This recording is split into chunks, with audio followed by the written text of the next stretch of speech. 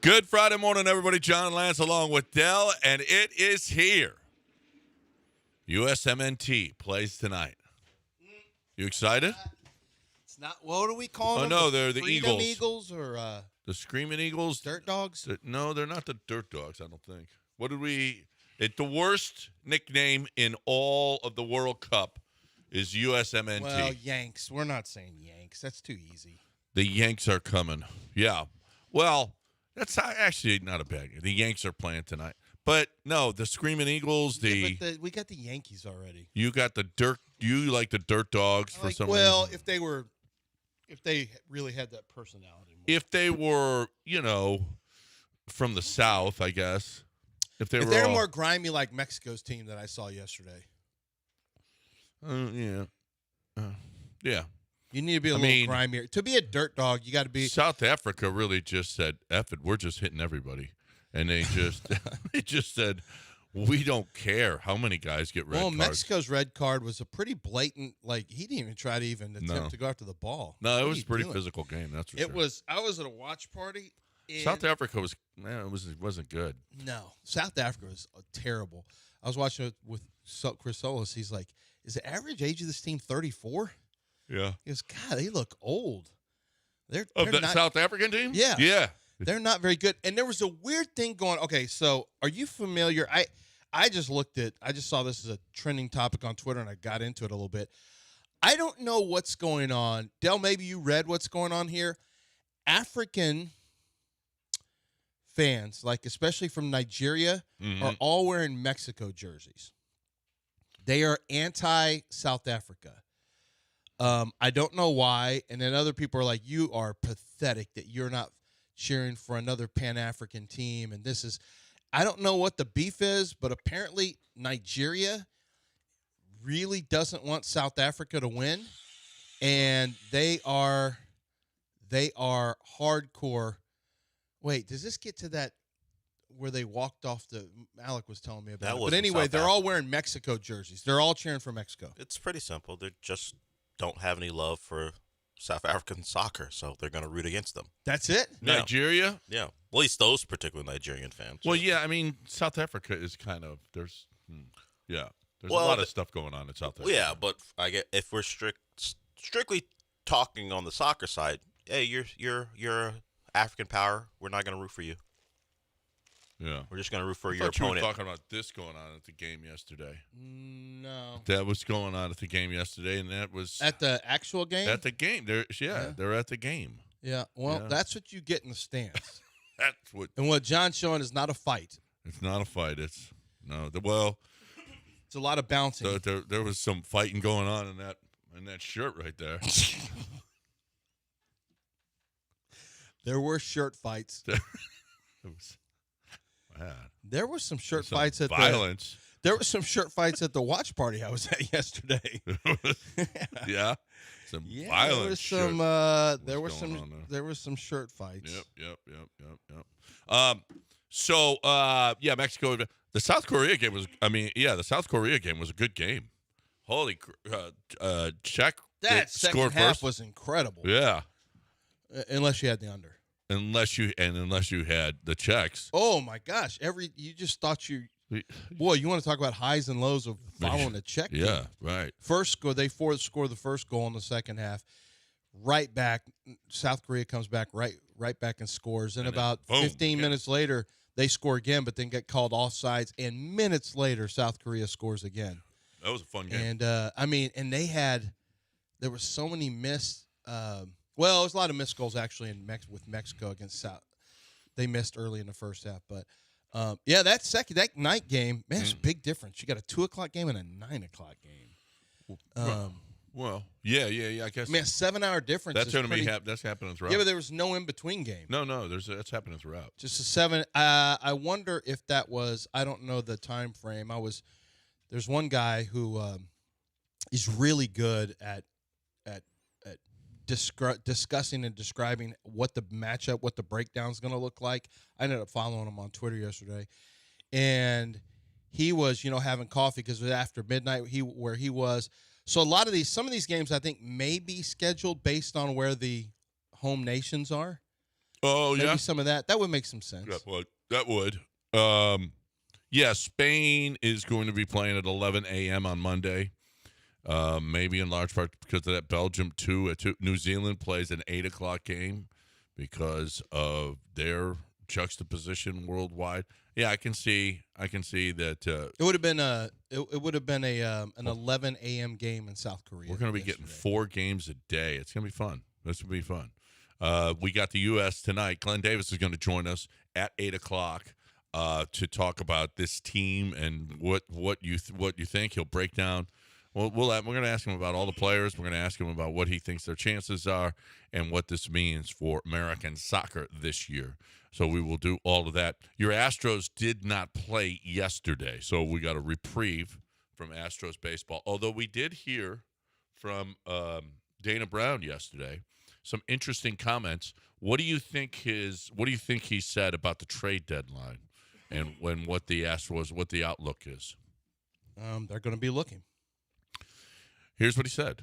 In terms of the deadline, we're just kind of like highlighting some of the needs that I mentioned earlier. If we can find some offensive outfield help, that would be great. If we can find some bullpen help, that would be great. Those are 2 big things. Feel like we got some starters coming back. Hunter Brown, Christian Javier, Ronel Blanco, or Hayden Wisniewski. We got that group that's coming back as well. So a big focus be on the offense in the outfield, getting some offensive production, and we could firm up the pen. So your thoughts about trading Yordan Alvarez or Jeremy Pena or anyone else, forget about it.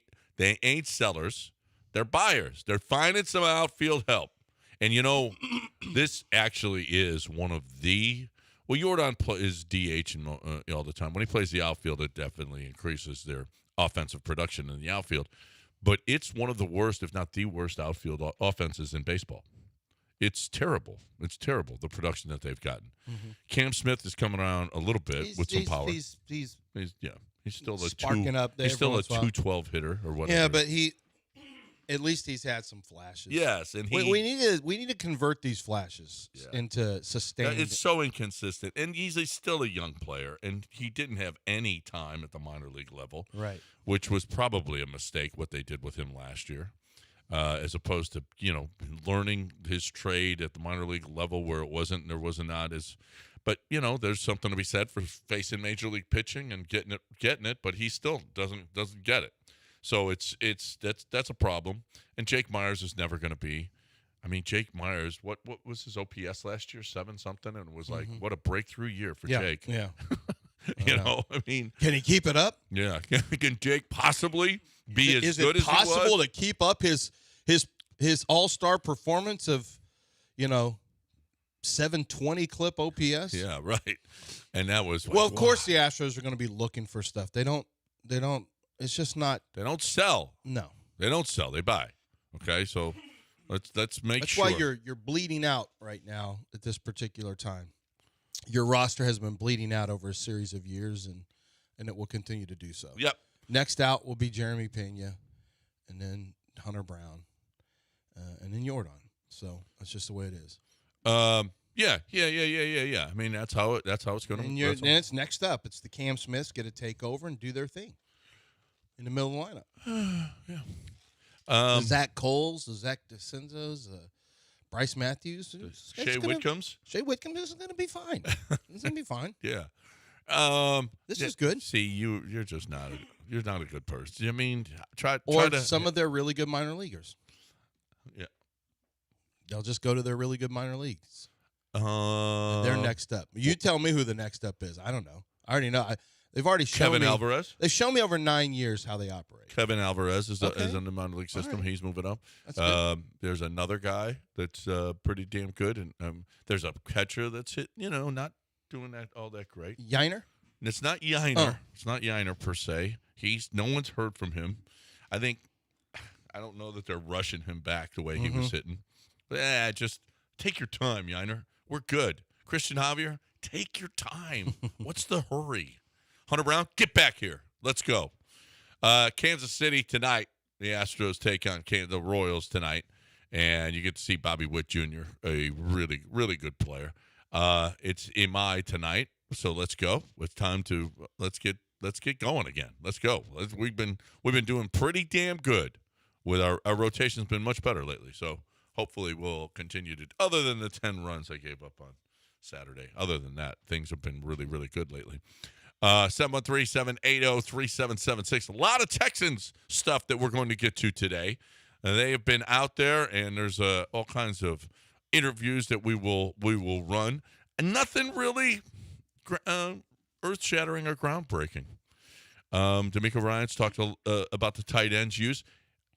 That I really do believe that they're going to use a lot more 12, and I don't know about 13. No, but, I don't think I don't think about 13. But you don't believe that Klein is going to see that, Marlon Klein. Yeah. I just think it's going to be.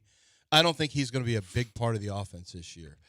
He might be, but he wasn't ready coming out of Michigan yet. There was still a lot to learn. In some ways, it's kind of reminiscent of Cade Stover when I wrote up Cade Stover at Ohio State. Good athlete, still had something to learn in terms of technique with run blocking, and still had it hadn't been used as much as he could have been used as a pass catcher, although he was his last year. Marlon Klein's a good athlete. He's a real long-legged, 6'6" guy. You'll see he's kind of a weird body type because he's high cut, so longer legs and torso. But he, I just have it's hard for any rookie to come in and make a big impact. I just feel like he's going to be in a battle with Moreau to be a blocker. We know Dalton Schultz will be out there. Moreau's the blocker. And then Brevin Jordan has NFL experience if he makes the team. I don't know if they keep more than 4 tight ends.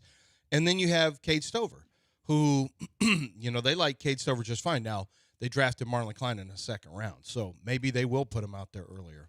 I don't know. But it'll be a good battle. I like that there's competition there. If Klein is the best, then put him out there. I'm just all about competition. I mean, competition and meritocracy. If he is the best, then put Marlon Klein out there, provided he can handle the blocking duties. Because if you're going to 12 personnel, which means 2 tight ends, the reason you do that is because you want to be able to throw out of 12. First of all, you have to be able to run out of 12. Yep. And then the advantage is that you go to a base defense. You get out of your nickel defense, and then they try to throw some against you out of 12. And he can get out in space. Marlon Klein can get out in space and catch. We know Dalton Schultz can. So if they can get enough, I went and watched more Dalton Schultz run blocking. I mean, there was some effort given. He's not going to be a block finisher. There's not a lot of strain. He did enough last year on some of the blocks. Like he wasn't terrible. I thought his effort was better last year, but he's not going to be a plus run blocker. So you need the other guy in a 12 to be a plus run blocker. That's where I worry a little bit if Klein is ready to be a plus run blocker. Because if you have Dalton Schultz and Marlon Klein and you're running 12 personnel and you're not really neutralizing it all at tight end, then you kind of lose your advantages a little bit as a run team. Having Moreau on the field, though, is like having a super tackle. He's just a blocker. Yeah, he's not going to be a threat in the passing No, that's game. true. But, we used to think that about Joel Dreesen, and Joel Dreesen actually caught the ball a little bit. Yeah. Joel Dreesen caught the ball probably more than you remember. It was more than I remembered him catching it with Gary, because Gary Kubiak would use plenty of 12 personnel. That was a pretty normal thing. And well, let's listen to D'Amico talking about the use of tight ends and their flexibility. It's a busted. It's not working. This is the first technical difficulty that we've had, so you guys would just bear with us that we have a machine that isn't actually listening to our commands. But this is highly unusual here. But your phones are. Just look at the targeted ad you get. Joel Dreesen had 36 catches one year for 518 yards, though. That's not bad. Which is pretty good. 4 touchdown catches. For a second tight end? Yeah, 6 touchdown catches. Yeah. In 1 year, was probably as much as Andre had that year at 353 yards. So Dreesen caught it a little bit. But Owen Daniels obviously was a big one. Here's D'Amico Ryans talking about the tight end spot. Kaylee wants all the tight ends out, right? Put 4 of them out there. Now, it's the tight ends pose a matchup problem. And it's not just because it's the tight end, it's how the tight ends have evolved in our game. Now, you got more pass threat tight ends than we've had in the past. And 2006, you put 4 tight ends on the field, and it's goal line. You're not doing that now. Now you have guys who are true receiving threats. So when you have that, are you matching up in base personnel? Are you matching up in nickel, dime personnel? Well, it really depends on who that tight end is, right? And you match up accordingly. So it's a chess match when you're going against defenses and you put 13 personnel out on the field, like having the ability to throw the ball in personnel.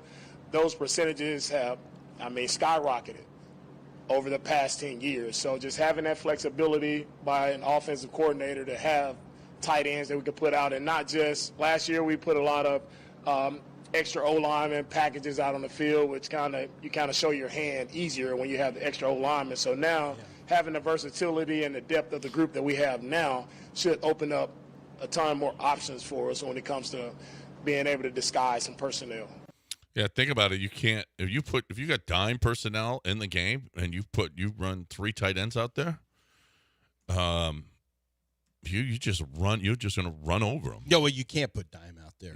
I mean, you match with what they do, so you got to run your guys off the field. Yeah, and you take those fast guys off the field. And the Rams. So Kaylee came over from the Rams. James Gladstone came over from the Rams. They drafted Nate Borkacher from A&M in the second round, which started a run on tight ends. And they all kind of look back at what the Rams have been doing and Sean McVay, and they want to copy. I mean, they understand, but that's if you get the right tight ends. That whole 3 tight end stuff, you got to have the right dudes to do that.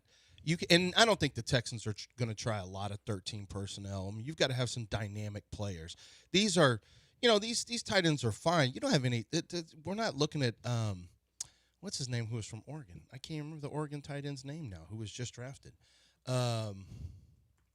Anyway, this is really Kenyon Sadiq. You don't have you don't have a Trey McBride or a Kenyon Sadiq or a Brock Bowers. Like you got to have a really special. You got to have some kind of special pass catchers and athletes if you're going to run 13 personnel. Gary Kubiak would run it every once in a while with James Sadiq's Casey. a freak, though. I mean, you're talking about a different deal. And so is Brock Bowers, really. Yeah. And Trey McBride is a great pass catcher who's willing to block. Gary would run it a little bit with James Casey as the third tight end. And you can create some advantages, but all these offense coordinators, this is the big thing now. 12 and 13 personnel, 13 being 3 tight ends. That's a very specialized look. You got to have the right tight ends. But 12, like D'Amico said, if you're going heavy offensive line, you add an extra offensive lineman like they were adding with Fisher. Like, okay, they're run. This is either going to be a pass. It's pass with a little more pass protection, or it's or they're running. You don't have to worry about, but that's an extra player that you don't have to cover. Yep. All right, 713-780-3776. We're just getting it started. 717 on ESPN 97.5. Glenn Davis at the top of the hour. Brought to you by Kaplan Sinus Relief. We got to talk a little GimmeTheVin.com right now. John Clay Wolf is he's a beast, just a beast. And the reason that he's a beast is because he has been so successful in his life doing and it's just a simple philosophy. It doesn't get any more simple. I will pay you more for your car, so sell me your car.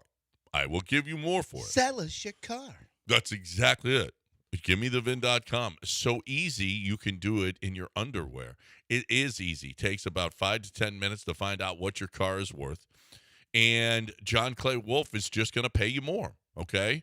And so you're going to sell him your car. And when you sell him your car, he takes it to auction, cleans it up, takes it to auction, and then sells it. It just doesn't make as much as the other guys want to make because he gives you more for it, okay? So that's been his plan, and he's turned it into one of the biggest car buying outfits in the world. You're looking for the best way to sell that vehicle. There's one place that you have to go, to the guy that's going to give you more. GimmeTheVin.com. That's GiveMeTheVin.com.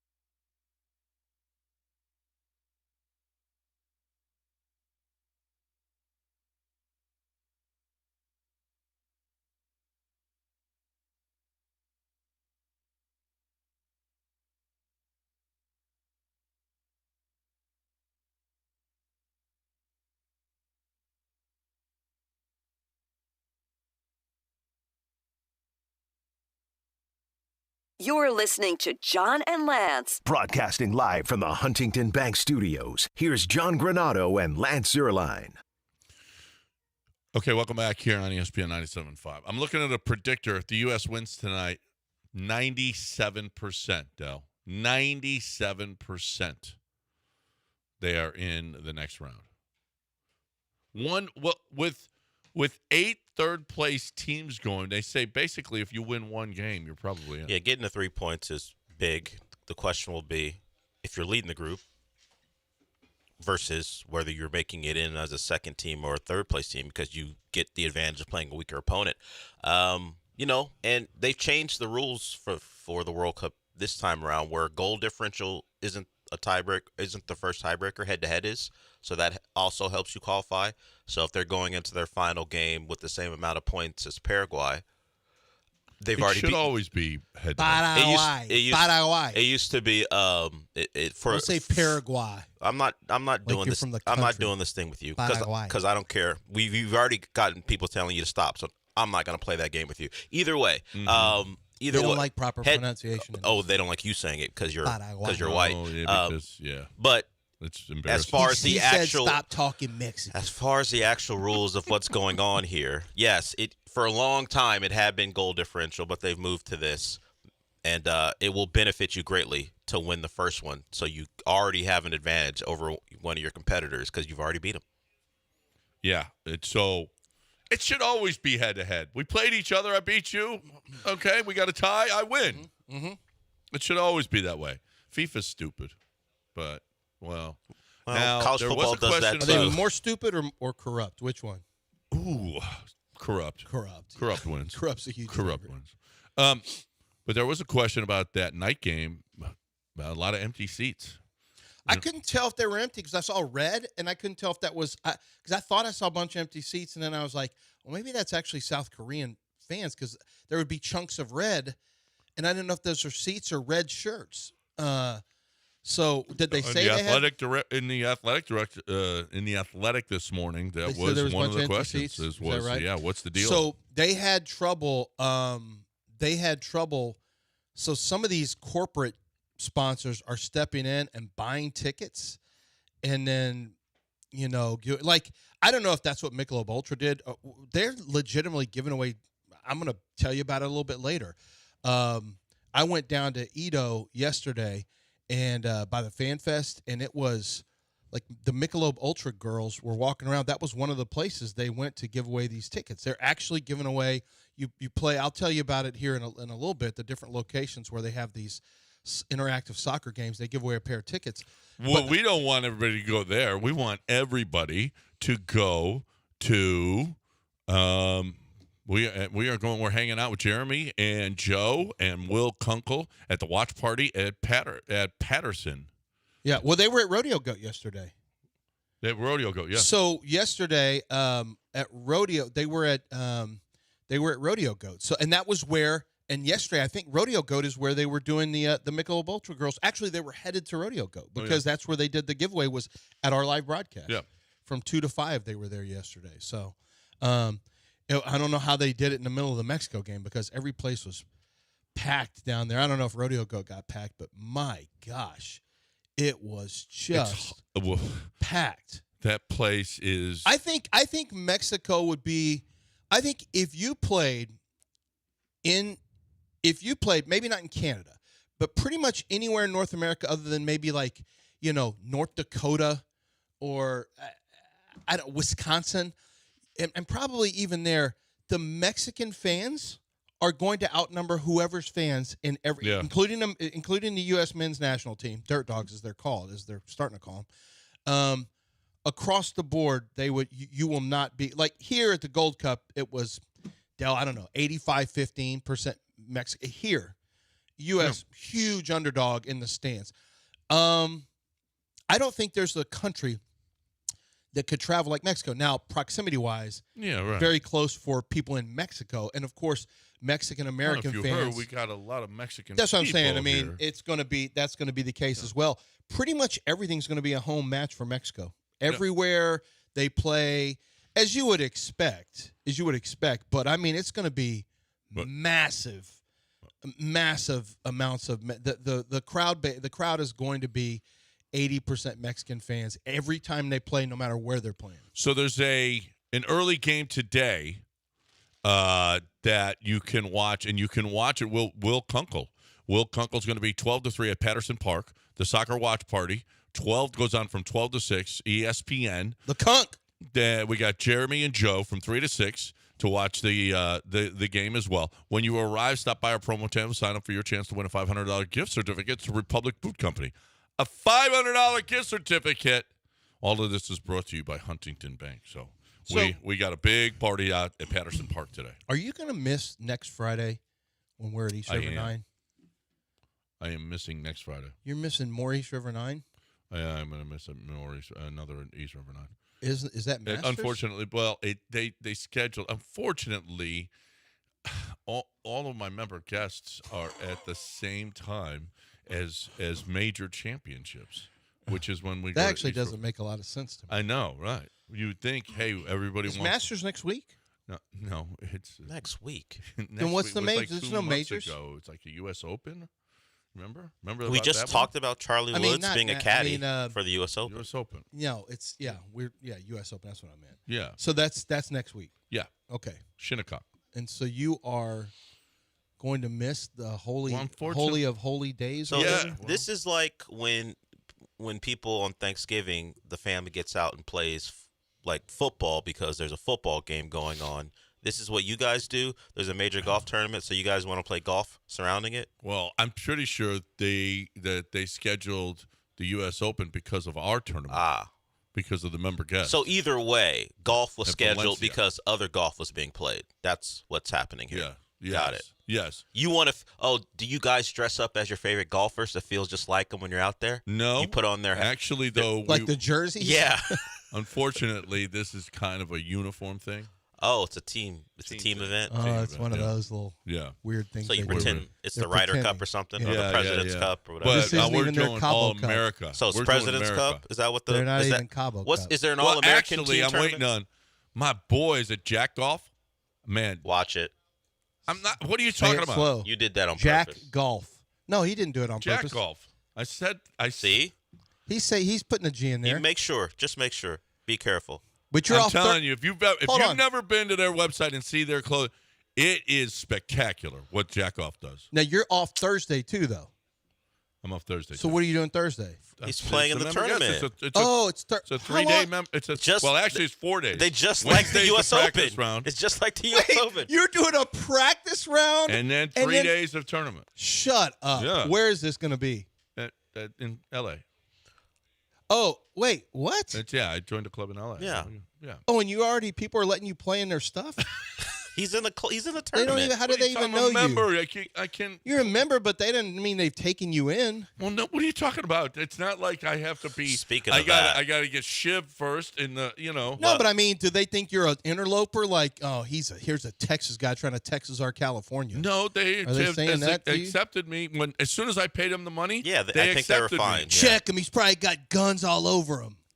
Did they say that I'm to wearing you? my red, white, and blue. I can tell you that. So I might offend Probably some got people. barbecue in his pocket. It might offend some people. Do you have enough people in your group, your member guests, international players, so you can actually make it U.S. versus international? No, it's not that way. No, you don't at have all. enough? There's Okay. not. It's all pretty much. Oh. Well, they're pretty foreign. They They're look in like California. John. They're.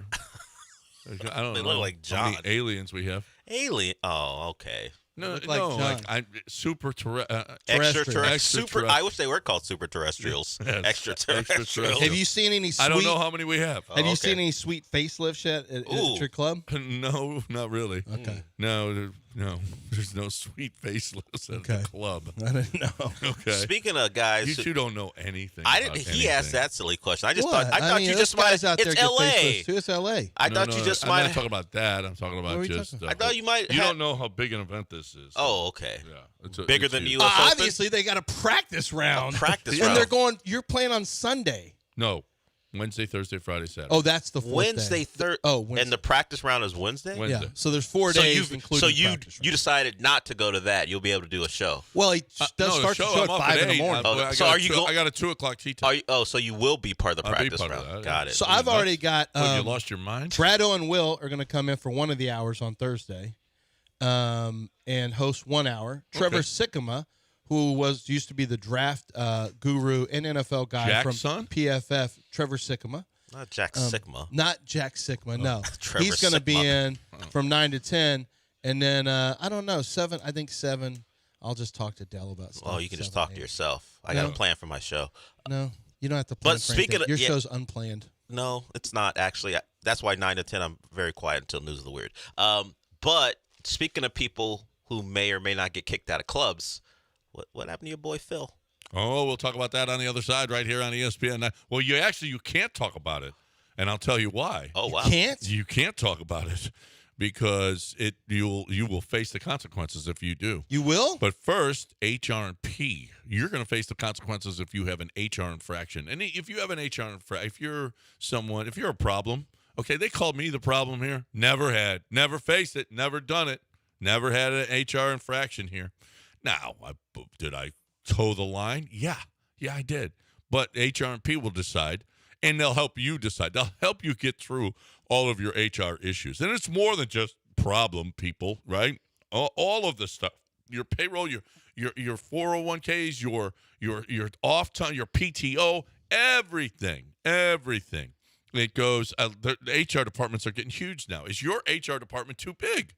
Are you wasting money? Is your payroll department growing? Do you have to pay accountants too to take care of your taxes? How about let HR&P bundle all of that for you, take care of all of that for you at one low price? I'm telling you, it is way cheaper and more efficient and just better to do it that way than trying to do it yourself. Because you know what?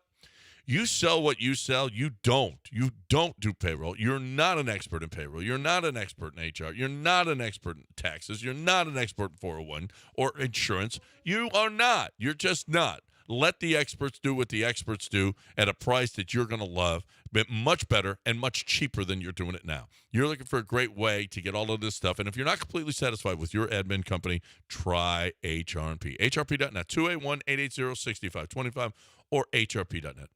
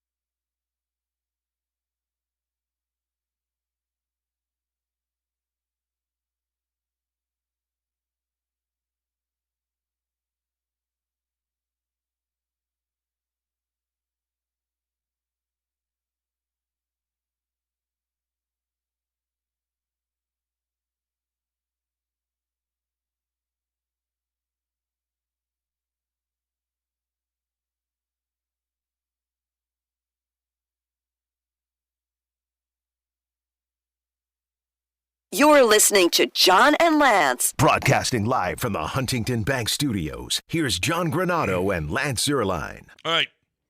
Welcome back here on ESPN 97.5. 22 minutes away, Glenn Davis. So we got a quick segment here, and we got some stuff to do. We got some Texans to talk here on ESPN 97.5. Yeah, I don't know.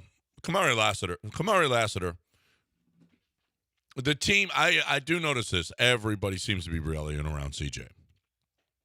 Everybody on that team. It's fine with me. I want them rallying. Yes, their quarterback. absolutely. Well, it could be what J.J. McCarthy's dealing with. You don't want that. No, you don't want what J.J. McCarthy is dealing with because, nobody believes in that dude. Everybody to a man believes in CJ. Here is Kamari Lassiter was on with Chris Long and had this to say about CJ and that game in New England. I mean, for one, CJ, that's my guy. And for two, he's that boy. He's been that boy since he picked up a football. So, I mean, in that game in New England, we all had a bad game. Defense had a bad game. Yeah. We have 28 points. So I feel like you can't just single out one person. I mean, we had a bad game. We didn't win the game as a team. So I just feel like whenever you look at it from that perspective, we all rally together. We all look at what we did wrong, and we just move on. Like we try and fix those mistakes, and then after that, there's on to the next. To be clear, you gave up 21 because there was a pick six. Let's you not guys say we gave up 21. Yeah, defense didn't give up 28. And if we're CJ just being, put him in bad worse spots. Position. Yes, yeah. But if in actuality the defense allowed 21 points, CJ contributed 7 of his own. Yeah, and more. Yes, he contributed more to the New England effort. Yes, but technically, 21 plus 7 is what it was, not 28. Yeah. But I'm glad. I am glad. And I noticed. You notice this when they like you, they say, "He that boy, you that boy." When I was Kamari that picked, or no, it was Kalen Bullock picked off the pass and ran it back for the touchdown. I forget which game he sealed. I forget which one. Kalen Bullock said, "I'm going to pick one here," and then they were mic'd up, and Jalen Petrie was like, "You that boy, you that boy." That's the highest compliment you can get from a Texans DB. Yeah, it is. It is. It doesn't get any higher. It doesn't get any better.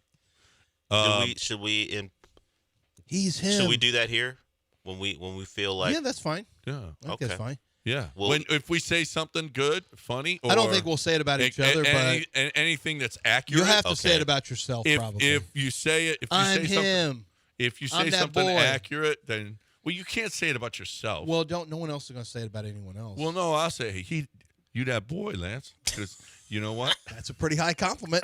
Apparently, that's a pretty high compliment to hear that. I can just tell you that feels good. It actually feels really good to hear that, if I'm being honest. Dal, are you all right with white guy saying that? Yeah. I mean, I'm not the judge, man. Who knows who started that? That could have been started by Lance saying it because that could have been started by Phil Mickelson. Here's the thing, John. I'm not really okay with white people saying anything. Okay. So you shouldn't be asking me. I am not a fair judge.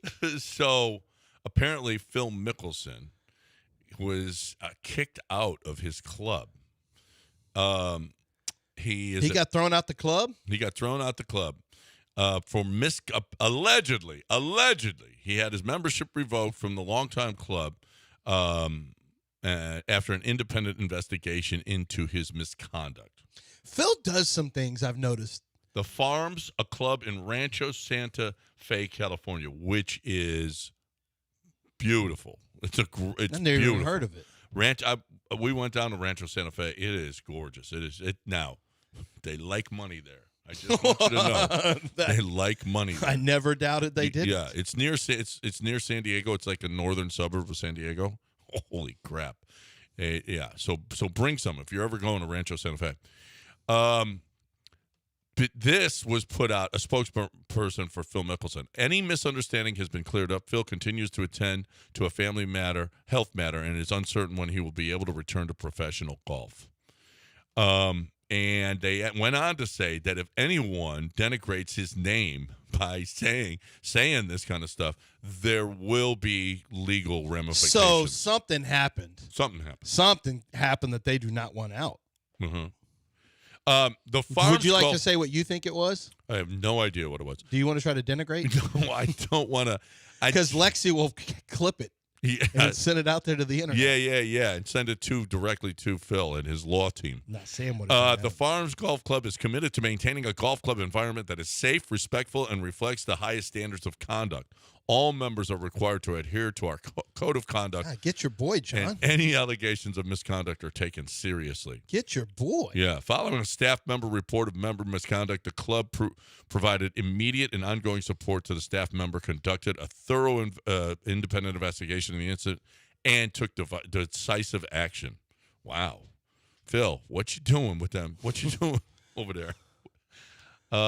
Anyway, something to a staff member, and we just can't assume. He does not. What is the most likely staff member that Phil had an incident? No, they're already telling you they're going to sue you. Oh, I mean, they're basically saying try something. So, this is a statement by the San Diego County Sheriff's Office. Well. The sheriff's department is involved. The sheriff's office has made attempts to locate any evidence to support a potential allegation of sexual assault. Oh, now it comes out. At this time, we have not located any evidence to show no an longer assault has occurred. Continue this conversation. Now, less Phil's people are listening. You're just reading. That's all you're doing. Yes, that's all I'm doing. I will not be able to participate in the first two live events as Amy and I need to be present for a family health matter. I can't wait to compete again. Look forward to rejoining my teammates as soon as possible. So anyway, so no allegations of sexual assault anyway. But there seems to be some impropriety. It seems to be. I'm not saying Phil did anything wrong. There's a question about it. There's a question. I'm not even. Do they have cart girls at the farms? I don't even want to talk. You about don't know. this. I'll just. We don't know. I don't know. It's impossible. I would look when they said employee. I don't know if I did think cart girls. I don't know if they're independent contractors. I'm not sure how that works. Well, they're not employees. They're not 401ks. I don't know. Well, I bet you they're 1099s. You think they're in the cart girl union? I don't know. No, but I bet they're 1099s. No, they're probably employees of the club. I know our club. The cart girls are employees. Well, they're employees. I bet they don't have benefits. Why wouldn't they have benefits? Medical, dental, vision. No, they're cart girls. I don't know. What are you kidding me? I don't know who owns. They're not spending extra. Well, I don't know who owns the farms. I know ours is it's a national. It's not owned by the players, the members. It's owned by a company. And I would imagine they have medical. Yeah, I would imagine. I'll guarantee. You should ask them. I will. Oh, wait, you're not going to be at that. Oh, at your club. Ask them. You think cart girls around here have dental and... no. Why are the cart girls there going to have it? Well, if you work for a club, it's different than working for a public course. Well, ask. Yeah. I would. I'll bet you they don't. Yeah. They don't just give away... You may be right. But I don't know what that has to do with Phil but I don't know. Because when they say employee, I'm trying to figure out if the club would consider the cart girls employees, or is it someone else who works inside, or who knows? They don't want to talk about it. I'm not denigrating anyone. I'm just asking questions. There it is. That's all. There's the safety. Well, yeah. Well, I will say this: if you get a check from the club, then you're an employee. That's what I was asking. I don't know how what they're considered. Either way, it appears there's an accusation of impropriety. Something happened that was inappropriate. Look, Phil, I'm not even saying anything happened. The club is saying that. Yeah, the club is saying I am not saying that. No. Well, yes, the club has taken action. Yes. And Phil no longer is a member. Correct. Because of some alleged incident. And that we kind of we're on Phil's side. No, didn't say that either. I didn't say that either. I'm just saying. I'm not taking sides. I'm not taking a side until I get more information. I think CJ's got to get better with his feet. That's right. Yeah. And really settle in that base. It's all about that base. I don't like. You think it's all about that base? Mm-hmm. I don't love when they come right out saying, before any of y'all look into this or talk about this, just know that we got something for your ass if you try to say too much. Like, if they came out and did that before I even knew what the story was. I'm like, ooh, I immediately am not interested in this story too much. Well, The no, lawyer that's said, why. try something, say something. I dare you. No, just I dare you to say something. That's what they're Yeah, doing. that's They're right, basically yeah, saying, right. I wish you would say something about this. Like, I'm not going to, sir. No. No. It's real unfortunate what's happened there, and hopefully they can get to the bottom of it so that justice is done. There we And go. there is a family health matter that Phil's attending to, too. So, All right, whatever y'all heard, it's some bullshit. Okay? And Phil can't play and live for a couple times. Wait, well, we didn't say anything about Phil playing and live. There's still live? Why are y'all bringing live up? Does live even exist anymore? I thought they shut that down. I thought we shut live down. Why are you bringing live up into this? Let's bring East River 9 into this, okay? Have any No, of us don't been do it. ejected from Don't- East River 9 no, for in fact, inappropriate behavior? no. The answer is no. No, The answer never is no. have, never will. Okay. Hey, you know what's appropriate behavior? Everything's been appropriate since we've been there. Yes. No, it's very appropriate. You may not be welcome back there since you're missing the last two.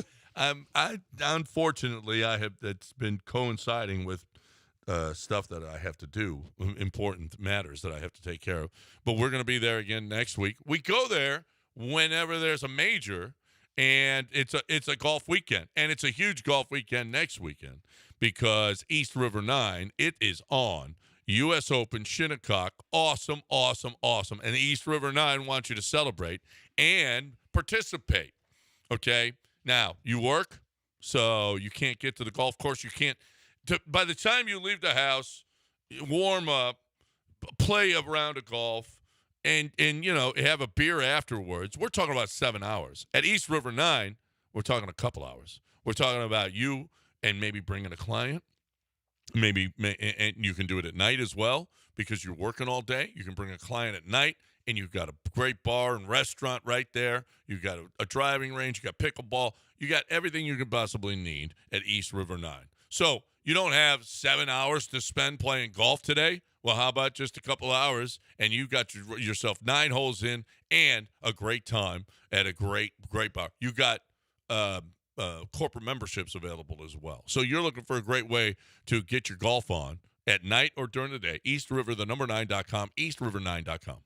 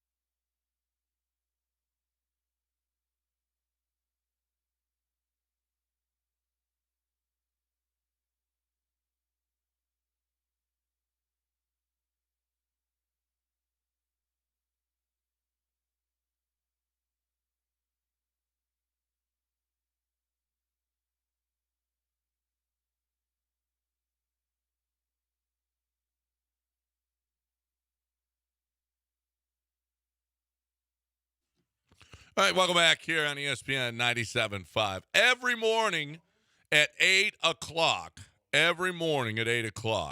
throughout this World Cup, Glenn Davis is going to be joining us, brought to you by Kaplan Sinus Relief. Yeah.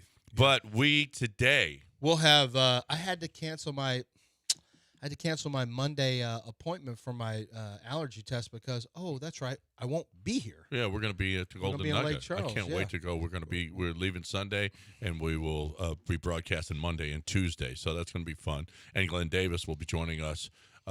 We'll be at the Nugget. He won't be. He's busy doing a little World Cup stuff, announcing. Okay. Dude is right in the middle of everything. He is going to be broadcasting these games here and quarterfinal action from L.A. as well. Do you know he has his own intro? I know he has. Glenn Davis is so big that he now has his own intro. And I'm going to give you an example. Before we bring on Glenn, here's his intro.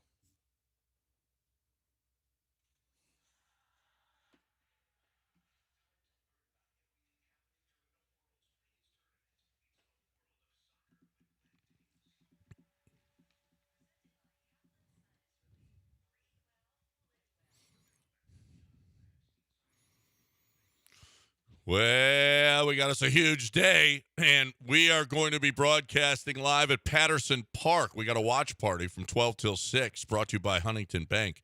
Will Kunkel will be live from 12 to 3, and then Jeremy and Joe from 3 to 6. But we got that. The 2 o'clock is going to be Canada.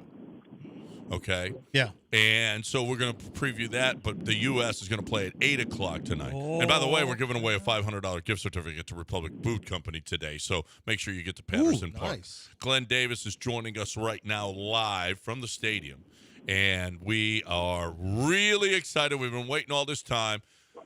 First of all, Mexico took care of business yesterday, Glenn, in the opener, and looked pretty damn good doing it, but South Africa looked really bad, didn't they?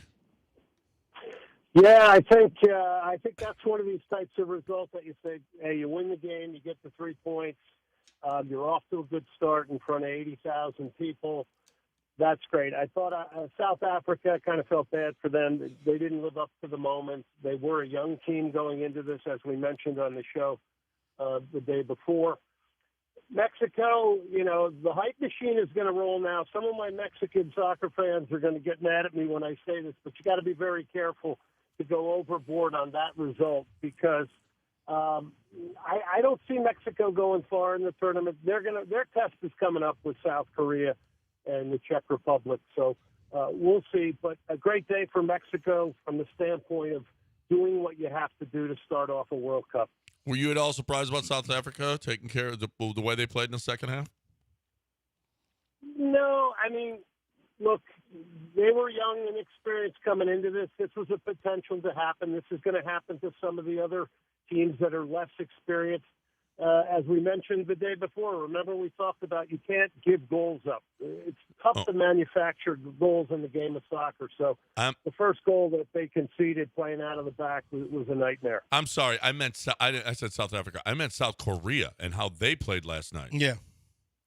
South Korea is always a team you have to definitely pay attention to. I don't think there's any question. Really good technically on the ball. They're always unified.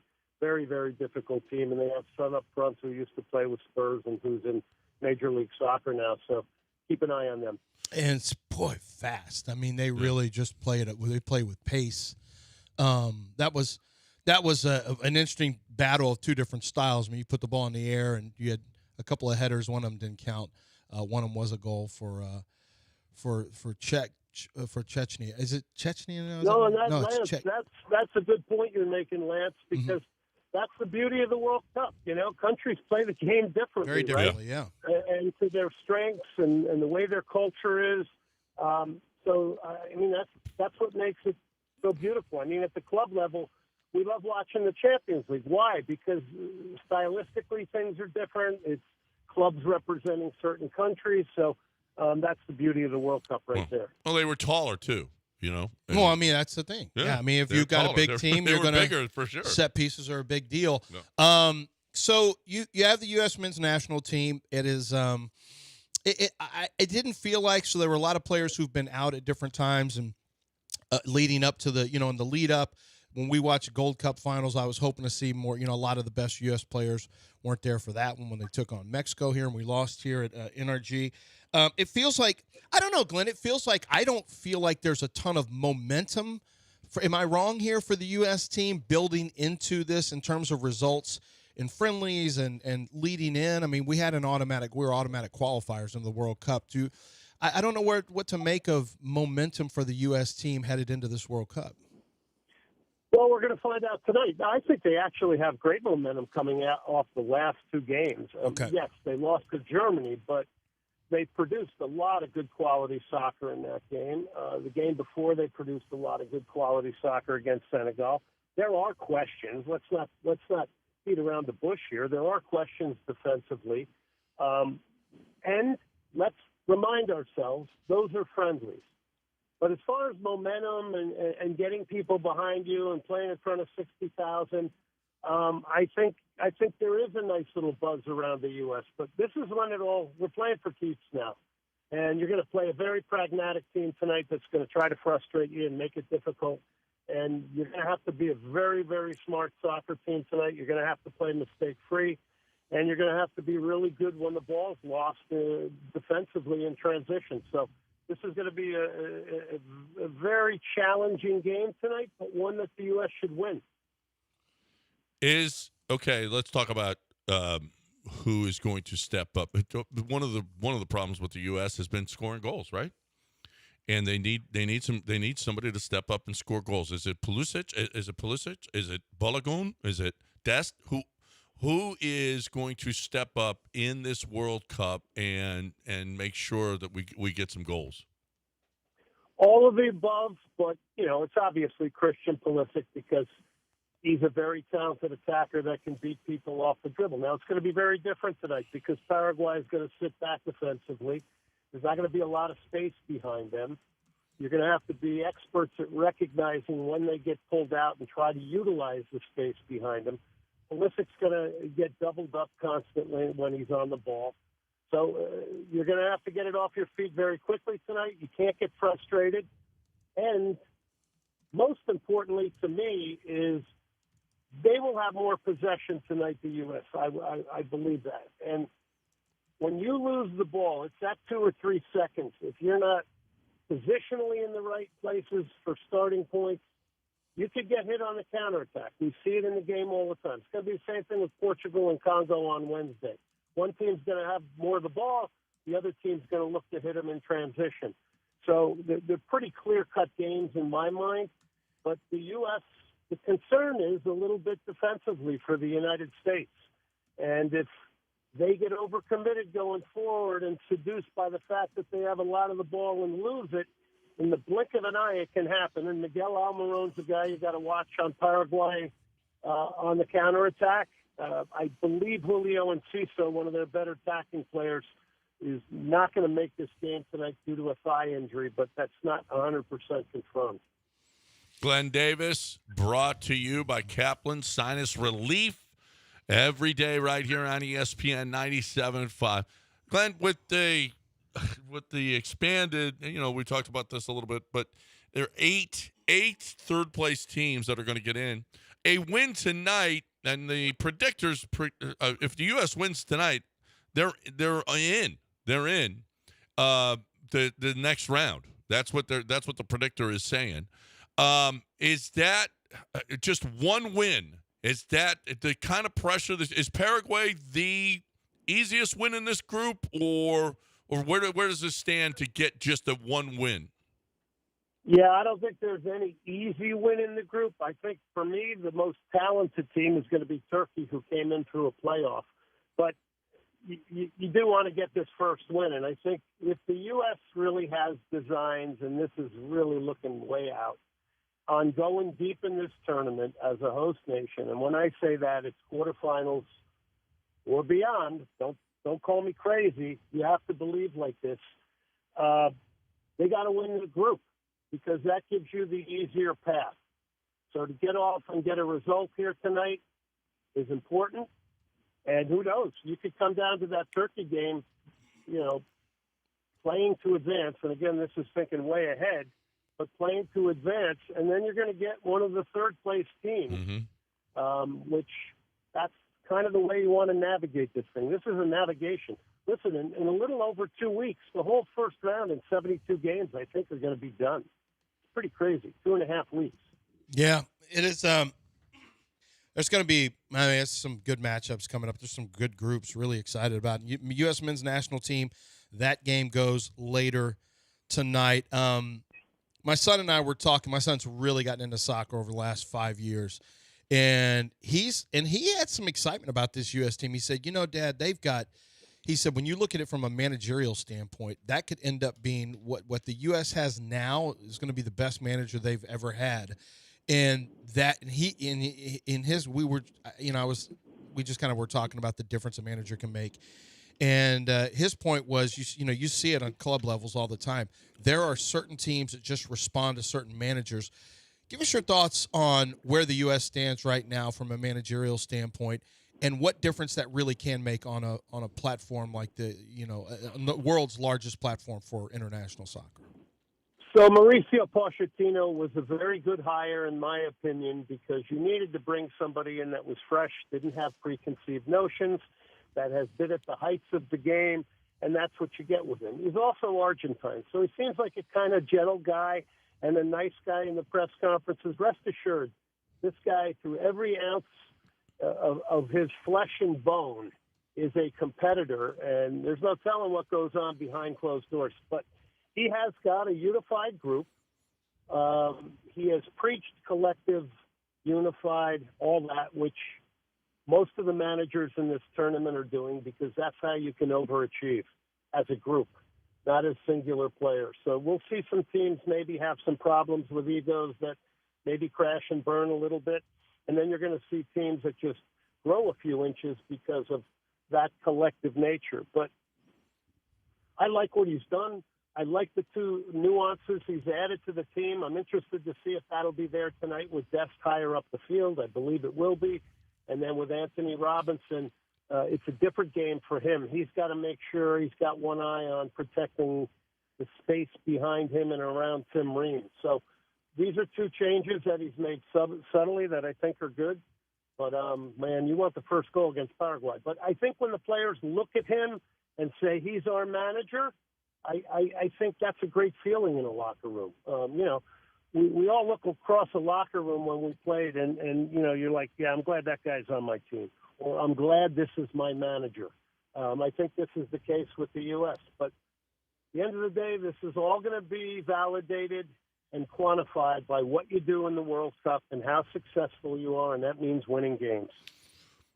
We got Glenn Davis, brought to you by Kaplan Sinus Relief, right here every day on ESPN 97.5. Tim Howard became somewhat of a star for the way he played in the World Cup.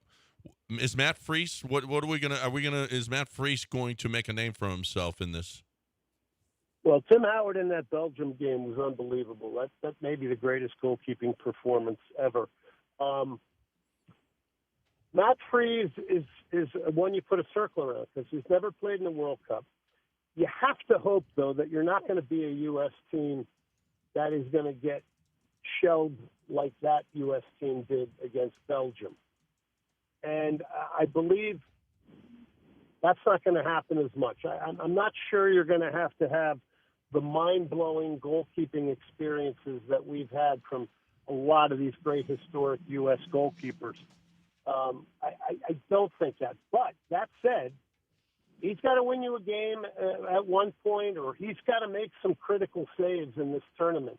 I hope he's going to be protected better. I believe he will be. Tyler Adams is very big in that, in the holding midfield role, protecting the back line.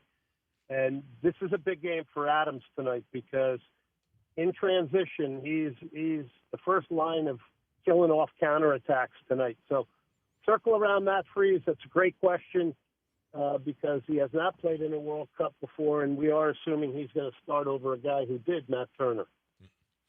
Glenn Davis here with us on ESPN 97.5. And you talked about Tyler Adams. Tim Ream has been here forever, huh? 38 years old and still playing in the World Cup. it's interesting if you look. There's a lot of guys in their late 30s and their 40s in this World Cup. Obviously Ronaldo and Messi, but there's others on other teams. Actually, I think it might be Scotland that has the oldest player in the tournament who is a goalkeeper, which kind of makes some sense. But Tim Ream is there because, number one, he's experienced. He's been through it before. He's a very calming presence for the U.S. He's great for their build in passing and playing out of the back.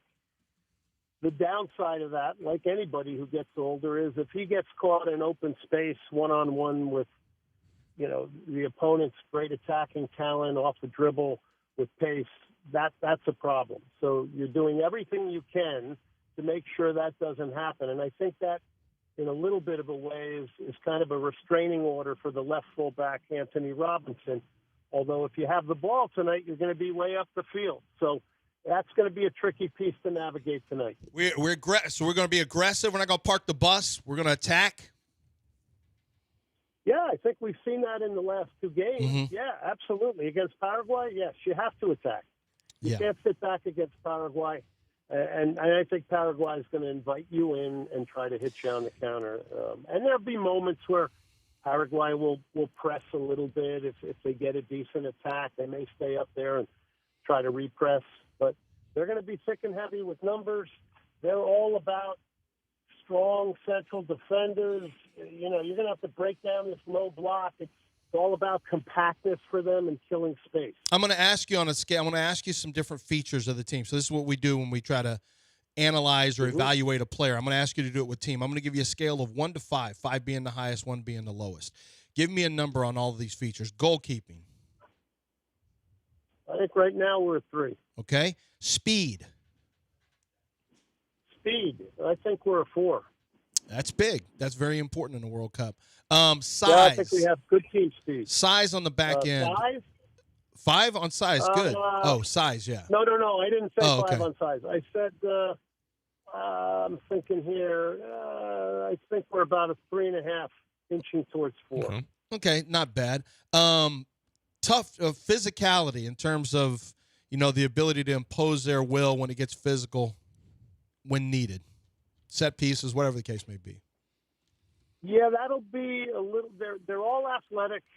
That'll be a little bit of a question mark if they get into a game where, people are kicking the what out of them. They're going to have to respond in kind, and sometimes that's an eye for an eye. Sounds like a 3. So they're going to have to match. Yeah, you're going to have to match the physicality of opponents. No question. Skill. Ball handling, Still, passing.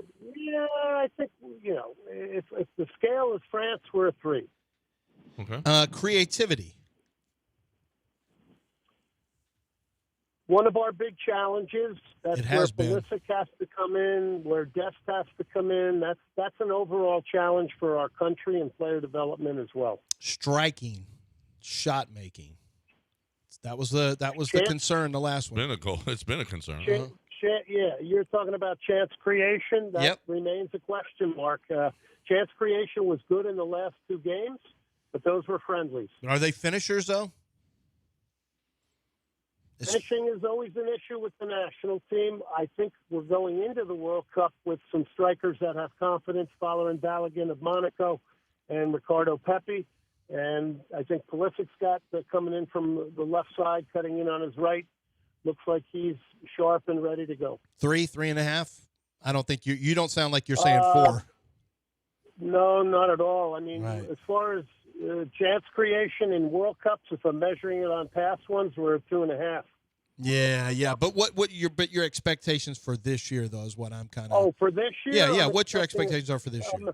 I'm expecting a 3.5. I think we're going to have some good chance creation. Yes.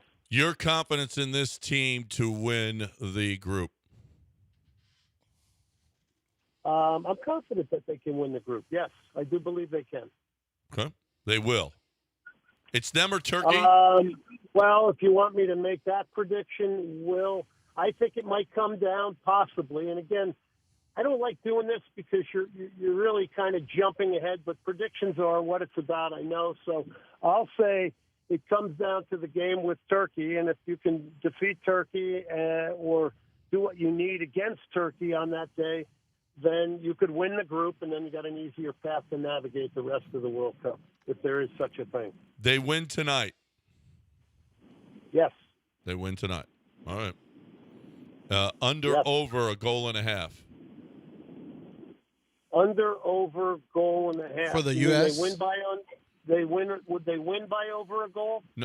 No. Will there be more US than one goal goals? scored tonight? You mean for the whole match? Whole match. You guys know I'm not a betting guy. So, what's our betting company that we like? I don't know. I don't I don't know either. You I gotta had a give big us. experience at a blackjack table, and I decided that was not going to be my career. We've all been there. Yeah, we have. We definitely, and we're going to be there again Monday and Tuesday at the Golden Nugget DraftKings Sportsbook. Yes, Yeah. we are going I to don't be want to there. come down there and lose all my money. That's it. Well, we don't mind losing your money. It's ours that we're worried Yeah. about, Glenn, and we need a tip on tonight. The U.S. will win this game. Yes. Yes, there it is. Glenn Davis, brought to you by Kaplan Sinus Relief, right here every morning on ESPN 97.5. As always, thanks for your time. We'll let you get to your, we know you got stuff to do, so get going, and we appreciate you, and we will talk to you again on Monday. Thanks, Glenn. John and Lance, thanks. Really enjoyed it. All right, there is Glenn Davis every morning right here, brought to you by Kaplan Sinus Relief, right here on ESPN 97.5. And the city, well, is brought to you by Houston Powder Coaters. That's right. I said it. The city asked Houston Powder Coaters, hey, can you guys go around the city and touch up all different areas, whatever's metal. We got light poles and street lights and all kinds of different things. They've done the giant Ferris wheel downtown. They've done that. They've done, just everywhere. There's not a place probably that you go. They've done NRG Stadium. It's thing after thing up in the Woodlands. They did the Waterway. I mean, it's everywhere. There's a television show that's the world's best, and they were picked to represent the powder coating world, okay? The world's best. Houston Powder Coaters, and it's right here. And it's been here, and it's going to be here, and they're going to take care of you, and they're going to stand behind their work. And if you've got anything that's metal that you need, they'll pick it up and deliver it absolutely free. If you can hear us, they can do it. It's just fantastic. And when the city picks you to beautify the city, you got to be proud, and they got to be proud of Houston Powder Coaters. So you're looking for that same kind of service that the city of Houston got, Harris County got because of Houston Powder Coaters. HoustonPowderCoaters.com. HoustonPowderCoaters.com. Tell Robin you heard it right here.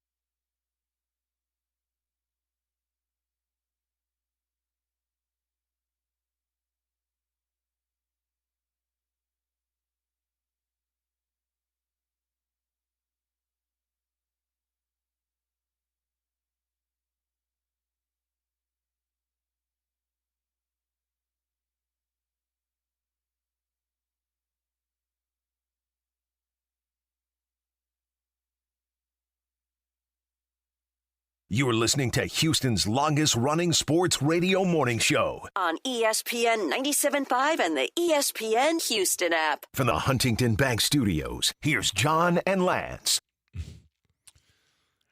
Have you seen the setup in front of the White House for UFC Freedom 250? No. Holy crap, look at it. It cost Dana White $60 million to build. You know, I just saw a story that they're going to renovate the swamp. As long as we're not paying for it, he can do whatever. No, Dana paid for it. He said he's not making any money on this deal. But you know what? Oh, well. It's America. It's President Trump's birthday, and it's America. Okay, freedom, UFC Freedom 250. So put some respect on it. I just saw a story that they're renovating the swamp. $1.45 billion to renovate the swamp in Florida. In the football stadium? The football stadium. $1.54 billion? Well, yeah. What? Yeah.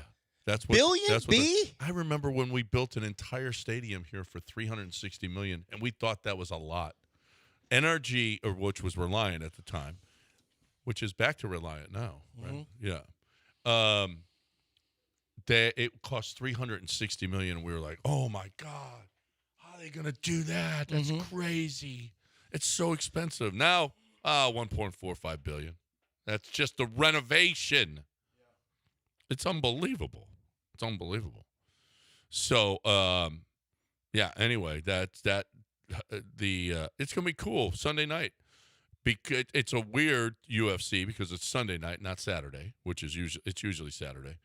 But we're gonna watch it at the Golden Nugget, and we want y'all to come. We're gonna be at the DraftKings Sportsbook.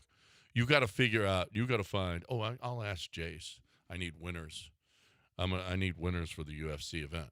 And Justin's son is a huge fan and knows who to bet on. So that's what we'll do.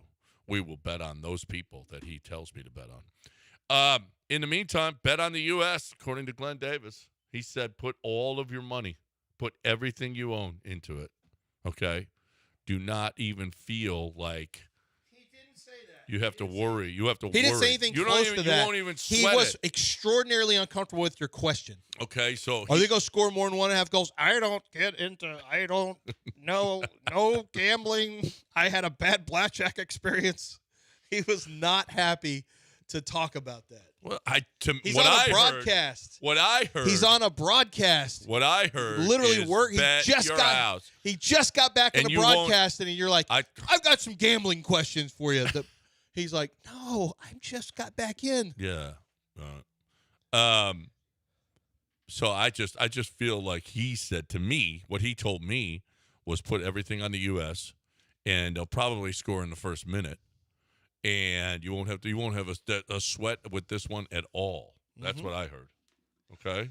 Yeah, that's what I heard. No, I don't know about you, but that's what I heard. No, that's not what I heard. Okay. Dell, that's what you heard too. Glenn's hoping you didn't hear that either. Yeah, that's what Dell heard too. I'm pretty sure. I didn't hear that. I heard regret from Glenn for signing up to this. Oh no, this is what this is going to be. That's what regret. What regret sounds like. I thought we were just going to talk about the games, the teams, this tournament that I love. Now John's asking me about over-unders and goals scored. Next one is okay. On Monday, after we have a whole weekend of games, we got 4 games. We got 2 games today, 4 games tomorrow, 4 games Sunday. Who had the hottest fan base? You're going to ask Glenn Davis that question? Yeah. That'll be the last show. All this promotion to that you, we put Glenn, in. This final show brought to you by opinion, Kaplan Sinus Relief. In your opinion, Glenn, who had the hottest fan base? That's your decision. That's your choice. That's what we discuss here. Well, Glenn, we got to get a professional's opinion. He's not a professional. He's a professional, which is why women. he's not going to give you an opinion. You guys are terrible. Okay. You're speaking like a man who's got a member guest coming up. What if Glenn soon. goes, well, the Brazilians haven't played yet, so I can't actually give you a full-on prediction. Feel like a real answer. Well, I can't give you a real analysis because I haven't seen all the fan bases That would yet. feel like a real answer, So, if I'm being honest. Germany and Curacao are playing. That's the game he'll have on Sunday at NRG or Reliant, whatevs. That's the game that he'll have. We'll see what he thinks of the Curacao fans. He's not going to give you an opinion. You shouldn't ask either. Should not ask. Yeah, you think it's inappropriate? Yes. I don't. If the gambling thing made him a little queasy. You think asking him about women in the stands is going to be something he's going to respond well to? What's wrong with you? Glenn ain't about that. What's wrong with me? Yeah, well, there's plenty. That's rhetorical, the question, actually. But Glenn ain't down for that. He goes, John, he pays you all this deference, pays you all this respect because you're talking about this game he loves. You get to do it every day on the morning show for ESPN 97.5. And you're going to hit him with, hey, Glenn, the Moroccans versus Brazilians. I go, you want me to break down the game? Nope. Fans in the stands. Fans in the stands. Who had the hottest fan base? Glenn ain't here for that. Leave him alone. Oh, I'm pretty sure everybody wants to know. Hey, listen, he's got inside information on He this. doesn't, because all you're asking him to do is look into the stands Look like we into are. the stands like, okay, he's a red-blooded American. Okay. But he doesn't. Male. And he is going to be looking into the stands. We just got to get him, to be less uncomfortable. That's all. There will be the world feed, and the world feed is what everyone broadcasts from, unless you're Fox and you go to commercial. It's funny, Telemundo was purposely saying, hey, we love soccer. Don't worry, we're not going to commercial during the hydration breaks. We're going to stay right here because they did it for Mexico against South Africa. They went to and came back late. Mexico City. And they went on an injury as well. Yeah. And came back late. Yeah. Solis checked the temperature in Mexico City yesterday. High of 76. It was raining. Do we need hydration breaks? I say we cut those out. All they're going to do is just screw up and give us actually, more it was added really time. quick, though. I mean, because they only went like two commercials and they had to run back. I imagine there's a standard amount of time, I would think. But, the summer in the U.S., we're going to have plenty. Not NRG, we're going to have a hydration break, or Reliant, even though it's Houston Stadium for the World Cup. And the roof will be closed, but they'll throw in a hydration break as well. Yeah. Well, I mean, in a lot of, I bet you, if it's hot in New York or these open-air stadiums. Yeah, you're definitely going to need them. Well, and it was rain. And on top of it, it was raining on them yesterday in Mexico. Yeah, so it wasn't the spot where you think you need one. You think you just play right through. Is it just standard World Cup matches, or is it just based off of temperature? Because if it's inside, why do you need one? It's standard. You should need one. It's all standard. They're not going to have some for some games. And I think they started that in the super hot ones from when Qatar gave enough money to FIFA so that they could have them. Yeah, but they did that in November. They moved it. Well, they had to move it, and it was still hot. Right. Yeah, it was they had to move the World Cup. But how about that? You move a World Cup because it's so hot. Yeah. Where you gave the host country, and you got some sweet Richard Millies out of it. Some $400,000 watches or whatever. I remember they got caught with the grift on that one too. Like FIFA's trying to hide it. That's what they do.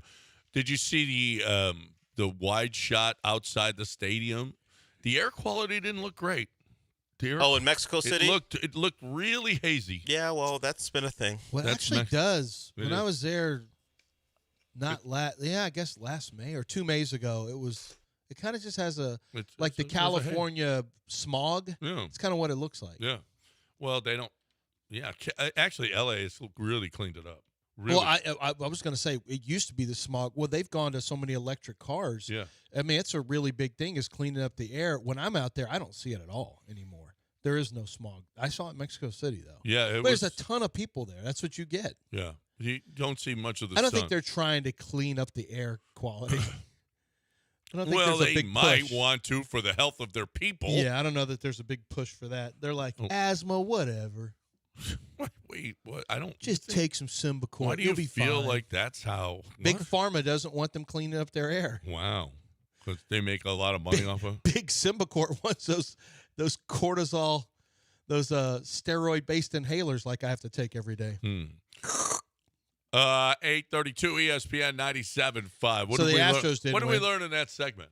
What did we learn? In Not that much. segment? Only that you are trying to make one of the more respected You're trying to people. cost him his Forget job. about soccer analysts, just people overall. You want to ruin his experience in the World Cup. I think it's a legitimate. You want him to dread the Who call. do you feel had the hottest fan base this weekend? Like for the first couple days, Glenn's been excited to answer the phone and get on. You want him to start dreading this phone call is what you want. Oh no, I hope they forgot. It's only 2 days in. He goes, We got 2 months of this. Oh no! I really thought this was going to be a good time. I always am very complimentary of those guys. And Why is he Wade John Phillips? immediately throws me in hot grease. Why is he Work with him every day? Why is he Wade Phillips? No, no, it's just the imitation. Not great. Not great. Yeah, Glenn. That's crackling hot, I don't know if greasy through I don't know if you're still All right, listening. we got a break. I apologize for John. 713-780-3776. Oh, when we come you back- need to talk about getting tickets to this deal. Well, I'm going to, and when we come back, we'll talk about Ken Paxton's now getting in the middle of this Brendan Sorsby stuff. Oh, nice. The Texas AG Oh, yeah, Attorney General. Try to mess with Texas He's and in see the- what happens. he's in the middle of Texas. There's a reason he's getting involved. Yeah, there's a reason. We'll get to it here in just a second. I want to tell you about where you can win tickets, World Cup tickets. Yesterday, I told you about where to go yesterday. Today, 5 to 8 p.m., Michelob Ultra. All you have to do is show up at one of these events I'm going to tell you about and compete in an interactive soccer shootout game. The winner is going to go home with a pair of tickets to a Houston-based FIFA World Cup game. Here are the remaining chances. I want you to listen for a location near you. You can go to any and all of these if you want. Once you win once, though, obviously, you can't go back. But here are your chances. Today, 5 to 8 p.m., Christian's Tailgate in White Oak. Tomorrow, Saturday, 3 to 6 p.m., Papa's on the Lake, Montgomery. 4 to 7 p.m., we got Marriott Marquis downtown. 5 to 8 p.m., you've got Highline Park in the Heights. 5 to 8 p.m. Saturday, also Little Woodrow's and Edo. That place was packed yesterday. 7 to 10 p.m., Moonshine Deck in the Heights. So you got some Heights locations. And then Sunday, 3 spots. 12 to 3 is Chapman and Kirby in Edo. 3 to 6 p.m. is Twin Peaks on Kirby. And then 5:30 to 8:30 p.m., Fabian's Latin Flavors downtown. It's worth getting out there and having a shot at winning World Cup tickets. That's the best way to get there. And Michelob Ultra is making it happen. Play for a chance to witness history because Superior is worth playing for. Michelob Ultra, official beer sponsor of the FIFA World Cup 26.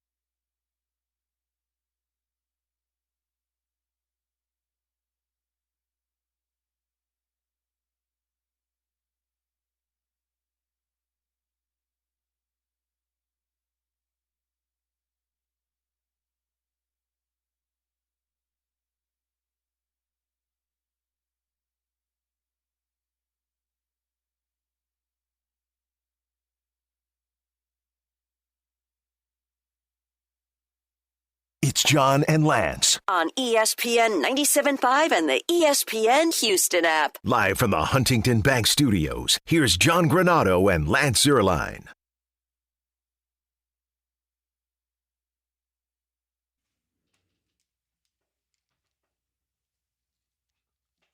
All right, welcome back here on ESPN 97.5, 713-780-3776.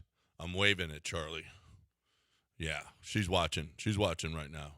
We got an OSU intern here. I don't know if you heard. My daughter, Steffi, went to OSU, and her husband went to OSU, Pat. You were informed about this already this I don't week. listen to what you say a lot I of didn't. times. I'm just not. Lance told you this too. I don't listen to him either, really. Well, Literally, you said, "Oh, there's a poke." You literally said that yesterday. I did? yeah. Yeah. Yes. Yeah, people don't remember that. Do you know how many I said off we the air. we were watching the games and then watch the hockey game, watch the night game? Do you think I remember what was said yesterday? No. The answer is It not. makes you It's no. seem out of, Speaking of that, the because of how hurricane, many Coors Lights. Hurricane smoked the Knights yesterday. Yeah. 4-2. They go back to Vegas and they can close out the Knights. How about that? I mean, why do people? I mean, 2 games in it. This may be the greatest NHL Stanley Cup final ever. Well, the first 3 games were entertaining. It Well, was actually, the good first because, 4, yeah, actually. comebacks, yeah. And then 5, it wasn't a blowout, but it didn't have the Wasn't same. great. It wasn't a banger like the first 4. But, Nope. 4 out of 5 is pretty good. Yeah. No. And we'll see what happens back in Vegas now. And if it goes game 7, it goes 7. And with the action that we've had in this one, it's pretty good. That's really good. The NBA Finals, not as good. When do they play? Tomorrow. They play Saturday. Well, we've had close games, and we had an epic collapse/comeback, but we are on the verge That of was a disappointing, 5-gamer. actually. Yes. Because a San Antonio win would have made this series Guaranteed like, a long series. Yeah. Yeah. Now it could be over by tomorrow night. Could be over tomorrow night in San Antonio. They haven't looked good in San Antonio, quite frankly. No. And Fan- Knick fans have been buying up tickets for that game. Yes, they have. That's a shame too, because I mean you are facing a bit of a disadvantage in your home court. Not a disadvantage so much as what the hell? Well, Why are our fans? I know you like money, but can't you come to our game? they didn't take the same type of provisions that Philly did, maybe because of proximity. Philly was, and past experience, Philadelphia was well aware of what Knicks fans would do, showing up in their building. Still didn't stop them. And San Antonio maybe didn't account for all that. No. And now they got a shot for it to be MSG Southwest if that thing goes the Knicks' way early. Do you think that they will have a riot in the streets of San Antonio I tomorrow mean, night? they will be outnumbered in that case.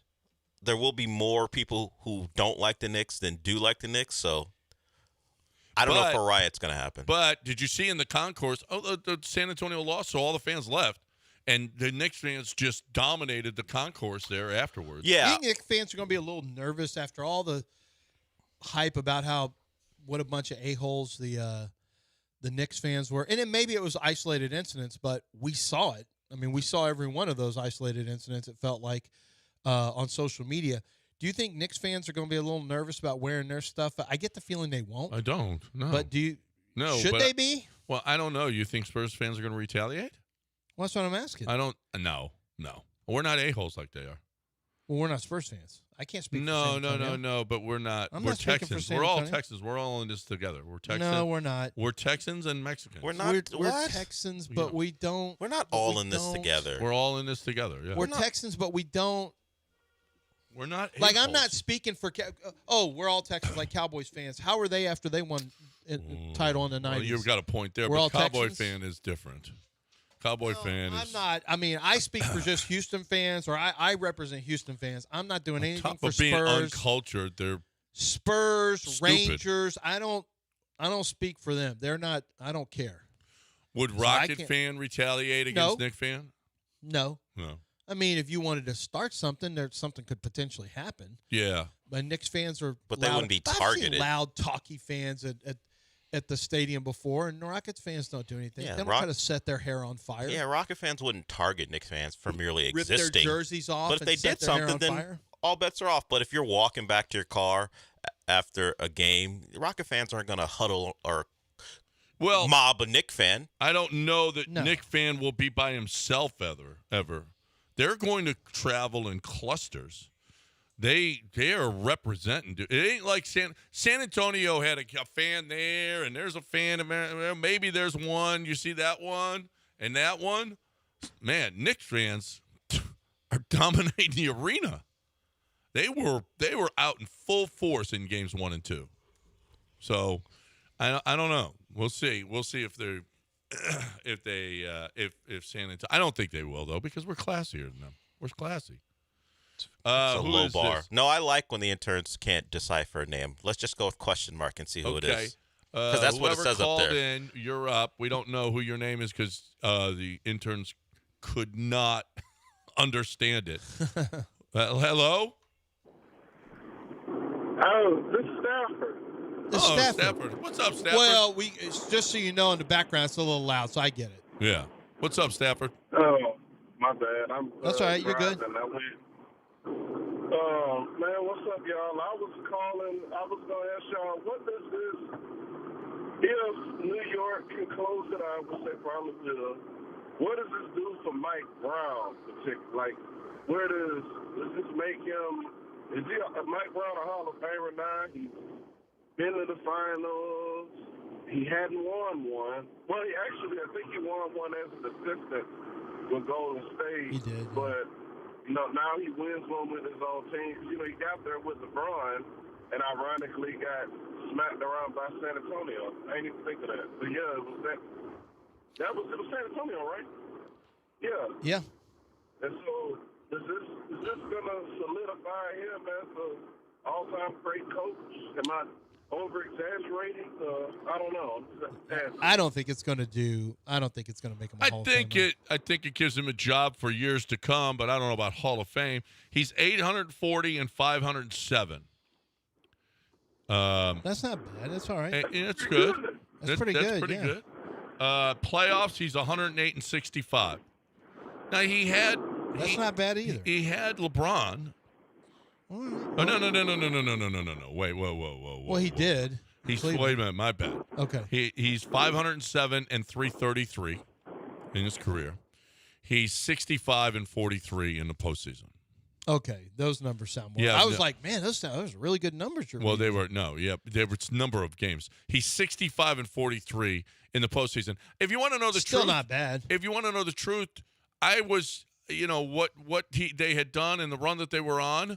But the way that San Antonio at times have just slapped the snot, and the way that the Knicks aren't ready to play these basketball games, I think is a little bit of an indictment on Mike Brown. They won and they were able to come back, but they were in such horrible positions. Does he get credit for comebacks then? But I mean, you can't just say that's bad, but they do this in the fourth quarter. They're not being ready to play is better. more on. I think comebacks are more. Aren't you making adjustments? Yeah, I guess. I mean, they were down 27. Yeah, the adjustment is, start hitting some threes. Well, I mean, but then are you in trouble for them missing early?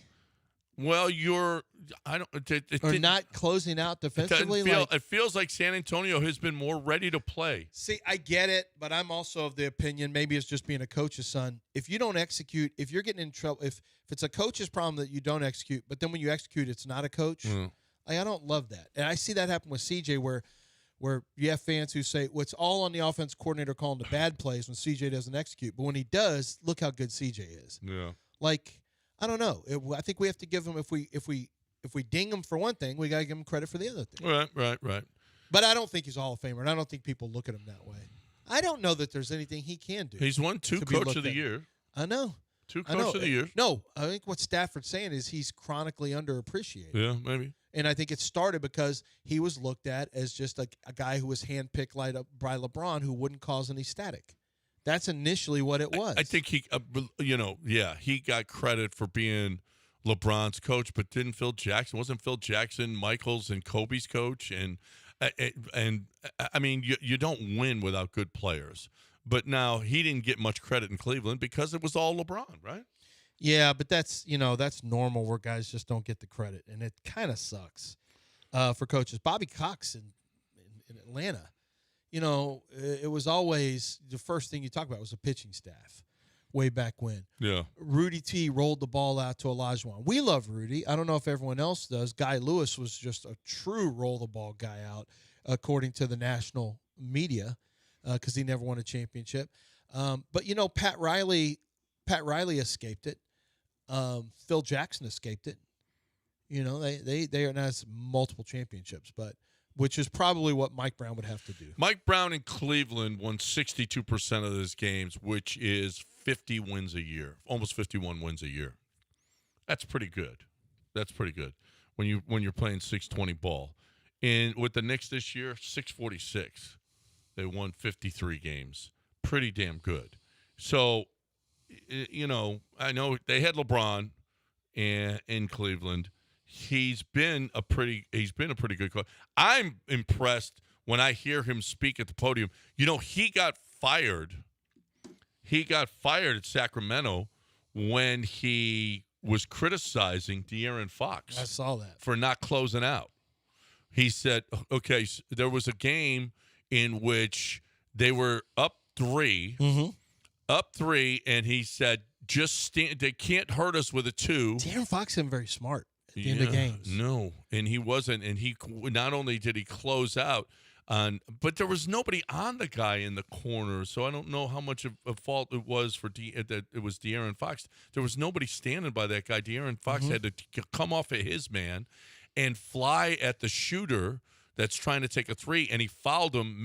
He made the basket in a 4-point play, and they lost the game. And Mike Brown afterwards said, I told him what to do. Stand by the. I don't know why De'Aaron did that, and he got fired right afterwards. And now people are saying he got fired because De'Aaron Fox was an idiot, calling De'Aaron Fox an idiot, and he also won this game because De'Aaron Fox is an idiot.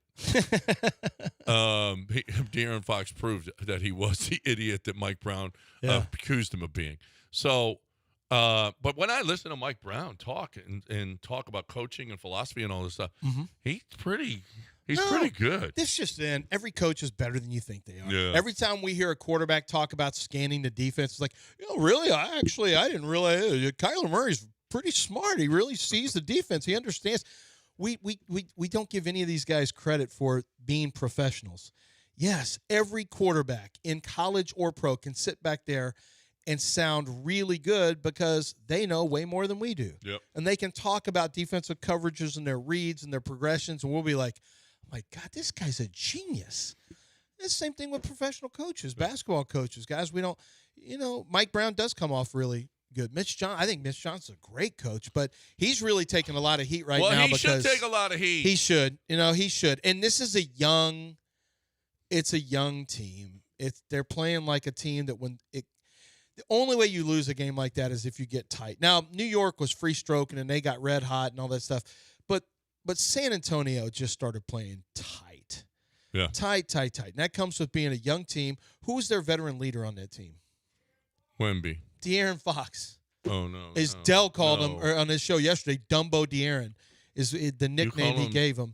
And so I don't. De'Aaron? That's why I don't know Dumbo De'Aaron. And that's why I'm going to need you to stop saying I said things when I didn't say them. Yeah, we heard you I was say streaming. it. No, you didn't. I was streaming. Well, I said impossible to Twitch, find. did he say it? Yeah, I'll take ask their them. word for it. There's no way I said it. It was off air. No, I would never say that because I don't like alliterations, first off. And also, it's too lowbrow. It's too lowbrow. And alliterations? And Alliterations are not lowbrow, sir. That one is Dumbo De'Aaron. Onomatopoeia is really not. That's kind of low. That really, I don't know about that. About Dumbo De'Aaron. That doesn't. That's the veteran? The guy who made that play at the end? No wonder y'all lost. Yeah. Vassell's been there for a couple of years. Yeah, he's still young. Yeah, he's still young. Yep. Yeah. All right, we got a break. We are up against it here on 713-780-3776, 713-780-3776. We got people that want to call in and talk about Mike Brown. We'll do that on the other side. All right, but first, we're going to talk about Taquerias. Taquerias Arandas. Party going on yesterday, boy. It was popping off yesterday and at the Taquerias Arandas. And the same thing's going to be going on tonight. If you're looking for a place to watch the USMT, you want to see you want a spot to watch that, I've got a place for you. It's Taqueria Sarandas, the Cypress location. FM 529, they're going to get cranked up starting at 6 p.m. for the 8 o'clock match between U.S. and Paraguay, and they are going to have a party there. You got beers, you got margaritas, you got great Mexican food. It is going to be a great atmosphere. If you've never watched a World Cup match with a bunch of other fans for a team, it is something else. It's a blast, and I've given you your chance. If you're in Cyprus, I'm giving you a watch party right now at Taqueria Sarandas.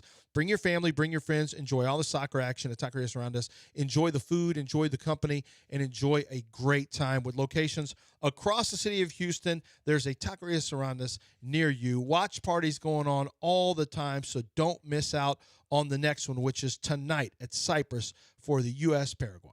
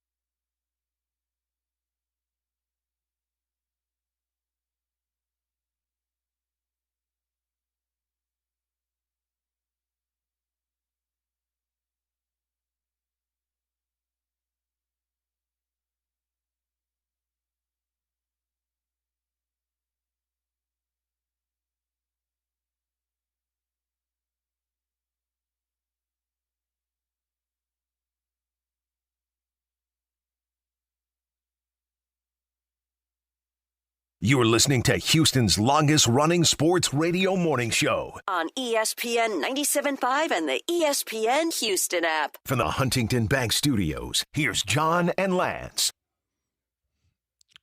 I mean, I really can't tell you how much I'm disliking Nick Fan.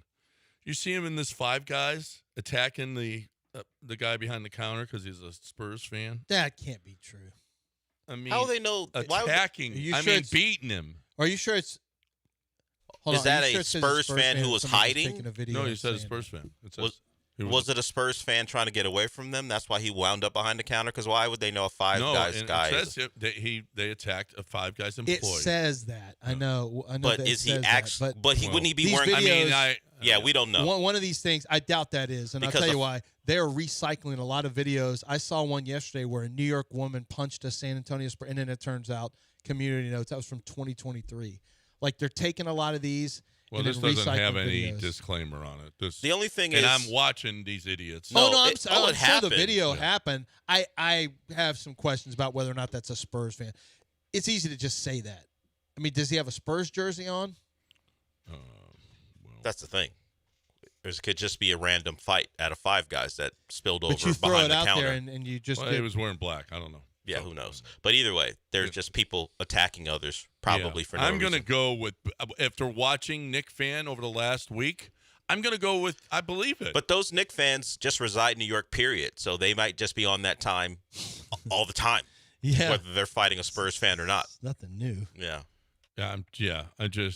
But watching them go through the street, do you believe that they were beating up Spurs fans? Oh, I saw that. I just think the same people would just beat up anyone. I've seen too many of these on there that end up getting debunked to where it's not. I bet if you looked at comments, somebody will say, this video's from 24. This is in Kansas Well, they City. usually put that right under it in a disclaimer. Well, that's if there's community notes. But if you read the comments, social media is so easy to fool people now. I got fooled by AI. I'm assuming AI, the hottest women at the World Cup, and then they show some woman from Scotland supposedly eating a haggis, and it's like a whole joke.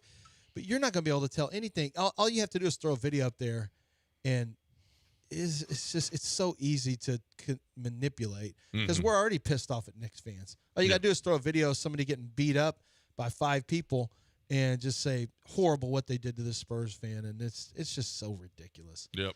I know the other ones were real because one guy tried to say that's AI. I'm like, no, this isn't AI. These guys are getting their jerseys yanked off of them, and then if they swing to protect themselves, then it's like that's what I've noticed the Knicks fans do. They wait for you to swing or to do anything physical, and then they're like, that's the green light. That's the go. So at least with this video, you can say it's current because you can at least see the people who are doing the attacking in like finals gear. So at least we know it happened in the last couple of days. Whether it's a Spurs fan or just someone they want to beat up, who knows? But this is a fairly recent video of people. But it is in New York? Oh, yeah, you can see people wearing finals shirts. Yeah. So it is a New York incident. It could be from 1972 or 1999. Could be from 99. Oh, the video the video's too clear for that, though. Typically, it'd be grainier video. And I don't know how prominent. There's no 5 guys in 1972 either. No, or 99. That's the other thing. Yeah, or 99. When did 5 guys start? They come on pretty strong.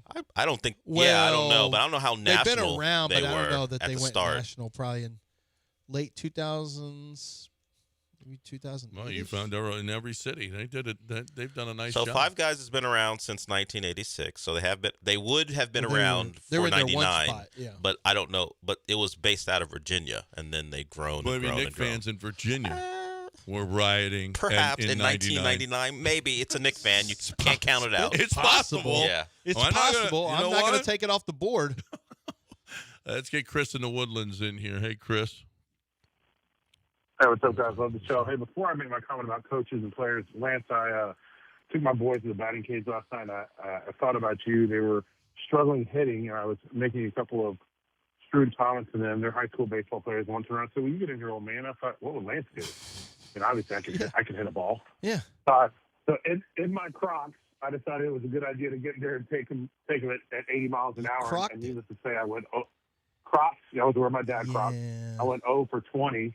Yeah. 2 runs in the cage and realized I'm not built for this. My lower back's killing me today. But Well, how much? How fast was it?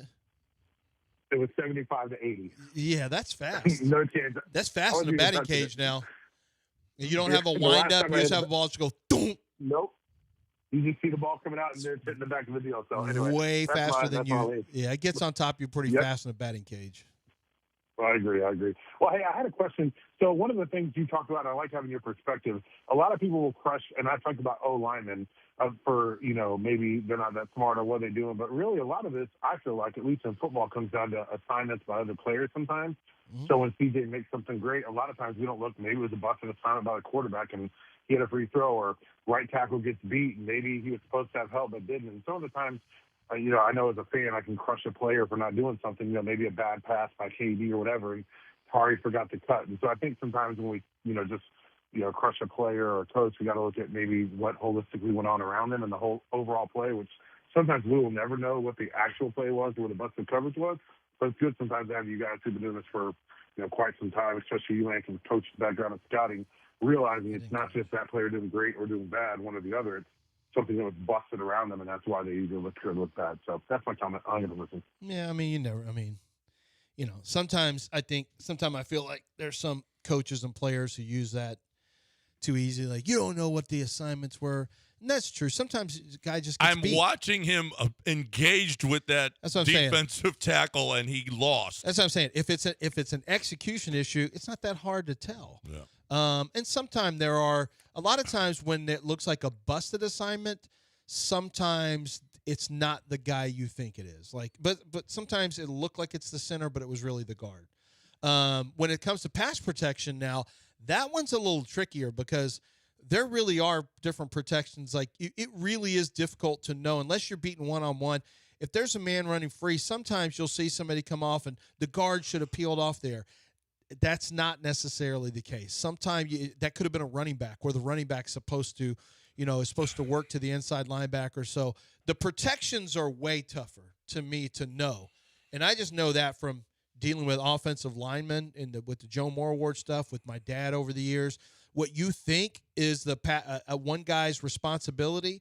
Like, we used to always see a guy run off the edge, and and you would think, oh my God, this tackle screwed up. Nah, if it's slide protection, that's the quarterback's guy.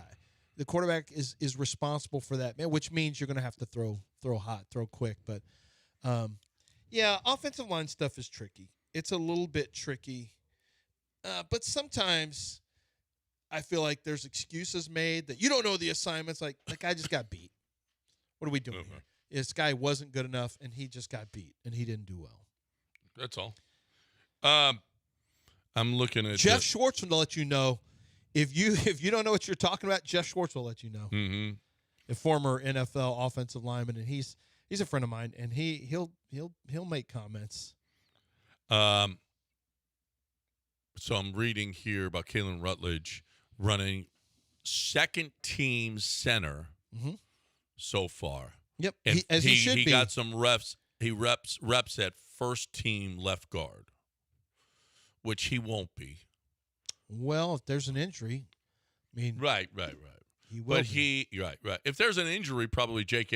Okay, if he's starting at center, and let's say Evan Brown, or let's say Wyatt Teller gets hurt, or Ed Ingram gets hurt, they probably move him over, or I don't know. It'll be interesting to see does Evan Brown move into that guard spot, or does Kalen Rutledge move over to guard and Patterson moves into center? Whoever they think is the sixth best offensive lineman. Right. I assume Rutledge is going to win the center job, but you can't start him there now. He hasn't done anything to earn it. Yeah.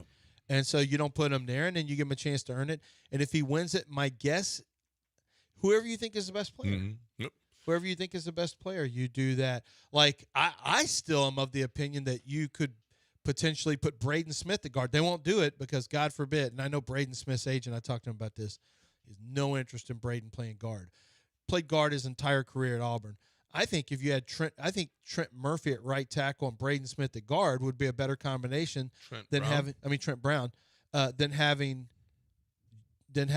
Jake Andrews or Jarrett Patterson at center. And That's what, I didn't mean Patterson. I meant Andrews. I knew who you meant. Yeah.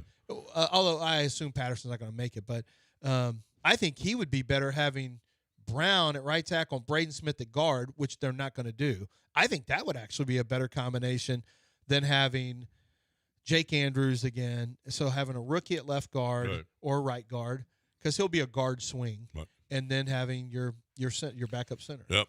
Well, we can talk more about this on the other side, but we got a break here, right here. We got the Golden Nugget that we're going to be at on Monday and Tuesday, and we are thrilled to be there. We love going to the Golden Nugget. I can't wait. We're going to go and we're going to watch the UFC on Sunday night at the Golden Nugget.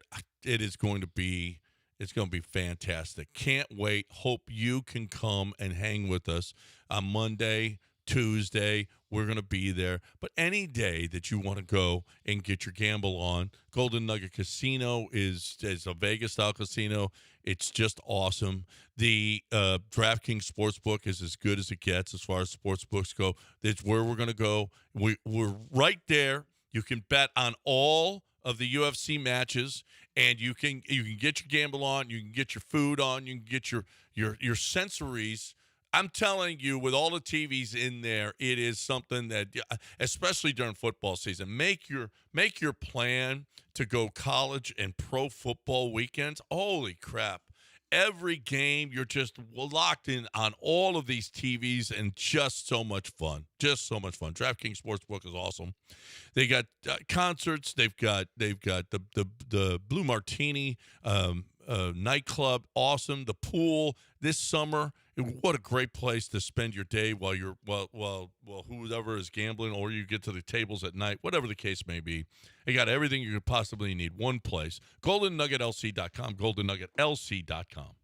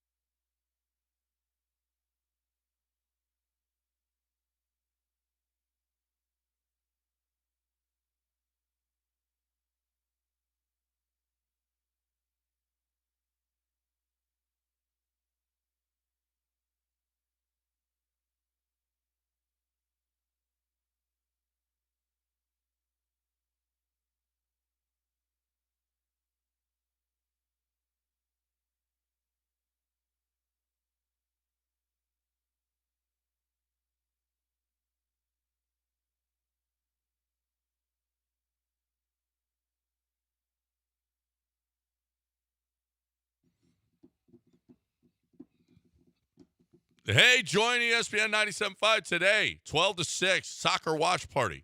Patterson Park, presented by Huntington Bank. Will Kunkel from 12 to 3, and then Jeremy and Joe from 3 to 6. The Canada game, Herzegovina will be at 2, so it'll be in both of the shows. And then at 8, it's the U.S., and from what I've seen, man, Mexico really came out to watch the games at bars. They really were out in full force. Hopefully, it'll be the same tonight at 8 o'clock for all of these for the U.S. team. When you arrive, stop by the promo table at Patterson Park for your chance to win a $500 gift certificate to Republic Boot Company. I mean, $500. Maybe just for showing up. That's all you got to do and sign up. U.S. and Paraguay tonight. You excited? Yeah. I mean, the excitement. I was a little, this team, are they going to be any good? But I watched them against Senegal and Germany and got excited. And, whether it be team selection or some people are pissy at Pulisic for comments he makes. At this point, that's all out the window. We got games to play. We got a chance to do something pretty special. When you're hosting the World Cup, the expectation is, right or wrong, that one of the host countries is going to have a pretty good tournament. And we are well positioned because of the group, because of certainly the level of talent that's on this roster. There are some holes, as Glenn talked about. This is a group that at least, particularly if they can win this group, should at least be playing for a chance to make a quarterfinal, which is different now because you got to now win 2 games to get to a quarterfinal. But that should, at least for me, I want to see this team in around the 16 game with the real shot of making a quarterfinal. So Chris Richards it looks like he's back. Looks like he's going to start? I don't know if he'll start because he hasn't played with this group since the end of his club season, but he is fit enough, they say, to be someone that's an option. I'm reading he is the center back. That's what people, well, they have to hope because Miles Robinson, his replacement, has been basura in the last couple of matches. Good. So you hope Chris Richards can play. He stalwart at Crystal Palace in the Premier League. That's ugly. What? It's better than booty juice that Lance says. Well, Lance does call people booty. I said they're players. Over number of goals in group stage 4.5. U.S. Overall? That's a good number. 4.5. I think it's going to end at 4. Paraguay's under. You heard Glenn. Paraguay's going to sit back and force the U.S. to break them down, and then hope to capitalize on mistakes. That could be a oneer. You know what? And then they've got Australia and then Turkey. I might go under. Yeah, I'd go under. Really? Maybe 4. Yeah, Turkey's legit. Oh, come on.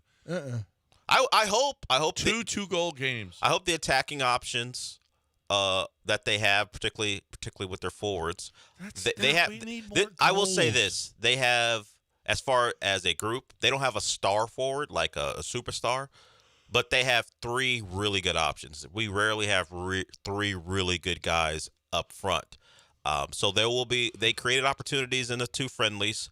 I question the finishing. That's my biggest thing. I think they will have opportunities. The question will they be clinical in front of goal?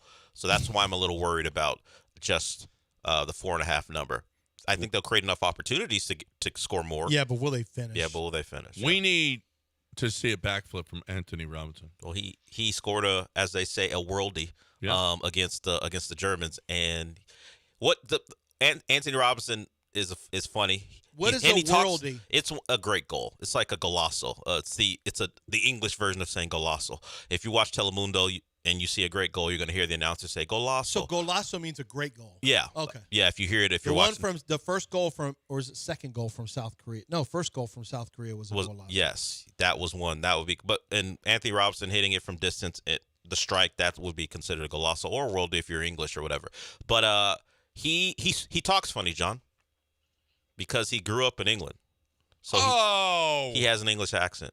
Oh, John didn't know that. And Serginho Dest. How are his teeth? They're fine. Maybe he comes over here to get his teeth done. Maybe. I don't know. Maybe. But Serginho Dest, the other wing back, if we're gonna play, it looks like we're gonna play 3 center backs and then have wingers or wing backs. He talks funny too, because his dad spent a lot of time overseas. So Dest doesn't sound like an American either. No. So if you I hear, hate that. How does he understand? well, he speaks English, but he has an accent Anthony because Robinson can't understand anybody. Well, he speaks grew up in English too. England. He speaks English too, but Serginho know Dest anything about grew up in the Netherlands. Dynamite or anything. He doesn't know anything. I don't know How that. old is he? I don't know that guys who were born in the country know that. No who play for the team. Dynamite anymore. Yeah. They So- don't even know. Like, I'm finding out one of the most jarring things that you ever see is when college NFL players who are drafted don't know NFL. I mean, college players don't know NFL players. No. Like, they've never heard of. Who was it? They that don't was, care like we. Oh, it was Arvell Reese. Yeah. Arvell Reese didn't couldn't know. name. Like, He he doesn't know a bunch of NFL players. It's all he could name was Jackson Dart. Yeah, he doesn't know a bunch of NFL players. He just doesn't like. But there are NFL players who somebody was on. I think it was Jeremiah. Was it Jeremiah Love who was on the St. Brown's podcast? Amon-Ra and his brother Gary, and it's not Gary. It's Equanimous. Mm-hmm. Equanimous and Amon-Ra. And I think it may have been Jeremiah Love. I'm trying to remember who it was who said, "Yeah, I don't really know any of these players in the NFL. I don't really watch NFL football." Like, what? How do you not watch NFL football? No. How do you not know about things around you? There's a lot of young players who literally have no idea about I'll bet you a lot, actually. I'll bet you Brendan Storesby does. Was something to bet on. I bet you he knows the second line of the Carolina Hurricanes. Well, since he knows who the penalty we're talking kill about unit young is. players who don't know a lot about maybe the sport they play. You know who would know something about older NFL players? Who? There is a player on the U.S. men's national team who was the son of Antonio Freeman. Yeah. The former Packer, and he played at other places. So Alex Freeman. Yeah, Alex Freeman might know something about the NFL because of his dad. Antonio Freeman's So, son. John, I know that I told you Serginho Dest talks funny, but his dad, who was an immigrant, he fought for the U.S. in the Vietnam War. How about that? So he's originally from Suriname, and he immigrated to the He U.S. loves America. He definitely does. In fact, one of the quotes from one of the docs focusing on the team, he goes, "I chose to be an American. That's how American I am." There are two guys. Dang, that's super American. John, you just were born in. Yeah, John was just born into being American. There are two guys that could have played for Mexico or the U.S. Pepe. And they both chose the U.S. Well, we don't win all those battles. Some kids who are born here but have Mexican heritage will choose Mexico. We don't. But Pepe and Zendejas, I believe, is the other player who could have played for Mexico if they had chosen him. But he chose to play for the U.S. Great Americans. Yeah, but we have American-born players who choose other countries. Mexico, Italy, it's happened in the past. But for those two, they wanted to play here. But we are a melting pot of a roster, which in some cases piss people off because they question how American the roster really was. I'll give you 2-1 odds that an American player off the bench doesn't score a goal. American-born player? No, American player off the bench. So you're saying we don't get a sub who scores a goal throughout the group stage? Right. I will take that bet. You'll take it? You think there will be? Who? Berhalter? No, I'm kidding. Sebastian's fine, but probably not a favorite of people. I would probably lean into Pepe as a sub coming in and maybe scoring a goal, as maybe comes in as a backup to Balogun, or maybe they put two strikers up top if they really need a goal.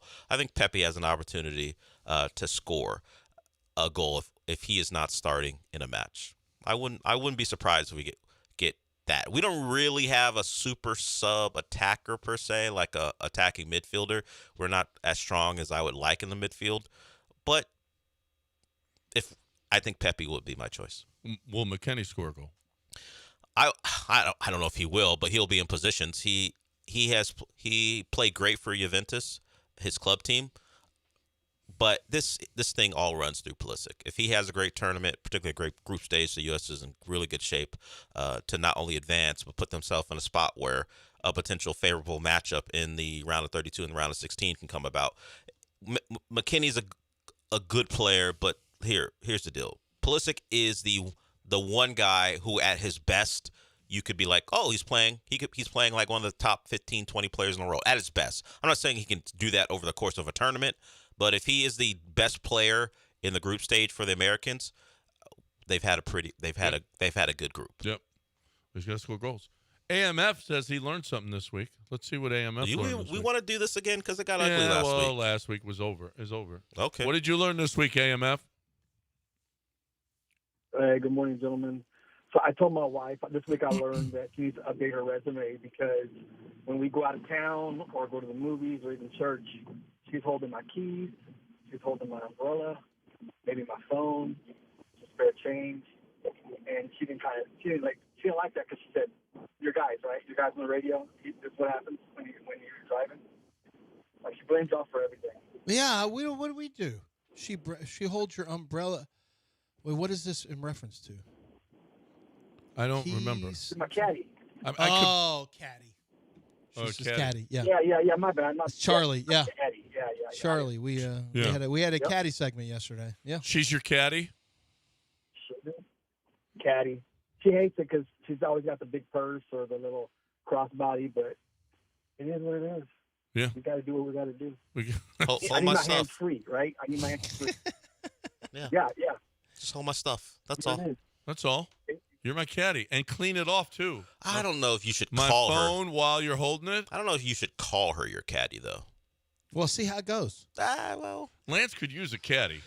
Someone responsible for his stuff. That's true. I mean, Lance is the kind of guy, he leaves his sand wedge on the green all the time. I did. He's that absent-minded. tournament. I did that. Lack of awareness. I made it to work the other day. Didn't have my shoes. Luckily, I had a backup shoes that I played disc golf in. So I didn't have my shoes. I didn't have my shoes. Never. I could never think that never hit the board to not for me. wear my shoes getting into my car. Has that ever hit the board for you? Not Forgot having my shoes. If I'm driving to work, not have my shoes, no. Yeah. My son is a lot like Lance. He forgot his spikes one time for a tournament. He had to wear loafers. It was a 7-on-7 tournament, and He I was a just quarterback. Like, well, that's He's a quarterback. Whatever. He's not cutting it. No, he didn't have to cut, and they won the tournament too. Loafers. In his loafers. That's a really elitist type of. Oh, look where this kid from? He's wearing loafers out on the field. Yeah, right. They don't even wear spikes in this thing. Yeah. And he's the Kincaid school. Kincaid. Where's loafers? Did he have a sweater tied around his neck while he was playing quarterback? He did not. It was hot out. It was summer. It was a summer tournament. All right. 713-780-3776. All right, Keith's got a golf question before we go to break. What's up, Keith? Hey, guys. I've got golf on my mind. U.S. Open's next week. But in the meantime, I think, the stretch between Tiger Woods and Phil Mickelson the last few months is as bad as it gets. Do you think there's any chance, John, that Tiger or Phil, plays in a major tournament ever again? And who's your pick to win the U.S. Open next week? I think Cam Young breaks through and wins that first major. But I think Tiger and Phil, everyone has seen the Phil news yesterday. No need to repeat it, but I don't know if any of those guys are going to play another major again. Yeah, I don't know. Phil, they can keep on playing Augusta. I mean, Phil can play as long as he wants. He was, Well, he's allowed to, yeah. Yeah, he's allowed to. I mean, he will. He'll play another Masters. He's got till Unless he's all this 65 or so. Unless So this he's latest got a ways. stuff gets kind of weird. Well, and his issues have had them not have asked him. Maybe you shouldn't show up. But I think he'll have a swan song where this is Phil's last Masters, and it'll be a love fest, despite all the stuff that he's been doing lately.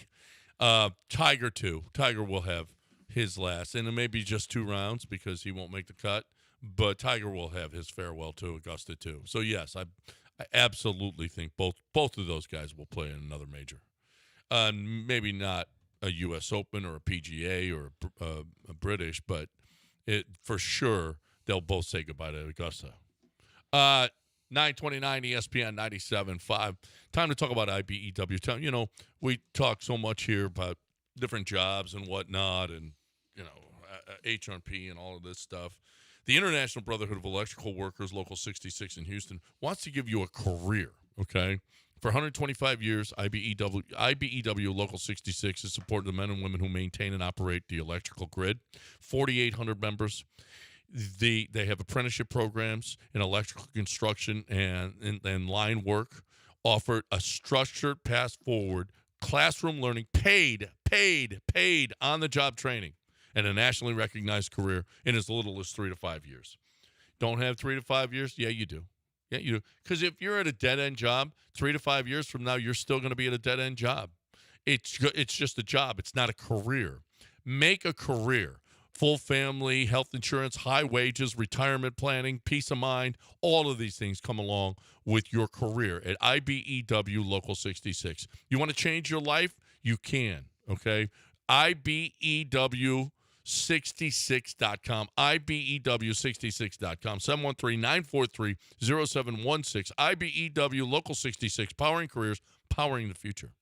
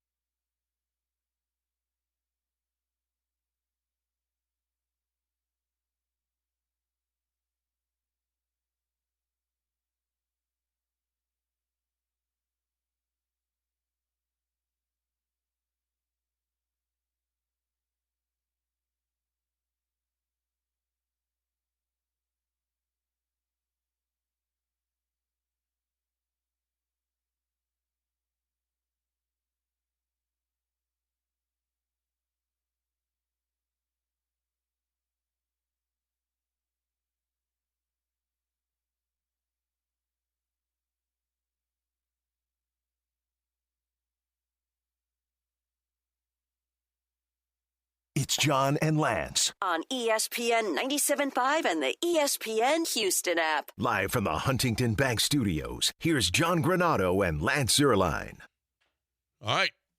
We got 2 segments left here. We got News of the Weird coming your way. Not much weird stuff going on, but we'll figure it out. I mean, not a lot of great weird stuff going on, which we like.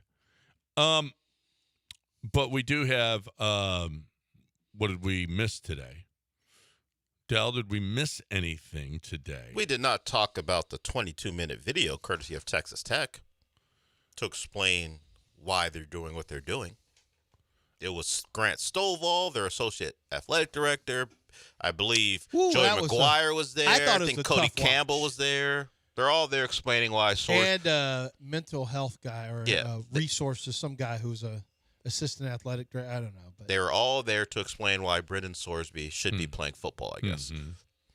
Well, not Kirby Holt. It was really not about even playing football. It was at Texas Tech, one of the things that's special about them is they care about people. Yes, Kirby Holcutt was there. If you don't care about people, you don't put guys who gamble on your team. Well, here's what they're trying to help him. They're not even worried about being on a team. Doesn't even matter. And let me all correct. they care about is getting him right. Oh, they are also going to have someone watch all his finances. That's right. And guard his phone so he can't do stuff like place bets. Now, let me take it back. Cody Campbell wasn't there. I'm sure he was yelling at someone off screen, but he wasn't sitting down around the table. They will have someone to monitor. The president was the tough watch to me. Sorsby. We'll ignore that Sorsby got people to bet for him. Like, hey, just place this bet for me. I don't know how they're going to monitor that, but at least with his own devices, they'll have someone there to make sure he doesn't fall back into those ugly habits. Now, they have not been really in front of the media to get asked, one question. Excuse me. All those things you're doing, cool. Why does he have to play football? Yeah. Can't you embrace him, keep him part of the family, and help him through all these things? Why does he have to play football while you do it? Because the president told you it's not fair that he should have his ability to make a living taken away from him. You can still give him his $5 million. He said something like give him his $5 million. Since you're concerned about his ability to make a living, you don't actually want it. They don't actually want their feet to the fire on a quid pro quo back and forth. Yeah. You don't want it because like people start saying in the comments, well, would you be helping him and care that much about him if he was a bad quarterback? If you hadn't paid $6 million for his amount, you can do all these things. We know the answer probably. Sorsby could still be part of the program. And it's that way at every school. Listen, don't get mad.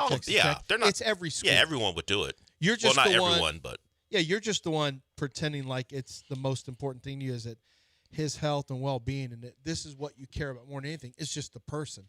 You care about the quarterback that has a chance to throw for over 40 touchdowns. Let's just be real. So would Texas, so would A&M, so would Houston, so would everybody. So would every school. They would care about the mental health of somebody who had a chance to win them a national championship. I'm not mental health. They continue to keep saying this is a medically diagnosed problem he has. Okay, guys? And we're here to help. Right. Well, we care about the person. This isn't about him playing. We don't even care. It's not about that. It's about getting him right because that's what makes us special at Texas Tech. And like Tech, I feel bad for you because everyone would have said that. Like Virginia, UVA would have said the same. It doesn't really matter. You just happen to be the ones with all your guys saying it out loud. So you're going to get clowned. That's the way it looks. This is a no-win for Texas Tech. You let the kid walk, and now you don't have a quarterback headed into the season. Because you don't. They don't have a quarterback. If you not to that level, and if you keep them, you're going to take crap. If you go out there and try to explain away stuff, you just turn into Bregman and Altuve. That's what they're doing. Every time they talk, they look like Bregman and Altuve after the trash can thing. Yeah. And you remember how they were remembered. And that's how Texas Tech is going to be remembered. However, the Big Ten voted to allow their schools, their member schools, to play against Texas Tech. Because Ken Paxton said, listen, Rutgers, if you don't play Texas Tech, we're coming after you. Do you know who's a big contributor to Ken Paxton's campaign? Oh, no. Yep. There's at least one 30,000 donation from Cody Campbell to Ken Paxton. Which is actually a drop in the bucket. Yeah, Cody Campbell has donated more to Dan Patrick, not the former ESPN Rich guy. Eisen got $400,000. No, not him. No, not Ken.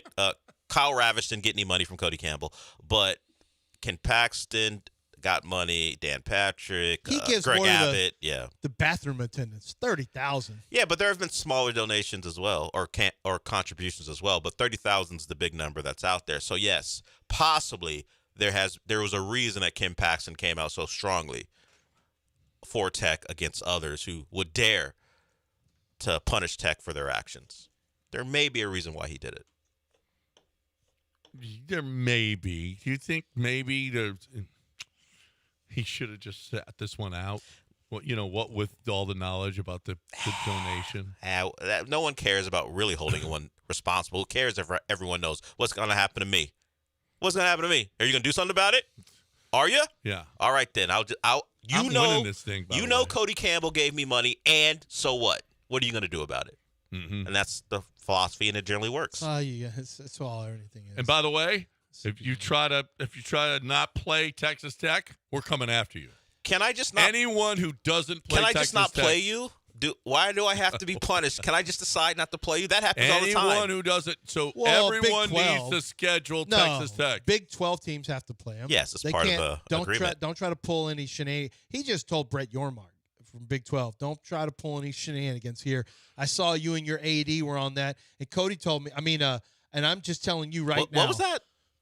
What I'm saying is, I was talking to a friend of mine named Cody, we meet at Starbucks and have coffee. Interesting. And he said, he brought up a point that was a good point. If you try this, I've got the ability to bring the hammer down on you. And if not me, James Tallarico will come in over the top of you. I don't know that those two get. I don't know if that's sure either of them agree on anything. No, he'll come in and smash you. I already talked to him. I'm not sure. That's the name you should have pulled. Yeah. Cody, a friend of mine named Cody, a different guy, just kicked in $100,000 to his candidacy just in case he wins. So don't start anything with Texas Tech, or we're going to finish it. Don't start anything, all or you we'll Big finish 12 schools. Watch yourselves. That's all we're saying. Mm-hmm. It's just, just know. So you can't boycott Texas Tech? That's a shame. Wait, will you get arrested if you bring like a sign that says Brendan Sorsby shouldn't be playing? Well, to Tech or to your own? Hey, Brendan Sorsby, you want to bet? So if you're a TCU fan, and you bring get a arrested sign, by Ken Paxton? You think he's on site directing people? We might. I don't know. I don't know if arrest is in the future for someone who may make fun of this situation with a sign. Maybe you just get your sign taken away. Do you think you could just get your sign? When Sorsby goes to Cincinnati, because he has to go there. They have a road game at Cincinnati. You think he has jurisdiction in Ohio? Maybe. Yeah. Ken Paxton does? Ken Paxton may be there, right on site, arresting anybody who says anything about Brendan Sorsby. Well, this is really weaponizing. This is political weaponization is what you're talking about here. That's not We're good. just trying to heal the young man. That's all. We don't care about football. So subjecting him to what road fans are and going to if we say to can him run some is post healing? corners, we can run some post corners in the meantime. The confused safeties, then whatever. If we're gonna run a little. But that's not the important thing. A dig post over a deep dig with a post route over the top of it to conflict the safety. We're gonna do that too. That's part of the healing process.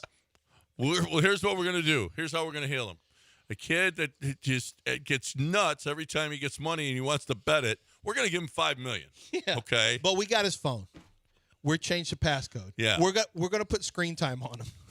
And we're going to – I've done this for my kids. I put where they can't get AI on their phones because I don't want them – it didn't really work for one of my kids who got in trouble for using AI for a paper. But anyway, what they're going to do is just say, you know what? We are going to take your phone, Brandon. We're going to put you on screen time, and we are going to take certain sites that you can't go to anymore. You can't go to Kalshi anymore. No DraftKings, none of this. Polymarket's none of that. Polymarket's out? Yep, and we're going to, from our, you know what he'll do? Just like my daughter, figure out the code I had and use the code, and he'll get in the passcode and just start going to work again. She's the one that used AI? No. Oh. Come on. That's what I was like. She's the good grades one. She's our what I like to call last hope. That's my nickname for her. Last hope. Last hope. It shows my wife's already. She's the one that's going to Texas or to a musical school in the Northeast. I'm like, let's just go Texas. That's expensive, but it ain't Northeast music school expensive. Northeast of New York. Is it New York Music School? Wherever, but that's the one. Like, it would be great if she went to Fame? NYU. And I was like, oh, how much is that? What that cost? Yeah. It'd be great if she went. And this lady told me her daughter, who is in music, she went to Italy and is going to school in Italy. She's like, it's great. Universities there, books, everything costs like $6,000. Everything. And it's so cheap, basically, or it's actually less than that. All you're doing is paying for your room and board. The tuition's actually even lower than that. That's how it is at European. I'm like, that's where my daughter needs to go see Italy. That's where she needs to go to school in Italy, where tuition's low. It's music. They do music in Italy. It's fine. Lots of pizzas, different types of pastas. Just go enjoy yourself. That's awesome. Where the tuition's Listen, low. I paid the same amount of money to go to Knox College in Galesburg, Illinois, that I paid to go to University of Barcelona. Yeah, they say no. Yeah. European, and I know Canada's like this too. It was great. Quebec, like that's the option college-wise where it's a lot cheaper. We're the only ones who, you got cancer. Sorry, you don't have good enough. Guess you'll just have to die. Your health insurance isn't good enough to cover this. Oh, this turned dark. Yeah, I know. Well, I mean, I thought we were talking about music schools. Our colleges now. Speaking of music, we got colleges here in this state that are getting ready to go to $100,000 a year. What do you mean? They're already in this state. Yes, TCU. Go look at what they're. Well, I thought they're the ones that's getting ready to go there, and Baylor. They're there already. Well, did they hit it? They're there. Before we go to break, Whew. since we're talking music, over under on how many times Sorsby will hear this song throughout his senior season. You got to know when to hold up. You think that's going to be on the speakers at warm-ups? If You don't think Rice would have played that? If I'm Cincinnati, when he visits, I'm playing this song. It's on throughout warm-ups. You left us. Yeah. There's got to be other gambling-related songs. Oh, yeah. I mean, that's the easiest one. That's the easiest one, but there's got to be other gambling-themed songs. I'm sure there are. It can't just be Kenny Rogers. Well, I don't know. From the early 80s. Is there? I don't know. Is there another gambling song? Just reference. There's no reference to Blackjack. Gambling Man? Or Rambling Man. Well, Is there a song somebody called Gambling named Man? Lonnie Donegan has Gambling Man. I guess. Okay. No one would know it. Ray but Charles has Blackjack. Okay. Maybe. Ballad of the One-Eyed Jacks. You know Johnny Burnett? Ever heard of him? Play those one after another. That's got to be Johnny Burnett. Sounds playlist. Like Johnny. I don't know Johnny Burnett, but he sounds like a blues guitarist. Possibly. Yeah, King of Spades. From PD. These are all from like the 50s, though. Yeah. Maybe the only modern one is the Kenny Rogers song. Kenny Rogers is the most modern one? Yeah, I guess so. Wow. All right. We got News of the Weird coming your way next right here on ESPN 97.5. And we head you to the weekend with some big – how about these games? U.S. tonight. You got the basketball game tomorrow, and you got UFC on Sunday. We got a big weekend of sports, and we will be at the Golden Nugget doing it. But we also want you to get to Patterson Park today, presented by Huntington Bank. Will Kunkel's going to be live there 12 to 3, and then hang out with Jeremy and Joe from 3 to 6 to watch the biggest soccer games of the year. Canada is going to be playing Bosnia there at 2 o'clock. So you can watch both, but watch that game and both shows. When you arrive, stop by the promo table and sign up for your chance to win a $500 gift certificate to Republic Boot Company. I'm talking right now about Aqueduct Plumbing Company. I'm talking about Billy Brown. I'm talking about your needs, your plumbing needs. I don't know what it is, but when you have an emergency, you need your plumber there right away. And we've gotten this before, Lance and I both. Hey, what's the name of your plumbing company, guys? You tweet us. I don't look at Twitter all the time, so I have no idea. Your house may be flooded by the time we answer you. So make sure that you have this number in your phone, 281-488-6238. 281-488-6238. The guys will come to your house. Or one plumber will come to your house, and he will give you an estimate, absolutely free. Not going to charge you just to show up. He's going to give you an estimate, and he's going to work on whatever it is. Now, you can go get a second opinion, and that'll be fine. I'm telling you, you're probably going to do it I know I would have. The knowledge, the expertise, the just how good they are at this thing, so good. I never needed a plumber until I did, and when I did, it's happened like 5 times in 2 months or so. And these guys were awesome every single time. You're looking for a plumber, 281-488-6238 or aqueductplumbingcompany.com.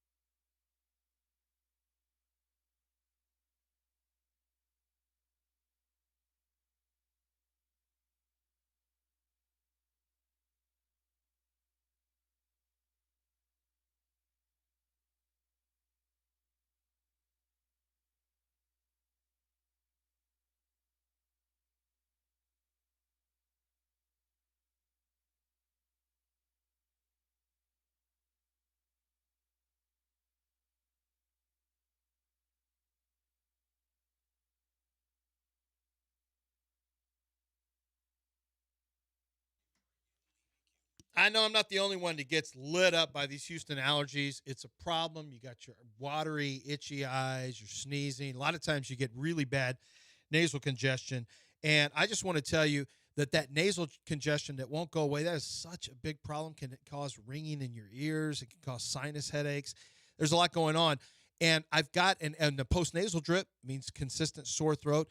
Listen, Dr. Michael Kaplan has the answer for you. He has this balloon sinuplasty process. He's one of the pioneers of it. I'm going to have it next Friday, and I'm getting my deviated septum is going to be fixed as well. It's about a 30-minute process in the office.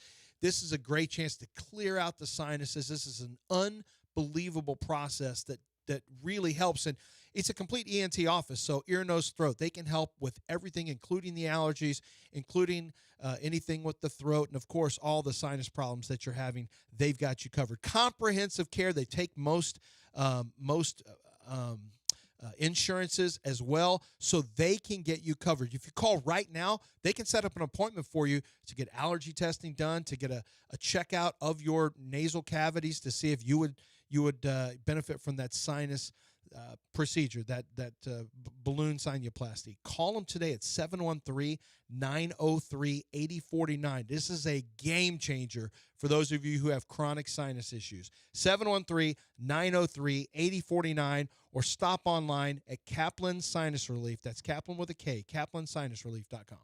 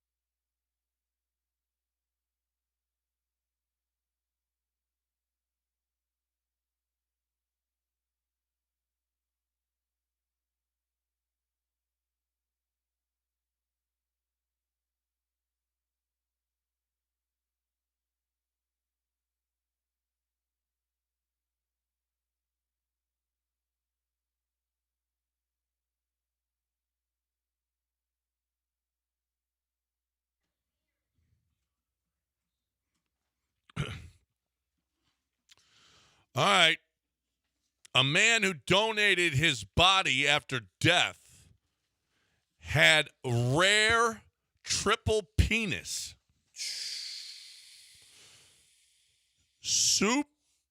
Supernumerary or extra penises are very uncommon. Yep. Now, you'd think that this is something, hey, No, I wouldn't. I kind of feel like this is great. I actually don't think that's You don't great. think it's great? No. I'm guessing. Doctors measured the 3 penises, finding that the boy. external one was about 3 inches and 0.9 inches wide. The second one, 1.49 inches and 0.51. So tell while me how the you- third one was 1.45 inches. You just said the external one. The external one. So the other ones are And internal? then apparently, None of that I sounded don't know how like, it works. None of that sounded good. No. Not I don't one know bit of that that obviously sounded good. he wasn't excited because he was dead. Okay, Oh, so boy. Oh, we boy. don't know, but it doesn't sound like that's a great thing. Do you want to have 3 of them? Did you just ask Lance if he wanted 2 penises inside him? I don't know what he Inside asked. him. I don't know what he You asked. said the words internal. inside Internal. him. What does internal If he mean? wants. Listen, I don't want to have I never any- said internal. One outside. You said 2 are one's external, and the other 2, where are they? Well, I didn't say that. He said that. The doctor said 2 are Whatever internal. you're selling, I don't want it. You don't want it? I mean, it sounds like it'd be fun, but What's so fun about it? Not one bit. just seems like As I Flossie don't know. Dickey once said, not one There's- bit. That's I nothing think sounds. I'd be attractive to the ladies. No, I don't think you would. How would that? So what's going on? I Is don't there know. one external No or the one, other at 2? this point, no one knows. You It's said there was impossible to one. know. The I doctor, have no idea. All I said is the external one. Yeah, that means the other The 2. second, and then it says the second one. It would assume that the others are internal, It's but I don't know why. Yeah, I don't get it. None of this sounds T-shirt. good. Should be a T-shirt. He read it. We regret it. That's true. It should be a T-shirt. A blogger has been arrested after sending pictures of Shrek's manhood to a politician. Arrested? Arrested. Shrek has manhood. DJ Byrne, who goes by the Rooster, was arrested at the Ohio State Courthouse. His arrest warrant alleged that he sent 2 images to a person who identified as JC, who is some kind of a congressman or whatever. And apparently he doesn't really like him. But he sent Shrek D-pics. Have you ever received a Shrek D-pic? I've from never anyone? received any D pics. Hoping not to. Right. Hoping But, not to. But a green one? Yeah, I don't know. What do you mean? What don't you know about it? Yeah, I just don't know. I mean, I don't know what you're trying to say to me here. I think you're just trying to outrage someone, Yeah, I think disturb someone. yeah, because Shrek, he walks around with no pants, but you don't see anything. Is He's that like, true? He He's wears like no Peter pants. Griffin. No. Peter Griffin has pants on. Shrek has A pants, lot of times doesn't he? Peter Griffin didn't have. When he didn't, No, you you're thinking didn't of- see anything. Because thinking his of Winnie belly the was in the Pooh, way, right? right? Winnie the Pooh, but Shrek didn't either, did he? Shrek, I'm sure. He had was a pants. humanoid cartoon. Wouldn't he Yeah. have pants on? Yeah, he had pants. Oh, let's see a picture Yeah. of Shrek. He's Scottish, right? So he's got pants on. Yeah, I'm looking at. Oh yeah, he has. Yeah, pants. he's got He has pants on. Oh yeah, so we don't even know. We don't know. He's not. Yeah, he's not Winnie the Pooh or Goofy or.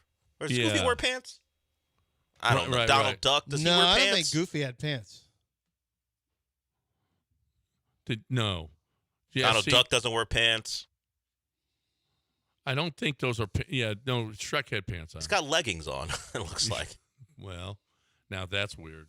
Is that weirder than not having any? I don't pants on know at all? what. I don't know what time period Shrek is supposed to exist in. So maybe it's not that weird. Yeah, yeah. 2 mom gorillas at the Woodland Park Zoo had babies and initially swapped their newborns. Do you feel like that these gorillas should be sharing babies or swapping babies? Is it a communal thing where we take care of each other's kids, or Apparently they do. Yeah, they just swapped them and said, "You take care of mine, I'll take care of yours." You know, there are times when I was a kid that I hope that that happens. Like, Like, was I switched at birth, and there's like a rich dad who's waiting out there for me, who's nicer than the one I have right now. That was a common thought is back in the simpler times in the 80s and 90s. You could maybe I actually am going to. Yeah, you watch one of those TV shows or movies. You ever see the movie growing up? Are you familiar with the movie The Toy, Dell? I remember that movie, yes. Can you tell people what The Toy is? Look, I've only seen it a couple times. You know what I mean, that was a rich kid. Do you know what the story of The Toy is? You can Google it real quick if you want. Wasn't Richard Pryor was in The toy? He was a toy. So I think it was Jackie. Who was the one who hit your mama in the mouth? Jackie Gleason. Jackie Gleason. I don't know if it's Jackie Gleason or not, but he had a spoiled brat. He's in the movie. So I think that was a dad, and he had a spoiled brat little kid, and he bought a toy, and his toy was Richard Pryor. A human being, yes. Mm-hmm. The toy. You know, Richard Pryor, the grown man who was a toy. We've been doing that. And he could command the toy around. I mean, owning people has been a thing. It wasn't new. Listen, I want to pitch this new comedy that's going to be so funny. It involves Richard Pryor. Tell me more. I like it. Richard Pryor's red hot. What if we have a little white kid own him as a toy? And have him do things to entertain him. The little kid he has to do everything he says. Oh, we need a green light. This is the 80s. We really need a green light. Look, I don't know how well it was reviewed when it came out, but you want to guess what the Rotten Tomatoes score for The Toy is today? 20. It wasn't a great movie. 36%. 3%. The Toy was 3%. I don't know today. I don't know what it was in 1982. Yeah, that's a today thing. Yeah, you. Well, no, they used reviews from back then. That's how they come up with Rotten Tomatoes. I don't know that they were considering what the subject matter is. They probably didn't get past the fact that a black man was being owned. I don't know if they reviewed the Siskel and Ebert I'm sure they had something in it. The Toy. Yeah. And now he's like Brewster's Millions. I don't think we could. Where there's another one where I'm pretty sure is Richard Pryor, and he has to spend $1 million. That's back when $1 million was the most money. It was impossible you could to spend possibly that. have. Right. And if he didn't spend $1 million, something would happen to the Cubs, or I don't remember. But I was like, anything where they just give you a bunch of money, that's my favorite stories. Mm-hmm. All right, we're done. Go USA, USA, USA, USA. I believe that we can win. What an awful chant. This is the worst. All right, we will be watching, and we'll talk about it on Monday, everybody. I believe. Yeah, and the Astros. Oh, by the way, and the Astros are in Kansas City for the biggest series in maybe one of the biggest series in baseball history. Again. This is the great reset of Astros baseball. This is it. I want to talk right now. Hey, you got all kinds of sports going on. Have you ever been to Ducky McSweeney's? Great place for happy hour. Okay, it's on Post Oak, just north of Westheimer, next to Maggiano's. Their happy hours. Okay, how about this? It starts in an hour from 11 to 6 p.m. Think 6 until 6. $6 beer pitchers, $6 house wines by the glass, $6 wells, $6 mozzarella sticks, nachos, chicken tenders, cheese pizza. What a happy hour. And it's going on. You could go and watch soccer or whatever. We got all kinds of stuff to watch this weekend. You want to get to Ducky McSweeney's. Now, they got sushi right next. Hey, listen, their food is really good in Ducky McSweeney's. Their pizza is great. Their wings are great. They got a sushi bar right next door. And afterwards, late night, you got Collins Lobby Bar, which is right next door to that. So you got a nightclub, you've got sports bar, you got sushi. I mean, you got it all right there, right next to Maggiano's. You're looking for a great place to go and get you. Yesterday, it was just packed with people watching the games. Get on over there and enjoy. I watched Super Bowl there. I watched Rockets playoff basketball there. It's so much fun. It's great. Looking for a great place to watch your games. Ducky McSweeney's right there next to Maggiano's on Post Oak, just north of Westheimer.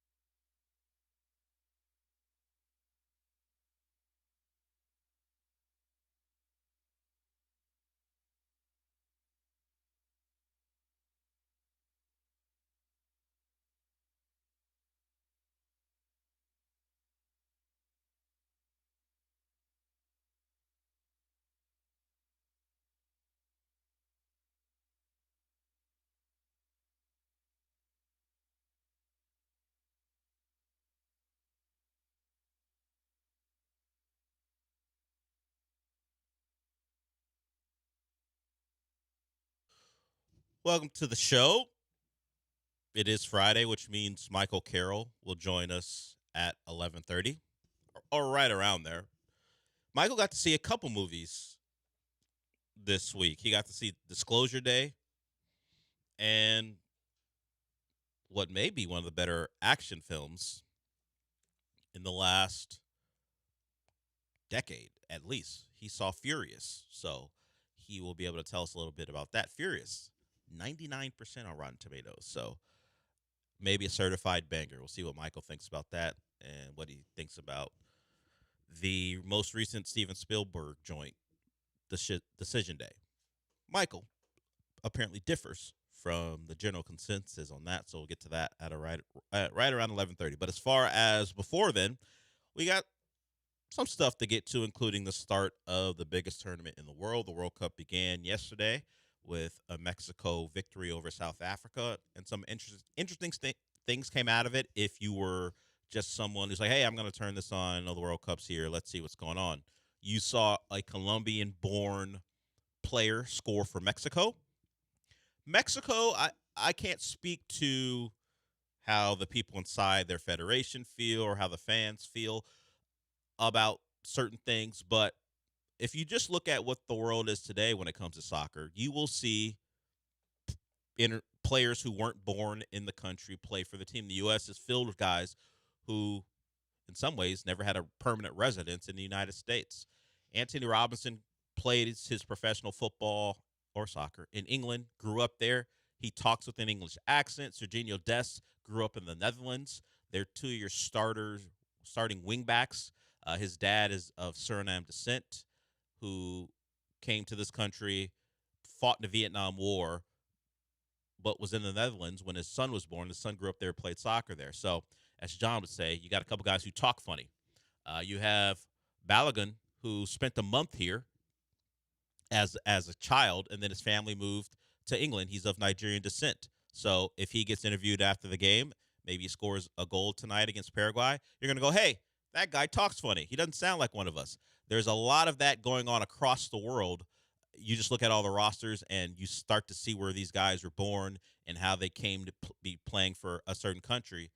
The U.S. is part of that. But I did not know it would get to Mexico. Like the Argentines, not a chance. Oh, you will not find you may see a guy who may have grown up someplace else. Like Spain. Yeah, but yes, like Messi, who they plucked early. But he was born in Argentina. But as far as the demographics of, hey, that guy doesn't look Argentinian, not going to happen. No.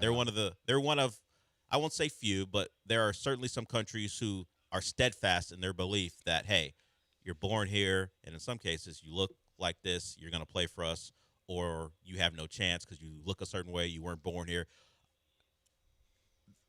Argentina appears to be one of those countries who has a certain particular want for their national team. Other countries have gone away from what a traditional member of their team looks like, and to great effect. France, I mean, Thierry Henry's been a France staple. We all know him, but France over the years has welcomed an African influence from Mbappe to Dembele. You see France's best players.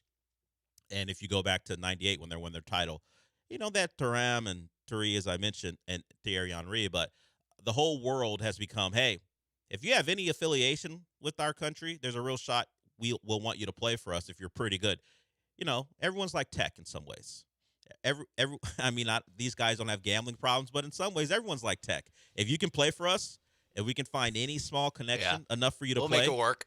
Yeah, we'll find a way. In the U.S., under Klinsmann, really got it going. They had done it before. Like Preki was a guy way back in the late 90s who played for the U.S. who wasn't born here, and it's just continued. So we're going to see a lot of multicultural teams in this World Cup, and it kicked off with Quiñones, who was born and raised in Colombia. His career really got going in Mexico. He became a citizen, and he scores their first goal in the World Cup on the way to a 2-0 win. That's like Randy Arozarena in the World Baseball Classic, where he's born in Cuba, from Cuba, but played Mexican ball, and I think has like a Mexican relative or something. Some like loose tie to where he plays for Mexico now. I think that at least for Team USA. A lot of clubs have a rule. I know Bayern Munich has a rule where if you play for Bayern Munich, like they send you to German class and you have to learn you have German. to pick up the language. Yeah, I think for U.S. men's national team and women's national team, I think they should do a version of that where it's just a dialect coach where they teach Anthony Robinson and Florian Balogun to like, not talk funny, just to like sound like sound like Englishmen. Yeah. I mean, it's English. I mean, how many English actors have?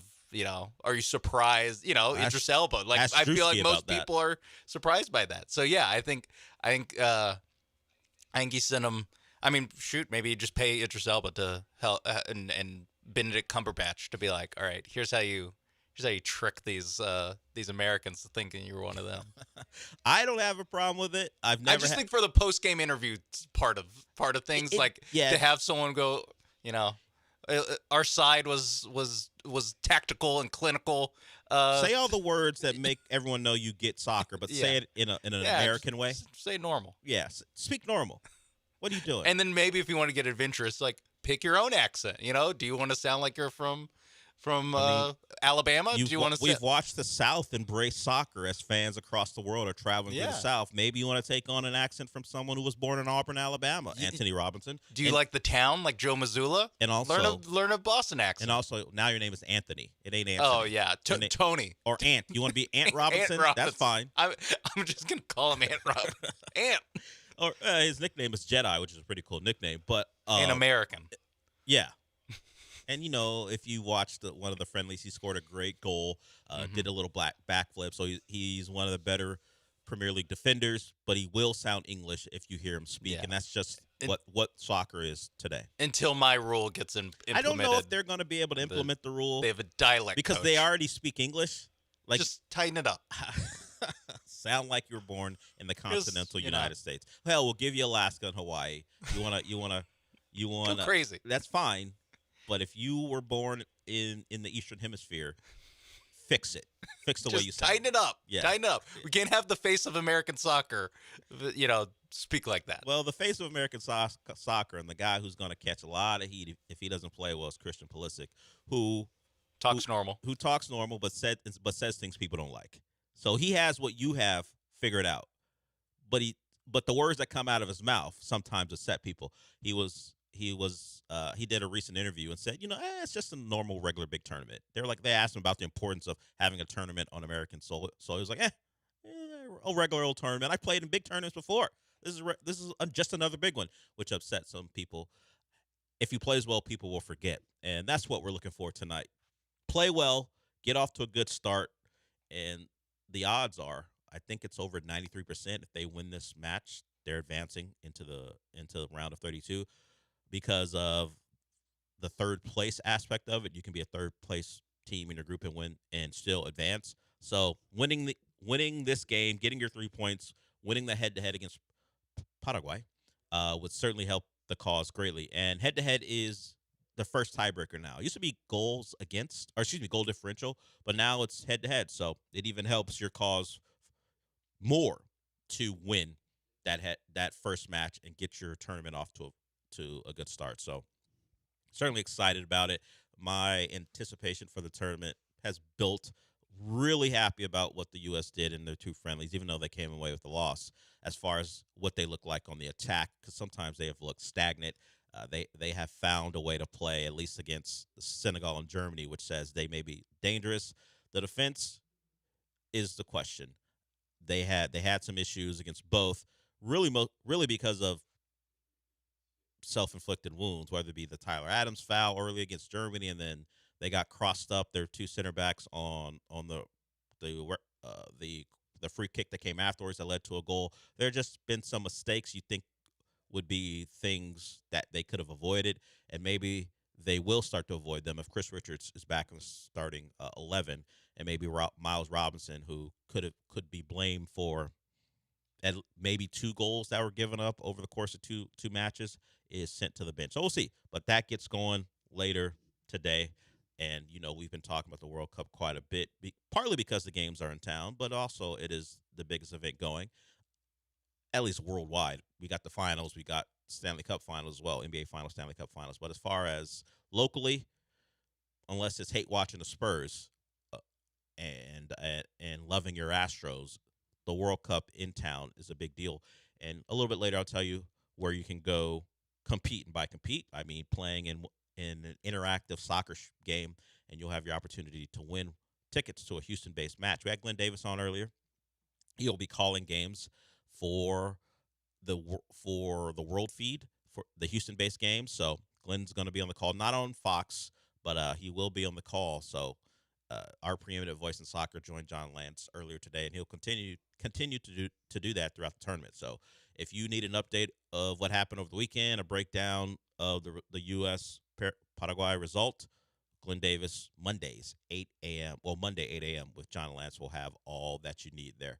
And certainly you can call us today at 713-780-3776. We'll get to your calls. There's some text and stuff to get to as they're wrapping up OTAs. I don't know if it was a directive from everyone or given to everyone by D'Amico or Nick Caserio, but there has been a clear message coming out of camp about how locked in CJ Stroud is. That of all the things that you can take from all the interviews, all the press availabilities, you can't find one person when asked about CJ Stroud that doesn't say he's locked in.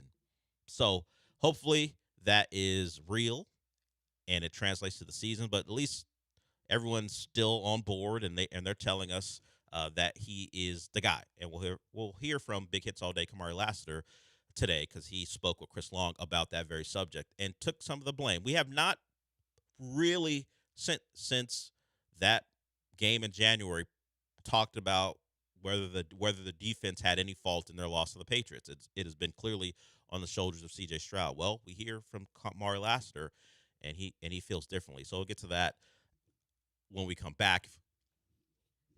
Dana Brown gave the state of the Astros to MLB.com, so I'll give you some of the notes from his sit down with them. Not surprisingly, the Astros don't look to be sellers. They look to be buyers. The question is, will they be even in a position to find that a viable option? Right now, several games below 500. Is it back to 8? Are they 31-39 now after losing a series to the worst team in the AL? They got the Royals coming up here. That series will start today. So as the previous show ended with this is where the reset begins. This is where they get going. This is where things flipped. This is the one. The low point, we thought we had several low points. Yeah. But we hit a low point. It felt like it. Losing a series to the Angels. But now, rock bottom. That's rock bottom. Oh, yeah, they've been 11 games below 500. Yeah. But losing a series to the worst team in baseball was rock bottom. That will get flipped. They've hit their blow point, just shooting up to the top from this point on. Right? Yeah. Right. Yeah. And then when Dana Brown makes a couple savvy moves around the deadline, and of course, we're getting two big time acquisitions back anyway with Hunter Brown and Christian Javier, Yainer Diaz. Basically like deadline moves. Yainer Diaz. I mean, I've seen the numbers of the pitching staff since he got hurt. See, you're always looking at negative stuff. I'm looking at the facts, Del. You say they're facts. I bet you I can dredge up a stat that says maybe it's not as positive as you think since he's sat down. I bet I can find one. In fact, I can't bet, but I will assume that I can. Either way, we're getting guys back. Dana Brown's looking to make a move to help out his outfield, and it starts tonight in Kansas City. Sure it does. All right, we'll go to break. We'll hear from Kamari Lassiter when we come back. As I said, Michael Carroll at 11:30. We'll take your calls then and in between. We're just getting started. We'll be back. Oh, I didn't see that on the rundown. But before we go, as a reminder to everyone, it's the World Cup, like we've been talking about. And if you want a chance to go to a game, I got you set up right now, courtesy of Michelob Ultra. We did the thing yesterday where if you showed up at one of the local establishments in the city, you had a chance to compete and win tickets. Well, that's going on today as well, Saturday and Sunday. There's only the one opportunity today. It's at Christian's Tailgate from 5 to 8. That's in White Oak. But also all day Saturday and Sunday you have your chances. Whether you want to go to Papa's on the Lake in Montgomery from 3 to 6 tomorrow, or the Marriott Marquis in downtown tomorrow from 4 to 7. Then you've got Saturday from 5 to 8, Highline Park in the Heights. Also from 5 to 8, Little Woodrow's in Edo. And then Moonshine Deck in the Heights from 7 to 10. And then on Sunday as well, if you can't make it on Saturday, we got the Sunday opportunities as well. Chapman and Kirby and Edo from 12 to 3. Twin Peaks in Kirby from 3 to 6. And then Fabian's Latin Flavors downtown from 5:30 to 8:30 p.m. All those opportunities, all those sites are your chance to win World Cup tickets brought to you by Michelob Ultra. So there'll be an interactive soccer shootout game. If you win, you get a pair of tickets to a Houston-based FIFA World Cup game. And remember, we're actually going to be broadcasting today, and I'll talk about that a little bit later. But this is your chance to play for a chance to witness history, because Superior is worth playing for. Michelob Ultra, official beer sponsor of the FIFA World Cup 26.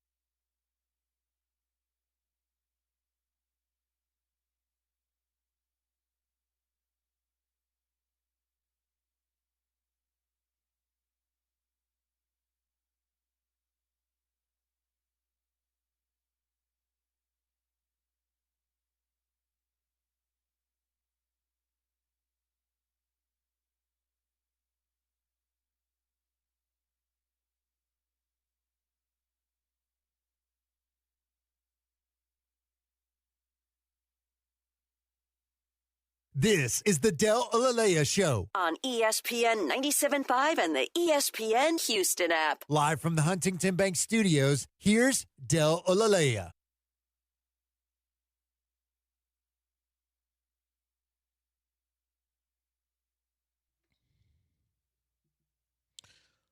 So this is sound from Kamari Lassiter. He joined Chris Long.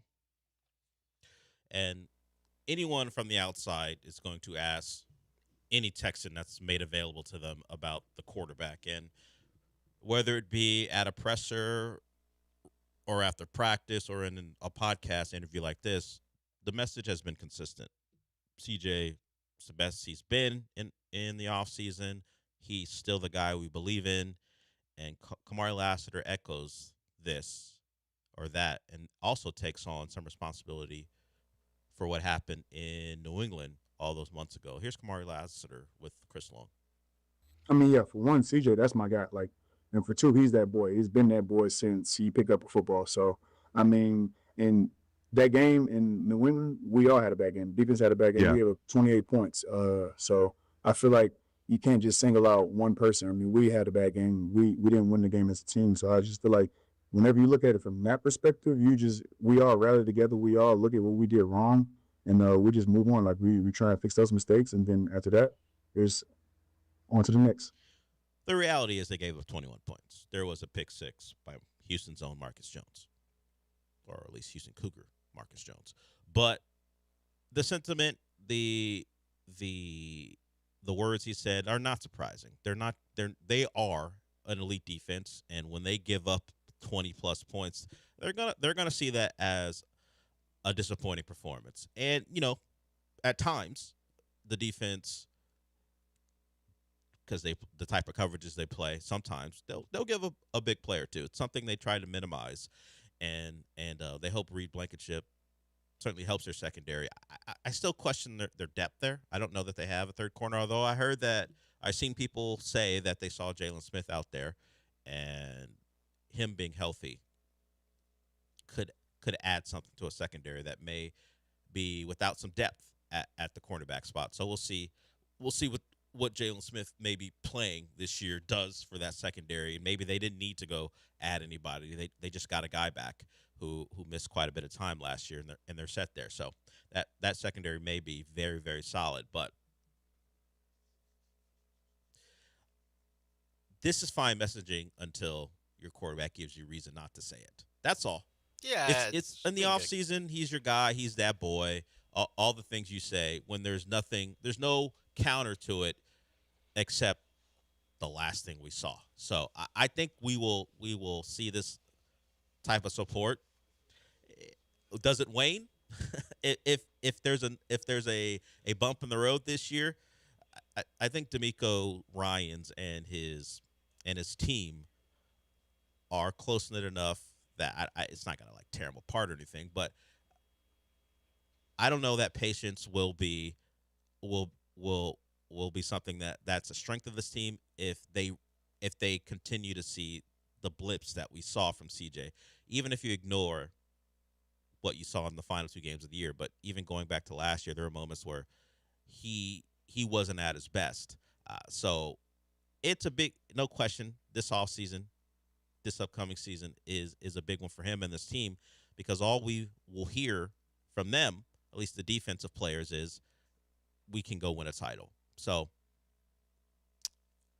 much like the USMNT tonight, CJ better play well to start to validate the words that his teammates are saying about him, because I don't care what they say about all this locked in and he's our guy. If that defense believes that he's going to cost them another shot, we see this all the time. The locker rooms change a little bit, and there start to be I won't say infighting, but questioning of what's going on the other side. Some cracks in the foundation of this, of the team. Kamari Lassiter just being a good teammate, just saying, "Hey, we gave up 28 points," and it's like, well, like you pointed out, it's 21, and also in football in the 21st century, like giving up 21 points isn't like, yep, you forfeit any right to win. Particularly when you can't win a game giving up 3 touchdowns. When your quarterback, when he's not throwing pick sixes, is putting you in bad spots as well with the other turnovers. Yeah, and they actually, I mean, the pick six is the only points off turnovers that New England scored in that game. So they kept like making stops after horrific, and they had plenty of chances of horrific turnovers. And it's like, yep, make another stop. But hey, listen, we gave up 3 touchdowns. That's inexcusable. In a playoff game against the 1 seed on the road, inexcusable, or the 2 seed, I find that is a high standard.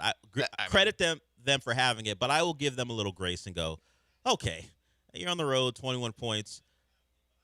That's not a crazy thing for your offense to overcome to go win a football game. It was on whatever January. It was on that day or whatever. But yeah, I think it's more of a this year. You could see it if it's like a carbon copy of last year, especially in the playoffs. If it's just like so obviously, 3 turnover performers, 4 turnover performance because that's not unheard of that defenses do. Like, hey, we're second carrying these guys, especially when the quarterback starts making a lot of money. That's when a lot of that really pops up. You look at the Legion of Boom Seattle Seahawks, and they honestly they were Russell Wilson wasn't even playing that badly. It was just more of some of it's also a personality thing, which is it does say something that it's so universally they pro like CJ. him. Yeah, I think it's clear that they like CJ. They're not just being good teammates. Yeah, even if we remove some of the expectations for what they need him to be, they appear to like him, which is not something you could say certainly about the Seattle Seahawks defense when it came to Russ, and that has happened. Jalen Hurts with AJ Brown mostly. Yeah, which is tough. But it does seem a little like the Eagles thing is like a little bit. It feels like it's kind of like one step past the Texans, maybe just because they have higher expectations because they've gone to 2 Super Bowls, won one.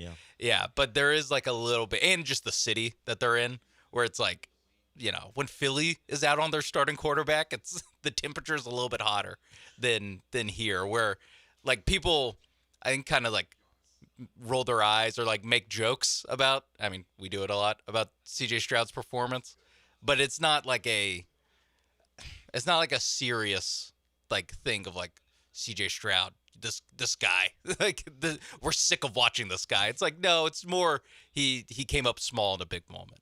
Yeah, and you mentioned Eagles. You don't have the AJ Brown personality on the offense to make people question, can this work out? Because Nico Collins, if we just do like for like as far as receiver to receiver, isn't someone who is demonstrative enough on the field or even off of it to even give you any inclination that there is a divide there. And D'Amico talked about his culture, and that is set. So what they've done this offseason is focus on technical stuff, particularly on offense, getting to the line earlier, making sure formation issues don't come up, being able just to operate in year 2 with CJ and Nick Caley. What do you operate? Yeah, that they have the foundation of who they are is set. So now they're just doing the little tweaks. Yeah, formation, like the formation stuff. You want to have a guy set a full second before he makes a shift and then resets. That'd be cool if they could do that. All that take stuff a touchdown that off the board frustrated us last year in the playoffs and in other games. They want to get that cleaned up, and that's what year 2 has been about. In this offseason. Yeah, that's what under Nick Caley. That's what year 2 has been about. The little stuff like lining up and getting. See, you're laughing, but it's a serious matter. It is no. I'm laughing for this team. I'm laughing because I feel like most teams can figure that out in year 1. Well, did they seem like a team who figured it out? They in sure year 1? didn't. All right. Sure didn't. Since but it was bothering them deep into a season, and you know what? A guy who might help that is our new quarterback coach, who was still a part of the coaching staff until they upgraded him. Shaplinski is talking about year 2 while Sean's laughing about it. Here's Shaplinski talking about CJ with Caley in year 2. Yeah, I think we've already seen it. The big thing we talked about as an offense in general is just when we talked, when we got in phase one was operation and building our foundation. And so there was probably a lot of issues we had last year, just getting the line of scrimmage, hurrying up to get the play off. And so the big thing we pushed on all of our offense is getting the huddle right, getting the play call in, getting the play called, breaking the huddle fast, using the shifts, being able to use the motions and still have plenty of time to operate, and also use cadence with that. So that's a big emphasis we put on everybody. They've done a nice job of it. Now we'll just try to carry it over to training camp. How does your role in all this? And you're laughing about it, Sean, but the great Mike McDaniel had problems getting his team set, and it led to procedure penalties. Sure, he's doing a lot of shifting, and he's very creative, but even his offenses, when they were at their best, had these problems. So the Texans could very well have had a reasonable problem, and now it's fixed. And then we'll go on to year 2 with Nick Caley and not worry about whether your seldomly used fullback, who's actually a defensive lineman, is ready to go when you snap a football. And we don't have to worry about touchdowns being taken off the board. I can't wait. Can't wait to see it. Can't wait to see clean operation for my NFL football team in year 2. I mean, while I am pushing back on this thing you're doing here, I would say 19 games into a season, you would have hoped that would have been figured out. It wasn't. Mm-hmm. And in fact, if you throw in the preseason games, even more time to figure it out. Even now, like you think about, like it's June 12th. Like there's still so much time before this season comes up. Like this. It's true, but you hear them, they figured it out. I know. I'm super glad that all these guys figured it out.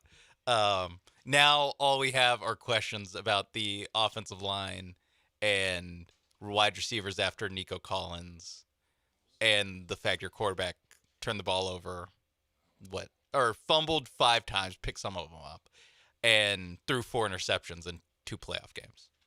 Other than that, but they line up. They line up now really well. Maybe if he has less to worry about as far as getting everybody set, his actual play after the snap will be better. Maybe. It's time to put a bull in the ring. They only lost by what? 12, 14, whatever I think it was. 12, yeah. And it took them since OTAs last season to January. That's like 9 months, 8 months. It took them that long to learn how to line up. They made the divisional round, almost won. Hey, now the ceiling's the roof. I mean, who's going to stop this team now they can line up? We have no proof that they can line up. That's what Jerry Saplinski. Are you calling Jerry Saplinski a liar? No, I'm just saying we have no proof. They may have all the proof in the world. I trust Jerry Saplinski. If there's one thing I've come to know in years of watching of knowing Jerry Saplinski of watching Texans football, it's when they say a problem's fixed, it's fixed. Set it and forget it. And Saplinski is just another. They're like a crock pot? Yes, yep. They basically are right now just doing those extra long QVC type ads of like Flex Seal. Like if they can put a screen door in the bottom of this boat and put some Flex Seal on it and take it out to the lake, like yeah, that's the equivalent of being like, we have it all figured out now. Don't worry. I hope they're right. We feel great about everybody on the team.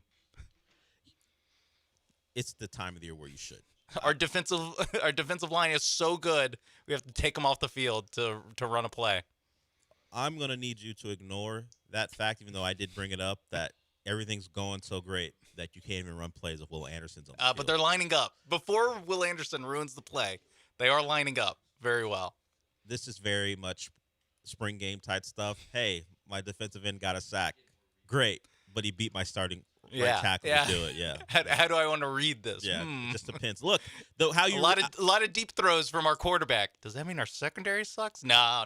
I'll give this. This is how you read it. Ain't nobody got a Will Anderson on the roster. So if Will Anderson's doing it, but the Colts can't do that. No. They don't have Will Anderson. They don't have a Will Anderson. One of those. Yeah. So that's how you make it work. Yeah. You are the only team with great players. You don't. They don't pass rusher. Yeah. Forget Josh Hines Allen. Is that how you say it? Yeah. Forget about him. I know he ruined a game last year. Mm-hmm. but he ain't Will Anderson. No, and we got sure our isn't. O-line issues fixed. That's Yeah. that's how you figure it out. Yeah. I mean, Bills don't have anyone. What's the next game? I forgot. I know they play the Packers. That'll be tough. He Michael Parsons won't be healthy. by December. He won't be the same. Okay. It's year 2. So he will come back from the ACL and then also get nicked up. No, year 2 is when you are at your best. Okay. Oh, I got That's you. what I'm saying. got you. He'll still be rusty. He'll still be working his way back. Snap count, maybe. The problem is all those snaps will be on pass rushing downs. That'll be the But problem. still, rusty. Yeah, Brainsmith's got we can him. hope. Brainsmith's got him. We can hope, and that's a long way in the future. Either way, everything's worked out. The Texans will be fine. Let's go to break. Jerry Shaplinsky said the Texans are going to be not just. Well, he did say he did limit it. He didn't say they'll be all right. He said that the pre-snap stuff, it'll be all right now. And we've heard from others that things are going well, so we can take them at their word. Before we go to break, let's talk about a company you don't have to question at all. Yeah, Sean and I are doing this nonsensical thing where we question the Texans and their words because they've always backed it up. But you know who has backed it up?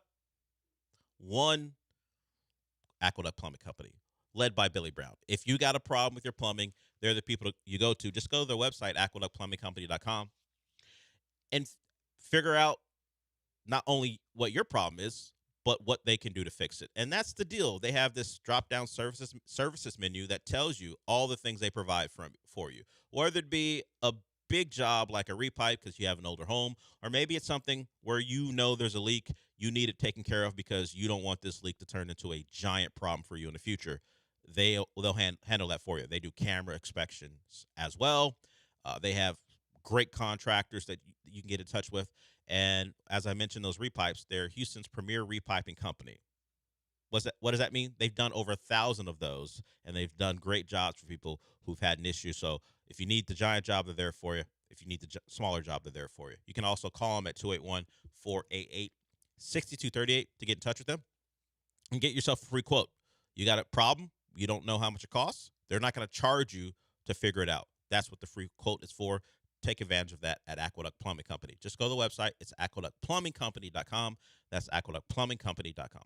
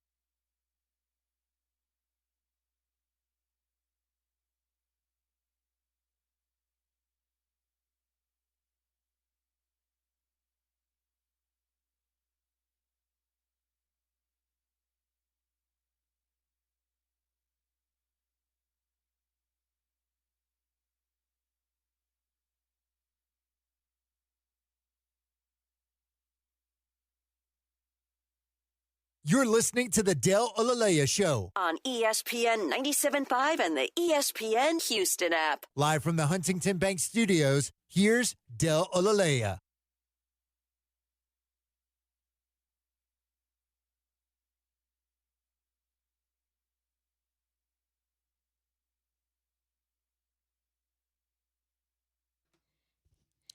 Got a couple minutes before we end hour one. Hour two, we'll be joined by Michael Carroll, host of the Comicast.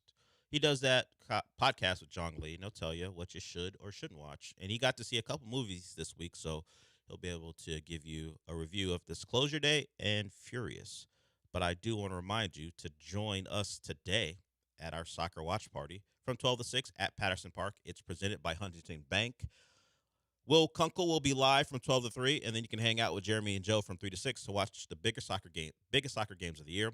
When you arrive, stop by the promo table and sign up for your chance to win a $500 gift certificate to Republic Boot Company out at Patterson Park. That's in the Heights, and it's presented by Huntington Bank. So the soccer watch parties continue as the tournament is underway. There'll be a game with Canada today, and then tonight it is the U.S. versus Paraguay. The U.S. trying to get off to a good start. I'm trying to think the last time they won an opening game in the World Cup. Not last year. They tied. They scored first. Tim Weah scored. Famous for what, Sean? For me, I just feel like they're really equal. He did score a goal in the last World Cup, and then they made a mistake, gave up a penalty kick, and Wales tied it. England and the U.S. draw. Was it scoreless? I think it was a scoreless draw. And then they scored a goal against... No, it was England, U.S. in 2014? Was it 1-1? No, I mean... Oh. Was it... Who did they play the second game last year? Oh, I don't know. Oh, was it Iran? Not last year. Last 2022. Iran? No, I think that's who... Where Pulisic sacrificed That was game 3. Oh, okay. That was game 3. Sacrificed his body. I'm questioning myself because they have possibly put Wales and England in the same group. Yes, they did. So it was the U.S., Wales, and Iran, and the U.S. scoreless draw in 2022, their second group game, and then Pulisic put his body on the line to beat Iran, and then they lost to the Netherlands in the round of 16. So they did not win their group game to start last time around. They didn't make the World Cup in 2018. 2014 was the famous the Portugal game that I remember in the second group stage where Michael Bradley earned an enemy for life with me. Never gonna forget. Bottled it. Never gonna forget that incident. But it was Ghana that they beat 3-2 2-1 thanks to John Brooks. So it is now there was an absence because they didn't play in 2018, but it has been a couple World Cups now since they've been able to win a group game, or at least the first group game. So let's do that. Yeah, they got get off We're to a good. good start. We're good on Paraguay. And start this tournament the right way. We're good. Oh, are we? Yeah, I'm calling it. Glenn Davis called it too. I'm going to trust him. He thinks they win tonight. Oh, okay. So he's the Jerry Shaplinsky of this? No. Where we just put trust in If we're doing comps, he is not the Jerry Shaplinsky. He's more like the Andy Reid. Okay. Of this. Okay. I trust his assessment of the U.S. national team more than I trust Jerry Shaplinsky's assessment of the Texans' offense in year 2 under Nick Caley. Okay. All right. Because Jerry has a vested interest in saying everything's going Yes. It actually is kind of a reflection, at least in part, on him and his the job he does. Yeah, what else is he going to say? We're a wreck. I mean, you thought last year was bad. Well, the defense has said the same thing. They said they've noticed a difference getting up to the line quicker, not the same issues they had. So the defense is backing up Shaplinsky in that way. Glenn Davis doesn't really have any vested interest in just saying the U.S. is going to win tonight. He gave his unbiased analysis, so I'll trust him on that as far as the game's going to go. Yeah. But before we go to break, let's get to something that I didn't know would exist. The city of Lawrence, Kansas, and Algeria coming together. We have seen that soccer is not just for the big cities hosting these tournaments. A lot of these base camps are in smaller cities. And Lawrence, Kansas, we know, home of the Kansas Jayhawks. Mahrez, one of the stars for Algeria, got to take shots in Fog Allen Fieldhouse. I love it when they put either a basketball, football, or baseball in the hands of a European soccer player. Yeah, just to see what it looks and like. The shot he made. So yeah. I don't know how much basketball experience he had, but Riyad Mahrez made a shot, famous for playing for Man City and one of Algeria's best players. So it is all these things where it's particularly in America, since we have all these frames of reference. Well, that's Kansas Jayhawks home building, and Riyad Mahrez, who normally is on the pitch in some of the biggest games in the world, is taking practice jumpers in Fog Allen Fieldhouse. That's where Algeria is based, in Lawrence, and we all know that Kansas has a very famous chant, "Rock Chalk Jayhawk." But now they've adapted to the Algerians being in their city. So what's it sound like now, Sean? Good. Rock Chalk Algeria. It's not that clever, but they are including Algeria in everything. The Algerians have been embraced by the people of Lawrence, Kansas. They are their second team. Mm-hmm. It is the U.S., of course, but they're all rooting for Algeria. That has gone well. That interaction between the Algerian national team and the Lawrence, Kansas community has gone really well. Yes. It's how the game grows, unites us. Yes. Brings us together. I'm sure Algeria is going to make a trip to Smallville at some point, and that'll be really cool for them, I'm sure. How many Algerians do you think are like, that's where Superman's from? We're in Kansas. Is that their frame of reference for Kansas? For specifically Kansas, it might be. I mean, maybe Wizard of Oz. Do you think the first part of Wizard of Oz? I think that might be number one, honestly. Yeah, Wizard but of Oz. I mean, these guys are like 25 years old. old. So you think the actual show, not just Superman? You think no. show? I think just knowing that Superman was raised in Kansas might be. I mean, the movie came out last year where he goes there. No, I mean the TV show Smallville. Oh. I'm less sure. Okay. Less sure if they get the CW in Algeria. I just don't know. It might be brought. I imagine they don't. I don't think they got the full-on lineup like first Smallville, next Gossip Girl. I don't think it was like that, but maybe it was broadcast on a different channel in Algeria. I don't think they got promos for. Will Dan finally get to date Blair? I don't think they got those promos. Yeah, okay. Unless Gossip Girl's a big show there too. I don't know. Maybe. I think Superman, just the overall Superman thing. Just knowing that he is from Kansas. I think that may be one of the things they know about Kansas. That's where Superman was raised. Not born, but raised. I think it's more likely that they are like this is where Superman's from than they are like, wow, world famous Allen Fieldhouse. what a Paul Pierce really had some moments here. What a cathedral to college basketball. Yeah, I don't know that. This is where Darren Peterson opted out of playing in a game. Yeah, I don't know that Rafe LaFrance captured the hearts of the Algerians at any point. Frank Mason took shots on this very court.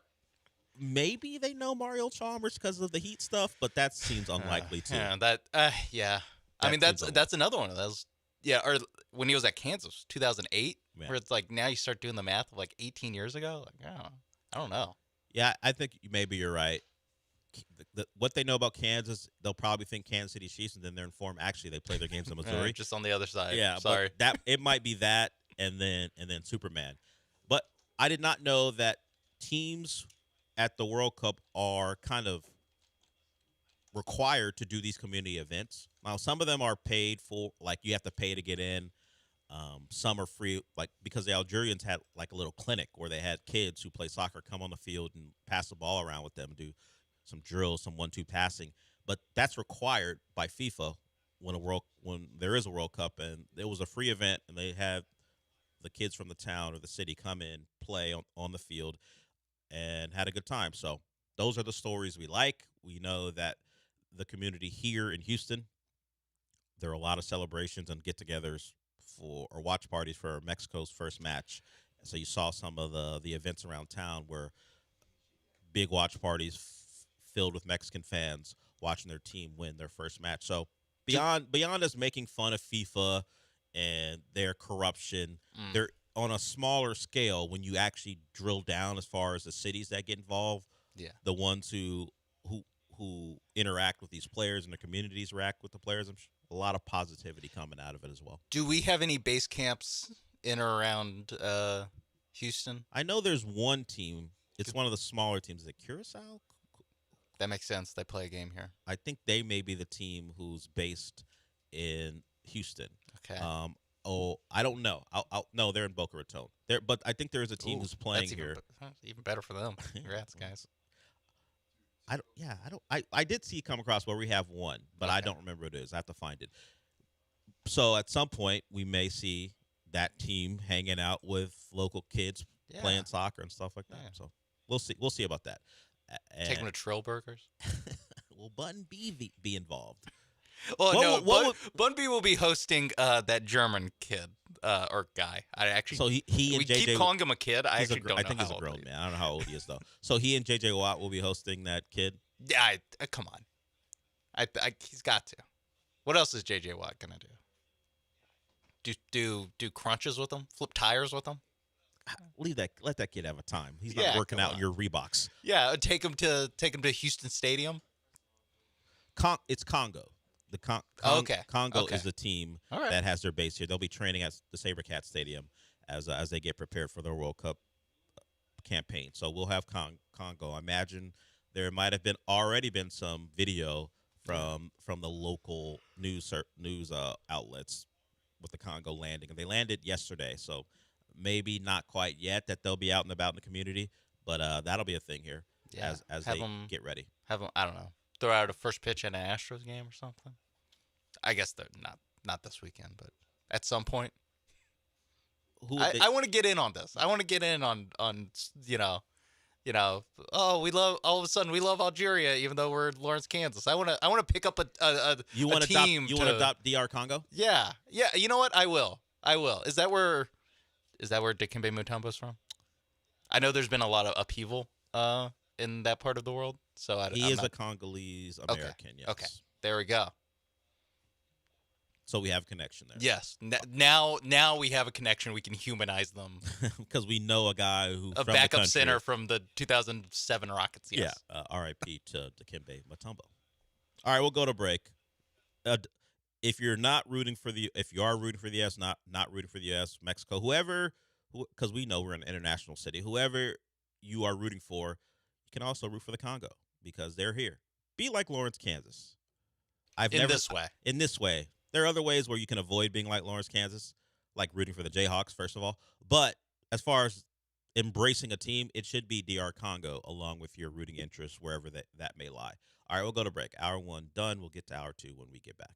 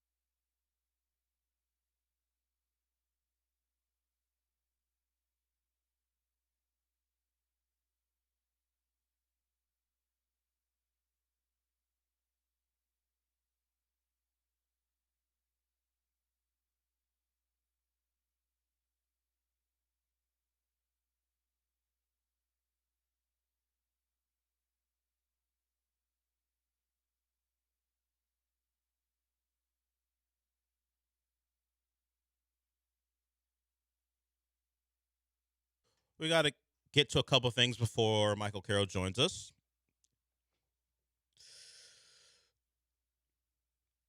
Are we talking about the finals in a way that means we have a game 6 when we get back, Sean? You think San Antonio recovers, finds a way to get off the mat, as they would say, win game 5 and push this to a game 6? Because remember, at least I started the discussion about when they were down 0-2.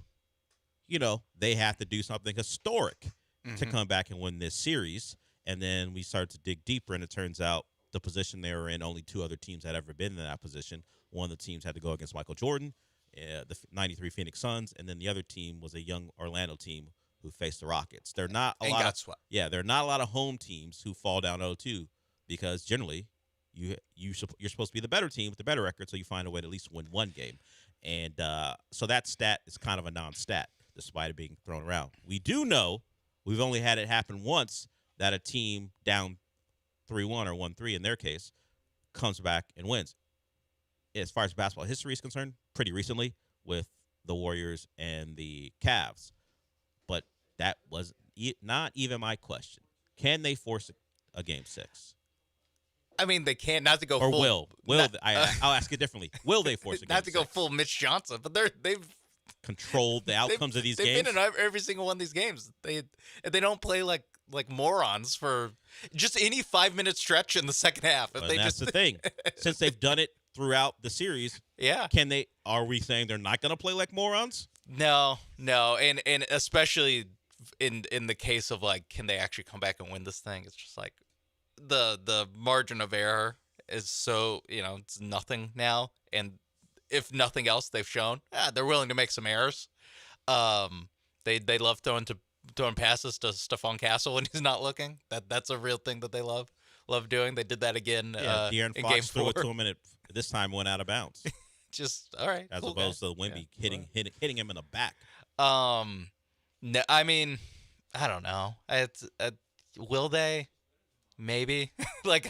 Again, all these games have been so close that it's there's a world where they're up 3-1. I guess. And so I guess in that way, yes, they probably will just one of these games. They'll just the coin flip will kind of go their way, and just they'll make the free throw this time. Wembanyama will make the free throw this time. De'Aaron Fox will not go up for the layup. Karl Towns won't post. It's so many things and just in the last 45 seconds of that game had to go wrong. Never mind the several 13-3 runs that it took to get it to that point. So yeah, sure, game 6. Why not? I hope there's a game 6 just because spiritually this isn't a 5-game series. It is not, and it'll be talked about in a way that people will say. I think for clarity's sake, it should never have been a 5-game series. Now, as history rolls on or time rolls on, eventually it'll be just looked at as a Nick runaway. You'd have to be a real ball knower to talk about the fact that Spurs should have at least pushed this to 6 People or 7. People forget that the first 4 games of this series have all had crunch time, which is within 5 minutes within 5 points with 5 minutes left. And it's actually been way closer than even 5 points with 5 minutes left. It's been a Spurs lead with 2 minutes left, and they're down 3-1. I will counter with the fact that the Knicks take care of business all playoffs long. When they've had a chance to end a series, they've ended it. So 45-point win coming. I won't go that far. I mean, that's what the they've Spurs done. aren't the Hawks, no, and they're not the Cavs, they're not the Sixers. But yeah, that has happened where blowouts have been the story in elimination games when the Knicks have a chance to put you down.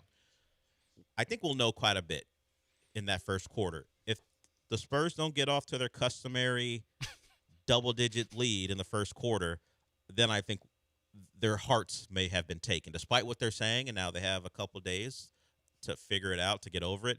If the Knicks get out to an early lead, I think the Spurs are done.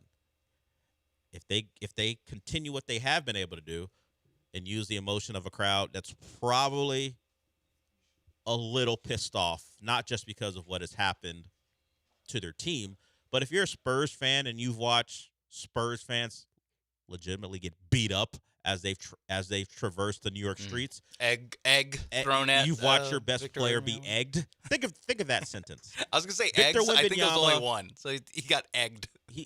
Victor Wembanyama was egged in New York City. That has to be something.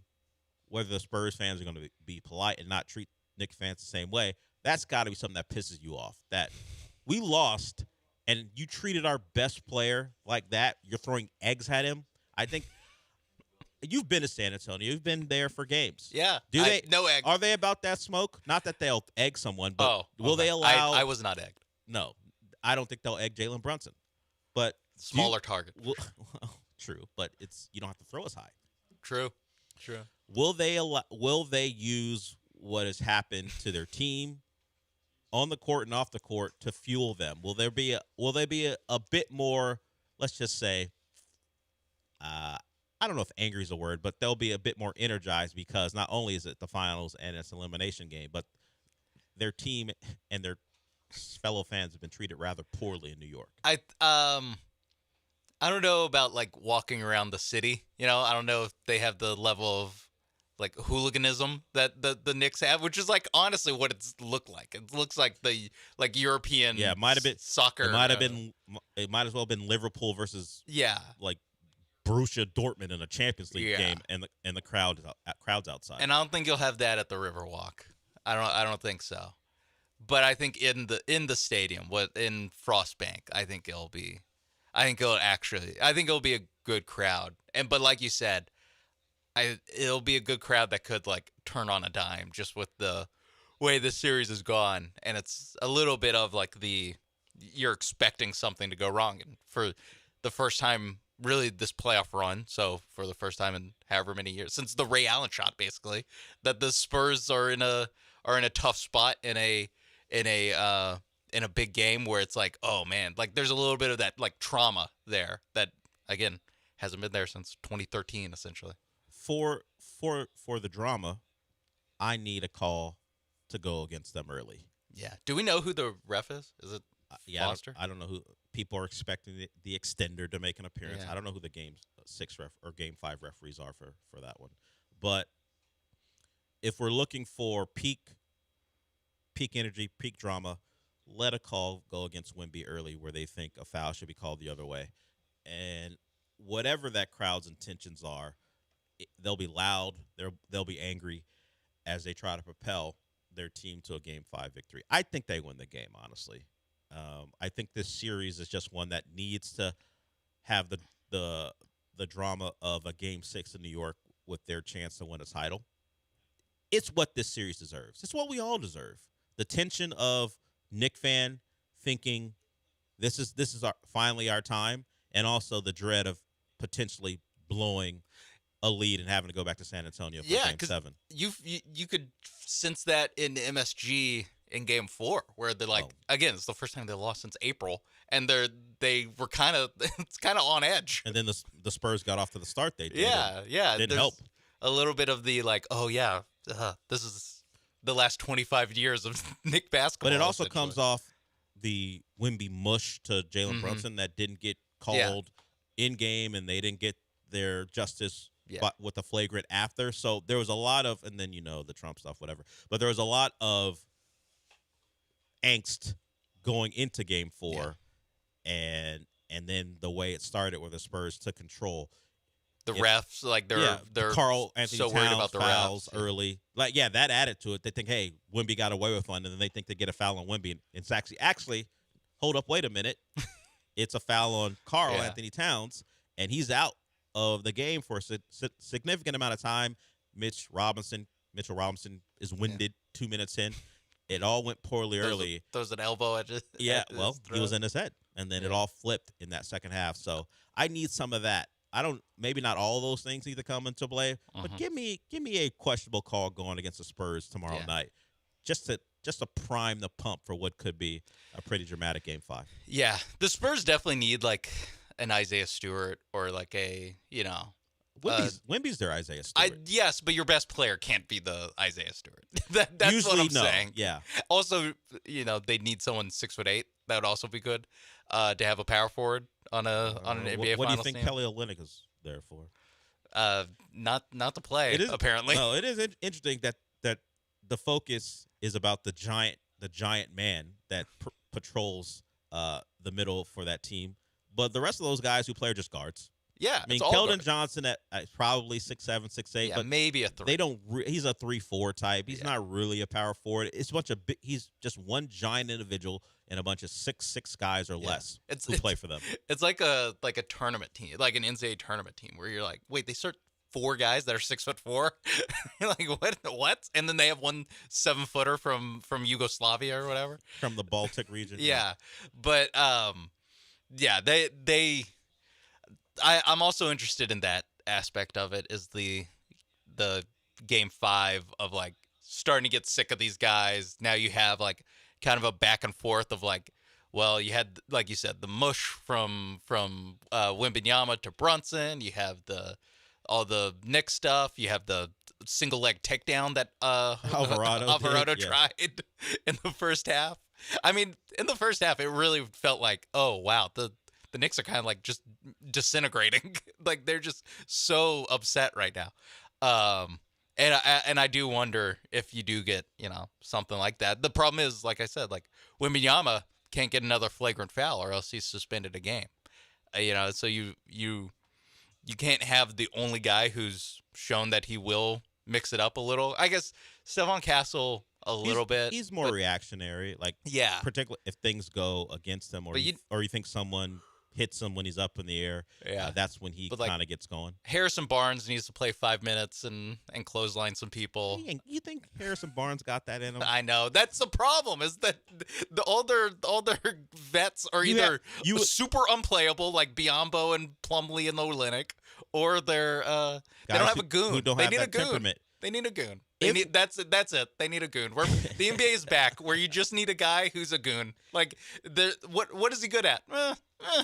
Not much, but he's a physical presence down there. If we see early minutes for Biyombo, then we know what time the Spurs are on. Oh, that's code red. It's the code red.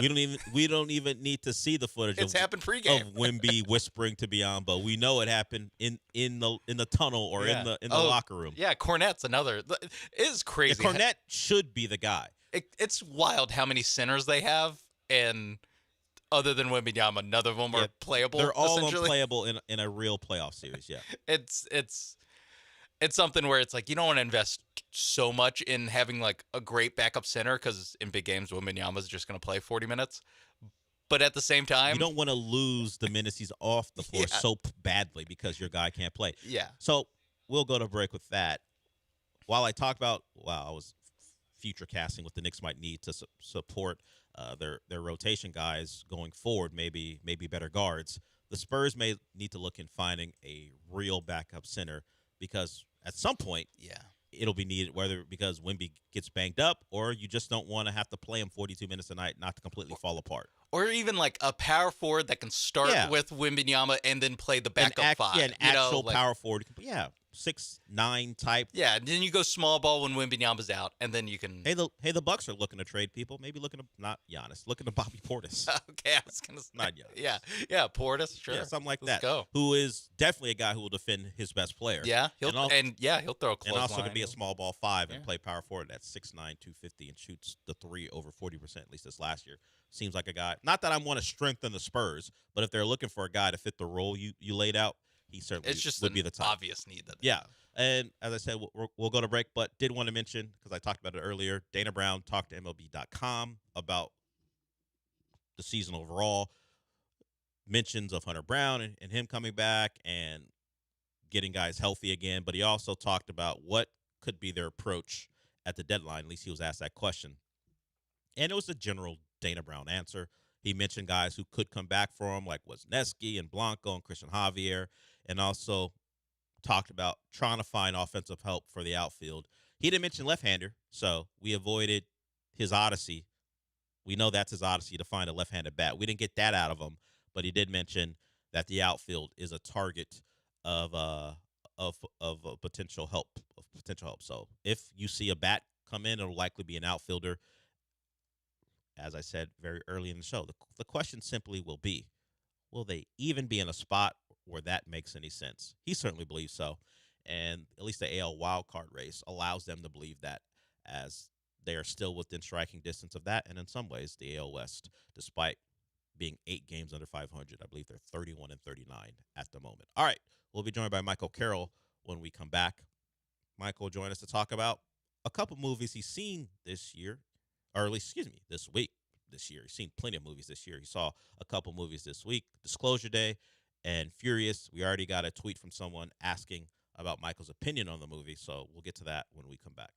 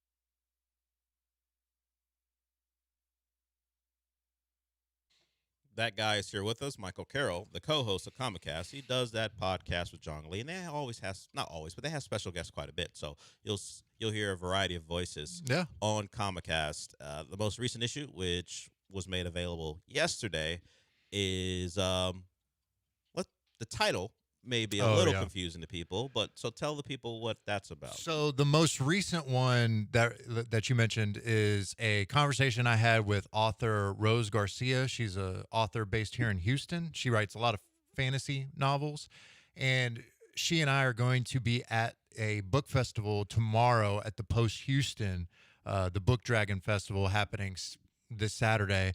I'm moderating the author panel beginning at 11 a.m. There will be J.J. Kong, D.L. Jennings, K.R. House, and Abby Fox. I'll be moderating a panel about world building and creating magic systems with them. And Rose is going to be one of the attending vendors. I met her at Comic Palooza a couple weeks back, and so it was like, you want to come on the podcast and talk about the festival and just talk about your career and stuff. So we dove into that, as well as, her books and her thoughts on world building and things like that. So if you are interested in books, you have that option. Also, in terms of the podcast, Jong and I, we had a discussion about Obsession with how it's doing at the box office, as well as Supergirl. Our hype is building for that film, which is coming out in just 2 weeks. I've learned that the one rule that you should have when you're building a world, particularly when there's magic, no matter how divorced from our reality it is, the rules got to make sense. Your rules can't fluctuate depending on the moment. You can't, you have to establish like limitations and rules that you can't just back off on, because then the audience kind of loses their, well, what are we doing now? They start questioning things. You got to have these rules, and you got to set a standard for that. And so we'll be talking a lot about that this Saturday. Yeah, we're willing to accept that this is a different world, but the world does have to make sense. Let's get to Eric here. He's got a question for Michael. What's up, Eric? Hey guys. Yeah, another Batgirl movie was shelved in 2022, but I heard rumblings that they're going to release it and do some reshoots with Michael Keaton as Batman and then Brendan Fraser as Firefly. Also, I heard that they're going to do a remake, well, not a remake, but another reboot of the Transformers movie, and the Wonder Woman writer's going to write it. And Colin Farrell said that the Batman 2 script is pretty dark, but it's pretty impressive as well. And I'm going to go see He-Man this weekend, and my son's taking me. It's getting great reviews, and I don't know why it's not doing so well at the box office, but everybody loves it. And Bill, Toxic Avengers on Disney Plus if you want to watch it. Add another 2 weeks to the delay. You're not doing yourself any favors. So I have not seen anything about them releasing Batgirl. I've seen that someone wants to make another Batgirl movie, but I have not seen anywhere where the previously completed but shelved Batgirl will be made available. That one, I don't think that's, unlike the Coyote versus Acme movie that's coming out. I think it's later this year, or maybe even just a month or two from now. Unlike that one, this one just got completely shelved due to tax write-offs, and it's locked in a vault basically, and it's not going to see the light of day possibly ever, outside of maybe a leak of some kind. But I mean, I doubt it at this point. I wouldn't expect to see that Batgirl movie ever. In terms of the reboot with Transformers, there's like a couple of different reboots that they're working on. There was like a continuation. There was a crossover with G.I. Joe. They were taking scripts not too long ago from Max Landis and another writer. I think they turned down the script from Max Landis, so it's something else at this point. So I don't know. There is Transformers in the works, but who knows what version Paramount's going to end up going with. So one of the people behind the Welcome to Derry series, he is going to be part of that. In a writing role, I believe. I don't know that it'll go horror. No, I don't think it'll go horror. No. Yeah. So there is some movement there, but we don't really know anything about that plot. But it looks like they have chosen a direction as far as the movie. It'll have Anthony Ramos in it from the most recent Transformers movie, at least the live action one. We do have Transformer 1, which people like, the animated one. Yeah, the animated one was good from all accounts, and well, I should say it too. I enjoyed it. I watched it when it eventually came out on streaming. I wasn't impressed by the trailer, but then watching the movie, I was like, Same oh, here. this is pretty good. I liked it when I watched it. It was good, but it didn't do well enough to warrant a sequel or a return. So we're probably not going to get a continuation of that anytime soon. And then, of course, with Paramount, you also are you have to take into the account of them trying to pull in. Is that Paramount right now trying to blast me? Normally, they would text me and go, shut them up. So this time it was not good. Paramount. Yeah. That's good. Because Paramount obviously is trying to buy Warner Brothers, and you have to take that into account. So I imagine a lot of things, because they're trying to push like, oh, no, we're going to make a ton of movies. Don't worry about it. So there's a lot of things in the works, but, we'll see. So if you enjoyed 2023's Transformers Rise of the Beast, you are getting a sequel. And if you love the potential G.I. Joe connection there, you may get that with Anthony Ramos reprising his role. Maybe. We'll see. I don't know. I didn't like that movie as much as I thought it would. It felt like a return to what we tried to avoid with where we ended up with Michael Bay's stuff. But, we'll see what they end up doing with Transformers. And then in regards to Colin Farrell in the Batman Part 2, yes, his character is darker. His character, I think he said it this week, he's only in 2 scenes for that movie. So we'll see how much darkness he can bring in those 2 scenes. But obviously, if you've watched the show, you know how dark that character is. He won't be screaming maniacally, "Ha, that guy's crazy," when he was getting chased by Batman. No, I don't see that happening. No, not with this one. Not with this so interpretation. He'll be a little darker. Okay, cool. Colin Farrell, the Penguin, if you don't know.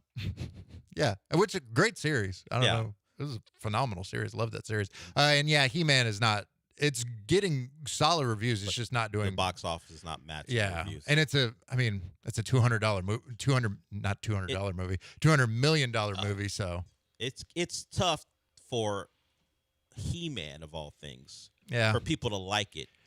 But you can't get people into the theater to see it. That's It's what we've talked about every time it comes up. Like, who's this for? Yeah, who was looking for He-Man? It's for me, Sean. It's for me. And the box office is showing. Problem is, out of it's the 3 just you. people on the show, it's only for one of Probably, them. yeah. 1 out of 3 people is for, and we're both. And the one person has still not seen it yet. So. Yeah, we all three of us relatively have similar interests, and it's actually for and won't go. Yeah, I don't have time. And it's not for. I got plenty of time, and I don't want to go see it. So that's the problem for He-Man right now. I got nothing but time, and I don't want to go. And it's. I don't know. It kind of. I don't know. It just kind of sucks because it is, by all accounts, a solid, fun movie. It's just. It's the IP thing. I believe our intern Jonathan, who joined us last week to talk about backwards. Nicholas. Yeah, Nicholas. There's so many of them out there. I flipped so names. many interns. Nicholas, yes, the UH grad. I remember stuff about him, just not his actual name. That's tough for me. That is tough. Intern out there, take note. He saw it and enjoyed it, so he is one of. I was going to say many, but it's not true. Several people have gone to see it. I mean, it is many. It has made millions of dollars, but compared to what they wanted, not enough of the many have seen it. But he enjoyed it too. So if you go see the movie, you'll probably like it. I think it's the motivation to go see it. It's a fun popcorn movie. So if you want to go see just something, it's bright, colorful, action, just have fun with it. Yeah, you can go see that anytime at this point. Well, maybe not as times die down. You better hurry up. Yeah, you better hurry up, actually. At some point, it's going to be on streaming more quickly than they would have liked. So Michael did actually go see some movies this week. Yeah, it did. So we're up against the break, so let's go with the one you enjoyed the least. Which one would that be? And tell us why your opinion may differ from the general consensus. Well, you have Disclosure Day. That's the big release this week. The latest Steven Spielberg movie, or The Furious, which is a new martial arts action movie. You would think, oh, well, Disclosure Day, Steven Spielberg. I'm in the minority on it. I did not like it. I did not enjoy it. I thought it was boring. I thought it was slow. I thought it was too long. I did not get invested in anything that was happening on screen. I thought what the movie tries to do is it puts you in the middle of it from the jump. Like it feels like you're in the middle of a movie with the situation that Josh O'Connor character is in. And it's like, okay, that's cool. And then it plays the story so close to the vest that it keeps adding layers of questions rather than giving you any sort of answers. And that like mystery was not intriguing enough, was not engaging enough to keep me like locked in for the 2.5 hours that it is. Outside of Emily Blunt, her character, Margaret Fairchild, best thing about the movie. She is incredible. She's stellar. She does comedy, emotional, like all the things. She does great. And that's not to say like Coleman Domingo, very good actor. Colin Firth, very good actor. Josh O'Connor, very good actor. But everything that they were saying, I was not invested in at all. They were saying these emotional lines, and I was just like, oh, okay, cool. I still don't understand really what's the point of anything. Is it possible that you're dead inside? I mean, that is possible. I mean, you can't rule that out. If Emily Blunt can't get you, then who Yeah, can? and I mean, Emily Blunt does again phenomenal job. But the rest of them, it's not that they're bad. It's just what they have is just like. So it's a writing issue. It's more of a writing and story issue. I don't think the story, when you get your big like, oh snap, this is what this movie is, it happens way too late in the movie, and then it's also. I was like, that's it? Like, that's our big reveal? Like, I don't know. That's tough for Steve. All right. Michael Carroll, Steven Spielberg can't make movies. Got it. That's did I say that? I Steven didn't Spielberg say that. Sucks. How about That's not what I said. how about Michael Colin Carroll, Steven Spielberg lost his way? Ooh, washed? Wow. No. Did you watch No. King Wash? Steven Spielberg? No. Okay. No. Okay. Not washed. Sounds like you're saying. No. Okay, wait a minute. Let me bring it back. Technically wise, it is a very good movie. Okay. It's Clean it up. beautifully shot. Okay. It's well done in terms of sound design, production design. Chase sequences are solid. They're good. Visuals, impressive. The score by John Williams. I mean, of course, because John Williams is as the kids say, a goat. Not a bad goat, good goat. But yeah, like all the technical aspects of this movie are very good. It's the story that just I kept waiting for a moment to like land with me. I remember in the theater thinking, okay, yeah, probably the next scene, there's got to be something that's going to hook me in. And it just never showed up. And then there's some cheese to it. There's one moment where a thing happens between Josh O'Connor's character and his girlfriend, played by Eve Henson, I believe. Houston. Eve Houston. She happens to be the daughter of Bono. Which, by the way, they have zero chemistry. They felt like brother and sister, not rather than a boyfriend So girlfriend. the guy who played Prince Charles has no chemistry with Bono's Zero daughter? chemistry. And again, it's no. He was chemistry. also in Challengers. Yeah, he was. He had more. He had more chemistry with that other guy. with his buddy than he does with Eve Houston. Yeah, zero chemistry here. But there's a moment between those two that happens, and I remember laughing, and then looking over, and the older man next to me was looking over like, what did we just see? Like, what was that? And we both like chuckled and shook our heads. Like, it wasn't that good in that respect. Now, again, I'm in the minority on this because 82% of critics like it, 74% of audiences enjoy it, but it's the pacing. The pacing kills the vibe of the movie for me. Michael Carroll, Decision Day. Disclosure. It is Disclosure Day. I'm thinking about the decision Giannis has to make. Actually, that's where my focus is. I will disclose that I don't know about Giannis, but I do know maybe this movie sucks. Maybe I didn't say that. No. Michael, what's the quote for Disclosure Day? No, boring. Boring. Yeah, okay. boring. Boring. I'm just saying. If Steven Spielberg pretended to be Michael Bay. Yeah, he spends all his time on TikTok and Instagram Reels. He can't sit down and watch a 2.5-hour movie. Yeah, you know. Oh God. That's a tough one for Big Steve. Big Steve. Yeah. Michael Carroll, not a fan. He's like, I'm sorry. What has this guy ever done? If this movie came out 20 years ago, I think it'd be better. But in a post-Arrival world and a creator and some of these other sci-fi big movies that we've gotten, it doesn't, like, it didn't do anything innovative to me that made me go, oh yeah, I think this movie is great. Wow. When we come back, we'll come back and Michael will talk about a movie he actually likes. Yeah, I'll disclose about that one. It's a tough one for Emily Blunt. Thought she had another banger. Instead, Yeah. She was good. You're good, but your movie's boring. That's kind of the take. Yeah. We'll get more into Michael's review of The Furious when we come back.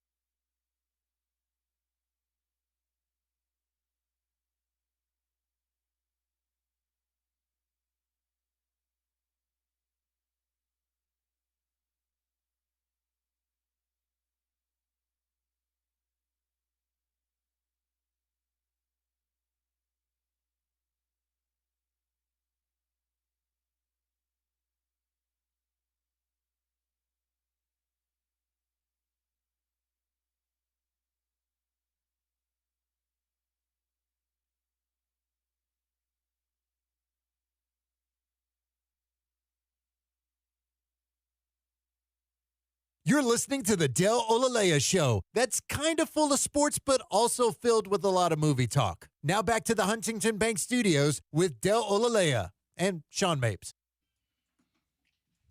So we go from Wash King, Steven Spielberg. Not what I said. Just saying. To The Furious. I don't think he called him king. Just washed. All right. You two. You got to stop. Bum Steven Spielberg. Somebody's going to come up to me like, what am I saying? Nobody's going to come up to me. I'm not that popular. Yeah, you think at the book event we heard, tomorrow, they're zero going to be chance. like, We heard what you said, Michael. Yeah, 100% zero chance on that one. So let's get to the movie you watched that you did like this week. That is The Furious. The Furious, yes. It is a movie about a Wang Wei's daughter is kidnapped by a criminal network, and he receives no help from the corrupt police.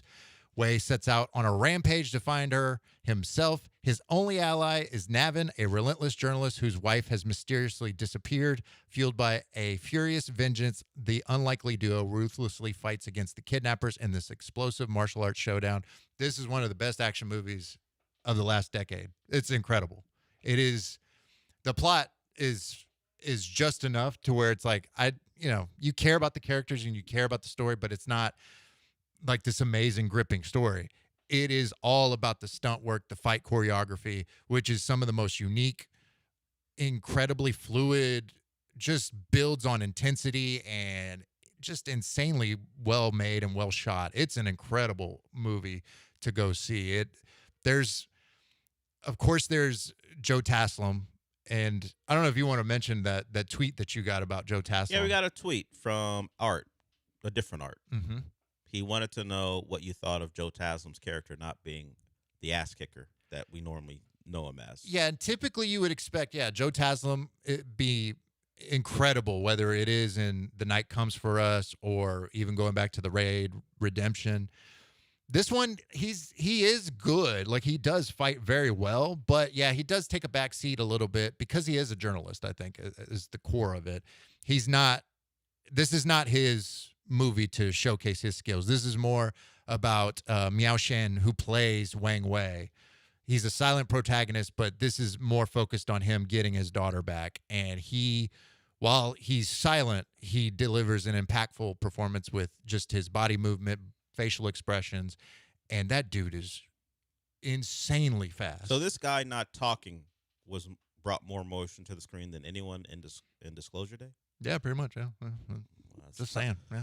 I'm just saying. Once again, another big moment and tough moment for Big Steve, man. Disclosure Day, if you would have had aliens doing martial arts, I would have been locked in. But you didn't have it, so The Furious, that's my top pick for the week. So to be clear, because you know of my stance against aliens. Yes. Are they aliens in human form doing stuff, or we actually see? Actually, that's probably a giveaway. So don't answer that question. I can't answer that. Don't answer that question. But I'm hearing a lot of alien stuff, and not hearing a lot of good stuff about the aliens, which is my stance anyway. So it fits what I think. The alien aspect of Disclosure Day is not. I don't know how to say it without spoiling. So I'll just say, yeah. Anyway, The Furious, phenomenal. You love aliens. No aliens, and you're in line with the critics at 99% on Rotten Tomatoes. 99% with critics, 95% with audiences. This is just go in and you're going to be like, oh, snap, every few fight scenes or even from one fight scene to the next. And what this one did very well is it locked you in the first 5 minutes, because there's a thing that happens in the first 5 minutes that the theater that I was in, we all went like gasped at what they did. And then it just kind of carried itself from there. And it's your typical martial arts movie. It's not going to be like realistic fighting necessarily. You get swarms of people with pipes and all this and that. It's about the physicality of it, though, and how this is where one thing that Hollywood just still does not understand: how to shoot action. You see the fight moves. You see a continuous shot of all four main actors fighting with and against each other in the third act. It's incredibly shot, the amount of movement that they're able to do is just insane. I was trying to describe it to, I think it was you, Sean, or maybe it was Brian, that there's a sequence where the main character, Wang Wei, he's like, I don't know what to call it, but like crowd surfing in a sense, fighting people. And he's got a hammer. He's just wailing on dudes. And it's incredible what he's able to achieve. And we're not saying there's CGI wire work or anything like that, because this is from one of the producers that did Crouching Tiger, Hidden Dragon. This is not that. This is all physicality, just doing insane stunts and movements throughout the course of this film. I don't know that Michael's ever been as positive about a movie he's reviewed here, so go check it out. Outside of Project Hail Mary, and Obsession, I think this one's a standout for this year. So The Furious, you can see that in theaters right now. Michael got to see it earlier in the week. And I know this may be a concern, like in terms of you, Sean, I don't want to read subtitles. I know you don't like to read subtitles. And the thing that this movie does is majority of it is in English. Like Joe Taslim's character speaks in English. There is some subtitled portions with the daughter, but there's also some characters get dubbed over in English, but then other characters do speak their normal language. I don't really understand the full gist of why that is, outside of maybe because there are, I think, at least 3 different dialects and 3 different nationalities of people coming together for this film. Maybe it's to try and make it more like a global, widespread release type thing. I don't know. That can be a little like cheesy because the dubbed audio just doesn't, it's not very good, honestly. But it's, again, the action that propels this movie. It doesn't sound like there's that many subtitles. It's really not. The dub stuff, like, as long as it's not Madam Web ridiculous, I'm kind of cool on. It's 2 characters specifically that are a little goofy about it. Well, one really. But I'm also willing to forgive all of that when you have a guy crowd surfing, beating guys up with hammers. Like that there's a give and take. Yeah, that just washes away any, like, okay, you know what? I'll read some subtitles if I get hammer fight. And there's a Wang Wei, who is it? Miao She, Joe Taslim, and a newer actor that I just discovered in this movie, Brian Lee, have this triple, like, 2-on-1 fight that in like a freezer thing, and it's just insane. The big dude brings a sledgehammer. Nice. He's propelling himself as like a human dart. Like, it's incredible what they're able to do. it's insane. I highly recommend The Furious. There it is, Michael Carroll, the host of ComicCast. He told me before we started there wasn't a lot as far as things to other than those two movies, so we focused on those. Michael, not this one, the one who called in, wants to talk about the Spurs. We do have a sports show later coming up. We're a sports show, but not for the last 30 minutes of our Friday show. So, Michael, if you want to talk to Will Kunkel, he can answer your question or at least hear your fun story about the Spurs. Sorry, that music means we're done.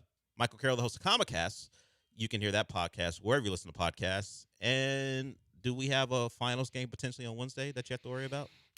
No, I think the game would be on Tuesday. So I think or Monday. So we'll be back next Wednesday.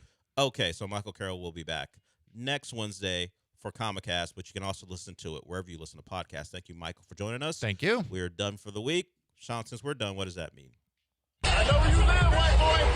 Michael talking about Steven Spielberg. I get it. I'm in trouble. If it was really Michael, it would have said washed white boy. But I was looking. I was like, I don't really have anything for that. Steven Spielberg is great. He just has a miss, according to Michael. Not to everyone That's else, all. Maybe. but to Michael Carroll. This is Michael at the screening. We're done. Will Kunkel up next. We'll talk to you next week.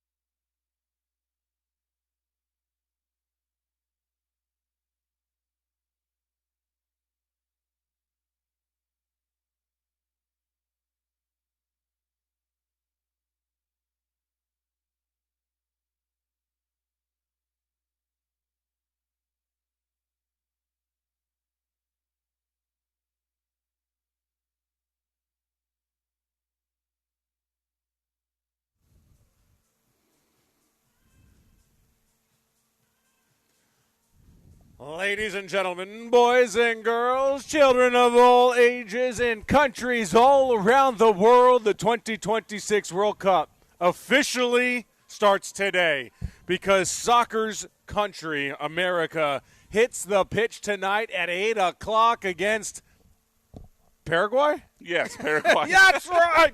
True soccer fan.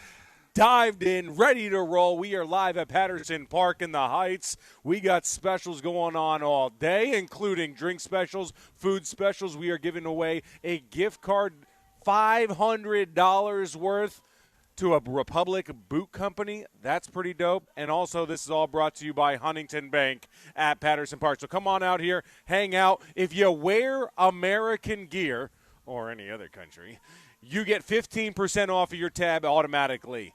That's the way we're rolling right now because it is finally here. The World Cup is finally starting in 2026 because America is hitting the pitch. Although, Brian, I will say, I'm a little surprised to hear you all say all that since you now claim Mexican heritage as Will Concalito. That was yesterday. That was yesterday? Okay. Yes. So your Mexican heritage is over? Full-on Mexican, over 1.5 goals yesterday. It hit? It hit. Congratulations. Yes. So, like, I'm part of the family.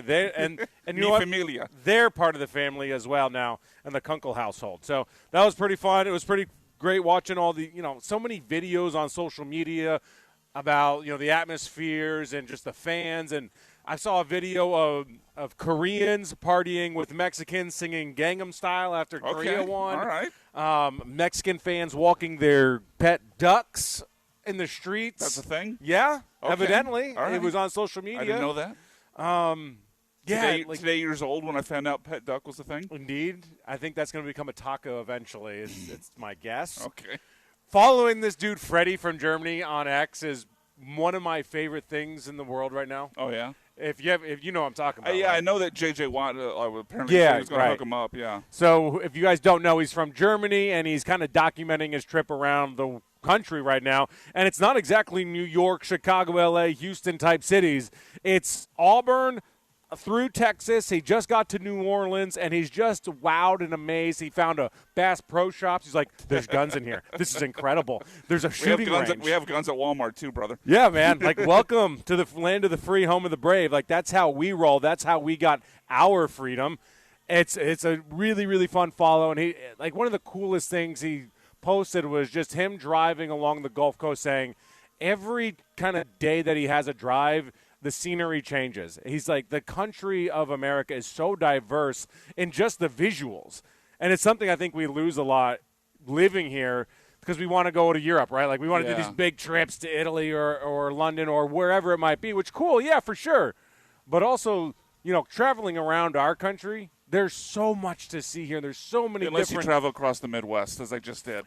But, like, Chicago's there? Yeah, I didn't go through that part of Illinois, but I went through, like, basically Missouri, Illinois, Indiana, Ohio, into Michigan, and for about 800 miles, it was all farmland. There was nothing different. Shout out to the farmers. Yeah. I don't have a problem with the farmers the same way Brian does. Oh, I wow. respect the farmers. Throw me under the bus with 5 minutes into the show. I'm just saying. Hey, you just said. Well, I'm just saying I found out why they call it flyover country. That's all I'm saying. I love the Midwest.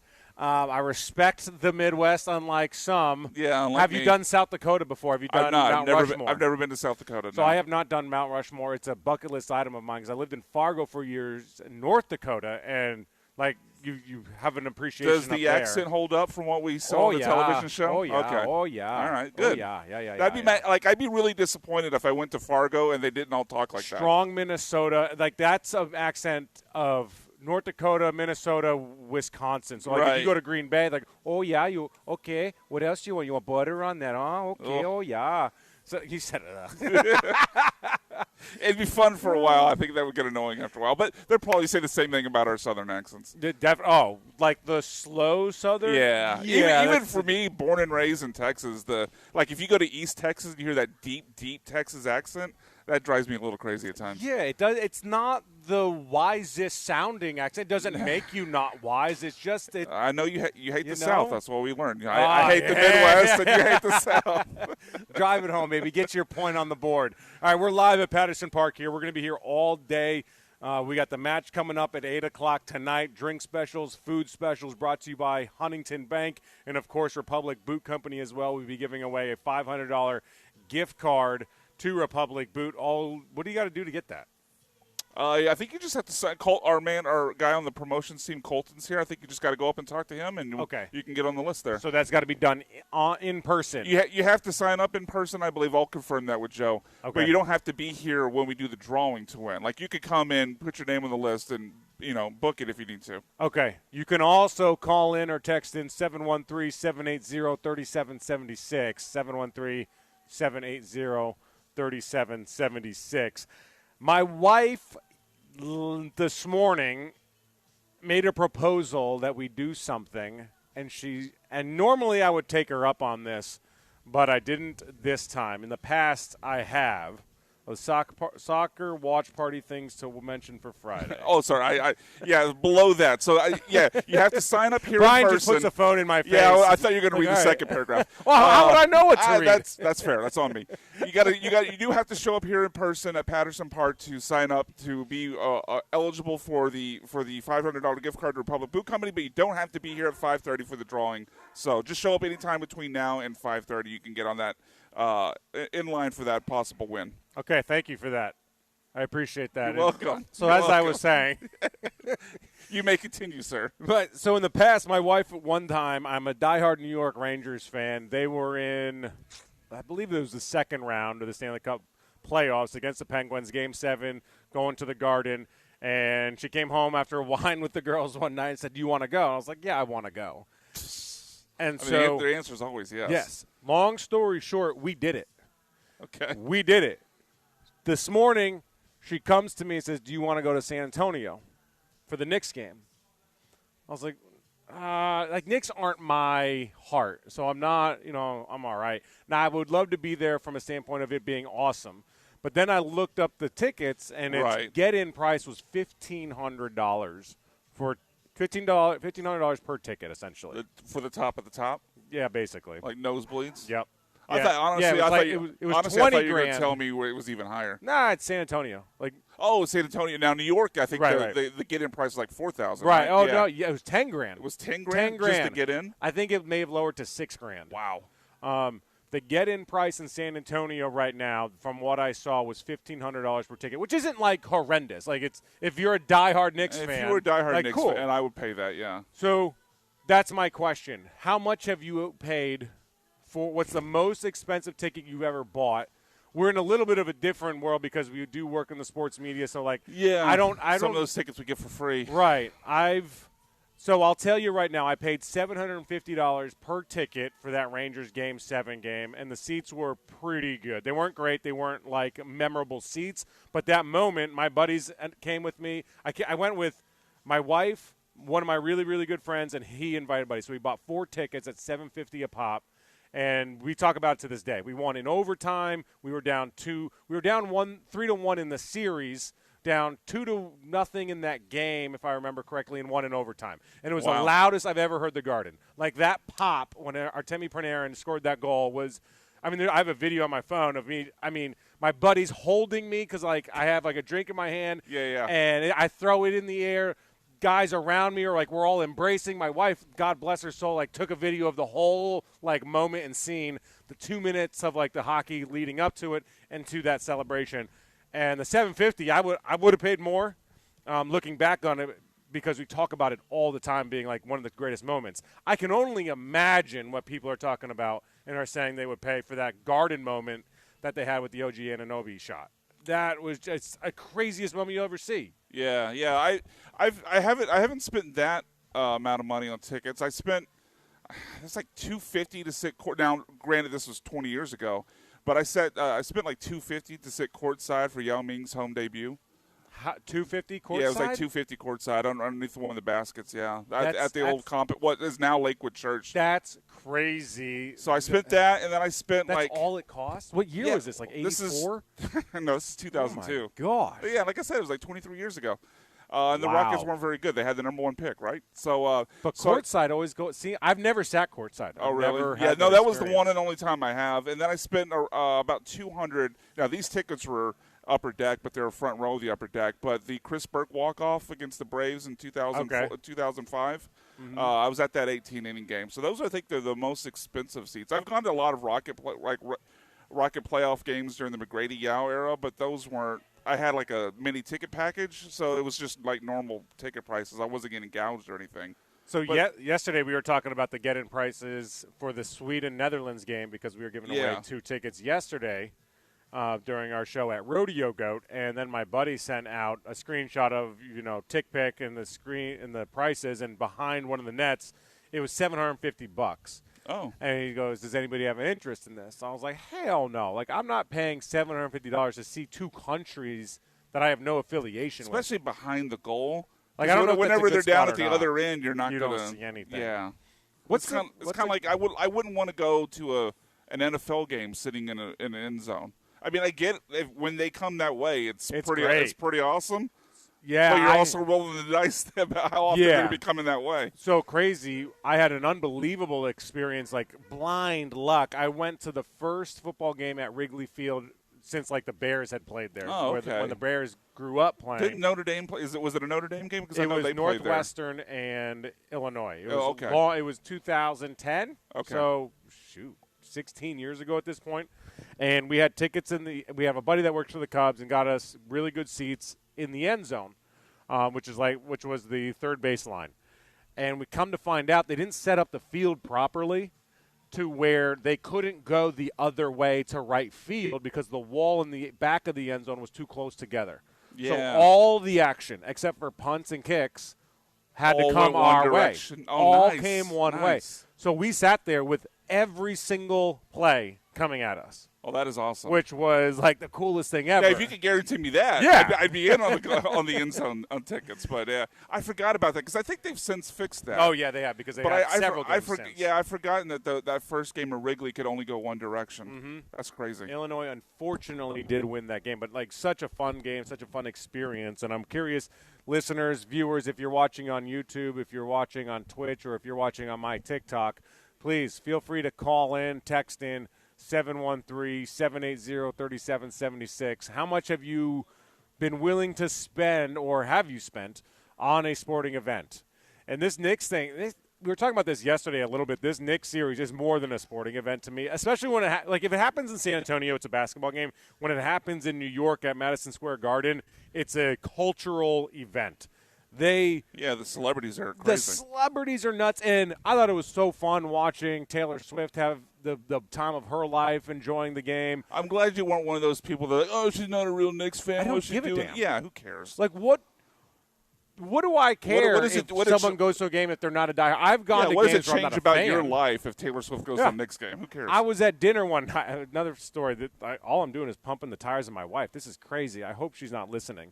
We were at dinner when I was living in Charlotte one night, and we have a bunch of friends when I used to live in Wichita. They live in Kansas City. And the Chiefs and the Jaguars were playing in the first round of the playoffs. And so one of our buddies posted a video of them getting off the plane in Kansas City, ready to go to the game the next day. And my wife goes, "You want to go?" I was like, "Hell yeah!" We literally got Miles, packed up our dinner, got our dinner to go, got Miles, flew out the next morning, and bought, I don't know, it was like $250 a ticket, 30-yard line, 15 rows up. That's not bad. No, it's super reasonable for a that's playoff reasonable for a NFL game playoff at game. Arrowhead. Now remember, Arrowhead has now held all types of AFC Championship games. I was going to say, say again what game that was. was. It was the opening round, so divisional round. But I how believe. far into the Mahomes era was this? It was probably 4 or 5 years ago. Okay. See, I do wonder for teams that have like a long, long period of success. Like I would wonder the same thing for like the Duncan Spurs era, right? Where like towards the end, like I think you probably could get in a little bit cheaper just because the fans are so used to being able to see those moments that the uniqueness that drives up the price kind of goes away a little bit. Yeah, so that was 2023. It was Chiefs and Jaguars. Okay. It was the game, I believe Mahomes hurt his ankle but returned. 27-20 Chiefs won. But it was one of those things, like I had covered the Chiefs forever as a journalist when I was in Kansas City for big games. And it was great being there, but I never got to participate. I never got to tailgate. I never got to sit in the fans. I never got to do any of that. So then to go as a fan was like euphoric for me because I got to have a cocktail, got to hang out, scream and yell, watch, put a little cabbage on the game, and that way get my interest level up a little bit, you know? Sure. Like, so what? Am I going to get bashed because I'm not a Chiefs fan? Like, who gives a damn? Yeah, no, I wouldn't bash you for that. Exactly. Like, I guess the only way I think it would deserve to be bashing if the two teams playing were like rivals. You know what I mean? I think it's bashing if you're switching, yeah, sides. Yeah, but just like, hey, you live in New York, you go to a Knicks game, who cares? Yeah, it's an event. It's a social event. It's Right. like minor league baseball from the standpoint of you don't go to watch the Cowboys play necessarily. You go to, like, everybody in Sugar Land is going to go kind of hang out on a Friday night, fireworks, and it's a social event. Yeah, so $10 margaritas, whatever they're charging. Yeah, it's a social event for sure. Yeah, the baseball happens in the background. Exactly. It just kind of is what it is, which is fine. I have no problem with that. But which maybe we could say about the Astros going forward for the rest of the season. Man, I have. Thank God they had an off day yesterday, so we didn't have to watch. The games I'm watching, it's empty. The dike is. What year did quiet. you get here? 3 years ago. Okay, so there was obviously they tanked before the Golden Era start, and I was working at the flagship during that time, 11, 12, and 13. So I had a media pass, and I got off work at noon, so I'd go there whenever they had a day game, and man, it was just section after section after section. Not just there's only a few people in it, of absolutely nobody in it. That's correct. I don't think we're going to get there this year, but no, we won't. But there's definitely going to get to be a level of just, I think, malaise with the fandom. I agree entirely, but we'll never get there because the season tickets have been sold. So, like, back then, no one was really a People season ticket might holder. not show up, though. Well, they might not, but you still have more than you did in the past, of course.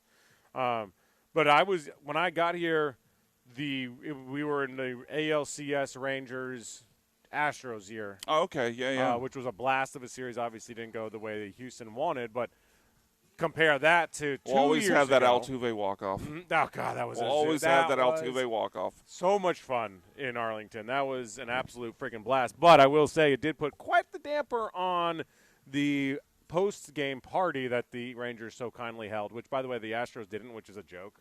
Every ALCS or World Series I've been to, the hosting team hosts like a little after party for the media, like media and like high-paying fans or whatever. I don't really know entirely sure, but it's food and drink. And like the Tigers did it when I covered the Tigers Giants World Series years ago when Verlander was still there. They put on an amazing party. Astros never did when I was here, which was embarrassing for them. And the Rangers did, and it was pretty fun. But it put on a damper because of Altuve just ripping their hearts out with that home run down left field line, correct? I believe so, yeah. Yeah. So now the Astros open up a 3-game set with the Royals. Tonight's going to be Imai. Tomorrow, Burrows. Day 3, Arrighetti. This has to be one of those series, if you're an Astros fan, or hell, if you're the Astros, you got to win. Like, you got to take this series because the Royals are an inept offensive team. If you can't pitch well against one of the worst offensive teams in all of baseball, like, what are we doing here? Why even go down this road? Because you got to put yourself in position. I know the trade deadline is August 3rd, but you got to put yourself in position to know what you're doing. And, I mean, if you're a fan, it's these series where you either got to sweep it or get swept. Because you want to clear. Okay, so just winning the series wouldn't be good enough for you. Unless you're going to rattle off 9 or 10 of them. I'm just saying, like, you're 8 games under 500 for God's sake. This I'm team with you. stinks. I mean, you just lost the series to the Angels. You got to make it up somewhere. We talked about that yesterday, but how many bad, like, bottom dweller teams have they lost series to? They got swept by the Rockies, for Christ's sake. Swept by the Rockies, lost to the Twins, lost to the Pirates. Not the Pirates are a little bit Pirates better. are above 500, yeah. And lost a series to the Angels. It's a bad baseball team. And this is when I realized they lost a series to the Reds as well.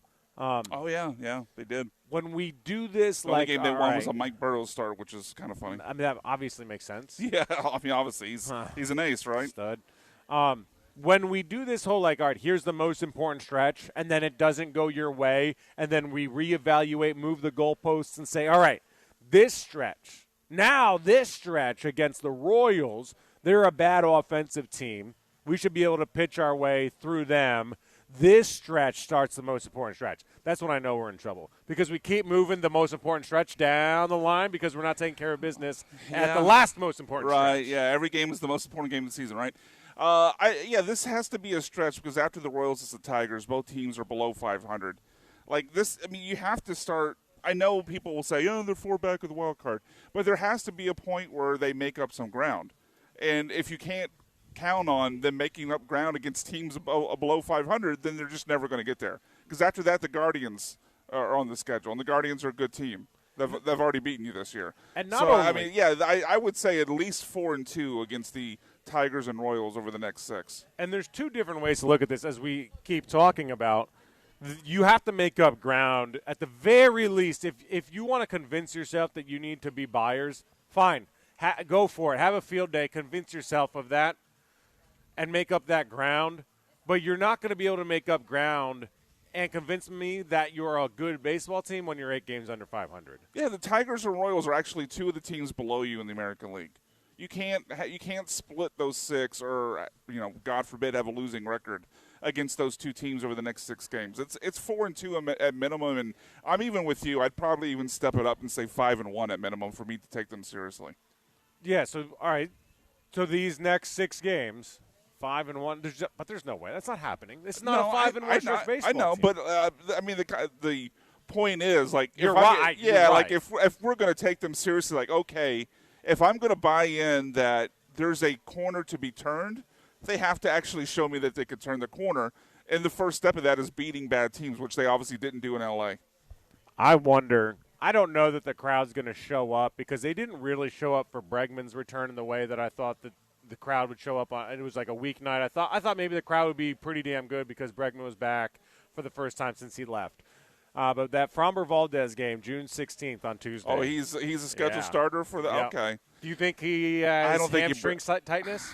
Well, I don't. Well, I thought you were going with does he put butts in seats? I don't think he does. That was my other question. I don't think the Astros fans are nearly have the same amount of affinity for Framber Valdez but that there's they did. hate there. Yeah, especially after what happened last year with Cesar Salazar. Yeah, that was one of the most disgusting things I've seen on a baseball field. Yeah, I know there's some that question about Jeremy does. Well, okay, it's mostly just Jeremy. Yes, it's only Jeremy. I haven't seen one other person question it. You're right. I don't think I have either. But regardless if it is or not, there's just so much more in the Framber Valdez experience with all his meltdowns and just wild inconsistencies. Other than that one year we had the quality streak start, that I don't think he has much affinity, or the fans have much affinity for Framber Valdez. So I don't think that'll be a big attendance. Like I don't think we'll see an attendance spike. I don't think we will either. The only thing that would drive it is the hatred towards Framber Valdez. Would you buy tickets to hate? Probably not. Yeah, I wouldn't. Probably not. But if it was, it'd have to be somebody bigger than Framber Valdez. Like, it'd have to be – because if you hate buy tickets and then he throws a gem.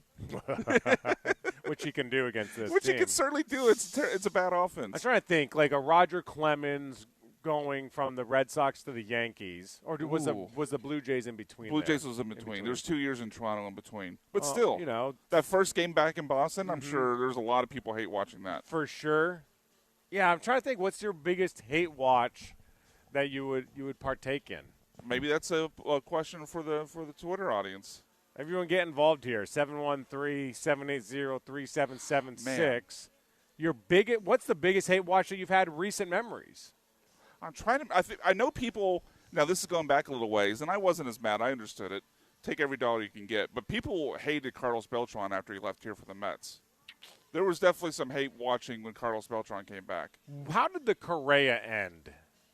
Team didn't want to pay him. I think right. people were more mad at the team than Correa. I don't think there's the only angst I felt as far as players from the golden era leaving was Garrett Cole, because of the whole "I'm Yankees. Here for me" and he had the Scott Boras hat on in the post game.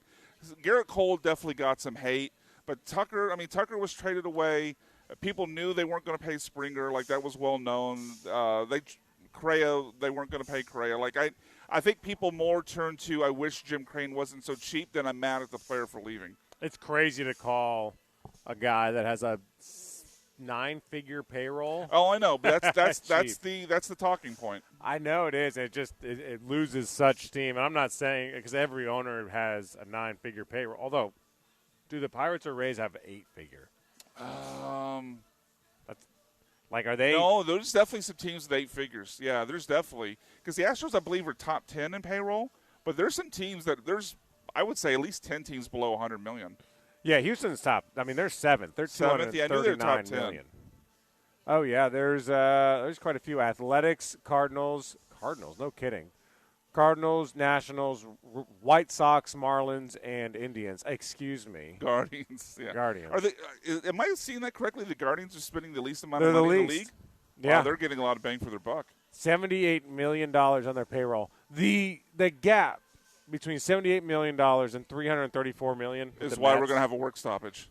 It's so gross for the It fan. is. It's not- pathetic. It's two different sports. That's my biggest thing. All right, so we're going to talk about that on the other side of the right. break and how pathetic baseball is, the way it is set up, and especially the way it works now, because it used to be okay this way, at least kind of, I don't know, like conceptually the way it worked out, it was okay.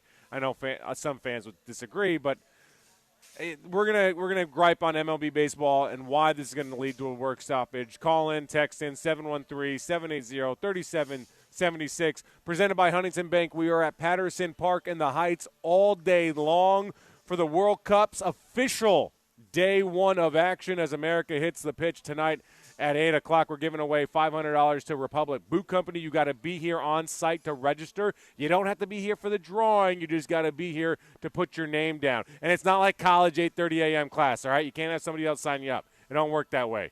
We're going to verify. We're going to double-check and recheck. You need your ID to vote in this election. All right, we'll see you out here, 97.5 live at Patterson Park all day long on ESPN Radio. Our gripes with MLB baseball next.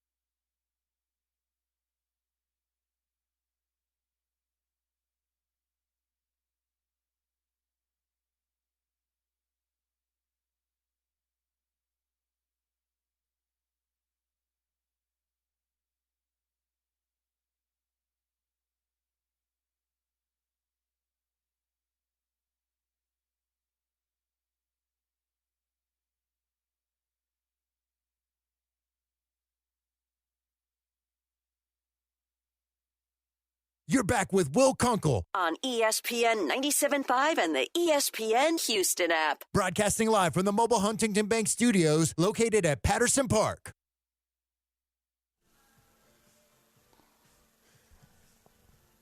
Now we got the American music playing, baby. I told Migs, I said, It's from Australia. American music only. Thunderstruck is American. That is our song now. We have hijacked The this band's from song. Australia. We have hijacked the game of soccer. It is Oh. America's Day as the old I didn't know we were claiming ACDC now. Oh, we're claiming whatever the hell we want.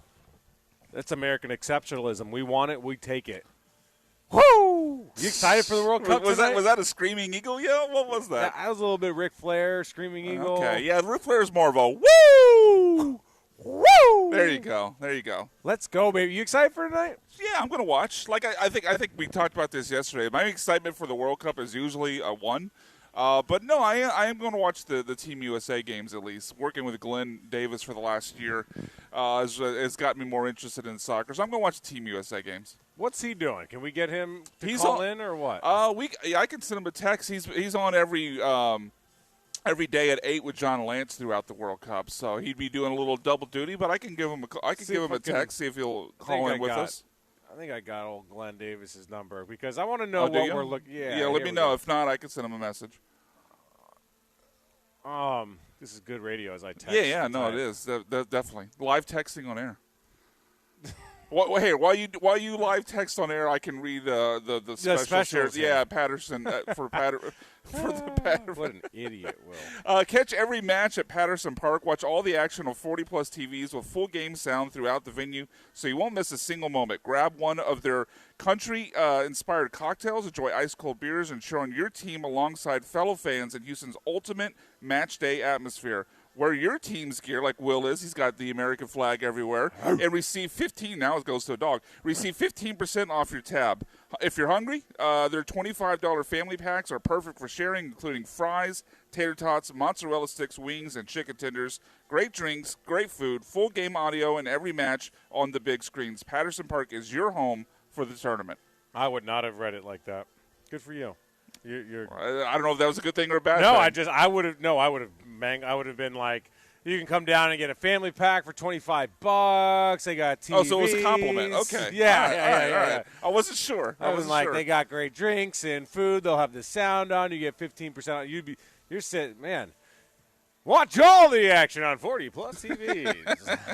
My man. Making me sound like. Well, I was watching Spider Noir this morning, so I got a little old timey You were voice. watching what? Spider Noir. I know you're not a nerd like I am. What is that? It's basically that Spider-Man anime? if it was set in like 1930s gangster New York, with Nick Cage playing the Spider. That's kind of interesting. Yeah, it's fun. It's on Amazon Prime. Is it a cartoon? No, it's live action. It's a human being? Yeah. Okay. Nick Cage is the Spider. Like Nicolas Cage? Yeah, Nick Cage. Yeah. Like as in that's National Treasure? Yeah, as in the guy who stole the Constitution or the Declaration of Independence, yes, whatever it was? as in Face Off, as in When Alcatraz. did this come out? Like 2 weeks ago. Oh, this is like a new thing. Yeah. Okay. It's fun. I might check it out. Yeah, it's I on probably Amazon won't Prime. because I don't get any time to myself to watch something that long. All right, let's talk about baseball. It's 8 episodes. You can do it. Oh, it's a show. Yeah, it's a show. Oh, I can do that. Yeah. All right. We're at Patterson Park live all day. USA kicks off, starts, does their thing. The puck drops at 8 o'clock tonight. Brought to you by Huntington Bank, and we're also giving away a They'll hit the ice at 8 $500 o'clock. gift card to Republic Boot Company. So make sure you guys come on out here.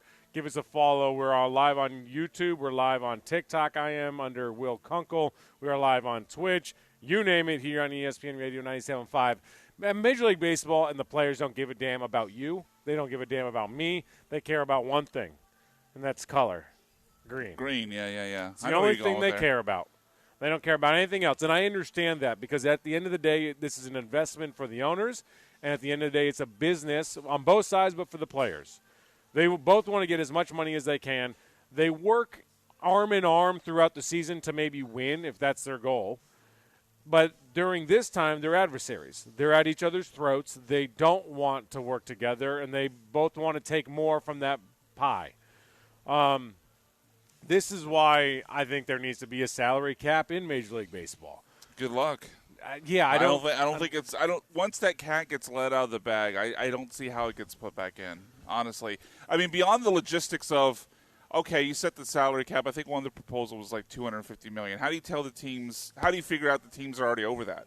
You just grandfather everybody in, and then put a hard cap on it going forward. Well, you can do it 5 years from now. Like you 5 years, you have to into, be under. Yeah. Right. So take I don't know, for argument's sake, take the longest contract in Major League Baseball and say by the end of that contract you have to be under number X. But I don't care about the owners. I don't care about the business, and I don't care about the players. I care about the fans. I care about me. The fans, we need a representative in that room because the players have their representatives by the MLBPA, which is a very powerful union when it comes to sports, and then the owners have their representation. The fans have nobody representing them. So I don't care about the players and how much money they get. I don't give a damn about the owners and how much money they get. I care about the fans and the product that is on the field and what we get to watch and what we have to watch. It's already hard enough for us to be able to find our damn games. Space City Home Network, you can't watch living in Houston unless you have what's the cable provider here? I have YouTube TV, so I can't even watch it. See, I have YouTube TV also. I mean, that's embarrassing. Affinity? Xfinity. There we go. We got there. Infinity and beyond. Xfinity and beyond. All right. Thank you, Buzz Lightyear. I mean, it's embarrassing the way that Major League Baseball works with the blackouts and the inability to watch the product. People want to watch it, and you won't even let them. Well, it's definitely a regional sport. Like NFL has, you know exactly where to go, although that's becoming, I guess, less and less so. You do not know where to go because of all the streaming options. But there was at times like, okay, well, it's either CBS, Fox, or ABC on Monday nights, right? There was definitely that time, and now it's a little more fractured because of all the different streaming games that they have available. But baseball goes even further beyond that because every team has their own network. Like every game is. I mean, you have to look at 15 different places to find each game on any given day. So, yeah, it's definitely a more regional sport. But I don't know, Will. Like, if the goal because that was the initial offer from the owners was a hard salary cap at $245 million. If they stand firm on that, they won't. Because the first offer is never – it's not first and final, right? But hypothetically, if they stood firm on that, we're just not going to have baseball. I don't think the players are ever going to agree to a hard cap. I don't think they will either. I hope they do, not because I think it's the right thing to do for the sport, because no one's looking out for the interests of the sport. And forget about the fans, although the sport – if the sport is good, it's good for the fans. The sport is not good the way it's structured right now because having all that star power in 4 or 5 markets is bad. You want to be able to turn on your TV and who's ever playing on Sunday Night Football or Sunday Night – see what happens? would turn on Sunday Night Baseball, which I believe is now on NBC. It is, Peacock. You want to know that like there's going to be 2, 3, 4 stars. No matter who's playing in football, who's the worst football team out there? The Browns? Yeah, Browns, Raiders. Raiders have – Genty, you have Max Crosby. They're certainly on the way up. They just got Fernando Mendoza. You got Fernando Mendoza. You got the tight end, Brock Bowers. Yeah, Browns is probably the answer. Probably the answer. So they used to have Myles Garrett. You can't watch him anymore. No, he's in L.A. Do they? Who is their best player? My gosh. Verse? Verse. Maybe Quinshon Judkins. I don't know. So Harold Fannon's pretty good. Man, they just stink. They stink, More so than normal. Yeah. Yeah, I do wonder though. I mean, you're right in that. Like every NFL game you turn on, there's at least 2 to 5, at least 4 or 5 stars on the field. Yeah, I think fixing it though is easier said than done because even if they put in a salary cap, some of these small market teams that don't want to spend any money because they're not making any money. You need to have a salary floor. You definitely, and that was part of the owner's proposal to their credit. I believe it was 171.2 was the salary floor. That would mean a lot of teams. I mean, that would move up a lot. Like that's half the league. Teams. That's half the league. Yeah, that's it. That's not. I don't know.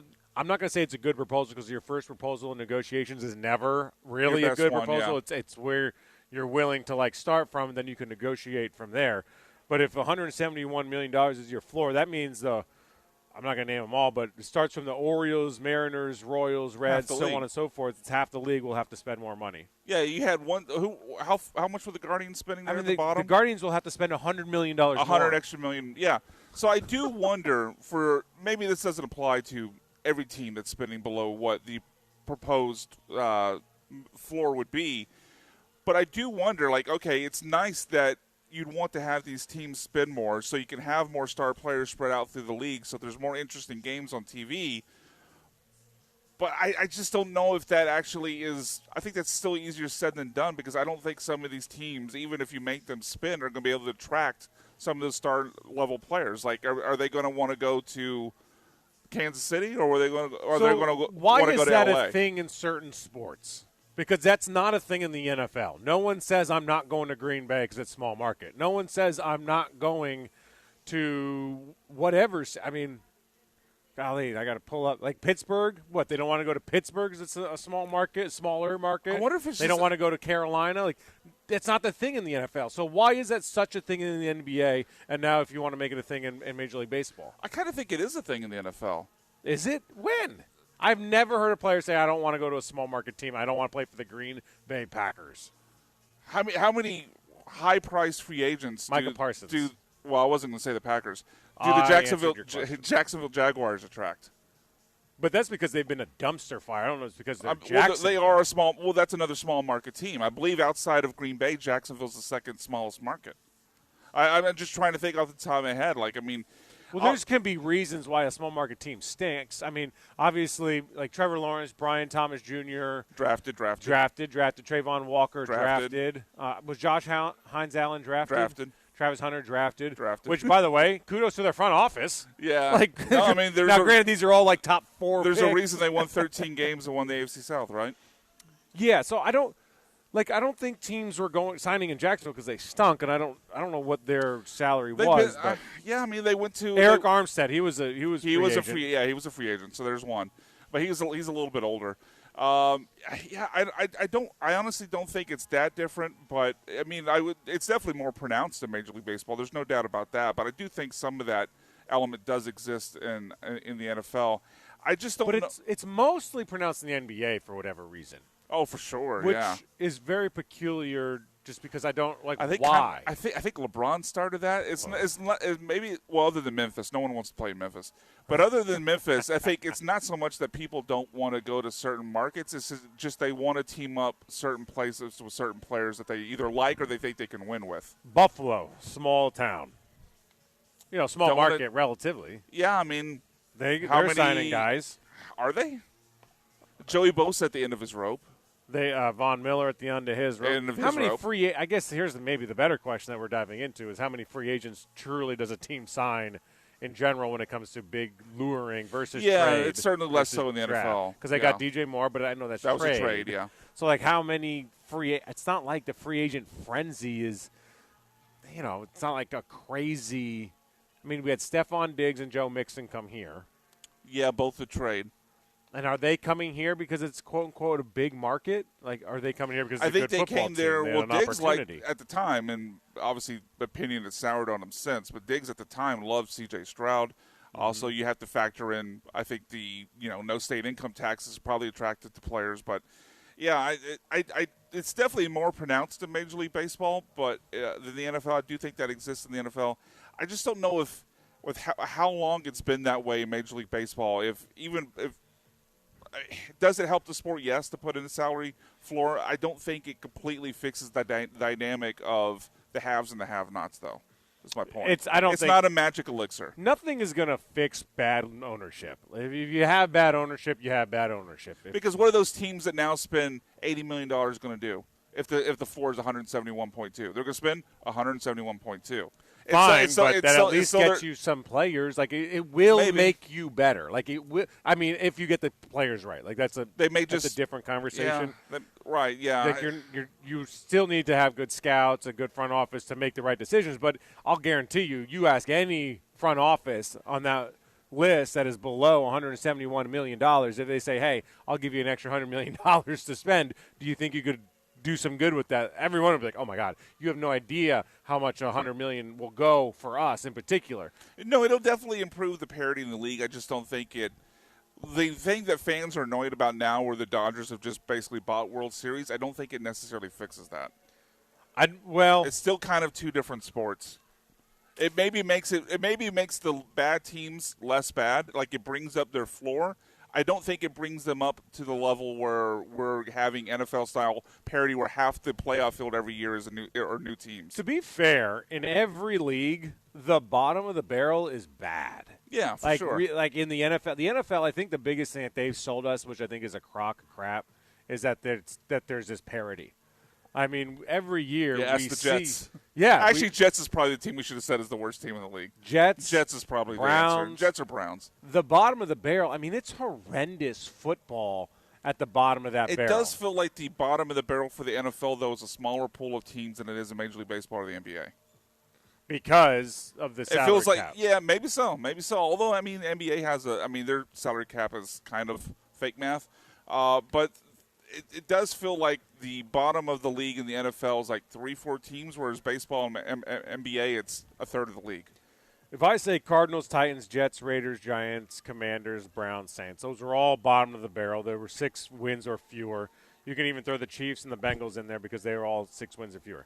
First of all, every team I threw out there, there's a reason you would watch every team. Like and if the you Commanders had to. were hot. The Commanders were in the NFC Championship game just the year before. So, like, and New Orleans Saints weren't have not been historically bad. The other teams on that list, like the Titans, have been, not recently, but they've been a team that's been in the playoffs a lot over the last decade. So, I just don't see it as severe as Major League Baseball or the NBA. Man, other than the you Jets. watch the Raiders. Other than the Jets and the Browns. You watch the Giants, Raiders, Jets, and Cardinals. They are an abomination to the sport of football. So I'm just saying, like, there's 5 teams that are just horrendous. Like, when they're on, you're like, oh, my gosh. I'm like, there's a 0% chance I'm watching when that 3:30 window kicks in, you have a Cardinals game and a Raiders game on TV. You start just like, well, maybe I'll spend time with the family. Now, the caveat to that, or the optimistic side to that, because of the salary cap, says, all right, Cardinals are on. Okay, I can watch Marvin Harrison Jr. I can watch Trey McBride. Right, I can watch some players that I like, Michael in particular Wilson. in football, in fantasy. Like, fantasy makes every team kind of relevant. The Raiders have a bunch of fantasy options Bowers. that make. That's Ginsey. kind of the crazy part. Is that even at the bottom of the barrel, there's a reason to watch because star power is so spread out amongst the NFL versus Major League Baseball. It's not. I mean, you couldn't. There's certain teams that you couldn't name one player. One player. Yeah, like the average fan, you say, tell me a player on the Royals roster. They name Bobby Witt. Who else did they name? I mean, name it. Okay, Jose Ramirez on the Indians. Whatever. Marlins. I could. Marlins. Sandy Alcantara. Is he still going? Like, yeah, is he's he still any pitching. good? He's mediocre. Because he was pretty not good. Yeah, well, he was Cy Young Award winner. Then he had Tommy John. He's been mediocre since. Name a Nationals player. C.J. Abrams and James Wood. Name. But to your point though about the Raiders, you know why I know those names? Because they're on my fantasy team. Yep. And there's Otto, a second baseman for the Marlins. He's on my fantasy team. There you go. He's been very, very good this year. Rocky. Name a Rockies player. Not Larry Walker. No, Todd Helton's not walking through that door. Rockies player. Oh my God, this might be the one team I can't name a player from. No, I don't. That's crazy, and that's not an indictment on you. It's no. And if you gave me enough time, I'd probably come up with at least 2. But yeah, off the top of my head, we're on air until 3:00, Brian. So you take your time. Let it wash over you. I think Chris Bryant is still technically paid by the Rockies. If he is, that's funny. Yeah, I think he's still technically a part of the roster. I don't know if he's playing much. That would be, man. I can't say Troy Tulowitzki.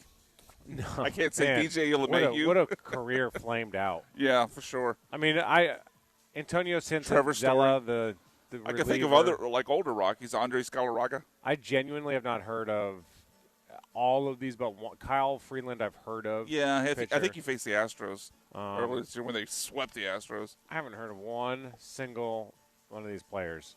Like that. Not a single one? No, not a single one. There's not one NFL team. Are they the most irrelevant team in major sports? The Colorado Rockies? What about the Utah Jazz? No, the Jazz are more relevant. Jazz more relevant. Okay. They've got history at least. They do.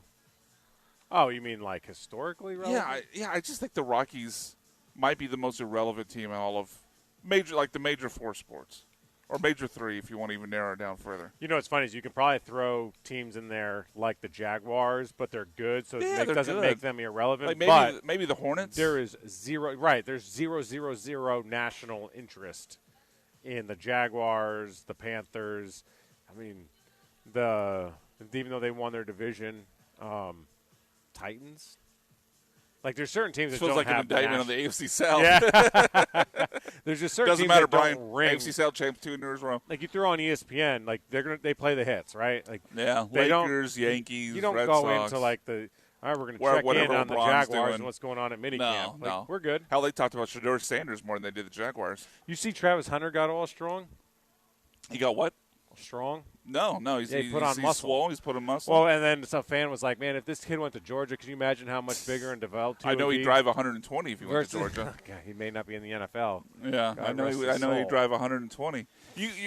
What do you make of the whole corner wide receiver split for Travis Hunter? I thought that him being a receiver was always a wrong decision because I never saw him being able to be a top 3 wide receiver on a team in the NFL. Yeah. Like I'm not saying he couldn't do certain things as the talent that he Yeah, is. I viewed him as a corner, and then more so than what Dion did in the NFL, but just like a package player, wide receiver. Certainly, like if you were to do Like- it a package player, Like 5 to 10 snaps a wide receiver, but he's a full-time corner. that's exactly how I kind of like if you want to view him because his ball tracking skills are unbelievable. Like Yeah. his ability to make plays is just fantastic. And I thought he's an elite corner. Like he's an elite corner and certainly a very good corner at the NFL level. So we'll dive back into the NFL. We're going to talk about the Texans coming up after this. We are live at Patterson Park all day long. USA starts their World Cup run tonight. I don't think there's any question that they win the World Cup. It's just a matter of how many goals they do. You gonna place the bet? Differential. We got to find a bet for you in this USA Paraguay game Tonight, yeah, I know. I want to bet on yes, that's what we're going to do coming up after the break. Where do I put my money? What is my sweat of the day? Stealing the bet again. Here on Kicking It with Kunkel. We're live at Patterson Park. We're giving away $500 to Republic Boot Company. We've got a $25 family pack for y'all here if you want to come eat, which includes fries, tater tots, mozzarella sticks, wings, and chicken tenders. You guys get involved. It's brought to you by Huntington Bank. Text and call 713-780-3776. We're in the Heights at Patterson Park. Where do I put my money? Where am I betting next?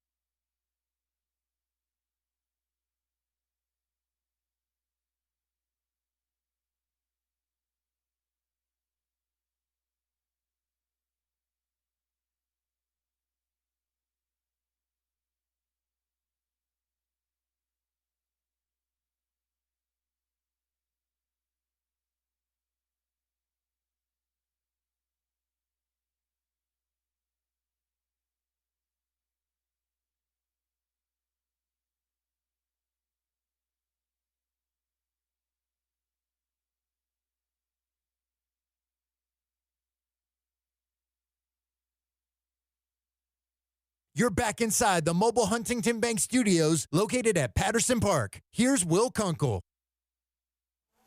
Man, Sean Mapes with the banger. Let's go, America. World Cup officially starting today. And we're just going to get right into this because we've got Glenn Davis on the phone. I shot him a text last segment, and this dude was kind enough and great enough and a legend enough to pop on the phone with us. He's the host of Soccer Matters, Tuesdays at 6, Destination 2026, which is Wednesdays at 6. And you can find him on X at Glenn Davis, SOC, S-O-C. Glenn, my boy. All right, I'm ready for finally the World Cup to officially start tonight as we host Paraguay. Where do I need to put my money in this match so I can be rich and retire? I am coming into this as an eternal optimist. I'm certainly thinking the United States is going to get a result against Paraguay. We kind of broke it down this morning, but I think the U.S. is going to get more of the ball here tonight. Chance creation is going to be a little bit more difficult against the Paraguayan team that's going to sit deeper and really stay compact. That's going to be the challenge for the U.S. And then secondarily, the challenge is going to be when the U.S. loses the ball, in that 2 or 3 seconds, they are going to have to be mentally sharp and prepared because I think there's going to be a lot of transitional play from Paraguay. And then those little moments where all of a sudden they flip it on you and they want to press a little bit. So a lot of little really cool, intriguing things about this, but put your money on the U.S. tonight. All right, at even money, I'm in on that. What kind of brand of soccer are we going to see? I remember several years ago it was park the bus. We're not going to try to score. I wanted to strangle everybody involved for wasting my time watching it brand of football. Like, what are we going to see this year? Is it more of the same? And why do we do that? Are we just afraid of our damn selves? Sometimes that's an easier way to coach teams. Sometimes it's based on the opponent. I don't think you're going to see that tonight. I think you got a U.S. team under Pochettino that likes to press in the different thirds of the field. Sometimes it's the middle third for specific reasons. Sometimes it's in the attacking third, which then can lead to the repress and immediate chances. So I don't think this is the typical sit back and defend United States team. Now, sometimes that happens organically if you're playing the likes of, a Brazil or a Spain or a team like that, even Belgium, right? If you remember that World Cup, and I know you do. So, no, I think this is a very different U.S. team. I think some subtle changes that have been made, pushing Serginho Dest higher. I really like that from Pochettino. And, can they find space tonight? Because it's not going to be easy, and Paraguay hasn't been to a World Cup, I think, in 16 years. So this is like as big as it gets for that country right now heading into this game tonight. What happens if we don't make it out of group play, and what are the odds of that happening? I'm not even addressing that, Will. No chance. I'm not addressing that. No chance. That's not happening. That means Glenn Davis retires and never says a word about soccer again. Oh, my God, that'd be horrible. No, that's not going to happen. Okay, so then what is our ceiling? I think the goal has to be certainly the quarterfinals or beyond. I know some people are out there going, the U.S. doesn't. That's number one as a host nation. Number two, I think you got to really, really push to win the group. And that's why tonight is so important. Every game's important. But you got a very good Turkey in this group. Australia is going to be physical with you. They're going to cause problems. So it's one game at a time, but you got to get off to a good start here tonight against Paraguay and get the country behind you. There's limitless opportunity here when it comes to spreading the connection of the game in the U.S. to what I would say are unique potentials, unique people that really aren't into soccer yet, but out of these types of massive tournaments based on a result of a host country can end up really accelerating the sport in a way. And, by the way, in a country where we have 3 other traditional sports. You say that. Now, what about here in the city of Houston? What do the Dynamo need to do? What do the Dash need to do in order to say, hey, soccer's here even when the World Cup leaves? What do you think this city and that organization needs to do? Yeah, they have things going on that are tied into the World Cup. I think you have to do that. I don't know if as a city we did that well enough. The Astrodome over here, you had 3 World Cup players in there less than a year after winning the World Cup in '66. There's ties to the World Cup here everywhere. Pelé played in Houston. Wim Serbier, who was on the Dutch team in the '74 World Cup. I think we have to lean a little bit more towards the authenticity of it, and the sport, certainly from the MLS and NWSL level, as not a platform for all these other things first. I would like to see the sport front and center so that we can say we're a soccer club. Back to Team USA. What worries you about either the roster construction or the style of play with this team? And then who's a player to watch that could become a household name after this tournament? Yeah, so I think the big concern now is probably around the goalkeeping position and the backs, right? Hopefully Chris Richards is going to be back in the lineup here tonight after the ankle injury that he suffered for Crystal Palace. Hopefully that steadies that down a little bit. That's the biggest area, I think, for us. I think we got a very hard-working, talented midfield that, listen, in the last World Cup outplayed the English midfield in a draw against England. Tyler Adams is going to be very, very important as a holding midfielder to protect the backs as well. Obviously, Christian Pulisic, I mean, look, he's the poster boy. He's the star man. He's coming off 2 good games. He's looked sharp.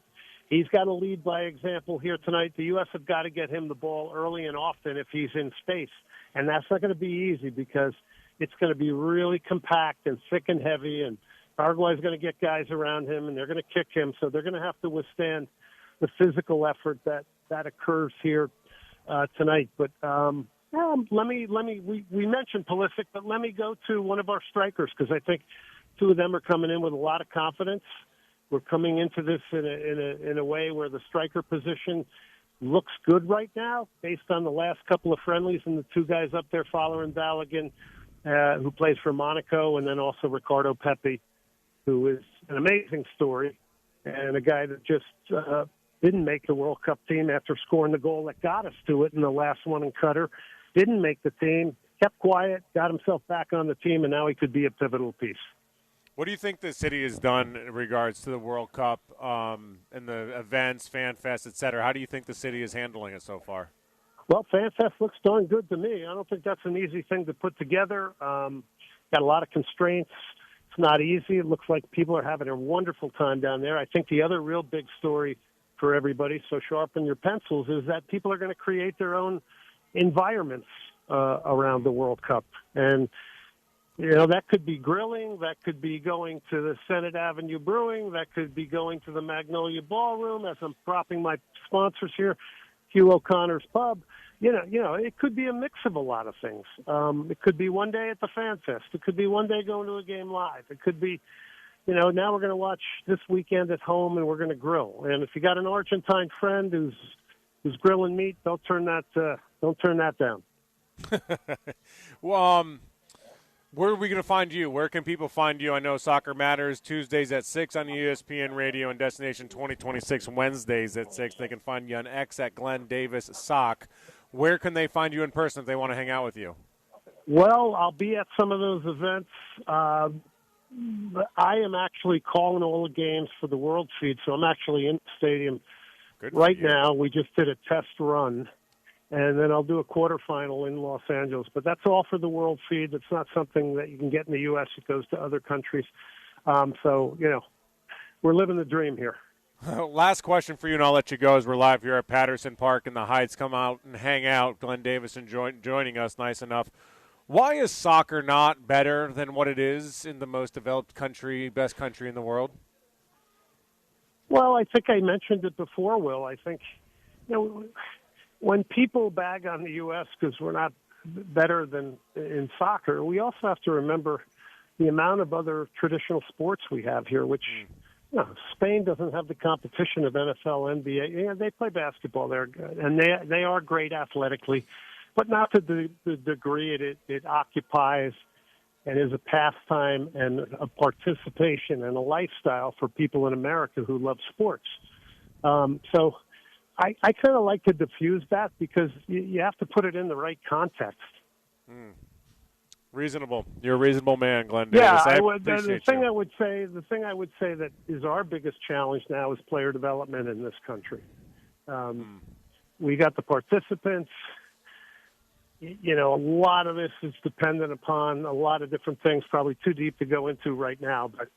But our country's player development, we should be producing 3 or 4 Christian Pulisic's for a national team based on the money thrown at the sport, the amount playing it. We produce good, solid soccer players here, but we now have to provide opportunity to get, to the next level. And that would take major structural change, and that would have to probably come from the gatekeeper of the game, U.S. Soccer. Glenn Davis, you're the best. I appreciate you letting me ask some fundamental, basic, nerd, soccer for dummy questions as we get ready for the World Cup tonight. These are actually great questions, these are great questions, Will, because these are the ones that should be discussed, not just behind the scenes in the soccer community, but that all should be discussed in mainstream media. So. Well, Glenn, I appreciate you. Have fun and enjoy this. I know this is you're probably your favorite time of year right now, or every 4 years, I should say. 100%. Thank you, Will. You're the best, Glenn. Soccer Matters airs Tuesday at 6, Destination 2026, Wednesdays at 6, and find Glenn Davis on X at Glenn Davis Soc, S-O-C. Drop off the K. Like that type of insight, Brian, I love, because I'm not a soccer aficionado. I watch soccer every 4 years, and I want to know why. Why is America not better? Because America is the best country in the world. I think Glenn, not to give USA Soccer a complete pass, but I think Glenn nailed it. Like, other countries that are dominant soccer nations aren't sending top athletes to the NFL, to Major League Baseball. Now, a lot of them do play high-level basketball. That basketball is definitely growing internationally as we see those games in the Olympics get closer. But, yeah, I think that's it. Their talent pool, even though smaller, is not as divided as ours. It's reasonable. It makes sense. We're going to talk more about this. We'll get into the Texans as well, as we are live at Patterson Park all day today ahead of USA dropping the puck against Paraguay tonight at 8 o'clock. Don't forget, we're giving away $500 to Republic Boot Company as well. You got to be here in person to register for that opportunity. This event is brought to you by Huntington Bank at Patterson Park. We got 40 TVs. We got 15% off of your tab if you wear gear for your team. USA. I don't want to see any other nonsense around here, all right? Team USA, wear all of that. Great drinks, great food. We got full game audio as well, and these are big TVs. These aren't crappy little TVs so you can't see the game. We're going to talk Texans. We're going to talk more soccer coming up after the break.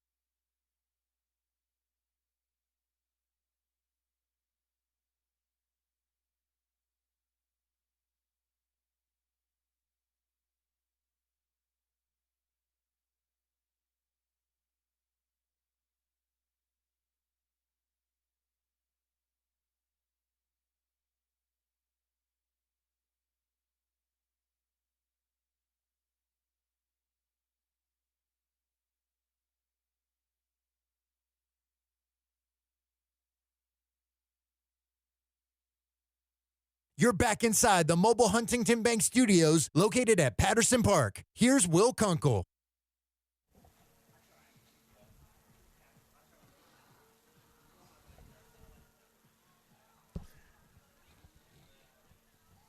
Let it wash Some over Americana, you, baby. a little CCR. Let's go. That's Americana.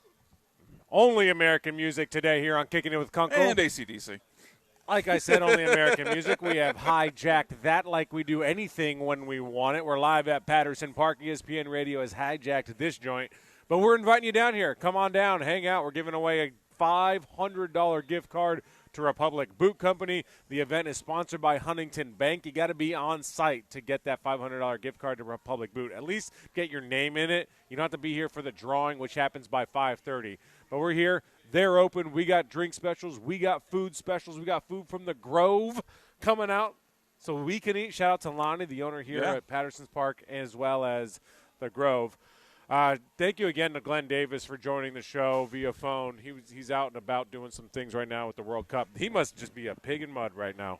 Like, this is it for him, man. It doesn't get any better. No, this is the best month of every 4 years that I think he has professionally. But even then, more so because it's here. Not only in America, but it's here in Houston. Like, yeah, he wasn't working what he's doing now the last time the World Cup was here in '94. Like, I think because MLS didn't even exist yet. So, yeah, he wasn't doing what he does now professionally, I don't believe, when it was last year in 1994. My biggest request, and as I talked to him about what kind of brand of soccer they'll be playing, or football, is I just don't want, like, don't bore me to tears. Same. Like, don't make a mockery. Push forward. Yeah, make an effort. I hate when teams fall back into kind of a shell. It's almost like at times, to make a football analogy, it just becomes a lot of prevent defense. Four corners, it gets a little boring. And my brother in last night, Mexico, almost started doing that. They were up 1-0. That's 1-0. 1-0. They were up 1-0, and then it was down. South Africa was down to 10 players, then 9 players, and it was like all that Mexico was doing was kicking it behind the halfway line and just horsing around and wasting time. And it was like, guys, and the fans were booing because it's insufferable. It's boring as hell to watch. I do get it, though. If you're up 2-0 and your opponent's down 2 players, there's no risk. Bro, we've got 90 minutes to play the game. Play the game. Like, that's why I think, in part, there's a lot of reasons, and Glenn touched on this, why soccer isn't as popular in America and why we don't have the best players in the world playing. But I think part of why it's not as popular in America, one, the MLS isn't the best players in the world. That's like the first and foremost. And we don't have the best players in the world that are American. But also because America was built on, like, hard work and effort. And if you're going to sit there, flop and fake and roll around like the Brazilians do, and you're not going to try to score like 1 million goals and you're not trying to, America can't wrap their head around that. Like, the average American sports fan has to be explained to why park the bus is a thing and why this thing that is the most popular game in the world called the beautiful game has to be, one, talked down to by the fans, and two, has to be explained why trying to score isn't a good thing. I like that. That's tough. Like, sometimes, like when it comes up that I'm not a huge soccer fan, people are like, well, do you like hockey? Because it's also low scoring. It's like, well, yeah, I like hockey, but they're constantly sprinting forward. They're constantly, putting shots on the net. They're constantly trying to score. They're hitting each other. Obviously, the violence is, other than football, maybe the most violent sport that we have. It's not an apples to apples comparison. Hell no. It's an apples to not even oranges. They're trying to score as many goals as humanly possible 100% of the time. It is the pace of an NBA game with the violence of a football game corralled within a cage. Yeah, like my problem with soccer, because sometimes people think, oh, well, you just don't you can't appreciate a 2-1 game. I can appreciate a 2-1 game if they're constantly going forward. Mm-hmm. But yeah, when teams fall back and basically play the soccer equivalent of quarters and prevent, then it just gets a little boring. I've never seen a baseball team up 2-0 being like, I'm good on this at bat. We're up 2-0. I'm not going to get on base. And then what do you want me to do? Steal? Like, you think I'm going to try to score? I've never seen that. I think that's the probably biggest disconnect. What you said just kind of registered me, because when a team in the limited amount of soccer I do watch, and I know it's not the same for every team. Some teams are more offensive minded, but if a team gets up 2-0 in a game, like they basically just stop playing. The game's over. That's insane. Yeah, I know. But I think that is where that's I think a good way for me to verbalize like the disconnect of the way I look at sports versus the way internationally soccer is sometimes played. It's just the idea of 2-0 and we take our foot off the gas. That's good enough. That's good enough, Yeah, guys. That's yeah. good enough. And you can parlay this. I'm sure the communist out there, the socialist, will say that's American greed. Typical American greed. You want more? I let the more. market speak for my offense. Okay, Okay. The free market will decide how many runs I score. All right. Say whatever you want, but the goal, if you got to play like the Knicks last night, what if the Knicks were just like, I mean, we're down 30, we're down 29 points, like let's just move on. Like you're out there for the 4 quarters. You've got 48 minutes of basketball to be played. You might as well play them. See what happens. You never know. Yeah, like I don't mind if they were up 27 with 3 minutes to play. Sure, take out the starters. But like now all of a sudden here we are. there's- The Spurs had the dumbest, as Charles Barkley said, it's the dumbest coaching he's ever seen in his life because they didn't continue to try to play the game the way that they needed to play in order to win. I mean, there's definitely an argument to that. They're also just missing shots. Yeah, but they were missing shots. They're taking dumb threes. No, it's a young team. There's definitely going to be some of that as well. But yeah, I think the disconnect for me is just the mentality of how quickly the foot is taken off the gas. And that's where the disconnect is going to be with the American fan. And that's all I'm not asking. Like, I'm not being unreasonable as an American soccer fan right now because the World Cup is here. I'm not saying, hey, like, we're hosting, we need to win this thing. If not, it's a failure. No. That's an insane take. That's unreasonable. It's not built in logic, and that's not smart. How far do they have to get for you to be happy? I don't care. Like, I don't know. Like, I'm not pretending to know that I would like they got to get out based They on definitely what, have to get out of the group. Right. So based That's on a what Glenn minimum. Davis said, I'll take He my went cues. a step further with that quarterfinals. Sure. And so I'll take my cues from the people that know what they're talking about, like Glenn Davis. My cues from Glenn Davis are that we got to get out of the group play. It's inexcusable if we don't, and we probably need to win one, maybe two One matches knockout after game. that, right? Yeah. Cool. I'm game with that. But in the midst of that happening, if you lose in the group play and then we're not pushing, we're not attacking, we're not trying to score goals, I'll lose my damn mind and I'll swear soccer off for my life. If we lose, Wow, that's on the line tonight. Well, yeah, the entire rest of your life. Why soccer do I fandom need to watch is a on the team line tonight? not only lose but not give a damn and put the effort in? Yeah, it's just like put the effort into to achieving the goal of goals. The goal of goals, yes, that's a good way to put it. So I don't don't know. care. Like, it's it's a weird disconnect. You don't need to entertain me as much as you need to, like. Well, they I do don't need really- to entertain us. I mean, Right, I feel like that's mostly what we're saying is play an entertaining style of football. It ends up being entertaining. Yeah. Like, for instance, a baseball game that ends 1-0 or 2-1, I'm good with not a whole lot of action per se, but because I know that they're trying to achieve Right. the goal of runs. Yeah, a pitcher's duel can be a beautiful thing. Sure. Football, 3-0. Like, okay, like I know that can be an ugly game, but I don't you know. know, 3-0. I don't know. cloud of dust. Maybe not that extreme. Maybe not that extreme. A But- low-scoring affair is not my like issue. 17-13 can be fine. Yeah. If it's hard-hitting defense and the play is good. It's I have not a just sloppy. I have a problem watching a team willingly go 3 and out every time and just say we're not really going to try to score points. We're hoping like we got a field goal kind of early and that's it. That's all we're going to do. That was like a complaint during the Bill O'Brien era at times. Like they were just so willing to take the foot off the gas if they ever got a lead.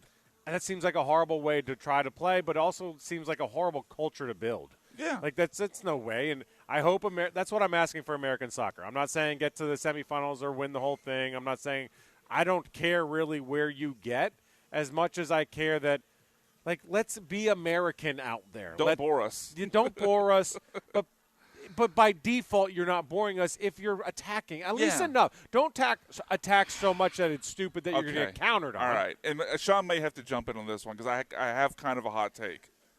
Love Soccer people hate it. I love that. But I wonder, as a fellow soccer casual, if you might be in on this. Yeah. As a way to open up the game and get more attacking, I wish they would get rid of. They'll never do it. Obviously, it's a pipe dream. It'll never Get rid happen in of 1,000 offsides? years. Get rid of offsides. So I have no problem with that. The problem, Like, to me, like getting rid of or having offsides is kind of like not having the fast break in the NBA. but in hockey, here's the problem. In hockey, it's so much smaller and so much faster that the offsides in hockey doesn't play the role that it would play in soccer. So in soccer, like I don't need to see cherry picking. Like that would be horrible. Like that's not fun.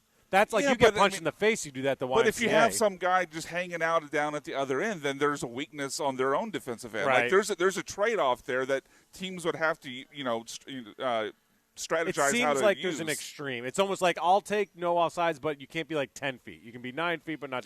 You know what I'm saying? I'd be willing to I don't want to accept see that. a guy 40 yards. No, I don't want a ahead guy of the just defender. camping out just on the other end. But there again, if he's just camping out on the other end, then he's weak. They're weakening their defense on the other side. What are your takes, Sean? Because I think I don't, and also like I'm a traditionalist at heart when it comes to sports. A lot of the change that baseball has made has been a very anti-traditional, and I've actually come around to it. I love the run around second for regular season. Wow, you're the guy. Only for regular season Okay. because it's actually All just super entertaining, and you have to be entertaining to survive in this world. Mabes, what do you think about how can soccer become more popular in getting rid of maybe Brian's idea of offsides? Yeah, the offside. You brought up cherry picking. I think that's what it would like kind of turn into is just kicking the ball from one side to the other to the cherry picker, and just it becoming like that. Like it in a weird way, it shrinks the field because you are just like going to, all the way down and then all the way back. But I think that a lot of the like park the bus strategy you've seen from Team USA in the past, a lot of time that is just like talent deficit thing of just, hey, we can't play a wide open game because we'll get crushed if we do try that. So it's a little bit like a NCAA tournament team, like for most of our lives, the USA's team has been in the realm of world soccer closer to like the 12 seed than they are, actually Kansas or Duke being able to actually compete. So they need to do like a 12 strategy seed? like that. 12 Mapes hates America. That's 12 what I seed like doesn't to have a say. sniff. Well, Yeah. 12 beat 5's a lot. Yeah, 12. Yeah, that's the You get that's upset. one Yeah. That's round. the American equivalent, though. He's kind of right. I'm saying that 12 seed doesn't have a sniff of really getting to the Final Four Neither or does even the neither Elite does Eight. Team USA for That's what our, I'm saying. our entire Damn. lifespan. Now they're probably, I don't know, probably closer to like in 7-8 10? range. 7-10, Yeah, okay. they're solid. That 7-10 Is George Mason coming to George Houston? Mason was an 11. And they came here, right? No, that was Butler and VCU. Yeah. But VCU was an 11. Who was the final? Like, wasn't the Final Four here? Was that FGCU or something? That was like the The worst. the first Four Final ever? Four here. Well, Not at least first, but the last. No, the most recent first one, one at yeah. the Texans Stadium Oh, was okay. VCU, Butler, Kentucky, and UConn. But the recent one was also, it was like Miami, UConn, and then it was like FAU and In Houston, right? Yeah. Oh yeah, FAU. Yeah, that FAU one. and San Diego State. San Diego State, that's right. That San Diego sucks. State, FAU. We could be Yeah, San like, Diego that's State. terrible. We could be San Diego State. They had Kawhi once. Yeah. Yeah. So It's Christian Pulisic, our Kawhi Leonard, 713-780. I wouldn't put that on him. 3776. I want soccer fans or casual. Mapes, how would you describe your soccer fandom? Fairly casual. I'd say like.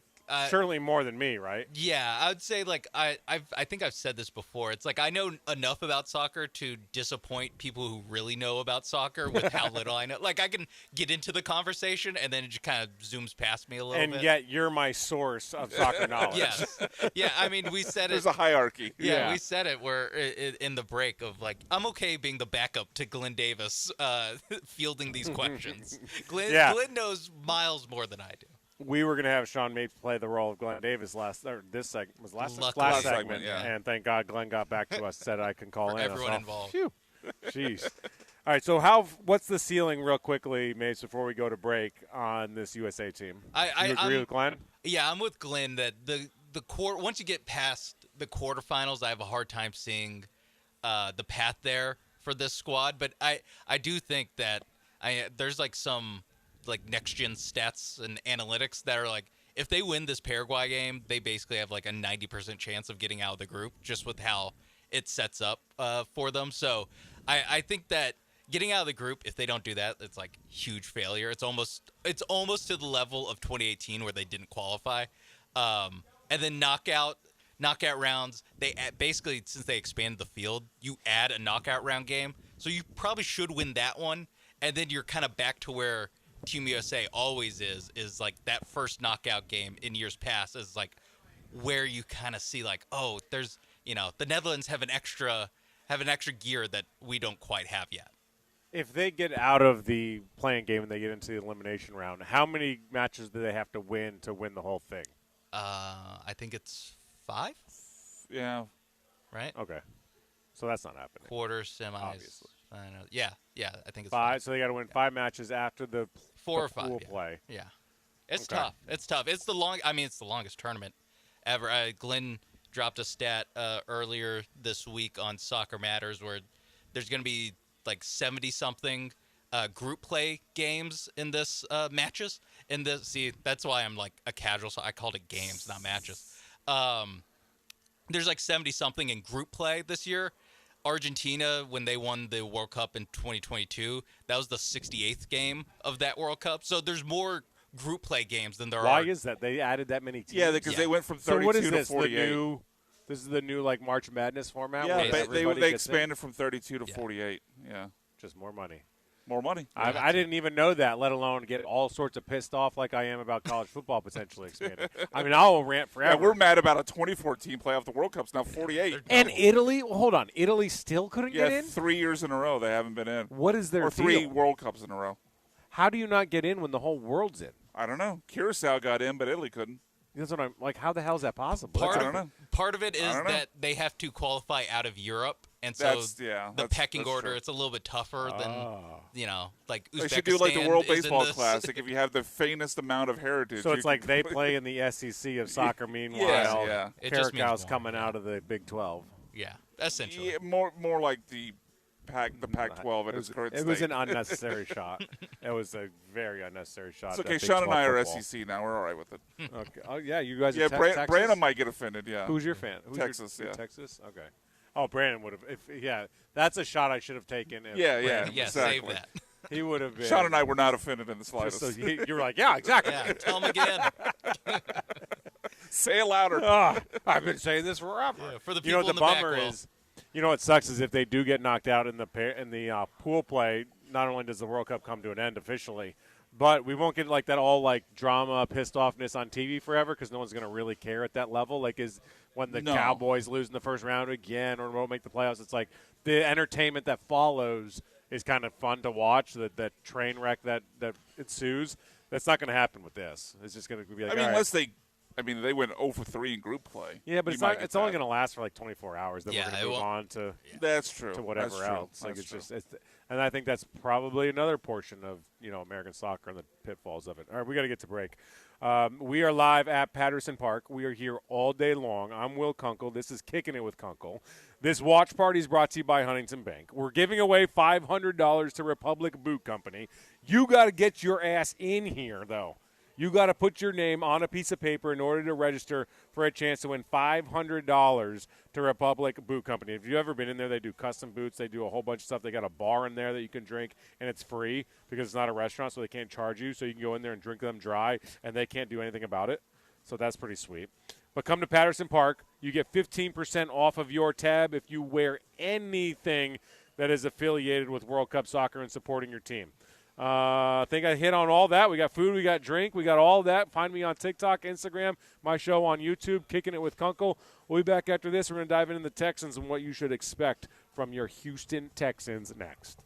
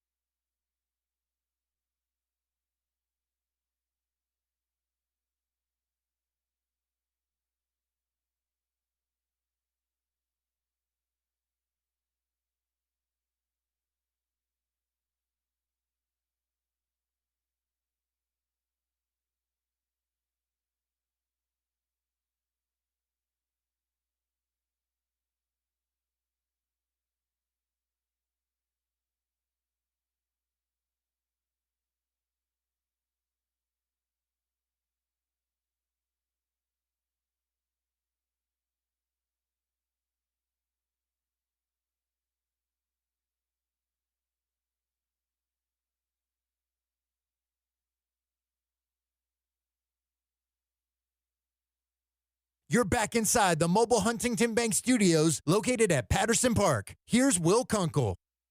You got that right. I think I broke from Ames right before we came back on air. I think I'm about to start crying.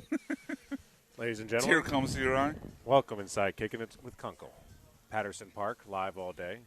Wow, the tone got serious. Yes. This is America. This is kind of like you're doing your Jim Nance Masters voice almost. Hello, friends. You got a margarita? No, it's whiskey and lemonade. How did you get that cocktail yesterday? At Yeah, Rodeo? that's my thing. How was it? It was very good, very Yeah, good. with the blackberry? Yeah, the blackberry and the lemonade. Joe made fun of me because it came out kind of pinkish. Oh, yeah, I would make fun of you. Yeah, Sure. I know you would have. Little sissy boy. But you're not a good person. So. No, yeah, I agree with that.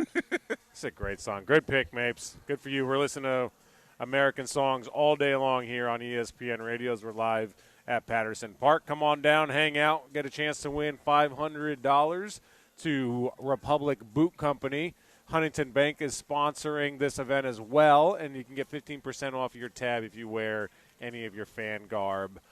We got food specials. We got drink specials. They got a family discount, like platter of amazing food as well. Super pumped about that. So come on down, hang out. Let's talk about the Texans. We've talked a lot about Team USA and what we're going to see with them and the expectations. I put down money on USA to win. Glenn Davis convinced me that we will get what is called a You're result. a proud American. Yeah. I'm American. Yesterday I was These Mexican. colors don't run. No, hey, hell no. Yesterday I was Mexican. Today, Yeah, no. I'm American. What will you be tomorrow? Have you figured it out? I guess know. it depends where your money goes, huh? If you're Asian when you go in the bathroom and you're Russian when you come out, what are you while you're in there? I don't even know where I can go with that one. European. Oh, man. Okay, well done. Thank you for the dad joke. Thank you for the dad joke. Here all week, here all day, actually. We're here all day at Patterson Park. I'll be kicking it with Kunkel from noon, and we're going till 3, so we got an hour and 10 minutes to go. That's 70 minutes for all of you counting. Call in, text in 713-780-3776. You can find me on TikTok. We're live right now on YouTube as well. What are your expectations for this Texans team? We talk about the ceiling Rinse, for Team repeat. USA, huh? Rinse, repeat. So not Yeah, AFC like Championship? 11, 12 wins and short of the Super Bowl. What do you think how do you think they could have what needs to happen for them to either pass that, overcome that, or what goes wrong where the season falls apart? Like, how do you see the DNA of this team? Well, I guess to answer the first part, like how do they get past that? I think the only way I see them getting past that is if CJ becomes a player that can be more than just a game manager. And he wasn't even that last year because he fumbled the ball. Not in the playoffs. Yeah, he fumbled the ball 5 times against the Steelers, 4 first-half interceptions against the Patriots. We all remember those. But he has to become – because this is part of what we talked about yesterday. Like, in that first round, you're facing a lot of teams. Like, in year 1, it was Joe Flacco and the Browns. Year 2 is Justin Herbert, who always pees down his leg in the playoffs. Then last year was Aaron Rodgers at 90 years old. You're going to face a lot of teams that the Texans, because of how strong their defense is, could just physically bully them and win on that alone. But when you get past that opening wild card round, the offense is going to have to make plays for you to advance and get to where you ultimately want to be. CJ has to become a player that can do that against really good defenses. I'm not optimistic that'll be the case, but that will be, to me, what changes their fortunes from, well, we know they're one and done, to actually advancing to a conference championship or a Super Bowl. So typically in the NFL, you go as far as your quarterback takes you. That's how teams are built. Your best player is the quarterback. It's the most important player. The best teams have the best quarterbacks. That's not the case with the Texans. The Texans or last year's Super Bowl champion with Sam Darnold. Yeah, but if you want to make the positive Texans case, I mean, probably pointing at Sam Darnold winning the Super Bowl in a year which he led the league in turnovers. The reason I say that is because, Sam Darnold in the offense was pretty freaking good. They weren't bad. They definitely got better in the postseason, and Jackson Smith and Jigba was really freaking good. Yeah, and Sam Darnold made plays. He was not a game manager. He was much more than a game manager. I'm not saying he was a top 5 quarterback or something, but he was top. He made he plays. was top half. Yeah, for sure. Especially when they got to the postseason, minimum. He played better in the postseason than the regular season. He was the reason they won at times.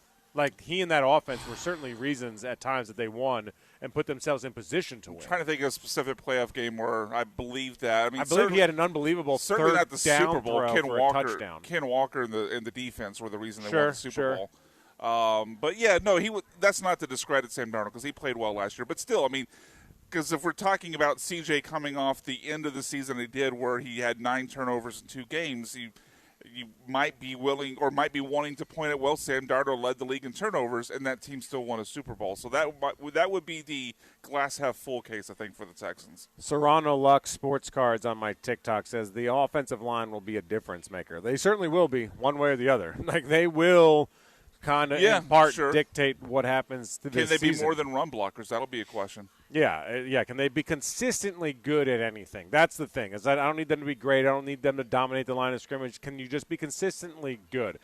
Not good here, versus bad now. Because the problem with the ups and downs is that it puts CJ in a position to where he doesn't have any trust, and he doesn't know when the blocking is going to be there. So then, when the blocking is there, he's already kind of flushed out mentally because he just got sacked 5 times. Do you think he got gun shy last year? Absolutely. Yeah, I do too. But not because not David Carr. I don't think levels, it's his fault. But I guess the question becomes, although you're right that it's not his fault, although he was in charge of the offensive protections this last year. Still, I would say you're not in charge of executing a guy not. No, getting but beat. he was in charge last year of calling the protections. Allegedly. But I think beyond that, like regardless of whose fault it is that he got to the point where he's gun shy, I've always kind of felt like once a quarterback gets to that point, there's not really a coming back from it. It's hard. So I guess because that's my question to you. Like, do you really, think he could come back from that? You know, it's a tough.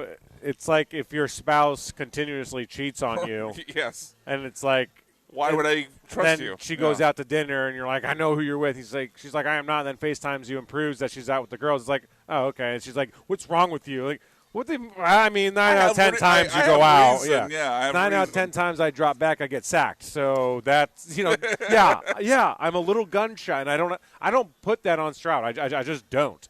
I think First it's off, unfair. get divorced. Second off, maybe they need a quarterback. Move on. Find yourself a good woman. Find someone that's going to protect you. But the reason I bring up the aspect of usually you go as far as your quarterback takes you, that's not the case with the Texans, not because of CJ, because the way that the team is built, you go as far as the defense takes you. So like that's how this team is built, and then you go as far as the offense allows. Yeah, this defense, although they didn't, actually I think ended up finishing second in points allowed. I still think they were the best defense. They in the only league last finished year. second because they rested guys against the Colts, and they finished, I believe, a tenth of a point or a point behind Seattle. Like 0.1. It's like 17-9 to 17-8 or something like that. I remember week 18, I was at the Texans game monitoring it in the press box, both games, seeing okay, this is what needs to happen for them to finish number 1, number 2, and as soon as they gave up, I believe a Jonathan Taylor touchdown or whatever it was. Yeah, because they basically didn't try in the second half. Exactly. Yeah, they went full benched everybody. They went full soccer and full of the starters for the callback there. Like I as great as this defense is, because it was the best Texans defense we've ever seen. And this Texans team has had good defenses over the years, even when they've been sometimes bad teams. But I don't think, as good as they are, that's enough to get where we want them to be. It's not enough. Like for you to say their goal as far as the defense will take them, well, that I think will leave us disappointed. I agree. Which leads me to the question I was going to ask with that whole lead-in is, who's the X factor on this team? And I think it's fair to say it's CJ. Yeah, I feel like we almost have to say excluding CJ because the answer is pretty obvious. But I don't think you can because I think – but the reason, yes, it's obvious for this team. There's no Super Bowl contending teams with the X factor is your quarterback. I feel like if I'm forcing myself, and if there's one, it's the Seattle Seahawks, I suppose. But after that, I mean, they just Josh Allen's not the X factor. Patrick Mahomes not the X factor. Sure, Lamar Jackson's not the X factor. Yeah, he's the Burrow, reason. He's the engine. Yeah. They're the whole thing. Yeah, I feel like if I'm forced to think outside a quarterback, and this kind of goes to a conversation we had yesterday, where I think I was more pessimistic about the offensive weapons besides Nico Collins.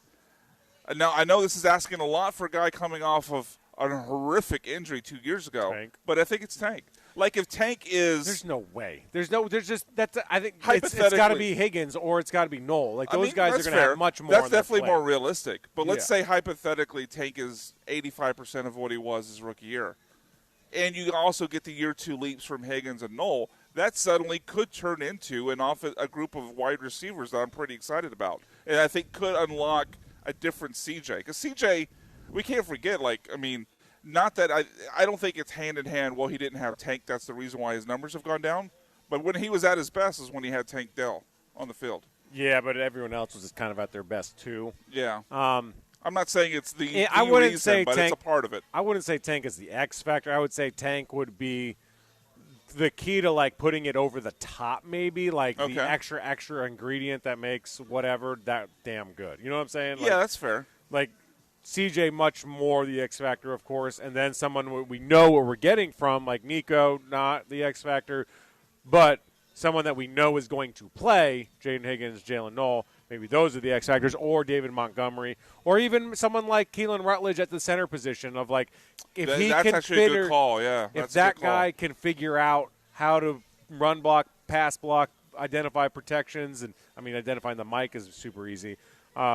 If he can do that role at a good level, not even an elite level. Here's the thing: Ariante Ursary ended up being a pretty good left tackle. Not great, pretty good. Yeah. And I think he'll develop into a pretty a good, certainly very good is possible, or even great. You know, I don't know. Like, what's great? Hall of Fame. He's like, I don't know that he's gonna be that. Yeah, you know what I'm saying? Like cart before the horse. But there. a year in, year out starter left tackle. Yeah, I agree with that.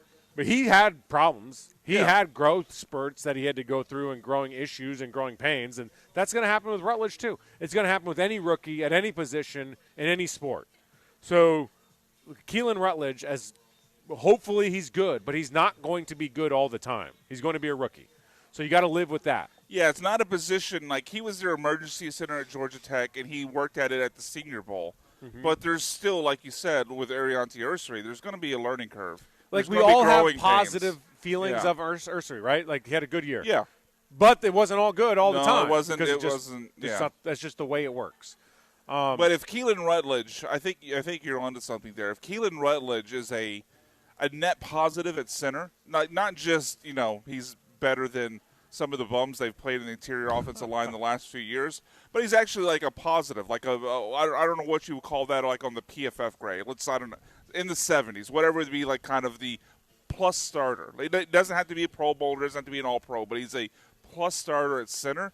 That completely changes the way I think about the offensive line. In my opinion, we have not talked about the most important person, though, for this team, and we're going to do that on the other side of the break.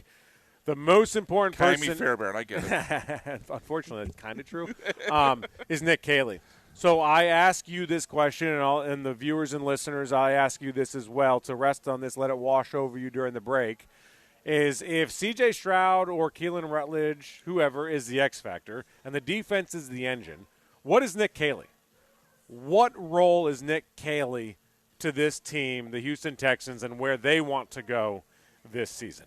Think about that. We are live at Patterson Park as fans are starting to walk in here. We got 15% off your entire tab if you wear anything American or whatever country you're supporting. Joe George is in the building. I smelled something, just walked in the building. Said we're number one. He said we're number one. What a number sweet one. I soul. know. What a sweet, sweet boy. What a sweetheart. Come on down. You can get $500 to Republic Boot Company, as this party is sponsored by Huntington Bank. I am a Huntington Bank member, so I feel pretty cool sitting next to this huge banner. We're at Patterson Park in the Heights. Come on down. We got food, drinks, we got specials, we got all of that for you. And you can meet Joe George. He's a big hugger, so come on down, give him a hug, even a peck on the cheek. He'll have no problem with that. Come on down. We're here all day as the USA officially starts the World Cup tonight at 8 o'clock, ESPN Radio. This is Kicking It with Kunkel. Let that wash over you. If C.J. Stroud is the X factor and the defense is the engine of this Houston Texans team, what is Nick Caley to this team? You can call in, you can text in as well and be part of the conversation, 713-780-3776.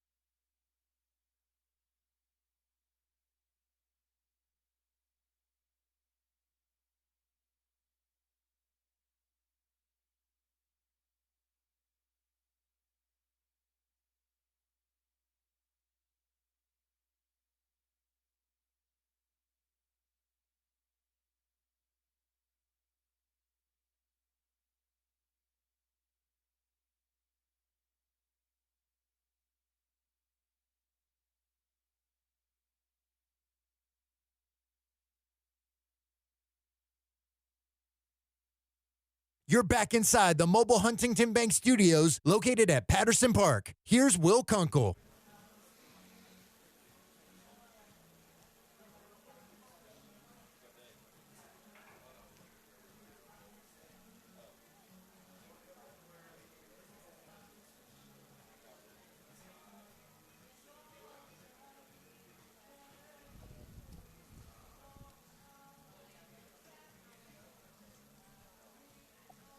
Welcome inside, kicking it with Kunkel. We are live at Patterson Park today.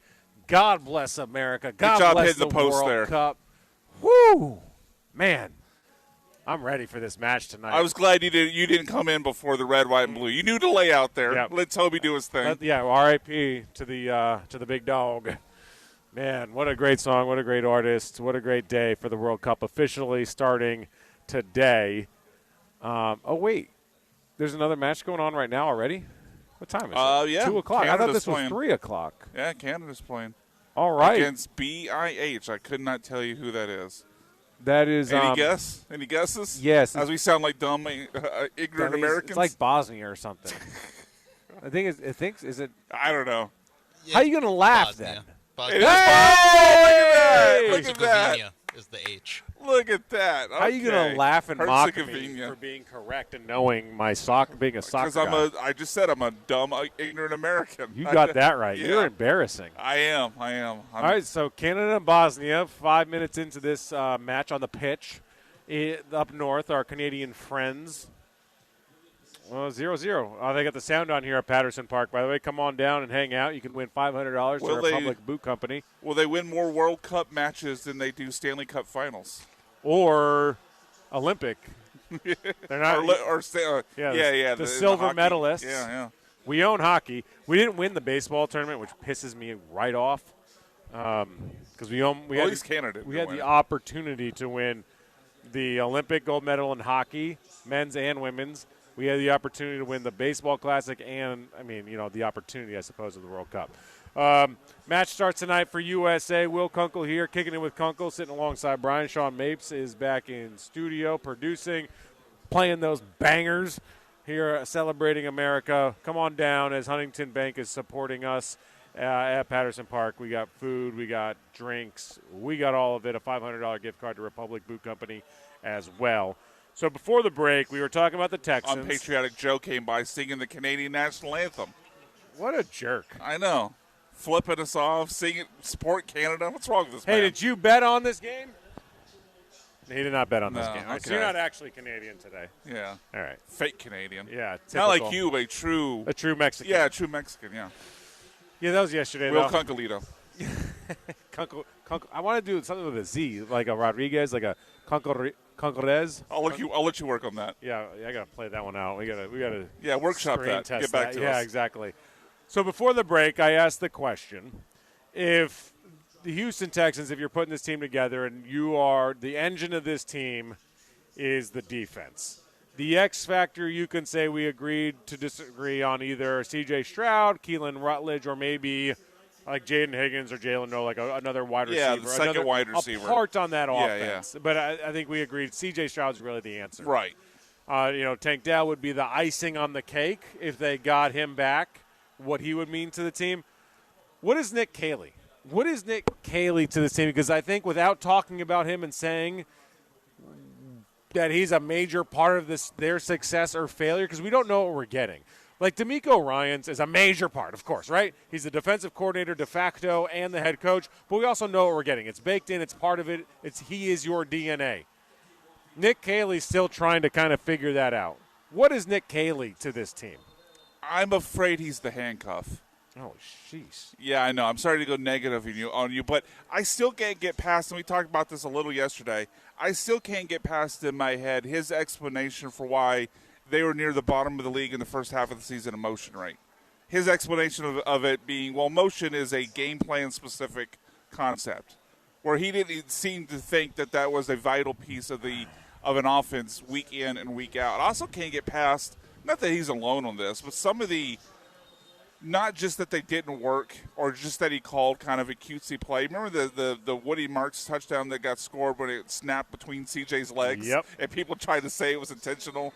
There was also the kind of weird, funky play with Tommy Togiai. Yep. That was weird looking. There was just too many of those moments, in addition to at times him looking like he was in over his head with, for some reason, thinking motion is a week-to-week option and not something that should be a fundamental part of your offense. So, unfortunately, I'm afraid he's the handcuff. So I agree/disagree because there's no upside to the handcuff except for some fun if they're furry. Yes. Facts. Nick Caley, to me, is the spark plug because that's very opposite of a handcuff. Well, potentially. It either works or it doesn't work. And if it works, okay, we got something going on here. C.J. Stroud now can do his job. The offensive line is in position to potentially be able to do their job.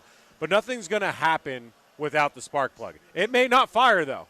So, like that spark plug, if it doesn't fire, it's a wrap. If Nick Caley is the handcuff / the negative side to the spark plug, well, it doesn't really matter what your engine is. You're only going so far. It doesn't really matter who your X factor is. It doesn't really matter who the icing on the cake is. It doesn't matter who you have on the field. He will be your handcuff if that spark plug doesn't fire. Now, if it fires and he somehow figures this out and learns, which I genuinely don't think so, then we're in business. So he's the spark plug for me. Yeah, I guess you could almost call that like the foundation then, right? Yeah, because the way you described it, where if the spark plug doesn't fire, then all the things we talked about before that can't happen. At least offensively. Yeah, offensively. Like defensively is the engine because it's got gas. It's got its own spark plug, which is D'Amico. Okay, so we're sticking with the car. Maybe sadly. he's the frame. Like if your frame's all bent to but hell, what does it matter? The problem right now is that there's two different cars. There's two different bodies of work. It's the defense. The defense is a and the Ferrari. Offense. The They're offense not really is working together. A beat up 92. Yeah, because the car, unfortunately, if you're an NFL Honda team, Civic. you got to work together as one unit to win the Super Bowl. Like you got to play complementary football. Right now, they're not playing complementary football at all consistently. I say right now as in what we saw last year. Yeah, of course. So they're not one car. They're not one unit. One of them is a well-greased up, ready-to-roll, fueled machine in the defense. The other thing might not have a spark plug, let alone an engine. Yeah, like it may not go anywhere. Yeah. So you may try to turn the key and nothing happens. Now, unfortunately, in the NFL season, you're going to hook those two cars together, and the defense is going to just pull the offense along. I mean, they didn't last. I mean, they did in the regular season last year. They did all year. They pulled them along until they couldn't. Until they were too tired. Yeah, but that kind of gets back to the point we were talking earlier. Like, you can get through a regular season and through the first round of the playoffs with the defense dragging the carcass of the offense along. Oh, jeez. Was that too dark? It's pretty good. That though. was pretty dark. Right. Okay, but if that's the case again this year. I'm not saying it necessarily is, although I do have my concerns. But if that is indeed the case again, it's one and done. I don't see any way that the offense could drag it, or the defense could drag the Texans' offense along to anything more than they did last season. Yeah, and it's not them against the playoffs, like the round. It's them against who they're going to face in that round, and it's going to be a good team. Yeah. It's the playoffs. That's Every how this team works. in the Final Eight is going to have a good or decent to a very good defense.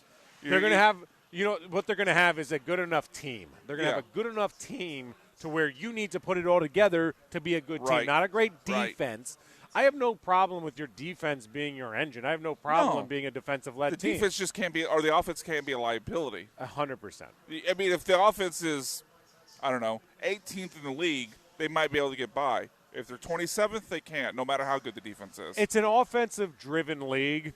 However, I used to not subscribe, and I do a little bit. So it depends kind of what the type of conversation we're having is. Is the phrase defense wins championships. I understand why you say that because if you have a great defense, you're always going to be in the game because you're not giving up. It gives you a higher floor, I think. Yeah, because you're not giving up 35 a game, right? So you're always kind of in the game. Now, whether or not your offense can put it together or not that day remains to be seen. But a championship caliber defense just keeps you in the game. Unfortunately, your offense, to what you said, can't be a liability. It can't drag you down. It has to be good enough. It has to be like what Trent Dilfer and the Ravens were with Jamal Lewis. Like, they had a good enough offense to win the Super Bowl with that defense. I mean, I don't know. Trent Dilfer was pretty bad. Well, I'm not saying he's good, but the offensive that unit defense certainly was good enough to win the Super Bowl because they did. That defense was even, I think, 5 points beyond what even the Texans were giving up last year. That defense was otherworldly. Or the Bears' defense the year they went with Rex Grossman. Like, that was not a very good offense at all. No, Sexy Rexy was not great. But Sexy the Rexy defense was good enough, and the offense and was Devin good Hester enough was to a get you game there. changer on special teams, yeah. Which we even saw in the Super Bowl where they lost. So I subscribe to the defense wins championships, but I've also subscribed to, like, no, that doesn't. Good teams win championships. And that is apropos to this Texans team because this defense will not win a championship unless the offense does their job. No, I agree with that. Like, I think the defense wins championships crowd got a boost by the Seahawks and what they did last year. But I think if you look, bro, that offense was like that offense. Was I know good. Jackson Smith and Jigba was great, and Ken Walker was the Super Bowl MVP. But Sam Darnold led the league in turnovers. I mean, we can't forget that part of the conversation. But my point just being, like, even if you're saying it was a defense wins championship case last year with Seattle, even if that was the case, and ignore what what Seattle did on the offensive side, you still have, this century. I'm going to cut you off blatantly. Okay. I'm going to rudely. That's fine. Go ahead. You're a rude American. Go ahead. Who do you think scored the most points in the NFL last year? Off the top of my head, it doesn't matter. Just take Cowboys. Rams, 30 points a game. Okay. Who do you think was number 2 at 29.2 points per game? Here's a hint. It's Seattle. Okay. Oh, they were the same. Exactly. Okay. All right. Like, that's a well-rounded kick-your-ass team because we can win with defense, offense, and I'm sure their kicker was pretty damn good. So C.J. Stroud needs to be Sam Darnold. Is that our takeaway? Which I think is fine. Like, Sam Darnold was that good. Like, Sam Darnold was good last year. I think he was better than you think he was. Well, I'm just saying he led the league in turnovers. It can't be ignored. Cause he had 25 touchdowns and threw for 4,000 yards. I know. But he had 14 interceptions, 25 touchdowns, and his QB rating was 99. 99's a little on the average side, but that's fine. I don't know what the fumble numbers were, but I mean, the point being, like, CJ, because the conversation around CJ is, like, can he just not be a hindrance? And I think that's where kind of ties in with Sam Darnold because of the turnover numbers from Sam Darnold and Seattle's ability to overcome that. Yeah, I mean, obviously the interceptions were an issue. It's your talking points, which obviously it would be. But he also did a lot of good to kind of mask. No, up this the is not to turnovers. crap all over Sam Darnold. I'm just saying. Boy, does it feel like he's got crap all over him. It's just to make the point that the Seahawks were able to overcome a quarterback that did turn the ball over, but also threw for at a high 4,000 rate. yards, 25 touchdowns, and Which an offense that had 29 points a game. Which C.J. Stroud has not proven capable of doing outside of his rookie season. Yes. So as much as the negative was there was obviously a whole bunch of positive. Houston's offense, how many points? They scored 23.7, which was 13th in the league. But this is where we talked about this yesterday. That's such a fugazi number because you have to remove the Ravens game and you have to remove the Titans game, and maybe even the 49ers. That's it. Just those two, because I don't think it's fair to remove all the good games. Like that's kind of crazy. But like 49ers counting the were Ravens, pretty beat up. They scored 42 against the Ravens. Right, and I think they scored 70-some-odd points in 2 games. Like, that's not who the offense was, so it doesn't count. Yeah, you certainly have to throw off the Ravens game because now obviously everyone remembers they were missing Lamar Jackson, but they were also missing like half their starting defense. Oh, they were missing everybody. It was a joke. Yeah, they were basically playing a D2 school. They scored 44 against Baltimore. They scored 26 against the Titans. Now, they scored 26, but it was mostly – They scored 70 points in 2 games. They're not a 35-point per game offense. Case in point, they had 6 points through the first 3 quarters of that Titans game. Yeah. Yes. Yeah. So that tells the story right there. 100. Yeah, they had 5 quarters of good football, and one was against a completely anemic team because nobody was playing. It's like when you take the best, you like eliminate the best game and you eliminate the worst game, and then you kind of find out with a little bit more who you are. If you're taking 44 points away from this offense, that's a massive drop-off because in the first game they scored 9, they scored 19, and they scored 10 in their first 3 games. And then all of a sudden they exploded they scored for 26. 2 total touchdowns. Yeah. In their first 3 games. Like this when was they started not 0-3. this was not a competent offense, let No. alone good, let alone middle of the pack of the NFL, which is what the numbers suggest. That's why you have to be a smart sports fan and look inside the numbers. Be aware of what you're looking at. Don't just tell me the top 25 offenses in the NFL and where the Texans rank, and that's the answer. That's BS. That they're not the 15th or 13th best team offensively in the NFL. We all know that. Yeah, I They're agree. bottom third. At best, if not bottom quarter. Yeah, I would say definitely 20 or below. I'd have to dig into all the teams that are around that to like place them in an exact spot, but without looking at the offensive scoring numbers, I would say definitely 20 or below. Yeah, they're just not good. They got to get a lot Which would be better. bottom third. So, all right, we got to go to a break here. No, we got a few minutes, but we can break early if you'd like. Up to you. Heavens.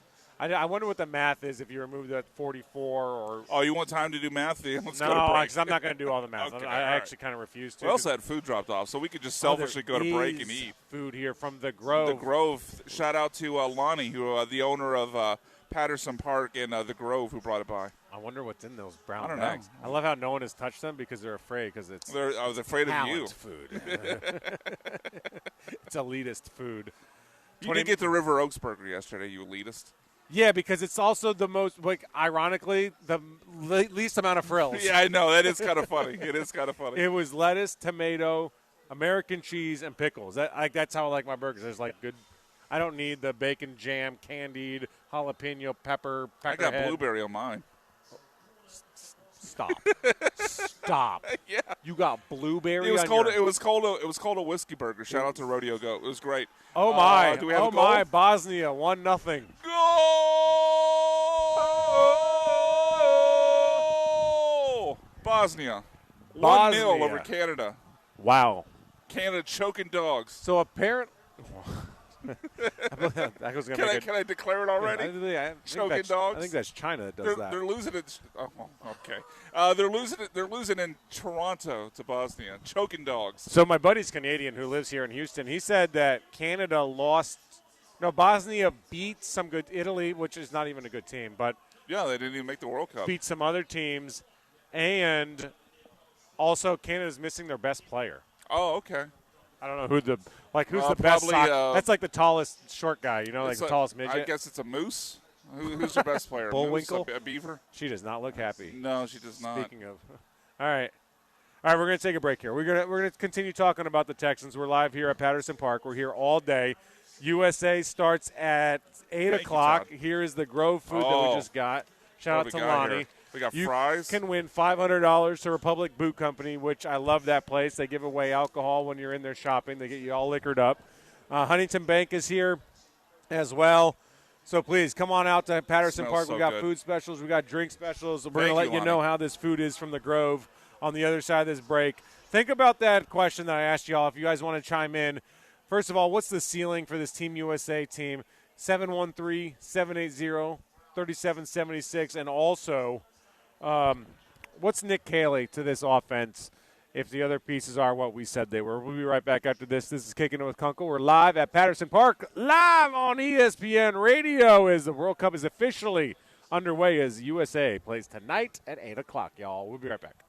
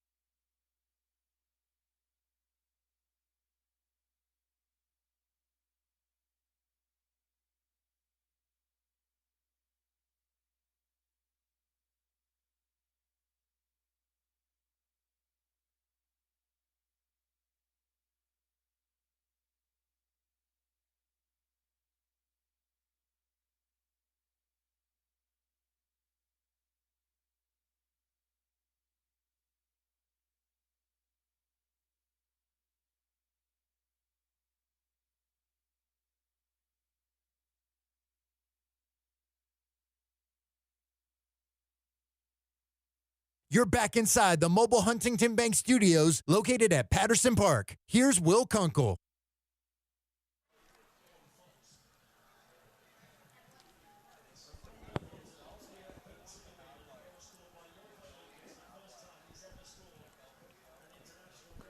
When do we cut in? Like, when do we do this? When do we interrupt? I think you got to let her finish. The whole thing? All right, everybody. Enjoy this. Let it wash over you.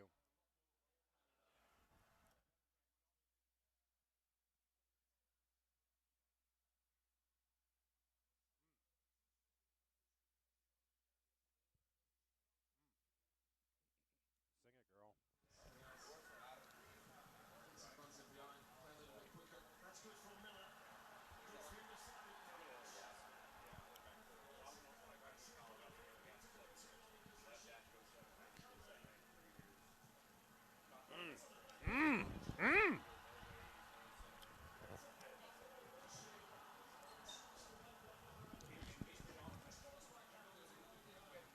Hell yeah. There you go. Now you cut in.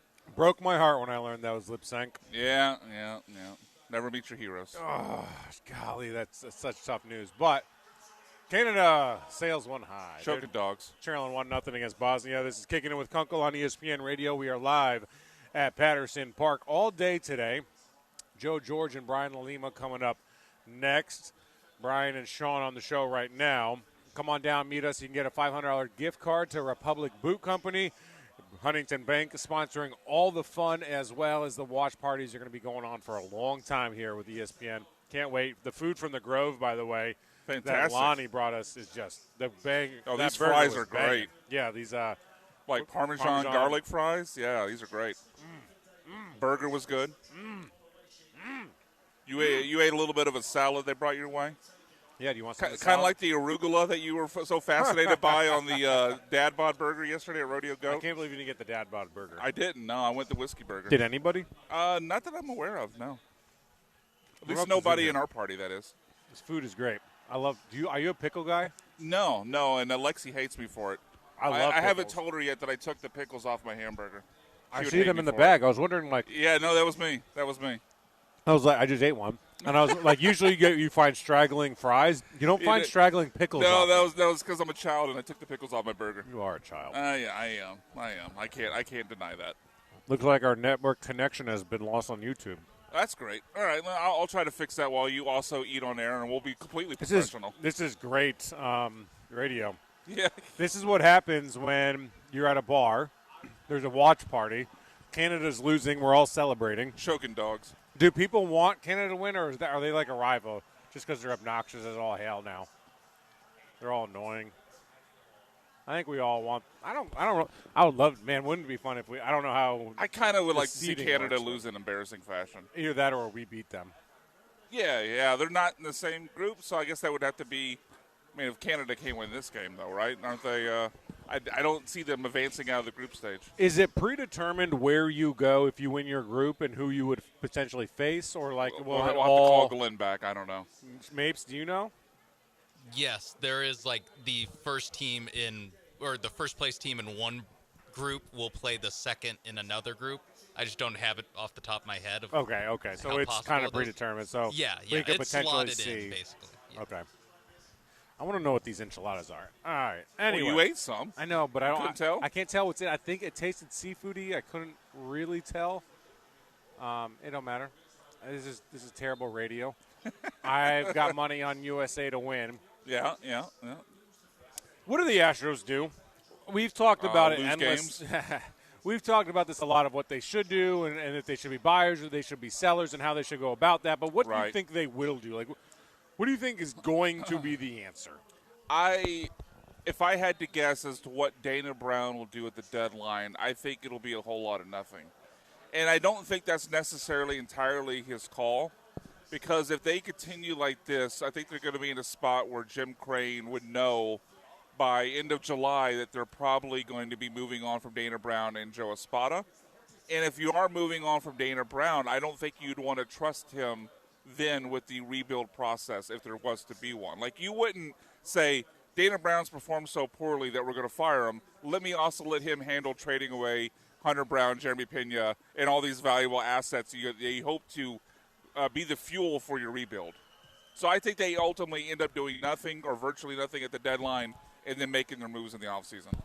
To be fair, his two most notable trades, getting rid of Kyle Tucker, getting Cam Smith in return. Do you like that or dislike that? Like, was that a good trade? Cam Smith has been, I wouldn't even say mediocre at this point, at least as an offensive player. Now, defensively, he's been a fine player in right field, but as an offensive player, he's below average. Because everybody loved the trade initially because we understood we weren't going to re-sign Kyle Tucker. Because Cam Smith was a high-level prospect, right. But I think it's too early to say for sure, but I think there's a pretty good chance they ruined him by how quickly they brought him up. Well, that's a little bit of now, maybe that still falls on Dana, but that's different than was the trade smart, and then the separate conversation is how they handled the player once they I think it was smart to trade Kyle Tucker because you had no chance it of was re-signing 100% trade smart. I was mad at the time that they went half measure and didn't also trade Framber Valdez. I agree. Because there was no chance they were going to bring back Framber Valdez. However, for they 30 needed plus million. Framber to make a run, and they were going to potentially get in the playoffs, and if they did, Yeah, I guess then it's you just had a Hunter poor- Brown, Framber Valdez. Yeah, but if you're really trying to, if the main priority is make the playoffs and make a run, then why are you trading Kyle Tucker? So they're kind of talking out both sides of the mouth. If the goal is make a run, you don't trade Kyle Tucker. If you realize, maybe we're going to fall a little short, let's start to reignite our farm system to get the next generation of players here, then you trade both Framber and Tucker. So they went full half measure. Well, you can kind of also Or make half measure, you can not- make not the full argument that you'll get something in return for Kyle Tucker. Not that you wouldn't. I mean, for right Framber. now, there's the return great right now. Cam Smith has struggled offensively. Well, that's part of what the problem Hayden is. Wesneski's played like 3 games. That's part of the problem of making trades in Major League Baseball for prospects is you just don't know how they're going to work out. You can't predict it. And For sure.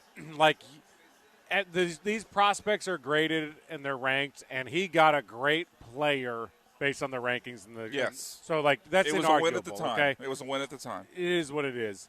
Now, for Framber Valdez, you can argue that for his value on your team is far greater than what you're going to get in return because of his issues, because of the Cesar Salazar situation, because he took a long time to sign because he wasn't really in demand. Yeah, no, he certainly. I mean, he obviously fell short of because I think going into Framber's last year here, there was definitely people, myself included, I'll raise my hand, that thought he could, if with a good season, get a max-free type deal. That 200, I think it was 8 years, $200 million that he got from the Yankees. I believe was the richest contract for a left-hander in history.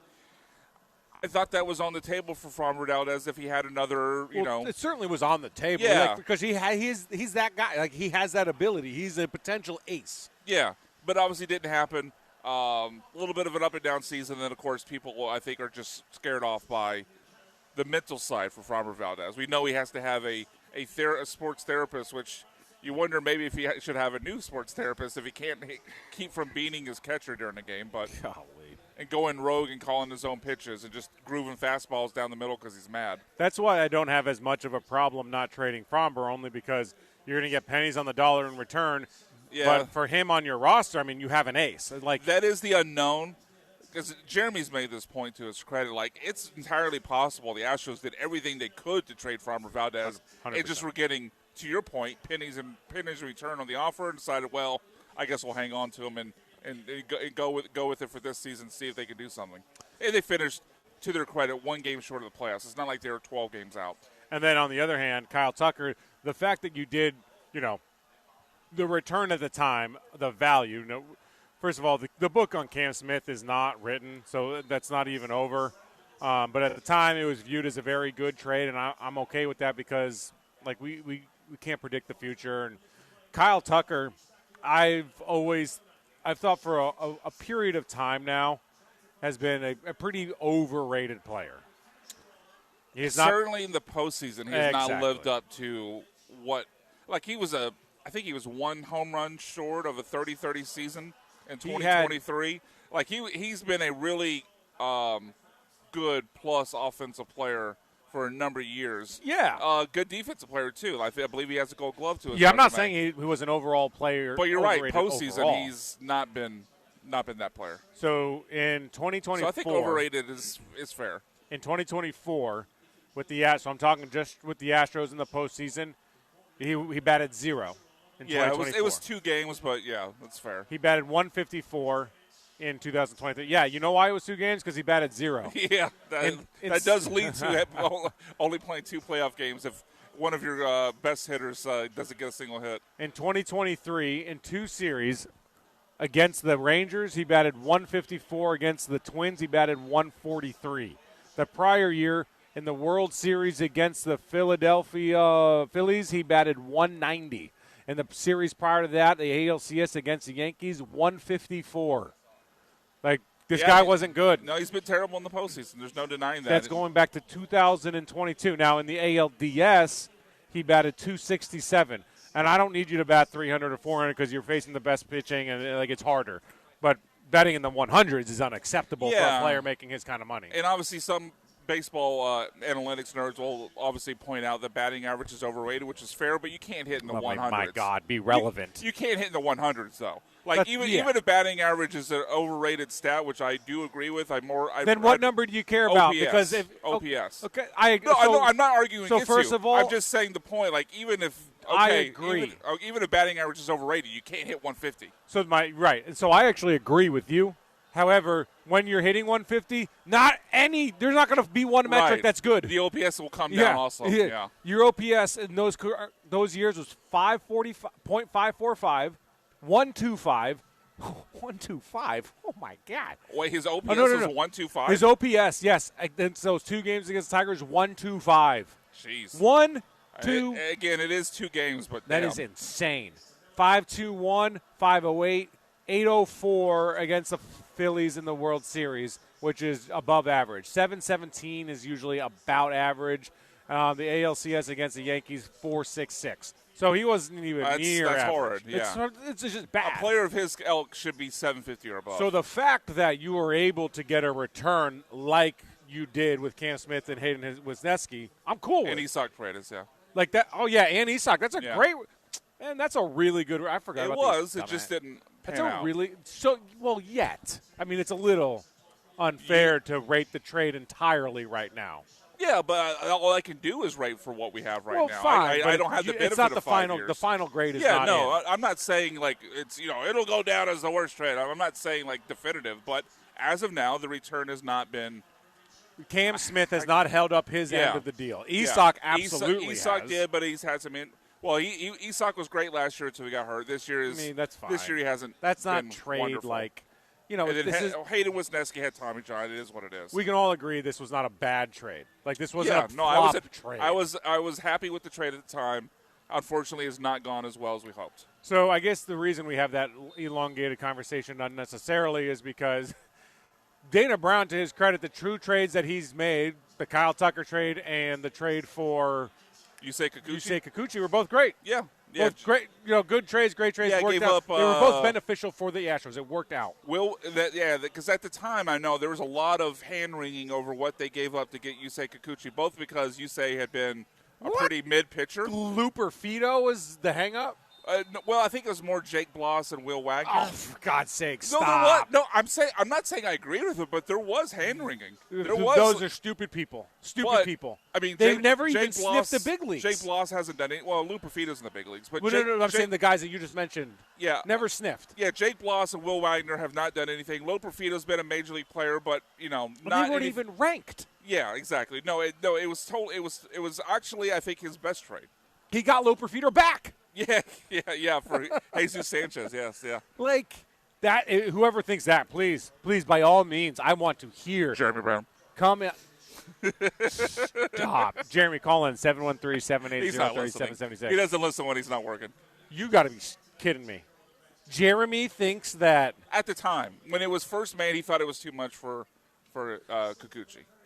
Bro, then that means he must thought Cam Smith was the greatest trade of all time. He did like that. Yeah, he liked the return. But beyond. He liked the return. Because Cam Smith was actually ranked well as a prospect. Yeah, where those two guys weren't even on the radar. Bloss, I think, was fringe. like top 100-ish because he was at least a decent draft pick, but Loper Fido and Will Wagner were not highly rated. But for we sure. had seen Looper Fido at the big league level at that point, I believe. A couple games in left. Yeah. He played at the big leagues before that. Oh, they just showed Mike Myers in the stands. He's at the game. He's still doing things? Yeah, well. I'm a huge Mike Myers fan and just like heartbroken that he just left Hollywood. Yeah, he does was things so freaking occasionally. He had a show on Netflix where he played like 10 different characters. Came out a couple years ago. It was like a spy thing. I forget what it was called. It was decent. But yeah, no, he hasn't done a whole lot since the Austin Powers days. Damn. Yeah, he's the man. I love like in those Austin Powers movies. What's your favorite one? Speaking of Dana Brown and making trades. First one. Yeah, the original. I think Goldmember is my favorite, and by a pretty wide margin. Yeah, okay. Yeah, the Goldmember character didn't hit the same for me. Like, it felt like by the time it got to the end of Austin Powers, like, it kind of became a parody of itself. See, like, it just kept going further and further to the point where, I don't know. I don't think that the Goldmember character itself was fine. I thought the Austin Powers, Dr. Evil, Scott, Mini-Me stuff was just like it was the best. I thought it was so freaking funny. That's why I loved the first one. Yeah, it was like Austin Powers. It was Seth Green that played Scott, right? His son. Yep. Yeah. All of that was great. I can make an argument that Foxy Cleopatra, Beyonce, is the worst character in the movies of all time. Like, she is the worst. She's the worst because God, there has to be a worse. Because character she than that, brought right? Jar Jar much- Binks. You know what's so funny is that's like the only newer Star Wars I've seen, and Get I outta liked it here. because I didn't know anything, Oh and my everyone's like, "What do you gosh. mean Let's you go liked to it?" break. Darth Maul. Let's go to break. No, Darth Maul was awesome. I like Darth Maul. He was a cool villain. Now I can see Jar why. Jar Binks was. I didn't like was Jar Jar a Binks. I saw travesty. he was a loser. Like he was Yeah. just a geek and like just hero. Like he was such a cornball. Like I could say a lot of other things off air, but He thinks like, his character sucks. Yeah, his character sucked for sure. But it's just kind of funny. It's like the one I saw, and I was like, "That was a good movie." That was the very first Star Wars you saw. Like as not as a kid. So like as a kid, I saw like the old ones. Oh, okay. Well, but yeah, I couldn't yeah. really. I know you take weren't them adult in in the per 70s, se. so. I couldn't like take them in though.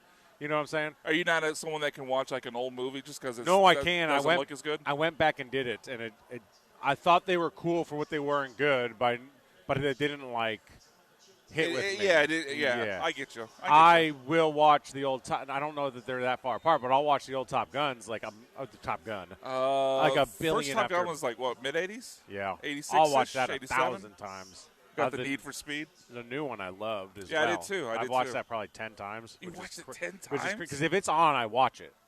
Start to finish? Well, if it's on, like you'll just finish it. I'll just Okay. I'm not turning it off or whatever I'm doing. It's on. Like I'm not turning. I it off. liked it, but I don't know if that's a stop what I'm doing, finish the movie Oh if my I see it gosh. on. Oh, I loved it. I mean, just that. So you know what's crazy? I wanted to make like a TikTok or something about this. I heard that that audio dong to that song, the login song. It's like the Top Gun song is like Yeah. Can you play that, Sean? I don't know. Like the start of that song.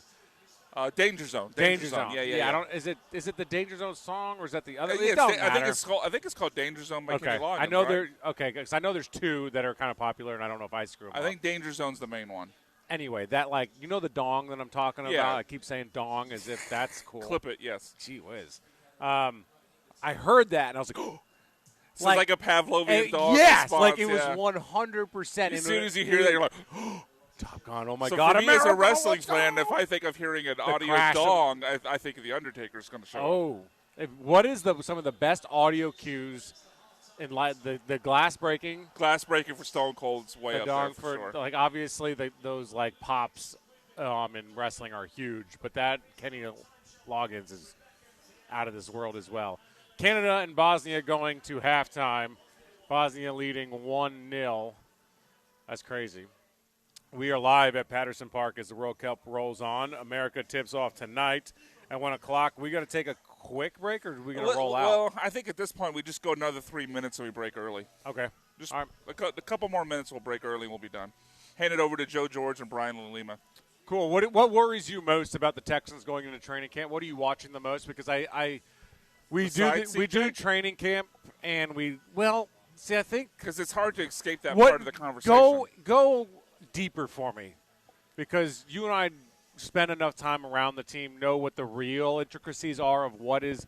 Because it's not like I got a problem. Like when we say CJ, I don't have a fear of CJ missing wide open wide receivers. I don't have a fear that he doesn't have the ability to make throws. Like, yeah, I you agree know, with that. So what if you go in like just a little deeper on that? What about CJ? If that's your answer, because mine is Nick Caley and the inability to just be a competent offensive coordinator. My fear for CJ, I have some fears or worries, but it's not that he's a competent quarterback and has the ability to make all throws or whatever it might be. My biggest concern is Nick Caley and this offense, like just knowing what to do. I think it's my fear is that going to C.J. Stroud is that he's broken. And broken. Okay, and I don't mean to poke him prop, but what is broken? Why? Why? To our earlier conversation of being gun shy from getting hit, Oh, like that's because we had that conversation of he got hit so much, he sees the rush, he seems to be gun shy, and we had that conversation of can you come back to that? I think we both agree that it's hard. not. It doesn't happen often that a guy gets to that point and then comes back to it. So my biggest concern going into training camp is even though they made the additions they did on the offensive line with Wyatt Teller, Dallas Braden, and Keelan Rutledge, that on paper seems like the best offense they've had, or best offensive line they've had in the D'Amico Ryans era, and maybe even years beyond that. My concern is that CJ is, for lack of a better term, David Card, to the point where even if the protection's good in front of him, he's going to still be reverting to the same sort of seeing the rush, not looking downfield, lowering his eyes, and things that lead to bad offensive play.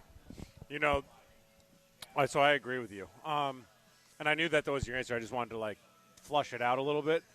I think that training camp's important because I think you've got to protect CJ and start to build that confidence with the offensive line and that trust because week 1 against the Bills, man, we'll find out right away if those feet are happy.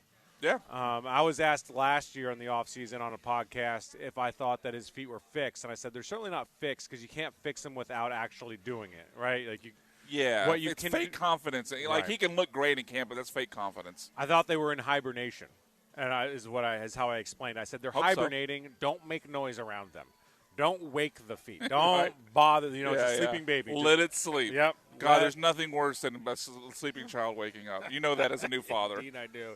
Is that you're on edge at all times? Oh my You're God! a sound- The you're like, worst. what was that? You'll do it. You'll trade anything in your life to get Yeah. that child to go back to sleep. Sniff one more time, honey. I swear to God. Go outside if you want to breathe. Yeah, pretty much. Been there. Yeah, so they. Oh, there it is. Let's- We'll go out. We'll go to break on this. Oh, with a bang. Hand it over to Joe and Brian Lima. Dong. So I think this is a different song. I don't think This is this not the one song you're has- thinking of? This does not have that dong. I thought I heard it. I don't think so. It was at the beginning. It's the song where they're on the Navy ship launching the planes. Yeah, off. this is it. Danger Zone. Maybe, It's certainly I not think you're right. the song where they play volleyball. Yeah, no. Was that your favorite scene growing up? Still is. Or football now in the old where Yeah, it's there's true. no offense and defense. It's Yeah, just yeah. running around It's just grabbing seven- each other. not even with 7 on shirts. 7. Yeah, take it to the bedroom, guys. All right, that's good. Wow, fans rolling in. People rolling in here at Patterson Park. Will Kunkel here covering Rich Eisen on Kicking It with Kunkel. We had a great time today at Patterson Park. Food has been fantastic. Drink specials are rolling in. Brian's here. Brian Lalima and Joe George are up next. You can win $500 to Republic Boot Company if you come out here. Enter the raffle, as well as Huntington Bake out here giving away some free swag as well. I'm Will Kunkel. Find me on all the social media channels and YouTube. Kicking It with Kunkel. Been live on TikTok this entire time. I appreciate y'all. Let's go, American. Peace.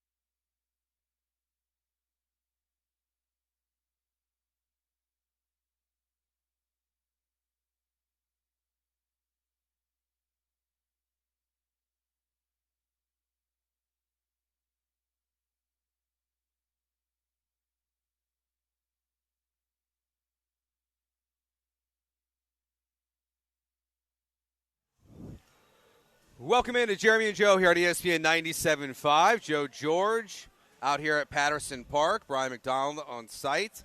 He's going to be going by BMAC today because I have two Brians with me.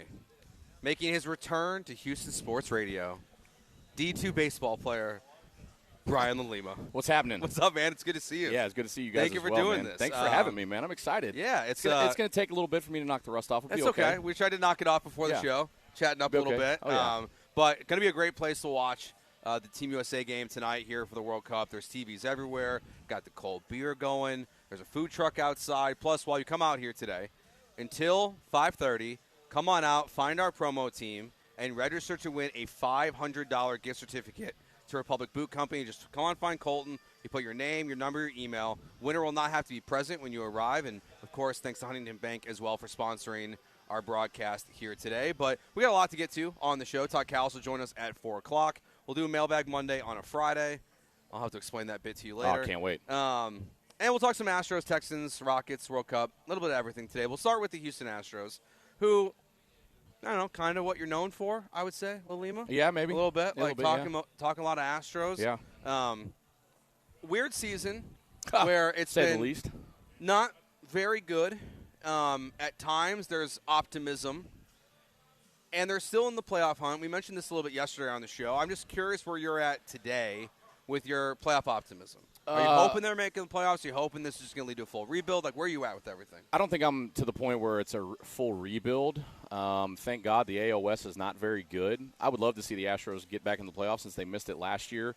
Injuries have hampered the efforts, obviously. Jordan having an unbelievable season. I know we did some stuff on a podcast that I'm on for Apollo HOU. We did some preseason rankings and things like that, and I said Jordan was going to have 40-plus bombs. He's looking like he's going to get there. So it's going to suck to waste that type of season. I'm just not to the rebuild stage yet. I don't want that to happen. I mean, my God, we've had the golden age of baseball here in Houston for the Astros for quite some time now. I think it's inevitable. You still got at least a couple of years of Jose Altuve till he retires. Jeremy Pena needs to get healthy. Obviously, all the stars have left, but you have some promising young talent. So I'm not to the rebuild stage yet. The season's just sucked, man. Yeah, it's just not been good. No, it's been a tough watch. Yeah, and there's also I think there's been some mismanagement at times. For sure. I think Joe Espada's come under some criticism quite a bit. Same thing with Dana Brown, the general manager. Some of it a little bit unfair, I think, in my opinion, because you can't help injuries as a manager / head coach, whatever. However you want to look at it in any sport, you can't help injuries. But there's also some things that you can control. Ryan Weiss was DFA'd right before we came on air, so that news is coming in. Hunter Brown looks like he's getting ready to return. So I think there's some – you got Josh Hader back. There's some maybe a little bit of optimism. It's just been a terrible season so far, though, and they're still right there in the hunt, which is crazy. In the AL West. Yeah, it doesn't make sense. Like the West feels like the Mariners are going to kind of pull away from this thing at some point, but the wild card, because of the expanded playoffs, which we saw, it's worked to the Astros' favor a little bit here in the past. Whether it's the COVID season where they got in when they really expanded that thing for the first time, or 2 years ago, sneaking in. This team. Brian and I and Jeremy have talked about this a lot, where you probably need 86 wins to make the playoffs this year. Yep. I struggle to look at this team and see an 86-win team either. I still have playoff optimism, because Hunter Brown's going to be coming back in this Tiger series. Is Christian Javier's rehab start that went pretty well? Is that a sign of a corner being turned, or is just, he dominated minor leaguers? It's always kind of hard to say. But like you mentioned, Jordan Alvarez. That's why, to me, there's still the most playoff hope with this team. He's right now – he's moving into plus 165 as a betting favorite to win the MVP with Aaron Judge being hurt. Bobby Witt's right behind him at plus 190. So it feels like we might be a year where you see a non-playoff team or a guy, win the MVP in 2026. But my playoff hope is still high. It's not through the roof, but I'm just the American League is bad. It's bad. It's not good. This team can still make the playoffs this year. Yeah, I mean, the Astros are 4 games out of the second wild card spot right now. 16-19 at home, 15-20 away. I mean, that's just how bad the AL is. I think it's everybody and then the Dodgers, right? I mean, you're going to be chasing the Dodgers regardless. But on the other side of it, we better soak it all in because they're not playing baseball next year. That's another topic we can get into at some point. Yeah, we can. Yeah, I mean, they're not playing baseball next year. No way. I think they're going to play next year. How many games? Right now, I'm at 100. Is where I think they're going to land at. It's a hell of a break. Yeah, it's going to be a long time without baseball. It's a hell of a break. And where we're all just been kind of sitting, waiting, hearing all the reports going back and forth in the media about what the offer was, then a counter offer, and I feel like eventually they get it done just because they know what happened in 1994 was such a detriment to baseball. Yep. But in a weird, that's what's hard about this Astro season too is I think we all know that that's very possible. Yeah. That there's not going to be baseball next season, or at least a full season. So you kind of wanted to enjoy 2026 without knowing what 2027 and beyond was going to look like. And unfortunately, the Astros they haven't provided that consistently, really at all this season. Well, you look at the AL West right now. The Mariners are leading the top of the division at 36 and 34, and then they're the Astros down second to last place at 31 and 39. They're only 5 games back. Yeah, 4 games back of the second wild card spot. So is it reachable? For sure. But they got to get rolling, man. I mean, there's no question about it. Hunter Brown coming back is going to be a good thing, which we'll see him against the Tigers. Pretty cool that he'll get to make his return against at his home team. against his team. Yeah. So bye, Will Kunkel. Thank you for that. He was trying to claim he was Mexican yesterday. Oh, yeah, yesterday. He's Really? fully renounced his Mexican citizenship. Well, you have He's to be American American today. Yeah. Yesterday he was Will Kunkelito. Yeah, he was trying. As he was betting on Mexico. But today he bet on America, so he's American as again. you should. Yeah. You can't bet against America. Yeah, Even if you think they're going to lose, I feel like you're just not allowed to do it. Dude, I He saw also got it even money. Oh, yeah. Yeah, I mean, I saw the betting odds. I think USA to win today against Paraguay was plus 220. Yeah. I'm going to catch some action on that. Yeah, why not? I saw it was plus 105 USA when I looked at it. There was a plus 2-something draw. He got it plus 100. Plus 100? Yeah. I don't know. The World Cup, it's been fun so far through 2.5 games. I will say, I watched more soccer in the last 2 days than I thought I was going to. Some goalie just got killed. Yeah. Well, did he? Yeah, it's true. In soccer, you never know. You never really You know. never know. That's the thing. The only thing I struggle with the World Cup so far through 2 days is I'm the flopping? When a guy goes down, Yeah. he looks like his life is over. Yeah, it's like SGA playing basketball. Yeah. You took the words out of my mouth. Yeah. It's are we sure we're just not watching the 76ers game with Joel Embiid? Yeah, is he done? Or is he going to get up in a minute and a half and they're just going to waste a bunch of time? This goalie looks like he actually might be hurt. But again, you actually never know he'll be what's going fine, on. dude. He'll be all right, man. What's the one thing with the Astros this season that's annoyed you the most? Joe Espada. Yeah? I like Joe Espada, but I'm just not a fan of him as the manager. No, I'm really not. I think it's very clear they're moving on. Yeah, regardless if they make the playoffs. And again, man, I get it. Some criticism towards him is probably warranted, but other heavy criticism maybe not as much because you can't help injuries. Yeah. You know what I mean? But there's also some in-game stuff that just really bothers me. Sense of urgency is a big thing for me in baseball, and he just doesn't seem to have it. I remember, when me and Salisbury were doing radio, we constantly had to defend Dusty Baker. Yeah. Dusty Baker is going to go down as one of the greatest managers in Astros history. I don't care what anybody says. I think you're right. I think history is being kind. Yeah. Especially with Yainer Diaz. I remember that being he a huge was topic. 100% right. He's 100% right. Dusty was right. No one wants Yainer starting a rehab assignment. Oh, yay. Does anyone want Yainer to come back No. and be the everyday catcher? No, they don't. No, Sean Mapes No. and I dropped our Astros podcast today, and yeah, we were talking about it, and it's okay, the plan for Yainer for me when he comes back, he can probably catch 2 days. Yep. He can DH 2 days if Yep. you're at home, so Jordan can play in left. Yep. And maybe gets a day at first to give Christian Walker a day off. Yeah. But then if the bat's not good, why do you want him out there at all? Yeah.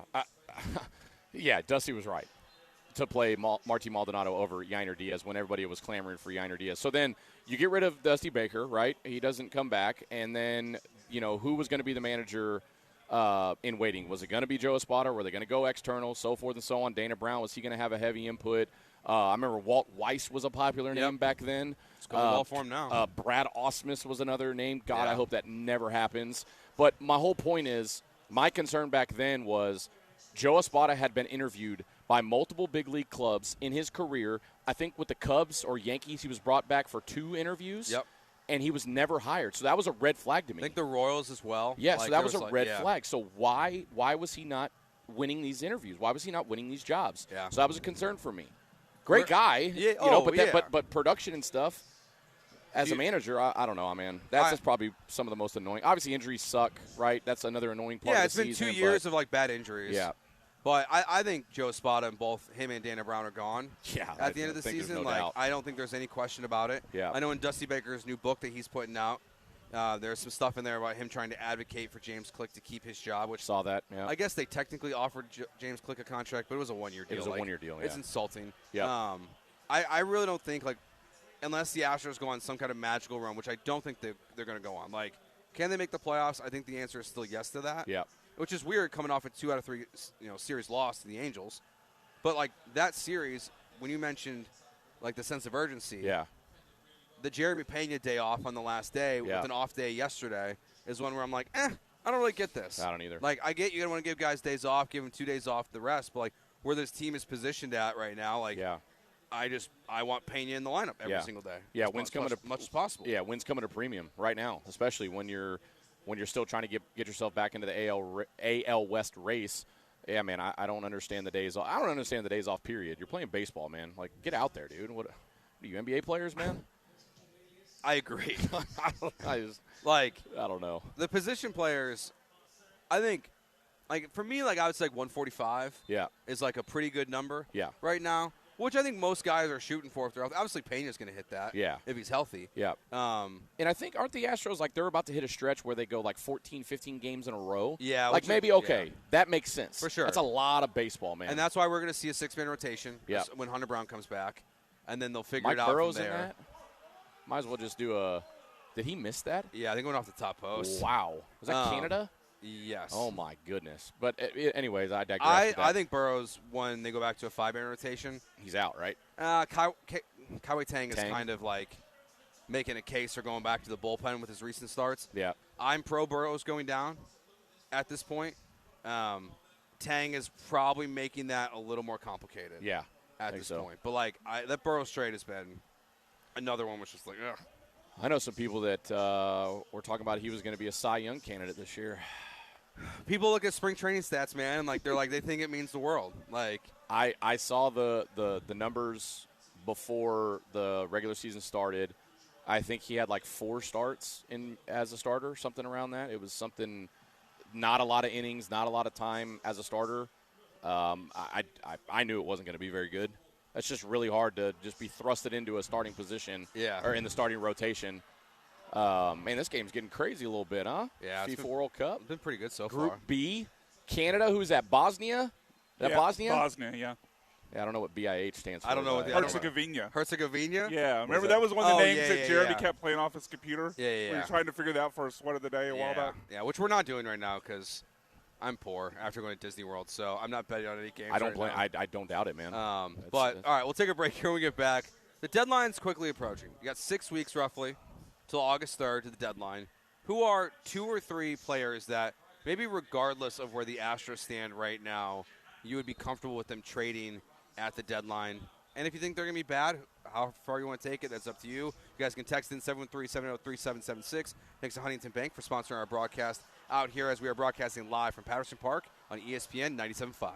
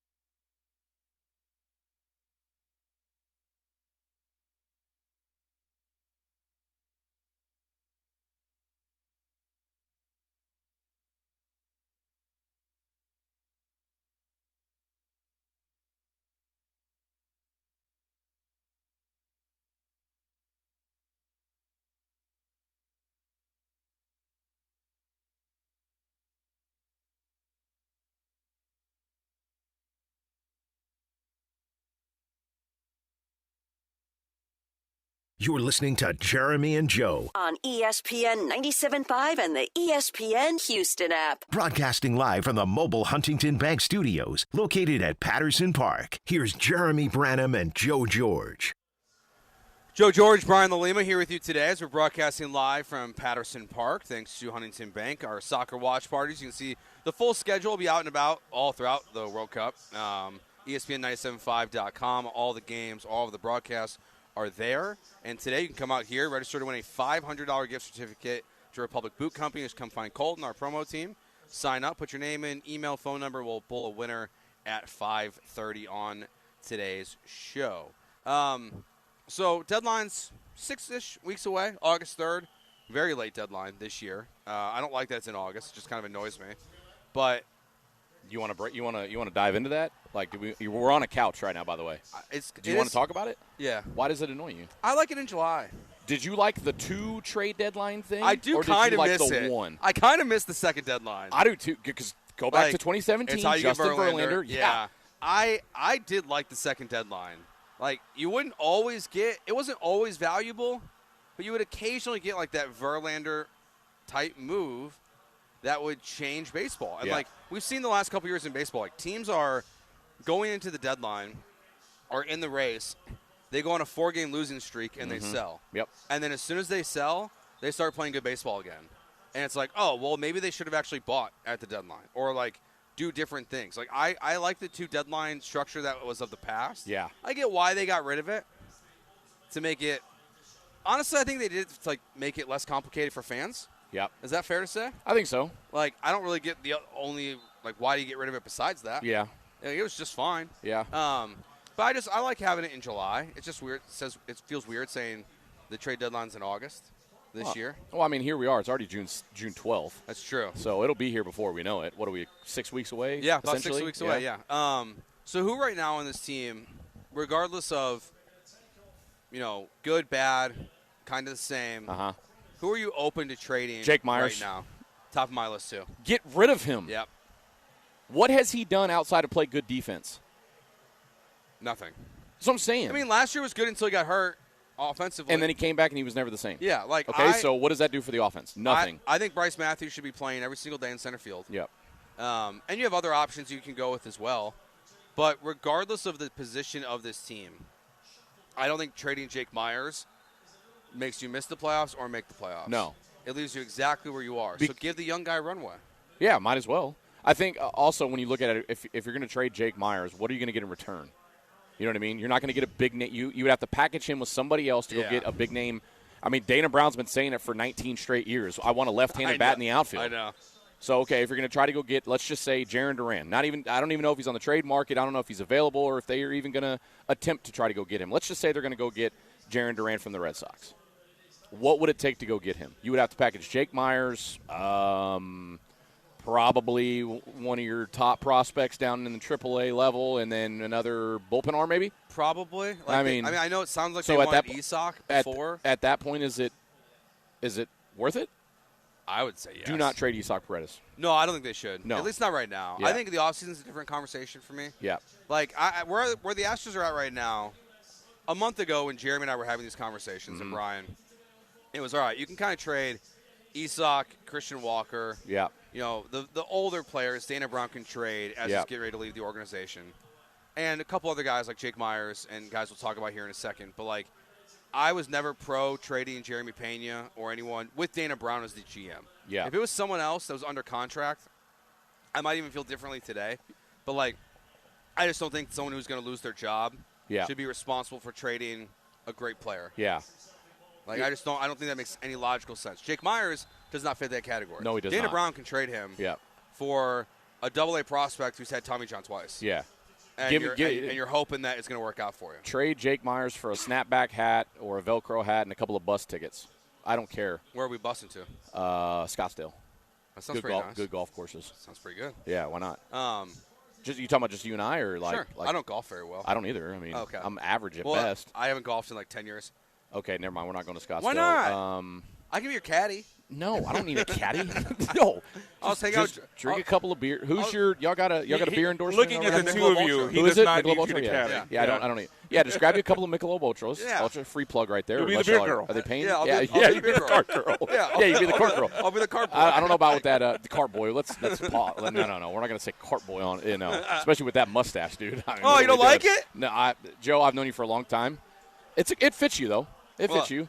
There's only one person's opinion that matters. Your wife. Exactly. Happy wife, happy life is allegedly what I've heard. I was when I was doing the show with Paul. I did the full Mike Ditka outfit when the Bears played the Texans 2 You're a years Chicago ago. guy. It makes sense. And then I just kind of kept the mustache. Are you okay with them going into Indiana? You gonna be all right? We'll talk about it later. If we want to. I don't want to talk about that That right now. seems like a sore we're subject. We're talking about like- the Astros right okay. now, okay? Here, okay. Indiana Bears. Yeah, we'll talk about the Indiana Bears later. Okay, I'll get us back on track here. Dana Brown. Who else would you be willing to trade? I think Brian Abreu, I think you try. Who's going to give you anything for that? No one. But he's going to be off your roster next year. You know who? We don't like to trade Yiner, but same thing. Who's going to give you anything? That's the one thing about playing Yiner when he comes back. Yeah. Is hoping that Trade something value? goes right. Get some more and you trade can try value? to get some trade value out of him and move him now. But like, You know, sorry. No, go ahead. You know what's crazy is when James Click traded for him, I was like, a lot of people were very high on Yiner Diaz, and then when he came out, like that first year, I tweeted it out like multiple times, like, oh my gosh, thank you, James Click, for getting this dude. I thought this was going to be the catcher of the future. He's going to fall right in after Martin Maldonado. He's going to hit 300, blah, blah, blah, blah, blah, and he's just been not very good. I've heard so many different times he has no idea what it takes to be a game manager behind the plate, meaning calling pitches and things like that. And you've seen the offensive struggles. I mean, how many choppers is this dude going to hit? Oh, yeah. You know what I mean? So if you can get him to get rolling and maybe produce some trade, I already know they're not going to trade him, though. I mean, you know what I mean? And then here, like right on cue here, Brian McTaggart, beat writer covering the Astros for MLB.com, he posted an article yesterday, and he interviewed Dana Brown. And he asked him, have you decided what your strategy will be for the trade deadline, buyers or sellers? And Dana Brown talks about, in terms of the deadline, quote, in terms of the deadline, we're just kind of like highlighting some of the needs that I mentioned earlier. And he goes on to say, we got a good core coming back. Hunter Brown, Christian Javier, Renel Blanco, Hayden Wesneski. We got that group coming back as well, so the pitching seems like it's going to be okay. And then he said a big focus would be offense in the outfield and getting some offensive production. And if we could firm up the pen a little bit more, because we're working on our pen pretty hard right now, end quote. Okay, so again, he wants a left-handed bat in the outfield. We've heard that for 30 years. It's crazy. Yeah. Like it's one of the most absurd things he does. And then he trades for Jesus Sanchez. Yeah. And then dumps him as fast as he can. And like whatever, like I was fine with the trade. Like I didn't love it because I don't think Joe Loperfido's anything special. Yeah.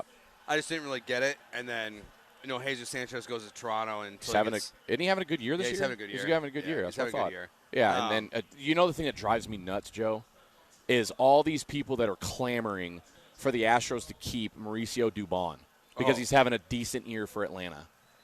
Please tell me you're not one of those guys. So I don't like the trade because they didn't do anything after. Yeah. So like they just saved a bunch of money and then didn't spend any money. That's fair. And I'm like, I don't get why you traded it. I'd rather have Mauricio Dubon's money here than Nick Allen. Yeah.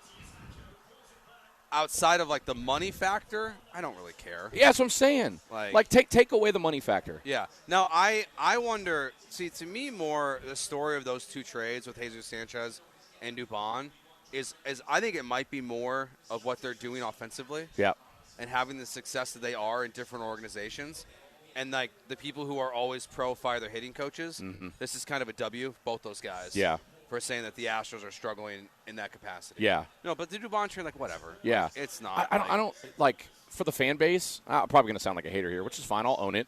For whatever reason, we as Astros fans clamor for guys like Miles Straw, Abraham Toro, Jake Myers, and Mauricio Dubon, like these mid-level big leaguers that really have a couple of good stretches of runs during the season. Yeah. They're like career 220 hitters. Yeah. They have a couple flashy plays in the outfield.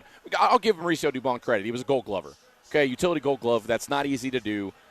But bringing Mauricio Dubon to this team or keeping him on this team is not – they're not going to make the playoffs because of Mauricio Dubon. Well, okay, so I've said this – I think we talked about this like maybe a month or two ago. The one thing – I've been in Houston now for 11 years. The one thing I don't understand about the fan base is the obsession with the mid players. That's what I'm saying. Because it goes to all the teams. Like, I think about the people who were like, fire Rafael Stone because Ty Washington wasn't a good basketball player. And I'm like, don't say anything about Tari Easton because you know his mom's going to be after you. Yeah, she went after Jeremy the other day. Did she? Yeah, she was pretty nice, but like she found one of his tweets that she clapped back on a little bit. But like she bored? I don't get it. Like so I don't get that in general from anyone. Yeah, fair. Like whether like mom, dad, Yeah. or player themselves or radio host themselves, because Yeah. you see those people do it too, where like they find people talking about them. Yeah. Strange behavior. Yeah. But like there's just like there's an obsession with like the mid players where like people just seem to fall in love with guys, and Dubon's obviously at the top of that list. They fall in love with guys? Like yeah, they do. Just mid guys. I mean, it is. This month, right? It is. It is. It is. Okay. It is happening this month. I'm saying I don't fall in love with dudes. But Yiner, Jake Myers, Yeah. Brian Abreu would be the three guys. If I could trade and get anything of value in return for, I would. Anything past that, like not really feeling it right now. Like I'm not feeling Pena, Josh Hader, like none of that stuff. Like there's enough on this roster that I kind of want to just see what the next GM's going to do with it at this point, and see if they can find a way to build a competitive roster with the core that's in place. It's going to be wild to see Dana Brown move on, and then the Astros are going to be searching for another GM. Should have just never let go of Jeff Luhnow. No, they made a mistake. Yeah. I think that's very clear, and we knew it then. Like Rob Manfred in Major League Baseball had to go to Jim Crane and say, if you don't get rid of your manager and your general manager, we are taking the trophy from you. I think I've always thought that philosophy was fair. It's just like the Red Sox, like they just dealt with it. The Mets are different because Beltran had just got there. Yeah. He had never managed a game. It's not worth a headache. Yeah. That's with. But like, I think if Jim Crane could go back, I wonder at least with AJ. Yeah. If he would have kept him. Well, you could have and just set, hey, Dusty come in for a that's year. What I'm saying. And then AJ come back. Luhnow feels a little different because like he's out of baseball.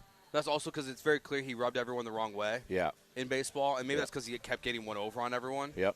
But they never should have. Like I think that's the dream this offseason. Yeah. Is Luhnow, Theo would be at the top of my list. Yep. And then you find the next guy.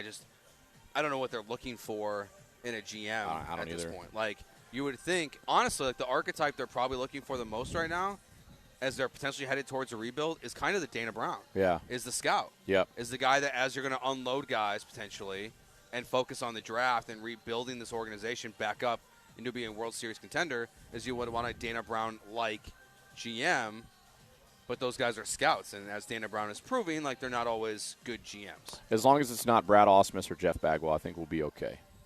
I've had this take for a while that I think Ausmus will be involved in the Astros organization. I think so. I think he'll be the GM or the manager next year. I don't know which one yet. Yikes. Because he almost became the GM when they hired Click. Yeah. And then when they were talking about Joe Espada,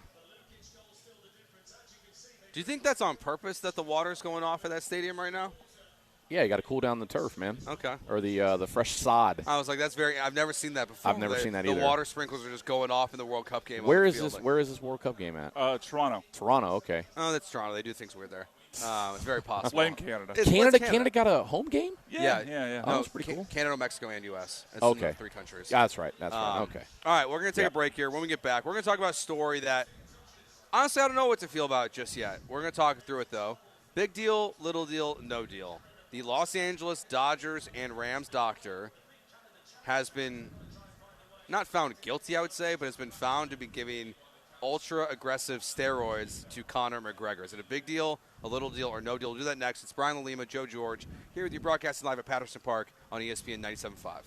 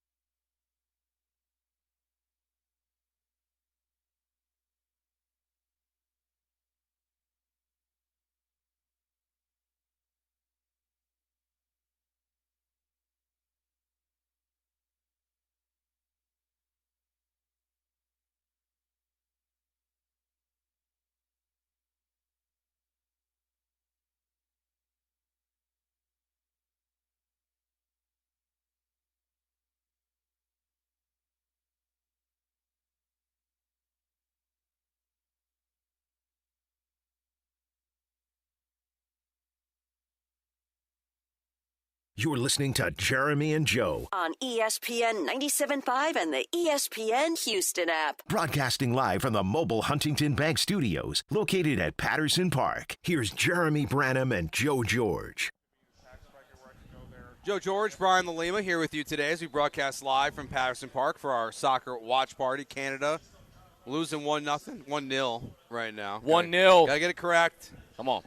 I really need a goal so we can just yell goal as loud as I we know, can. yeah. Will and I got to yell goal earlier. We haven't gotten anything yet, No. so disappointing, but great place to come watch Team USA tonight.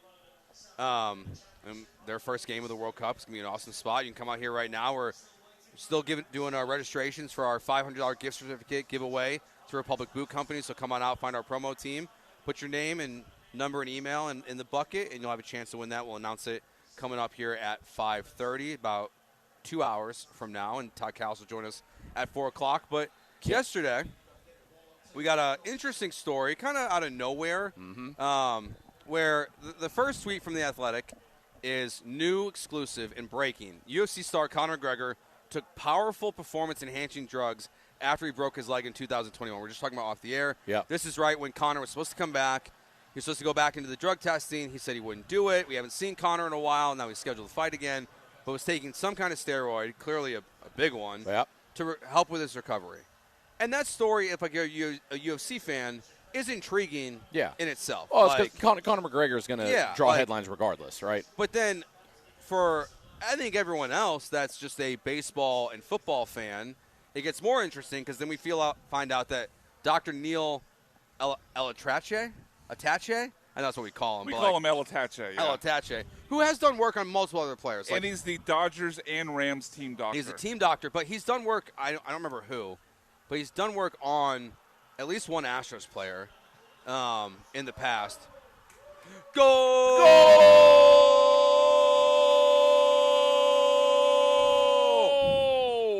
Canada ties it 1-1. 78th minute. World Cup going on.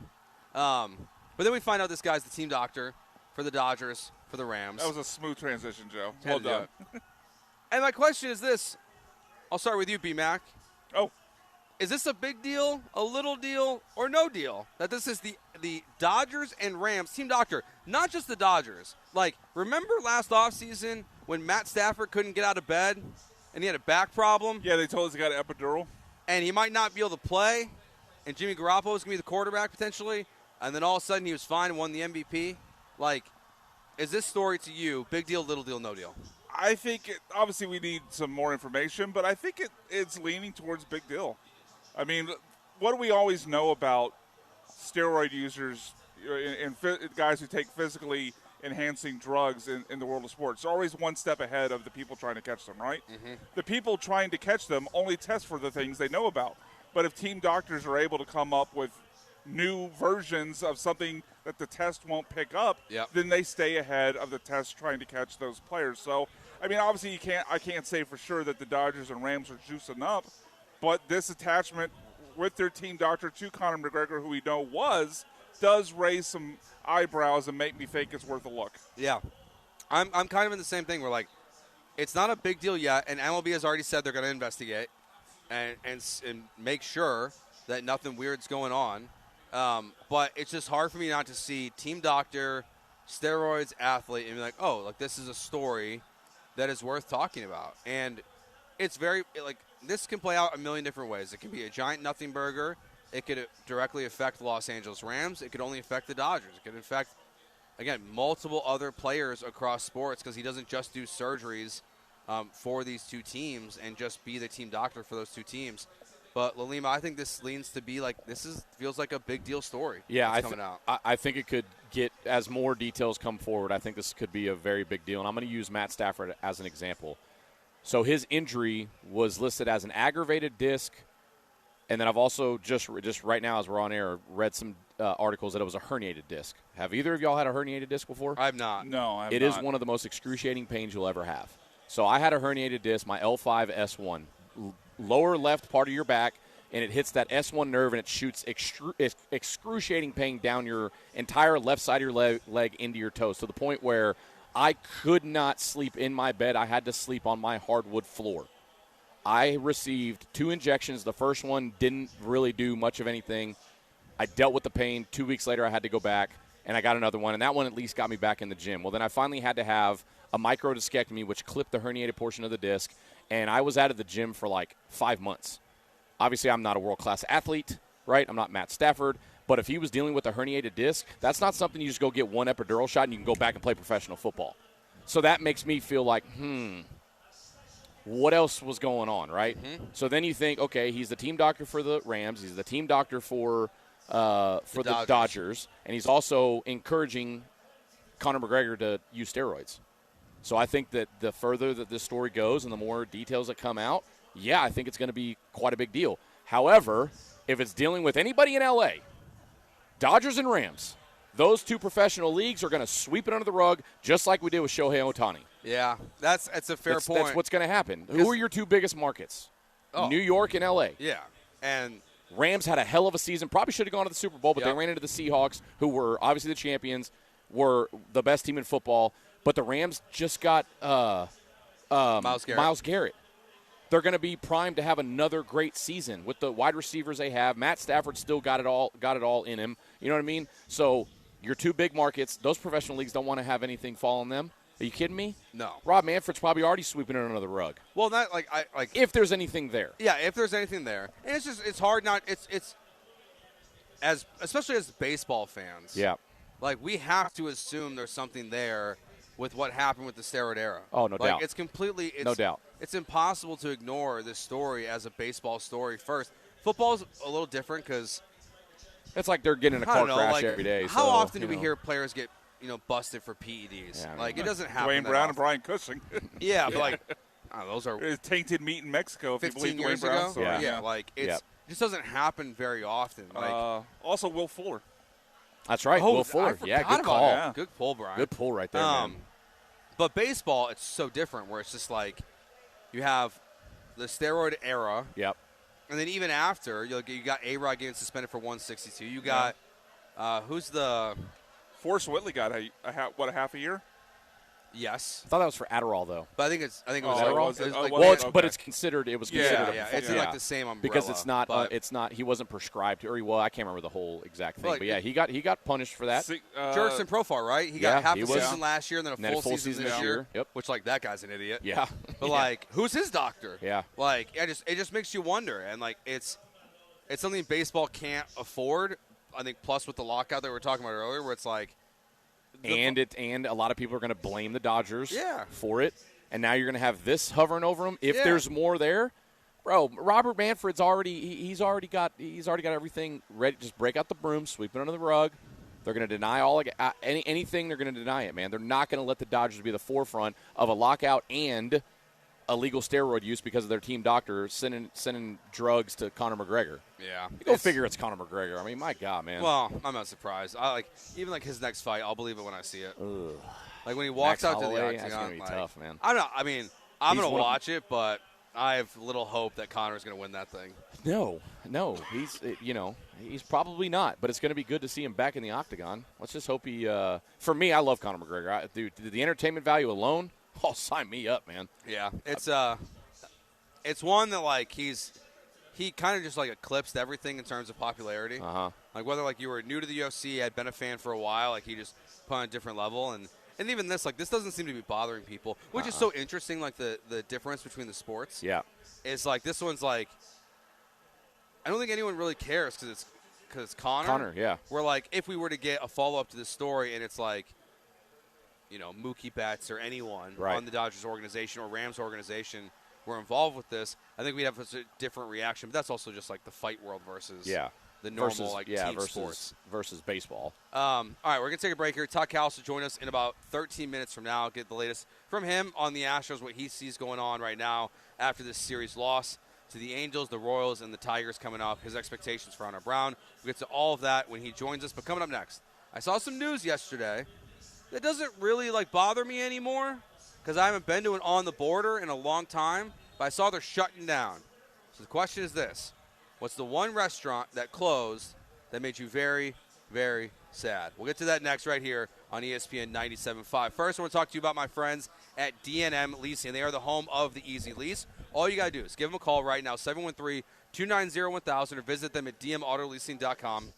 When you do, you'll get to see their full list of vehicles, Honda, Ford, they got it all that you're going to want. You can see it on their website, and they'll get you that brand new lease vehicle within 24 to 72 hours. They will walk you through the process from start to finish. Their average salesperson's been there for about 10 years or more, so they'll make it as easy, as simple as possible. Give them that call, 713-290-1000, or visit them at dmautololeasing.com.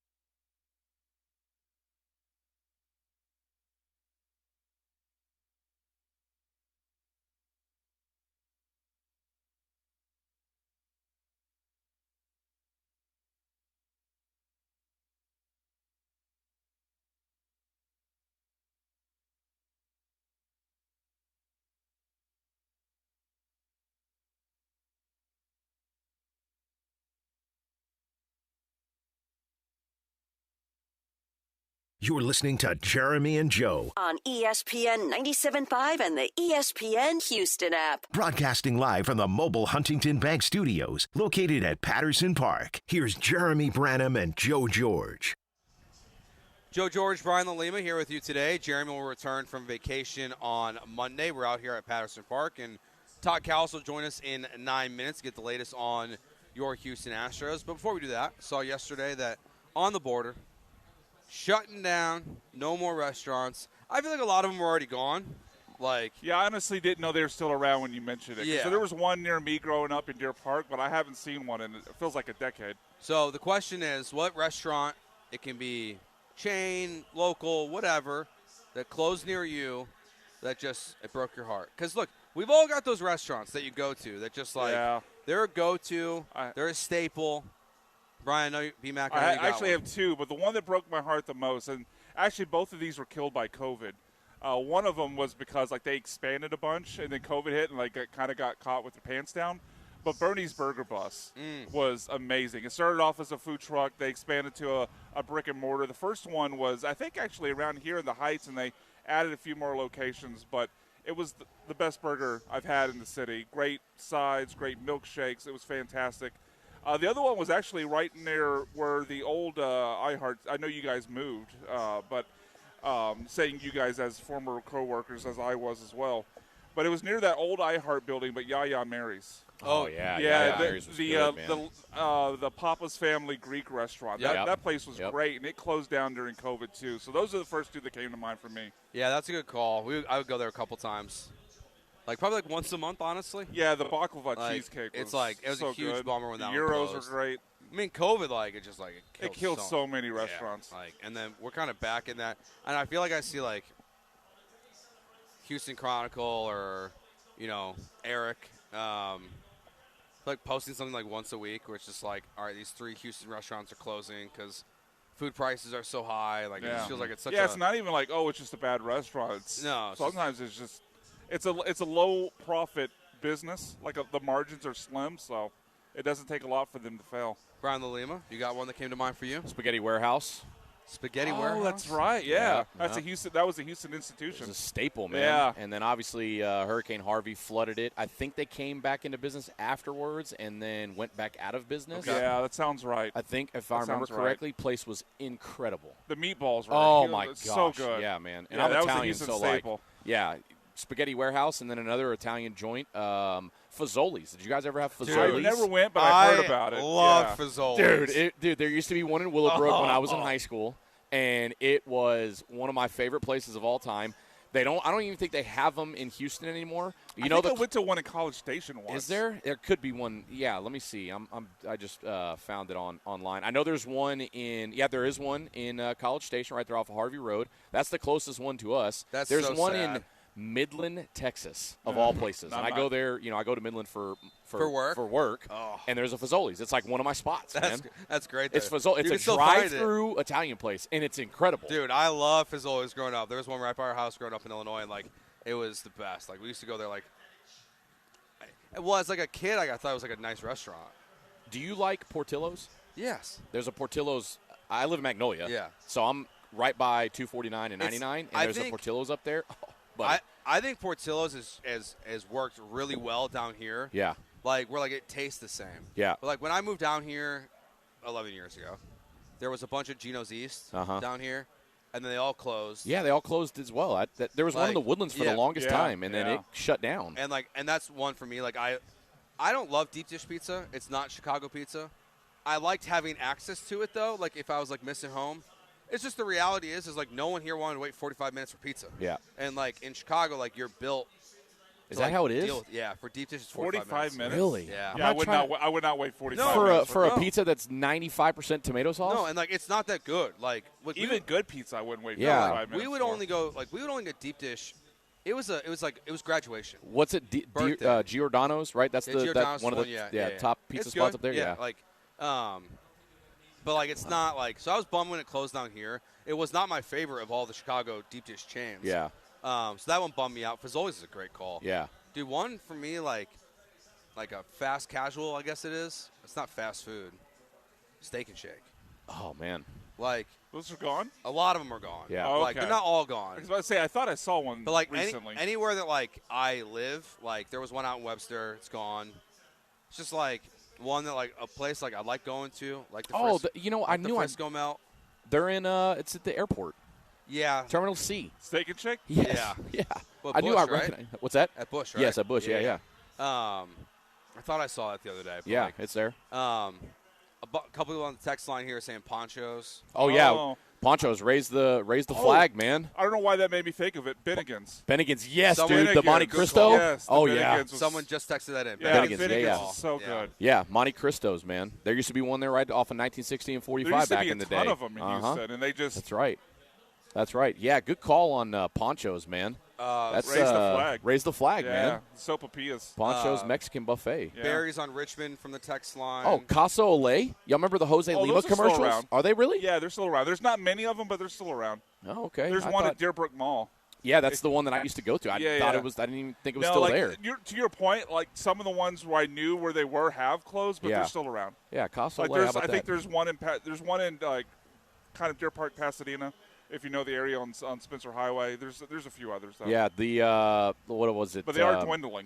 Ponchos used to be right there off of 59 and 1960 as well. We used to go play Oil Patch, was a 9-hole golf course back in the day, par 3. We used to go there, and then when we drive over, we were like 16, 17 years old, punk-ass high school kids.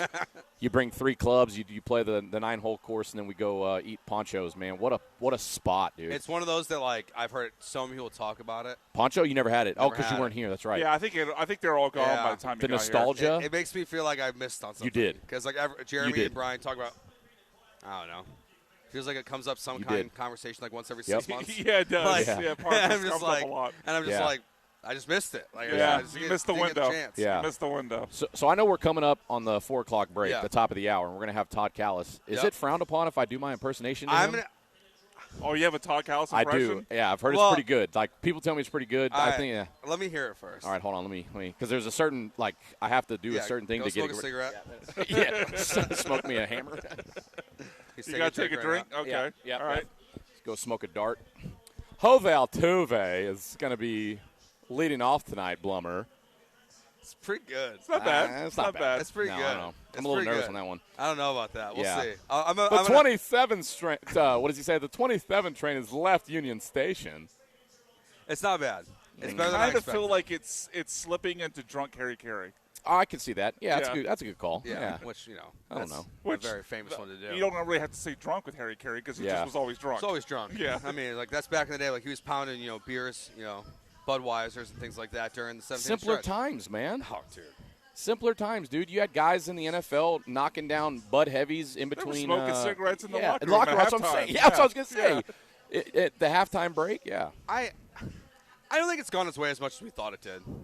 What, drinking? For, Yeah. Yeah. I mean, There's a podcast I'm listening to right now about the 16 Cubs. And the one thing I've learned is Anthony Rizzo is an alcoholic. Really? And so is the entire Cubs roster from that year. well, they won the World Series. They so. would rip shots before and during games. Chris Bryant, an Man. alcoholic? No, he didn't drink. He didn't drink? He was Okay. the only one. Hey, the best game I ever had in college, I was violently hungover. Swear, That's violently hungover that's from impressive. the night before. Now, Jeremy was a 400 baseball hitter, so I think, 2 for 5. 2 for 5. He played sports.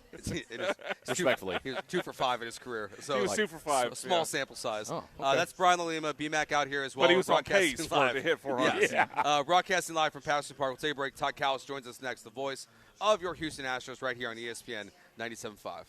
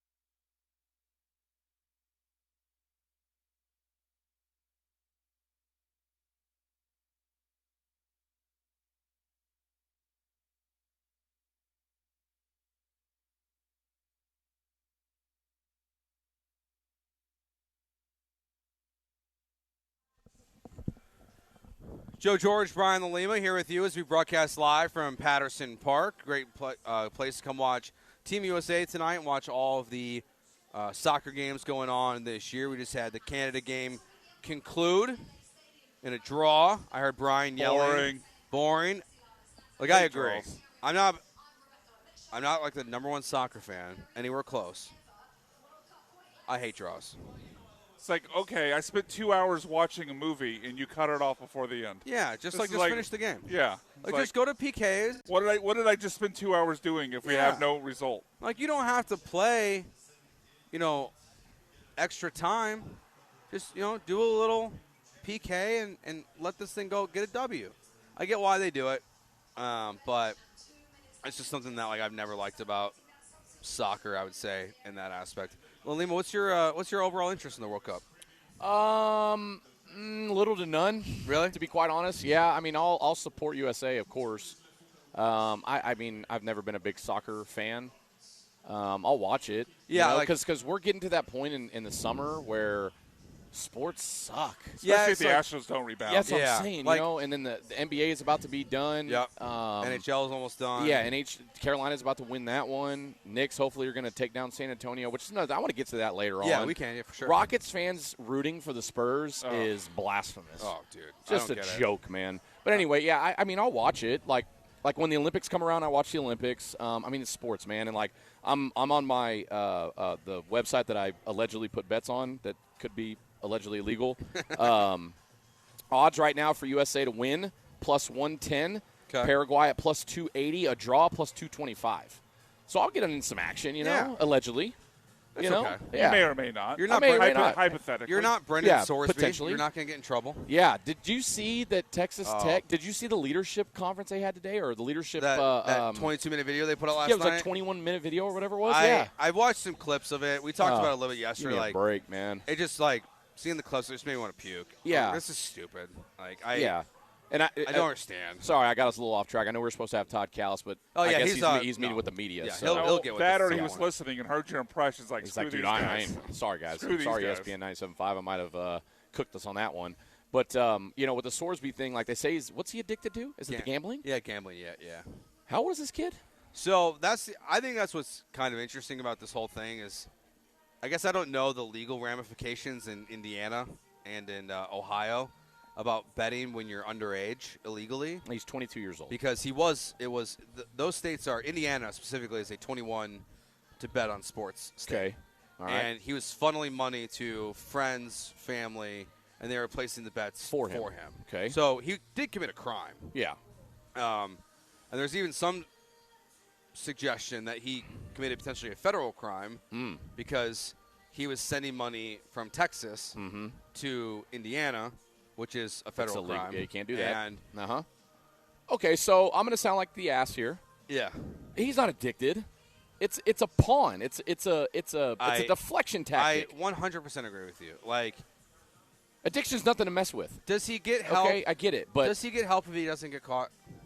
No, Exactly. Absolutely not. No, he goes and he plays, and he gets granted his extra year for Texas Tech, and he goes and hopefully plays quarterback for them. Yeah, do we know that for sure? No, but well, it's what I think it's fair to assume the worst in people. Just to be honest, if Mike Vrabel doesn't get caught, his relationship with Diana Rossini, we got Todd Callis coming up. Yeah. Okay, yeah, I'll save that for later on. All right, we'll get to that a little bit later. But right now we are joined by Todd Callis, the voice of the Houston Astros. TK, thanks for joining us. Obviously, Astros coming off disappointing series versus the Angels. Just, I guess, what's your main takeaway from those last 3 games and what happened to the Astros? Yeah, that's a series you shouldn't lose. Anaheim, the Angels are a team you need to beat, and I think the Astros had an opportunity, certainly in that final game, to get a win, but just couldn't get the run across late, and then giving up the run in the 10th inning. But that was when you look at it, that was a bad series loss. Todd, with Hunter Brown looming, going into Kansas City, obviously Kansas City not having a very good year. The Tigers are having a down year as well. What do you think it's going to take for the Astros to really get on a run, especially with these next 6 games? Yeah, I think Hunter coming back next week is going to be huge. I'm not sure if they're going to go to a 5-man rotation or go to a 6-man rotation at that point, but just having him back is going to be a huge presence every time through the rotation. And they just need to find a little more offensive consistency. I think, they'll score 6 or 7 runs for a couple of games in a row, and then they'll have a stretch where they get 1 or 2 like they did against Anaheim in back-to-back games. So, yeah, you got to find that offensive consistency. I think I've mentioned it to you guys before. The outfield production has been a little bit down this year. Cam seems to have come around here the last few weeks, but he needs some other guys out there to help contribute because we pretty much know what we're getting from the rest of the offense, but that outfield's kind of the X factor. With the offense that you bring up, that for the outfield is ranked one of the worst in Major League Baseball for offensive production. I know we're 6 weeks or so away. Do you think there could be a trade looming to try to go get somebody else to bolster up that outfield production? Dana Brown's mentioned it, so many times he wants a big left-handed bat in the outfield. I know it's way too early, but what are your thoughts on maybe adding a piece for the outfield? It's kind of early, but it's also not. Just because, like you said, the trade deadline's looming and the All-Star break. You're gonna have 98 games played by the All-Star break, so you're only gonna have 64 left after the break. It's going to be like 110 or 114 games by the time the trade deadline comes around. So it's going to be everything's later this year with the early start on March 26th. But going back to your question, I think based on where the Astros have been the last couple of weeks, since game 22 actually, so the last couple of months, they've been anywhere from 6 games under to 11 games under. Whatever side of that bubble they pop out of, if they pop out of the 5 under or closer to 500, if they pop out of their 12 under or worse, that'll pretty much determine which way they're going. I can't imagine, as Dana Brown sits here today, he's thinking about being a seller. But I think if you're 12 or 15 games under at the trade deadline, you have to think about it just because there's not a lot of time left after that. So right now I got to think they're going to be kind of standing pat to see what happens over the next few weeks. But the next 6 weeks will determine their focus and their kind of strategy at the trade deadline. Todd Callis joining us here on Jeremy and Joe on ESPN 97.5. As we're talking about the outfield here, you mentioned Cam Smith. We haven't had a ton of discussion about this here on the show with you, but I'm just curious, your thoughts on these home-road splits that are so extreme. I mean, you go to the basics of batting average, hitting 279 on the road, 152 at home. What do you think it is that Cam is having so much more success on the road than at Dyken Park? Yeah, it doesn't make any sense, especially for a young player, because usually for a young player, trying to assimilate to life on the road is the toughest thing. Cam hasn't had an issue last year or this year. I don't get it. I don't know if there's something that he doesn't like seeing the ball at Dyken Park. I haven't really asked him about it specifically, but I don't think he even has an answer for it because it is. It's a huge discrepancy. We've seen it for 2 years now. Last year, Jake Myers was the best hitting road player in all of baseball, and this year he's under 200. So it can be a cyclical thing, but for Cam, it's been 2 years in a row. If it continues on beyond in the second half, it's something that I need to find out what he's thinking or if he has an answer because I don't know if there's an explanation right now. Todd, Yainer Diaz starting a minor league rehab assignment on Tuesday. Chandler Rome reported that earlier in the week. You just got Josh Hader back. The Astros are about to get Hunter Brown back. Yainer Diaz hopefully coming back, I don't know, maybe in the next month or so. Let's just look ahead with Yainer Diaz. What do you think that role could look like? Do you think he goes back as the everyday catcher, or has Christian Vasquez done enough to continue that workload? Yeah, I think it's somewhere closer to a 50-50 split than it was before Yainer was hurt. And I think we're going to see how that plays out. But look at the overall record. The Astros have a winning record with Christian Vasquez behind the plate. So I think when Yainer comes back, it might be closer to a 50-50 split. I don't think Joe's addressed that yet, but I don't think it's going to be a month from now. I think you'll see Yainer in the next few weeks. It's interesting, looking at tonight's game, Tatsi Imai back on the mound for the Astros. Last 3 starts, it feels like it's just maybe he's turned a corner. What do you think the biggest difference between what we had seen previous this last 3 starts versus what Tatsi Imai has been doing recently? Yeah, it's about comfortability and confidence, and I think he's gaining both of those as he makes his additional starts in the big leagues. I think the first month was kind of a whirlwind for him, and I think he's getting his feet under him, and you can kind of see some of the personality that he has come out on the mound the last few starts, so that's big. I really think he's about to make some strides in the right direction. Those last 3 have been good. I don't think he's relying on, his slider quite as much as he was those first couple starts. It was basically the fastball slider. Now he's mixing in other pitches, so I think that's been helping him as well. Todd Callis, voice of the Houston Astros, here on ESPN 97.5 with us. Space City Home Network, him, Jeff Blum, and Julie Morales doing a fantastic job covering the Astros each and every night. Todd, on a more lighthearted note, I just want to know, from your vantage point, what is it like to call games with Yordan Alvarez when he comes to the plate? There's nothing like it because I think the opposition hates it, and I love it. It's as much fun as you can have with a single player every day, having to call Yordan at bats.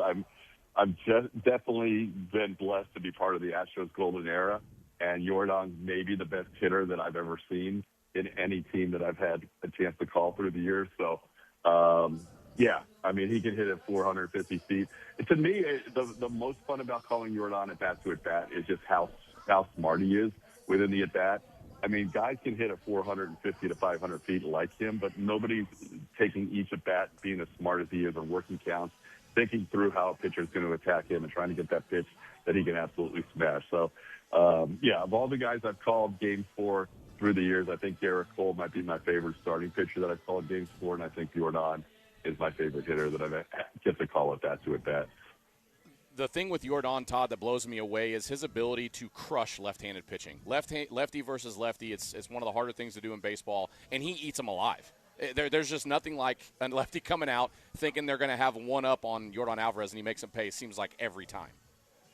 Yeah, and if you go through his career numbers, he's been better lefty on lefty than he's been lefty on righty. And I know that managers are always going to bring in a lefty to face him just because that's the strategy. That's why you have a lefty in the bullpen. So when Yordan comes up there, you bring him in. But I love it because if you go back to some of his biggest swings of his career, Robbie Ray against the Mariners, Jose Alvarado for the Phillies in the World Series, when you bring a lefty in out of the bullpen, Yordan has had his biggest moments against those guys. And I never – whenever a lefty comes in against Yordan, I never think, oh, my gosh, that's an advantage pitcher. I always feel like it's advantage Yordan just because his numbers have proved it out through the years. I want to follow up on what you said about Garrett Cole there. I think that's interesting. Why Cole over Verlander? Like, what was so different about calling maybe his games versus Verlander or Keuchel or any of the other guys that are part of this golden era? I think for JV and for Keuchel and anybody else, Zach Greinke, they're more kind of pitchers that would work around the plate, attack guys, and they're kind of they operated more like a thinking man's pitching, and JV could bring the heat. No question about it. But the more primal pitcher of all those guys was Garrett Cole, where he would just sometimes get the baseball and be like, "I'm going to throw you a fastball. You know that I'm going to throw you a fastball. Let's see who's got a better ability, my fastball or your hitting ability." Like he just went primal. He would go primal, and I love that. I love guys. Look, I love JV. I love Greinke. I love Charlie Morton. I love Dallas Keuchel. All those guys are great pitchers. But there's something about a guy who just goes back, rears back, and says, I don't care if you think I'm going to throw a fastball. It's still coming, and I'm still going to beat you, and here it is. I just love the way he would attack guys.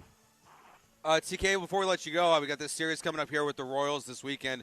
Another team that's not had a great season so far, with some expectations interesting, like maybe your top two MVP candidates we'll see this weekend with Yordan Alvarez and Bobby Witt. But what are the Astros getting with the Royals coming up this weekend? Yeah, obviously they're led by Bobby Witt Jr., although lately it's been Jack Caglione that's been carrying them. It's a team that has struggled, like you said, but so have the Angels. Astros losing 2 out of 3 to the Angels. So it's a series and the Astros really need to win. They can't come back from this road trip against these two teams worse than 3-3 and feel good going forward. I know the Tigers have struggled at times this year, but they're playing better baseball. And the Guardians are coming in after them. You need to win this series. There's a young guy today that they haven't seen before, Luinder Avila, who they're going to face for the first time. They're going to face some other young pitchers, Noah Cameron, a lefty tomorrow. Kolik is going to get the ball on Sunday. So, it's a series that on paper you'd like to see the Astros win. The Royals are going to try and put pressure on you a little bit with their speed, but they don't have the overall offensive pop that the Astros have, and you hope that these young pitchers also don't have the ability to throw as well as starters as the Astros are going to bring with tomorrow Burrows and Arrighetti rounding out the series and today being Tatsuya. So let's see what happens. I think 2 out of 3 would be a necessity. 3 out of 3 would be awesome, but losing the series would really sting going back home if you go 2-4 on this road trip or worse. Todd, thank you as always. We appreciate it. Have a great call. over the games this week. And until we talk to you next week, we'll talk to you soon. Sounds good, guys. I'll see you from Houston. Take care. All right, sounds good. That's Todd Cowles, voice of the Houston Astros, joining us here on the HRMP guest line.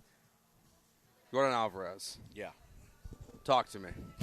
What's there to talk? I mean, it's like, I just, because, you don't get to do this every day now. Yeah. Like, when you're watching him every day right now and you hear TK say, like, his favorite guy to watch, makes sense. Like, I don't even know who the number 2 option was. Like, with the Garrett Cole follow-up, it's like there's a bunch of guys you could pick. You can pick Verlander, Keuchel, Prime McCullers, like Garrett Cole, just like your favorite guy to watch on the mound. You can go into the bullpen and say, like, you love watching, Prime Presley out there for the Astros.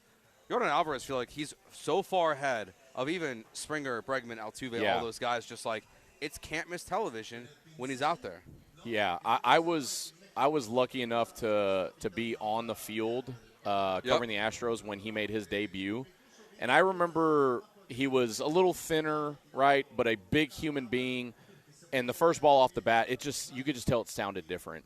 That was back in, I believe, 2018, maybe 2019, whatever it was. And then I watched him hit a ball like 450 feet to left center up on the train tracks, and I was like, okay, well, maybe this kid really is going to be different. Yeah. And I said it to Todd and asked him, like, his ability to hit left-handed pitching, he hits it better. I was looking at the splits, and he hits left-handed pitching better than he does right-handed pitching. And Todd mentioned it.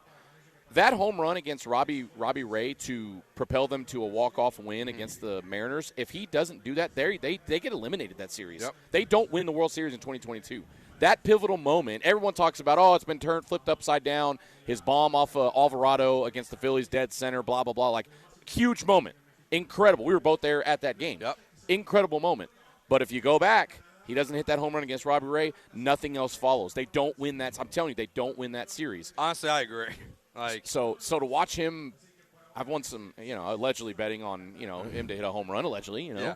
I win some money off of him because he seems to, every time I bet on him to hit a home run, he hits one. It's insane. And I knew coming into the season, if he's 100% healthy, he's too good of a hitter to not hit 40-plus bombs, to hit over 300, RBIs galore. I mean, you look at the numbers so far, he should be leading the MVP race. Yeah, he's plus 165 to be MVP right now, at least on FanDuel.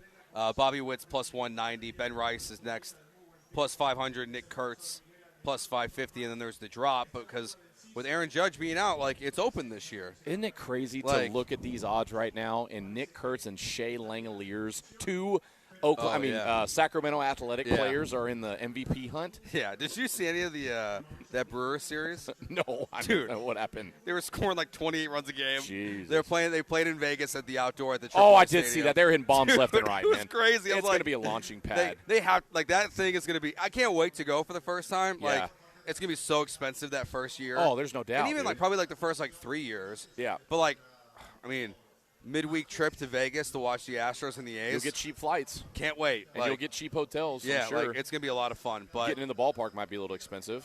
When are they going to get an NBA team?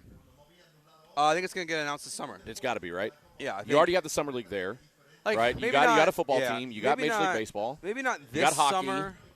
NBA's next. Yeah, NBA's next. We're going to get Seattle and Las Vegas in the NBA. I know Seattle's already pretty well a certain thing. The Seattle Kraken's ownership group just expanded, and that's the belief is that the new lady who invested in the team, that she's really going to be the Seattle Supersonics investor, and they're going to be combined together. But I think we're going to get that soon. I'll be curious to see how it works. Yeah. I think baseball works better because it's like you can say, I'm going to spend 3 or 4 days in Vegas, go to 2 games, enjoy the Vegas around it. Football's easy. You got 1 day to go. Basketball, are Rockets fans going to travel to see a basketball game as much as Astros fans? I know it's the same exact people, but it's 1 basketball game versus 3 baseball games. It would be baseball. Baseball and football would is take that, such a different animal. I'll be curious. I think it'll go well. If I was planning a trip to Vegas around the Texans playing there, I would want the Texans to play on a Thursday night or a Saturday. I wouldn't want to go on a Sunday because then, look, man, B-Mac, you been to Vegas? No, I've never been to Vegas. You haven't, really? Joe? Have you? Yeah. yeah. No, I've Okay, never so been to Vegas. it's a different atmosphere, right? You go in knowing you're going to be. If you drink, you're going to know you're going to be drunk the entire time. You're going to get very minimal sleep. You pound ibuprofens, you take down an energy drink, and then you get right back after it, right? So for me, if I'm going, the last thing I want to do is go in on a Thursday night or a Thursday or even a Friday and then have to wait all the way until Sunday, the last day when you feel awful, and then watch a football game, be drunk as hell, and then take a flight Sunday night and then have to go back to work on Monday? See, Unless you take Monday off, but no. So See, I think that if you're going to go see your team play the Raiders in Vegas, I think it's fly in Saturday night. Okay. Or like Saturday afternoon. So spend Saturday, Sunday, Monday, and then go home Monday night or Tuesday morning or whatever like it is? Tuesday, Wednesday, like go as long as you want. But like it's like have one fun night in Vegas. Yeah, you're going to be hurting, but it's only going to be one night. Yeah, but you're in Vegas, so you're in gonna Vegas, be hurting so like, you're going to be regardless. okay. Yeah. Because it's only day one of hurting. Enjoy the game, rest up, and then be there for 2 or 3 more days after that. Yeah. If they get like a noon Vegas time start, I think is the play. That's fair. I mean, it just depends on how you schedule that trip. You know? Every time I've been to Vegas, it's been fly in Thursday. You got Thursday night, Friday, Saturday, and then go home Sunday. I think I'm going to go. Right now I'm looking at going when the Cougs are playing in that Las Vegas tournament again. That's pretty to start sweet, the year. yeah. Like, when's the last time you went? It's been 3 years. So I went last year for baseball. I was coaching. Yeah. We had a big tournament there in NIT, and I was there across the Easter holiday. And Vegas is not Vegas anymore. Like it I've was. heard. Yeah. I got a bunch of friends that work out there, like in media and stuff, and like you see photos like sports books. It's not the same. No, it's not. Because it's like the apps have damaged it. Yeah, for sure. and just the prices alone. I mean, we stayed at the Aria. Now again, a higher end resort or however you want, a higher end hotel. Table minimums not cheap, $25 every night. Yeah. At one point, I was inebriated and I was playing 2 hands. You know, it got a little got a little out of control. But it's Vegas. You know, it is what it is. It's just not cheap. Like, and again, you know, if you're going to Vegas, you probably know it's not going to be cheap. But there are ways to be cheap in Vegas. I would much rather go to what's it called downtown? What's downtown called? Old Vegas. Yeah, what's Old Vegas called? I don't remember. Oh my gosh, it's gonna bother me. Fremont. Oh yeah. I would rather go. I would rather go to Circa. Yeah.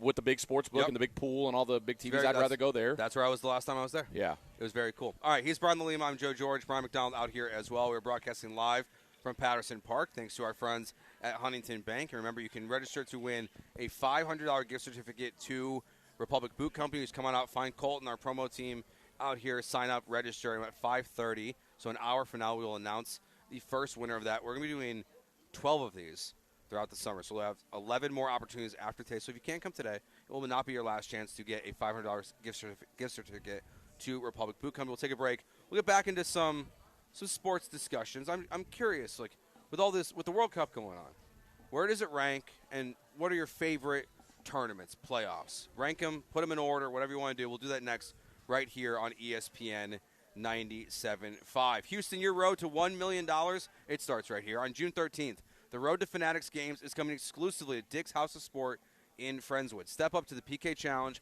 and you can punch your tickets to Fanatics Fest this summer in New York, where you get to compete against 50 of the biggest athletes in the world, like Tom Brady, David Ortiz, Noah Lyles, Cam Scatabo, and more. Participants will test their accuracy with penalty kicks, aiming to strike a designated target in the goal, and at the end of the competition, the top 3 winners will be selected to qualify for Fanatics Games this summer at Fanatics Fest. Pull up and get ready to show us what you got only at Dick's House of Sport in Friendswoods. Even if you're not competing, you can enjoy free athlete photo ops with Nico Collins, Daniil Hunter, and Tank Dell, plus card breaks, giveaways, and more happening this Saturday, June 13th. You do not want to miss it. We'll be at Dick's House of Sport in Friendswoods. Sean, Mapes, and myself will be broadcasting live there from 12 to 3, and spots are limited. So RSVP now at fanaticsgames.com. That's fanaticsgames.com.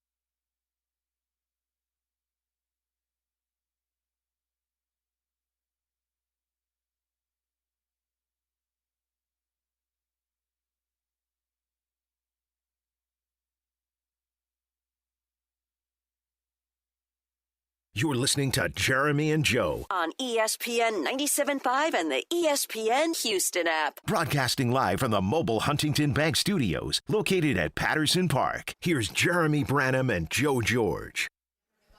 Joe George, Brian the Lima here with you today till 6 o'clock. We're broadcasting live from Patterson Park. Thanks to our friends at Huntington Bank. Great spot to come out and watch Team USA. Their first soccer game of the big tournament coming up here tonight. We watched the Canada game earlier. They ended in a draw. Boring. We're going to talk about some of our favorite, playoffs, tournaments, things like that. We'll rank them here a little bit. But just a reminder, we're going to do Mailbag Monday on a Friday.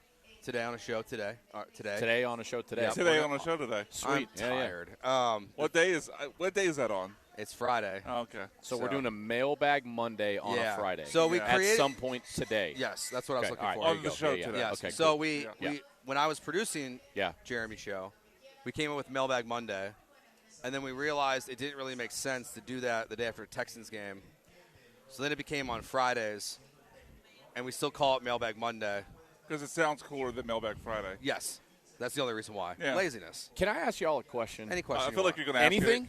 Yeah, go ahead. Well, Why not? it's Mailbag Monday on a Okay. Friday. All right. Anything goes. It's about Jeremy. Oh, ask away. Okay. Okay, Yeah. all Oh, right. yeah. What do you want to know? Okay. We'll tell you anything. Spill the tea You want time. a social security number? No. Jeremy and I follow each other on Twitter. Yeah. I've only met him a few times. Yeah. Nice. Always been nice to me. Yeah. Obviously been in media for a while. Yeah. Right. Has a good gig with the U of H thing. Okay. He tweets some outrageous things. Oh, yeah. Some far-fetched things that I, quite frankly, don't believe that he believes it. He Is that doesn't believe fair? them. Does he do it just for clicks? He's framing them as questions. Yeah. Trying to get engagement. Yeah, he Oh, does. that's what I figured. Yeah, okay. engagement. Yeah, And it's you not- guys obviously work with him every day. It's not. And he openly admits that engagement for Oh, us. yeah. Yeah, because he does not believe half the stuff that he tweets. Oh, no, he likes. Well, he he likes, tries to phrase it in a way where he's not saying he believes it. He's Yeah. asking a question. Yes. Yeah. So he's making his dollars off Twitter. I mean, good for him, but holy hell, there's some things I'm like, dude, there's no way you believe this. Yeah. Like to the point where I'm about to mute you. That's fair. Yeah. Okay. It just popped off. And no, honestly, like fair coming into question. this, I didn't know that I'd be filling in for him. I had no idea until Well, yesterday. it was funny when we Yeah. texted when I was texting you about coming on. You're Yeah. like, who am I going to be on with? And I was like, damn, Brian has no idea I'm hosting Afternoon Drive now. No, I had no idea. I thought you were just the PD. I'm a little bit of both now. Okay, I didn't know that. No, well, we've done on air Yeah, plenty no, of I times know, before, I know. right? Yeah, but I didn't know that you were doing on. I thought you were just strictly PD. Had No, a I'm good doing- gig over doing at a little bit.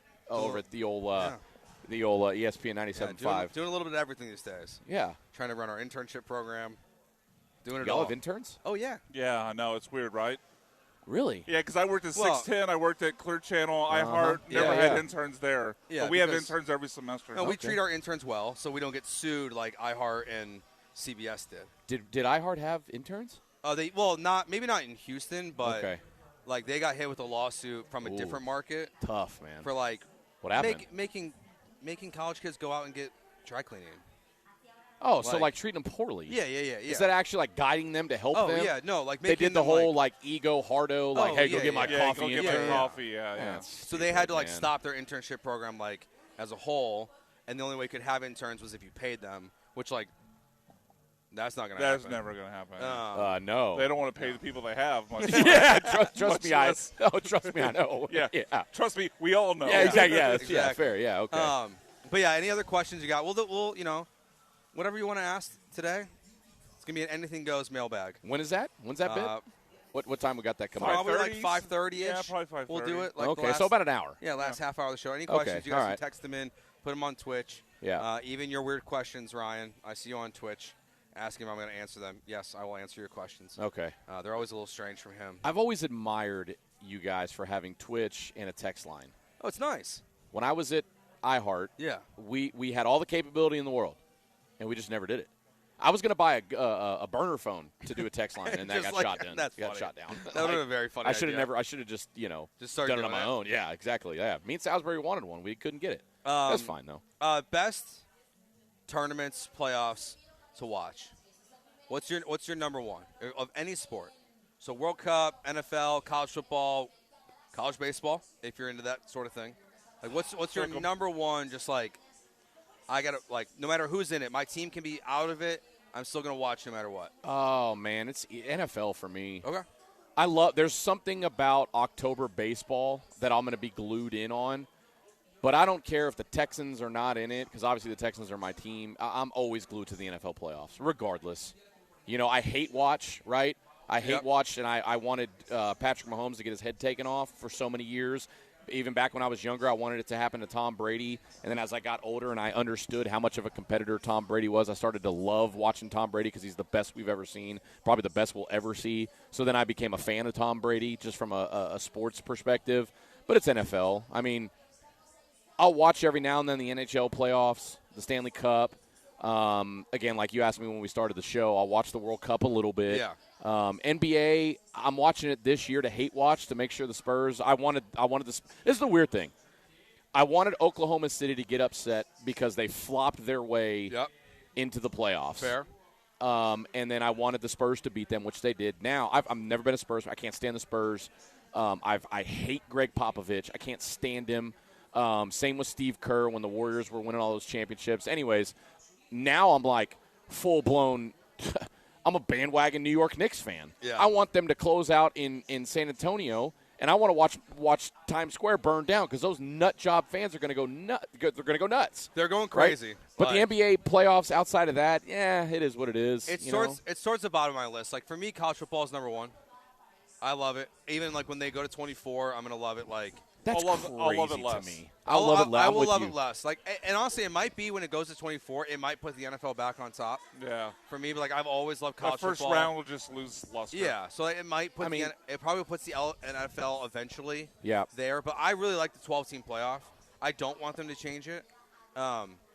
March Madness, you can't get better. I mean, it's top as well for me. For sure. NFL playoffs and March If Madness. I could say just the opening weekend of March Madness, it's probably my number one. Yeah, like agreed. that first Thursday, Friday is it's nothing incredible. better. There's nothing incredible. better. Yeah, Thursday, Friday, Saturday, Sunday, those 4 days for me of the first two rounds, nothing better. Yeah. Especially in March, it's still decent weather here in the city. It's spring not break. 100 degrees yet. Yeah, not 100 degrees yet. Yeah, and then you got spring training baseballs also. But anyways, I think the World Cup's interesting this year.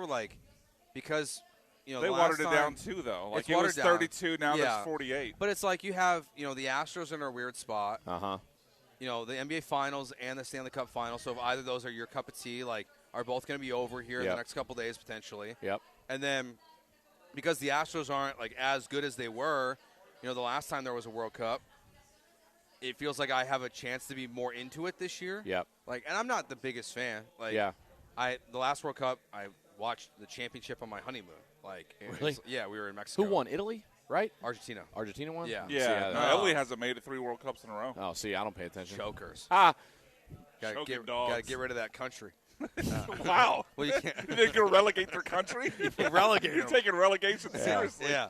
But I think for me, it's college football, it's NFL. It's baseball is next. I love it. Stanley Cup is interesting, like that. The whole NHL playoff run.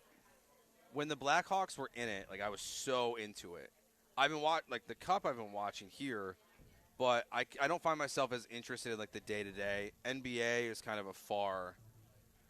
There has to be a storyline that catches my interest. Right now, the NBA Finals, they catch my interest. I think once it gets to the conference finals, I get really into the NBA playoffs. But they too. I mean, I thought 8 teams per conference was too much of the NBA because you already got teams in the Eastern Conference that would get in with losing records. And now with the play-in, it's just kind of wake me up when you get past the first round. Yeah. Oh, Italy hasn't won anything since 2006. Relegate for the them. World Cup. Relegate them. I don't know where you relegate them to, but Mars? Territory. They're just a territory. They're no longer a country. I like that idea, Brian. If you're bad at soccer and that's your thing, you become a territory. Yeah, you're no longer a country. You lose your country status. Territory. I'm going to try next year, I've decided. I'm going to try, for Jeremy's sake, to try to get into college baseball next year. Really? Yeah. You're gonna see now. You're from an area of the country that doesn't have a lot of great college baseball. You want to know one thing I know about college baseball? The number one player in the transfer portal was from Notre Dame.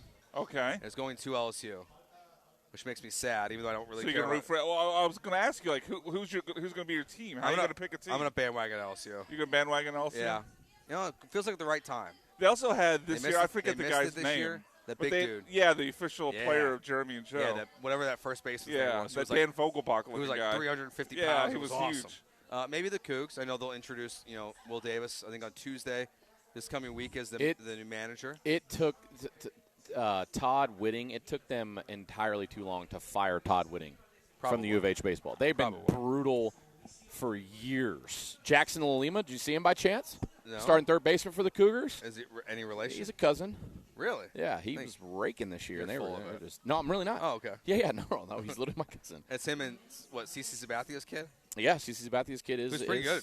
I don't think either of them have entered the transfer portal. I think they're good. gonna hang in. I don't know for sure.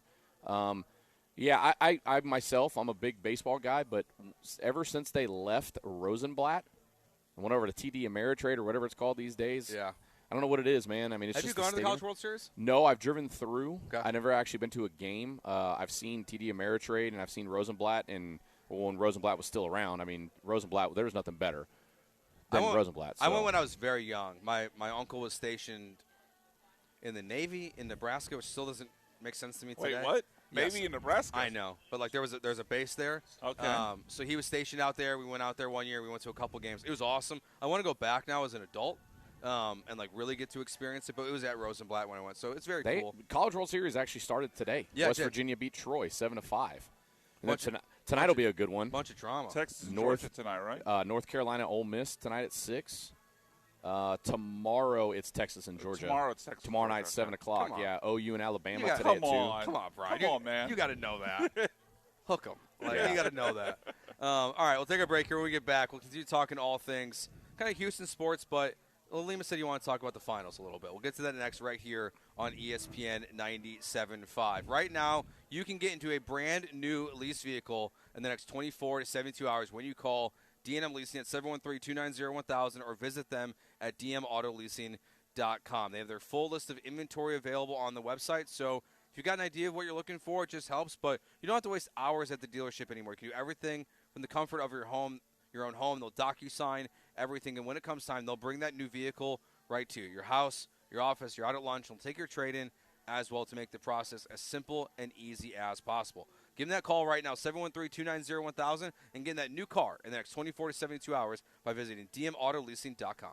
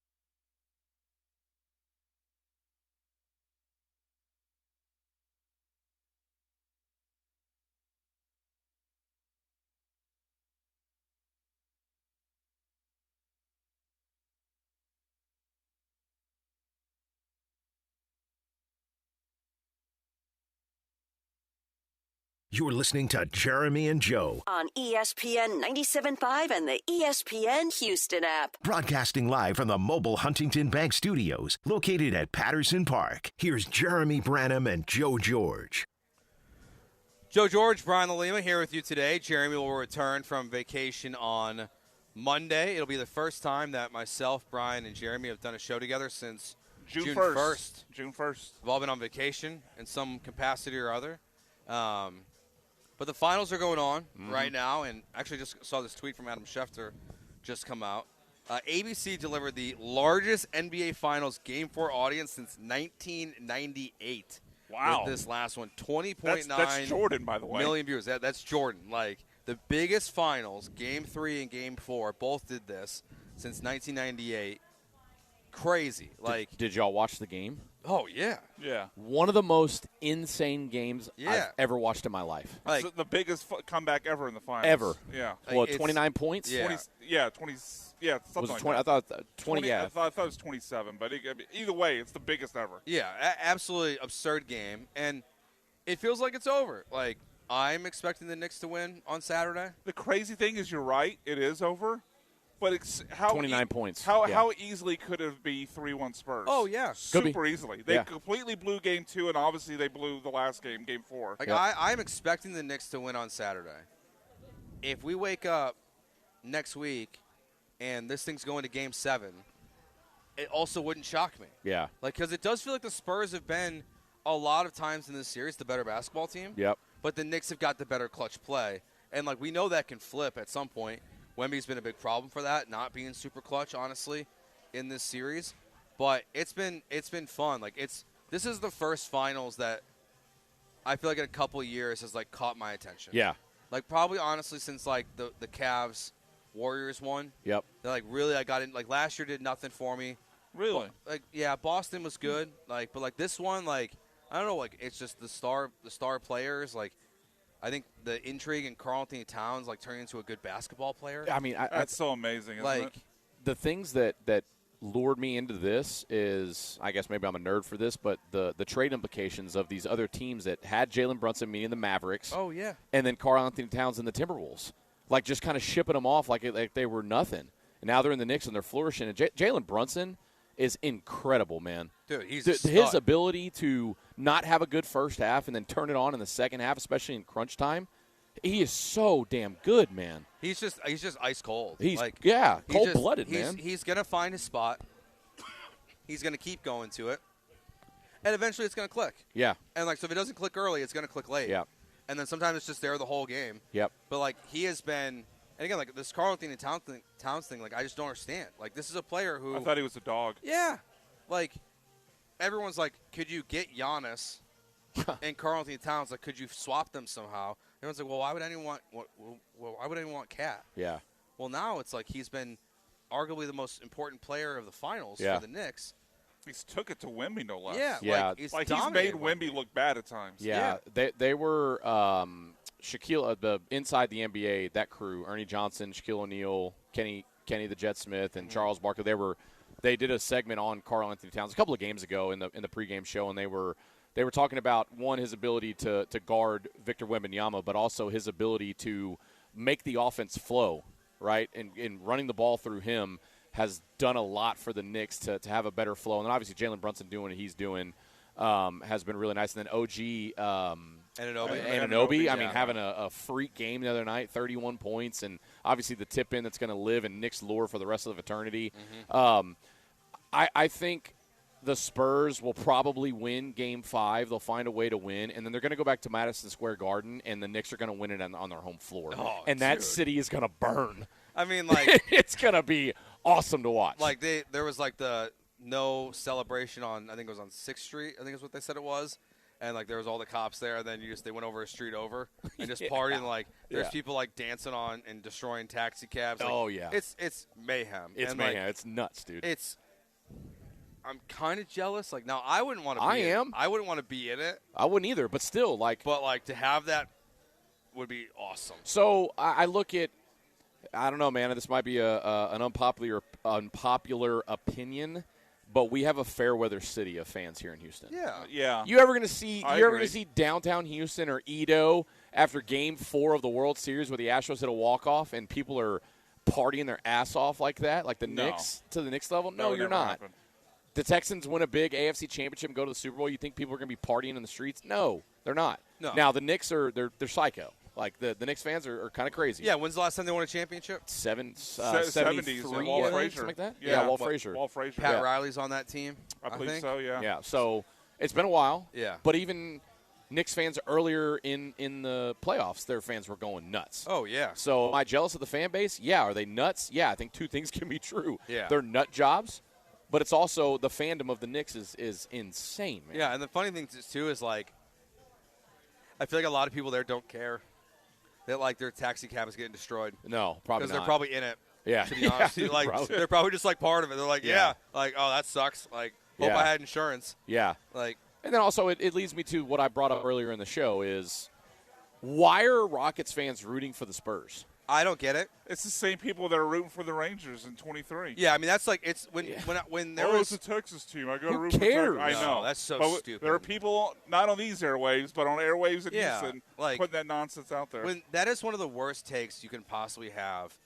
is to root for a team just because they're in your In state. Yeah, it's stupid. It's dumb. Like I don't like Texas pride, whatever. But like no such thing. You would never I mean, there's hear a such that. thing, but not in sports. Sorry. No, ain't not happening. no. That goes No. away in sports. Like Yeah, it doesn't not exist happening. in New York.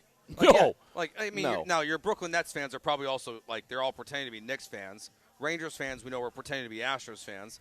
Like, it's just not something you do. Like, I firmly like. I think you can. We were just talking about the best series to watch, best playoffs to watch. You can enjoy it. Yeah. Even if you don't like the Spurs, like you can enjoy watching the finals. Yeah, because you enjoy watching basketball. Yeah. I can't ever imagine rooting for a rival team in any capacity. No. Ain't Like, happening, man. The only time, No shot. I think there's one exception to the rule.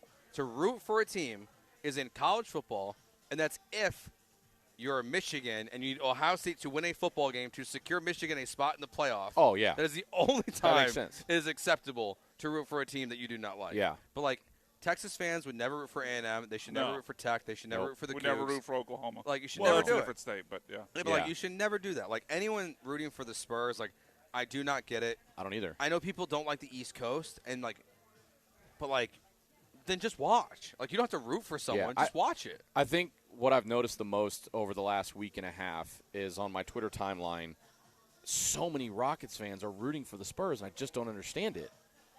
I don't get it. Why? They're in your way. Why? Yeah, I don't. I think it's They already have more titles than you. Why do you want to Yeah. get another? They're going to be a pain in the ass in the West for the next 10 years because Yeah. Victor Wembanyama is only going to get better. Yeah, like this is probably going to be when they lose the series. This is going to be the low point of his career. Yeah, it is. Like and it's listen to what you just low Yeah. point in his career, and he's playing in the NBA Finals in his What is he, second year in the 22 NBA or whatever he yeah, is. Like, he's going to win MVPs. He's going to win Defensive Player of the Year every year, like as long as he's healthy. He's going to win probably multiple NBA championships, and he might be the reason why the Rockets never win one again. Yeah. Or until he's out of the league. Like it's just the reality. Like it could be that good. So like, why would you root for this guy? Did you see a fan hit him with an egg? I the other did day? see that. Good throw. What accuracy? Yeah. A dart right to the head. He tried to downplay and say it was a bottle of water. Jake Myers definitely doesn't have an arm that No, good. No, Jake Myers got a water gun No. attached to Cam his Smith might fucking make that shoulder. throw. Cam but- Smith can make that throw. Yeah, Yeah, Jake Myers ain't making that throw. He's No. saving one of the other people. Yeah, now he's it's a gonna- big target. Jake Myers still ain't hitting it. No, he's still not hitting it. And if he does, it's a 9 hopper. Let's Because go he's out got to- a noodle for an arm. Let's go out to the HRMP listener line before we go to break. Brandon wants to talk about the finals. Brandon, what's going on? Howdy guys.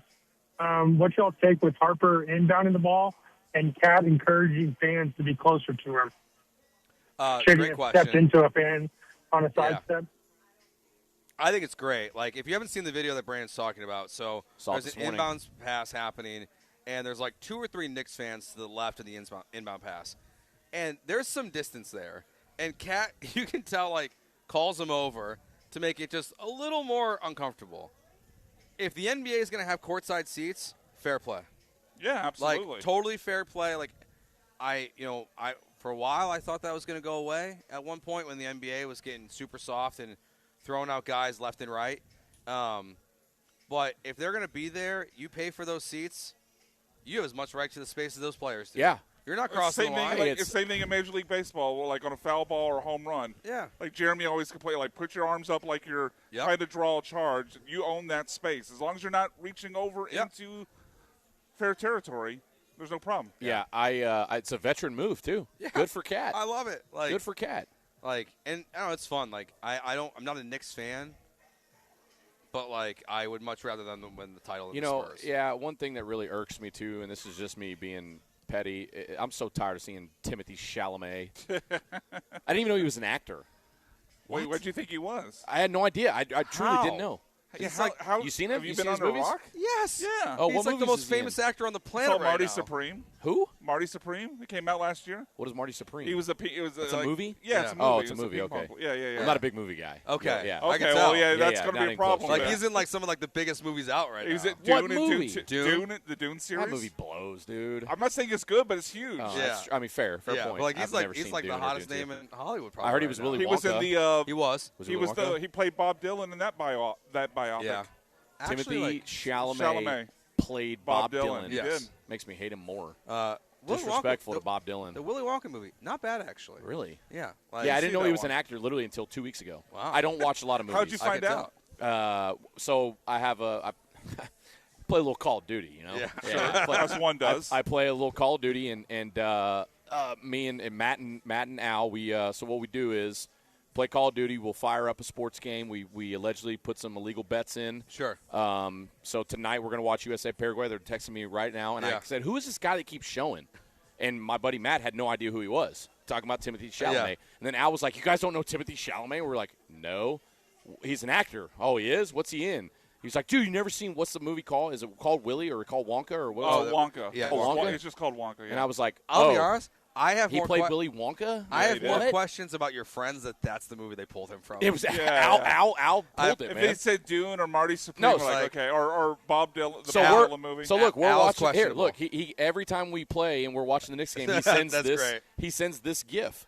Oh, that's, And it's yeah, of that's Timothée Wonka. Chalamet That's as Wonka. Yeah. And I was like, oh, okay. Well, I'm sick and tired of seeing him on courtside, man. Show me Spike Lee or who else was it? Seinfeld was out Well, there. dude, or Yeah, whatever. everyone- Tracy Morgan. Tracy and, Morgan, yeah. yeah. Did you guys see the list? Dude, from it the was last Larry game? David. Like, Yeah, Larry David. Larry yeah, David was Taylor there. Swift was out there. Did Yeah. you see the girl with Taylor Swift? which Well, ones? No, the girl The with band, the girls from the band Haim were there. Is that who that was? I don't know I who don't it know was, if- but she might have been with multiple dude, and people, but- poor girl, man. They showed Taylor Swift, and then this girl like with her, not the best looking girl you've ever seen. Kind of had a little gap in her teeth. Like, Okay. and All dude, right. the social media just oh my god, man, poor girl. It did their job. But at the end of the day, unfortunately. she's sitting courtside. Yeah. with So she Taylor still won. Swift. For She sure, still she won, won. yeah. Did you see the Some guy out there is going to think she's a 10. You know, that's all that Did matters. you see the Knicks radio that happened? No, what? They called out Taylor Swift for not being a Knicks fan, and their mics were hot. Yeah. So they were just like Oh, openly no. trashing her. They was like, "Why is Taylor Swift down there? She's not a Knicks fan." I don't get that take. Who cares? Yeah, who cares? Yeah, exactly. It's an event. Honestly, yeah, and I saw like, another it's the one. NBA Finals. You're the New York Knicks. They Like, that's kept- exactly what it is. They kept saying like, "Oh, wasn't this girl wearing Cavaliers gear like, I don't know, like a month ago?" Like, who cares? Yeah, it's the Knicks. Like that's going to happen honestly, like all the time. Plus, her and Travis are getting married at Madison Square Garden. Are they really? Yes. Or is that fake news? I don't know. I don't know. It's hard to keep up I with haven't the internet followed. these days. Yeah, no, AI I is kind can't. of messing with everything these days. Yeah. All right, we mentioned Brendan Sorsby a little bit earlier. There was the 22-minute video that Texas Tech put out yesterday. It's gross to watch. I honestly don't recommend. But the NCAA, I think, has officially been rendered useless. So the question here is now, what are the most useless things in sports along with the NCAA? We'll get to that next right here on ESPN 97.5. AJ, what is my read here? I love when you struggle with a little live read. Here it is. Your local bar can be your ticket to a global stage. Michelob Ultra's Soccer Shootout is giving fans a chance to win tickets to the FIFA World Cup 26. All you have to do is show up and compete. This event is running now through the 14th, which is on Sunday. All you have to do is show up, compete in their interactive soccer shootout game, and the winner will go home with a pair of tickets to a Houston-based FIFA World Cup game. Tomorrow, you can go to Papa's on the Lake in Montgomery from 3 to 6, Marriott Marquis downtown from 4 to 7, Highland Park in the Heights from 5 to 8, Little Woodrow's in Edo from 5 to 8 on Saturday. All those opportunities and more for your chance to win a pair of tickets to a FIFA World Cup game here in Houston thanks to Michelob Ultra. Play for a chance to witness history because Superior is worth playing for. Michelob Ultra, official beer sponsor of the FIFA World Cup 26.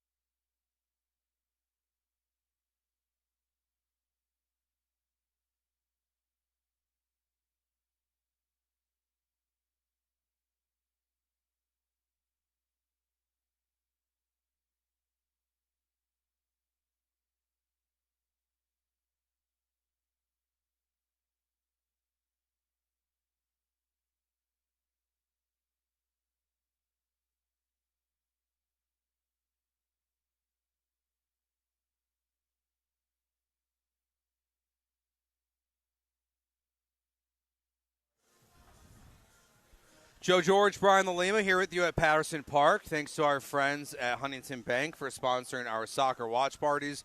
You can find the full list of them on our website, ESPN975.com. You got 24 minutes to get out here and register to win a $500 gift certificate to Republic Boot Company. Again, we'll be doing that 12 times from starting today throughout the summer. We'll have that on our website as well. You can come out, register, find Colton, put your name in, and we'll draw a winner coming up at 5:30 when we get back from that 5:27 break and before we go into mailbag. But most useless things in sports. Because I think the NCAA is now officially the number one thing on the list. They are totally useless. They have no power. They can't do anything in college football. What was it again? Say that again. The NCAA. Oh, okay, totally yeah. useless. Governing body. Yeah. They can't do anything. They can't stop guys from gambling and playing. They can't stop guys from playing 6 or 7 years of college football. Like, they're just a total waste now.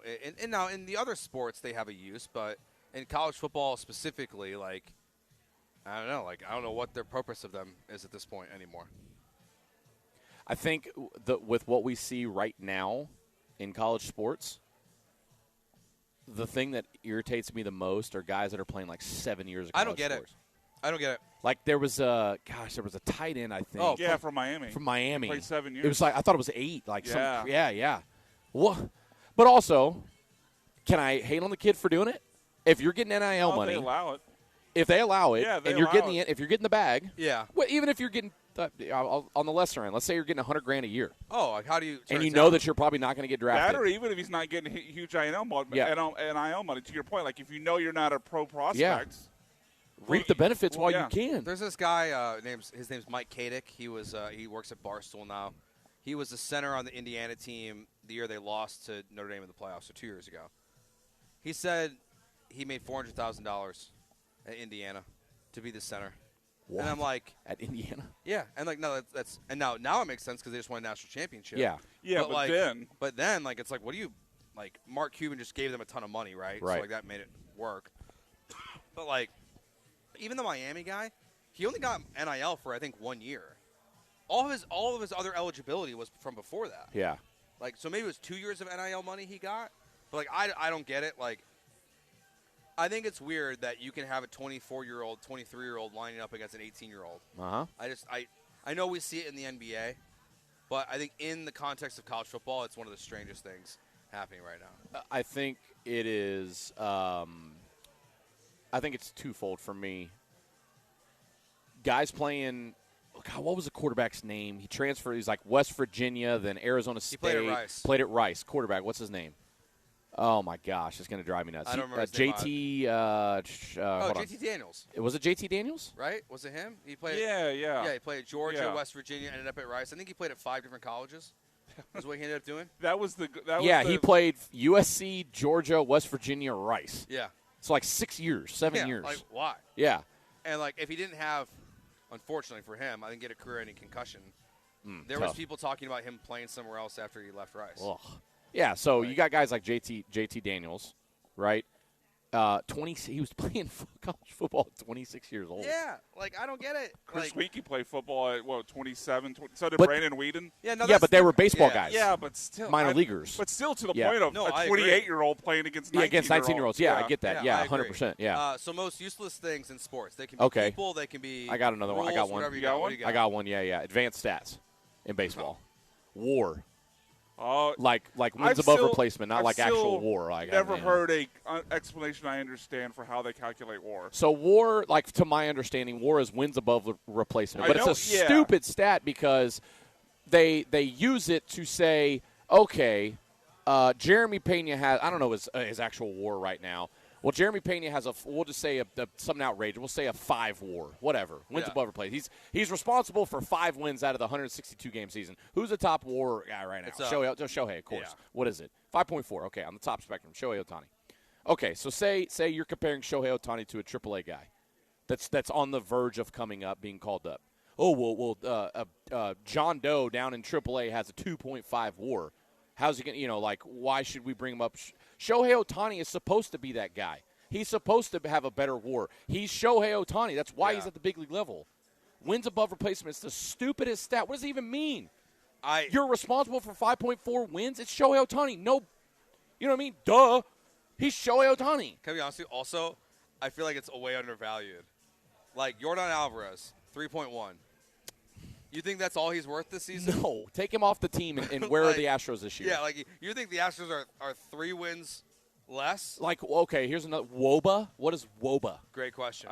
Isn't it weighted on base something average? Something like that. Stupid. Yeah. Dumb. But see, that's where I think to William's point, there's all these things that we all reference. ERA plus is a stat Yeah, now. I don't like that one. I mean, no one really what are we knows doing? what FIP? they mean. I hate Yeah, FIP. I mean, what are Yep. we doing? My ones with those is the expecteds. Expected XBA, expected. It's. I'm sorry, that's just not how baseball is. No.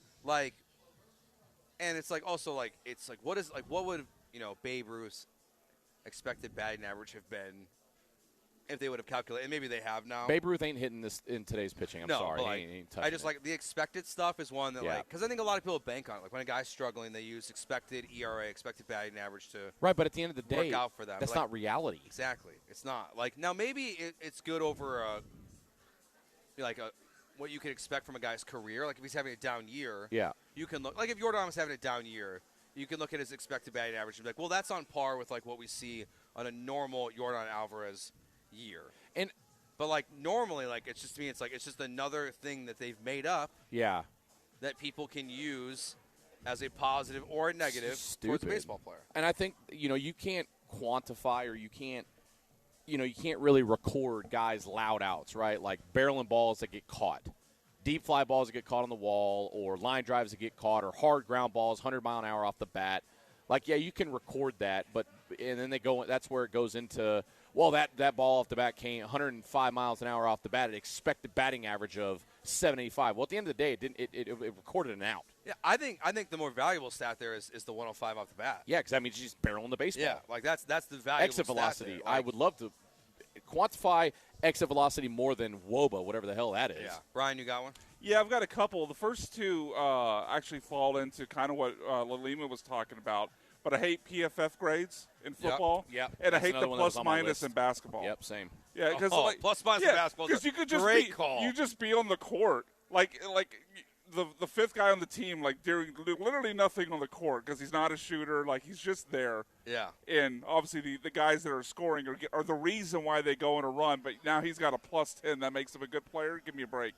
And besides those two, it's kind of on the lines of the NCAA. But it's the organizing bodies in boxing. Like we can't make fights. I'm not a huge UFC fan, but one of the things I've always admired about them is because it's run by one guy, he can make the fights. He can make the fights happen. But in boxing, I mean, how long did it take us to get Pacquiao and Mayweather? Like, how long does it take us to get the fights we want to see? Yeah. Because there's 4 organizing bodies, and, well, okay, I have to drop a belt in one organization. I'll go win it in another one. Yeah. All that matters is I'm still getting the purse. A couple things from the text line here. 5518, fighting in hockey. Wrong. Eject him. Yeah. All right, you're right. Yeah, eject him. 5518, AJ, get him out of here. You're ejected.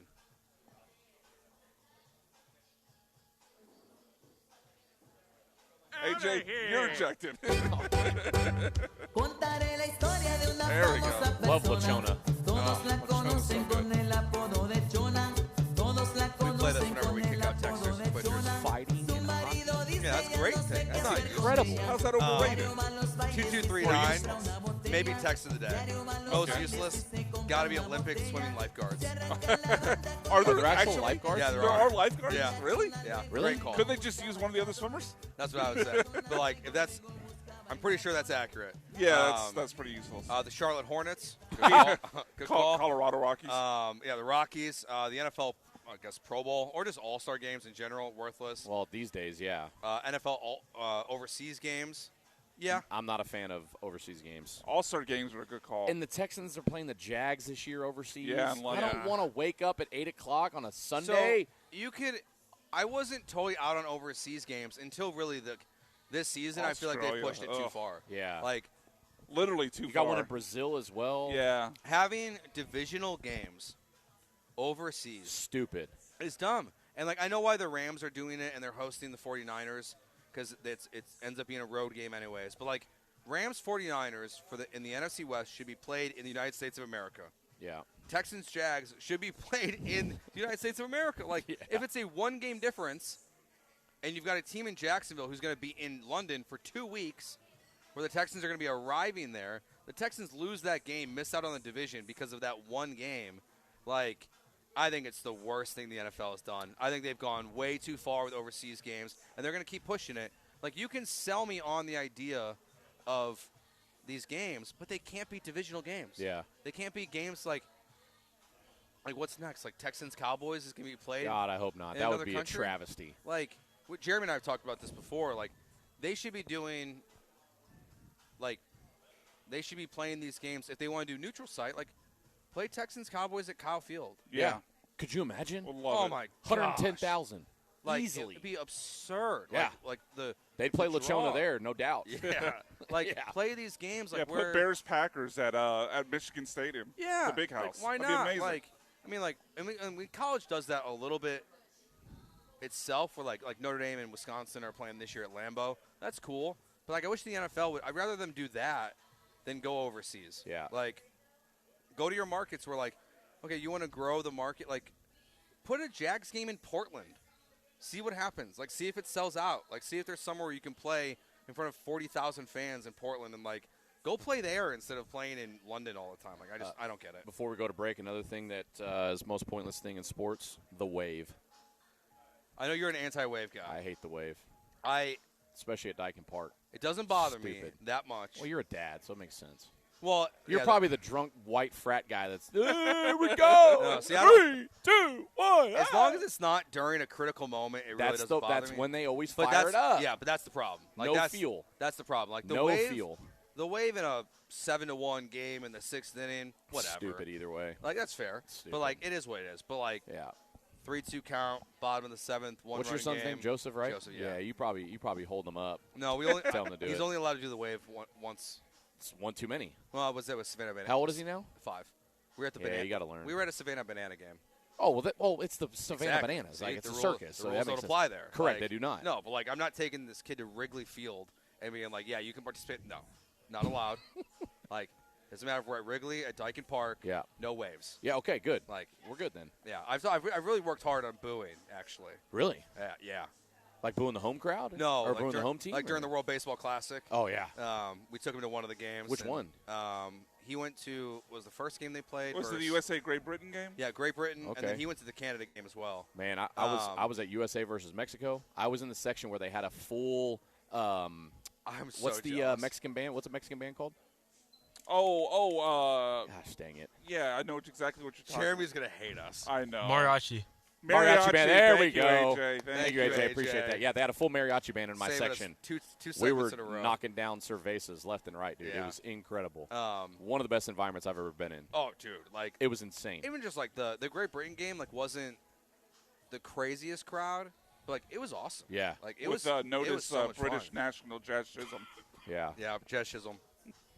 That might be useless. Yeah. Borders. Why is for the Jeremy World gonna Baseball hate us? Classic. Because he's half Mexican. Is he? Yeah.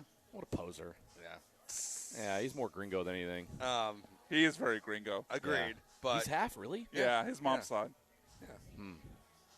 Didn't know that. Yeah, you learn something new every day. Yeah, well, the more you know with Jeremy and Joe. Yeah. We learned a lot on this show. You guys got a lot of bits on here, huh? Well, most of them because I can't do math. Yeah. But you Or know where the sun is. Is Mailbag Monday coming up? Yeah, we're gonna do that in the next segment. Oh, it's next segment. Yeah. It's Friday. We can just blow off the rest of the show. Okay. We'll start Mailbag Monday on a Friday in the next segment. Send your questions, 713-780-3776 on the YouTube as well, or twitch.tv/ESPN975. You can send us the most absurd questions on the planet like Ryan has already done.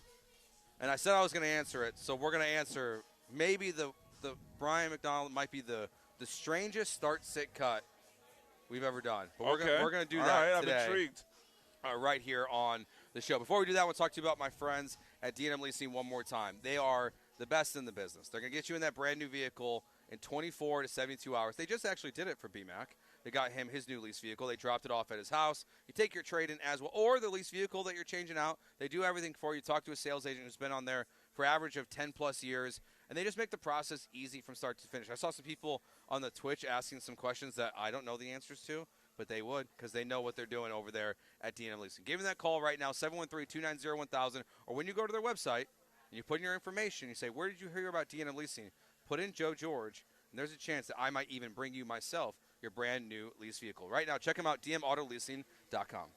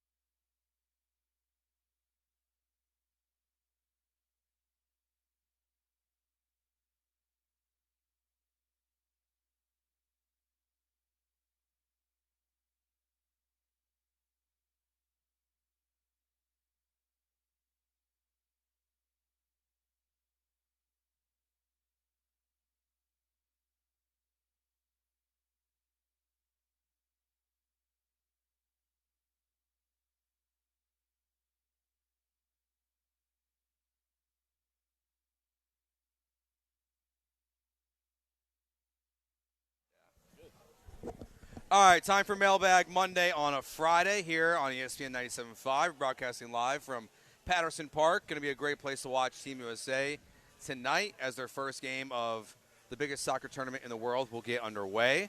Thanks to them for having us out today. Huntington Bank for sponsoring the broadcast. Sweet scarves?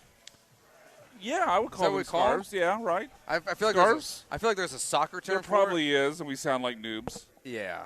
But I'm going to call it a scarf until proven wrong. Yeah. But we're going to do a mailbag here. We're going to, in a couple minutes in the middle of it, we will pull our winner of the Republic Boot Company $500 gift certificate drawing as well. We've got a bunch of questions we can get through here. But we'll start with this start-sit cut from Ryan Lawson, Texas. It's weird. Is it about burn notice? Oh, no, it's about alligators. Okay. All right. Start-sit cut. Buffalo Bayou edition.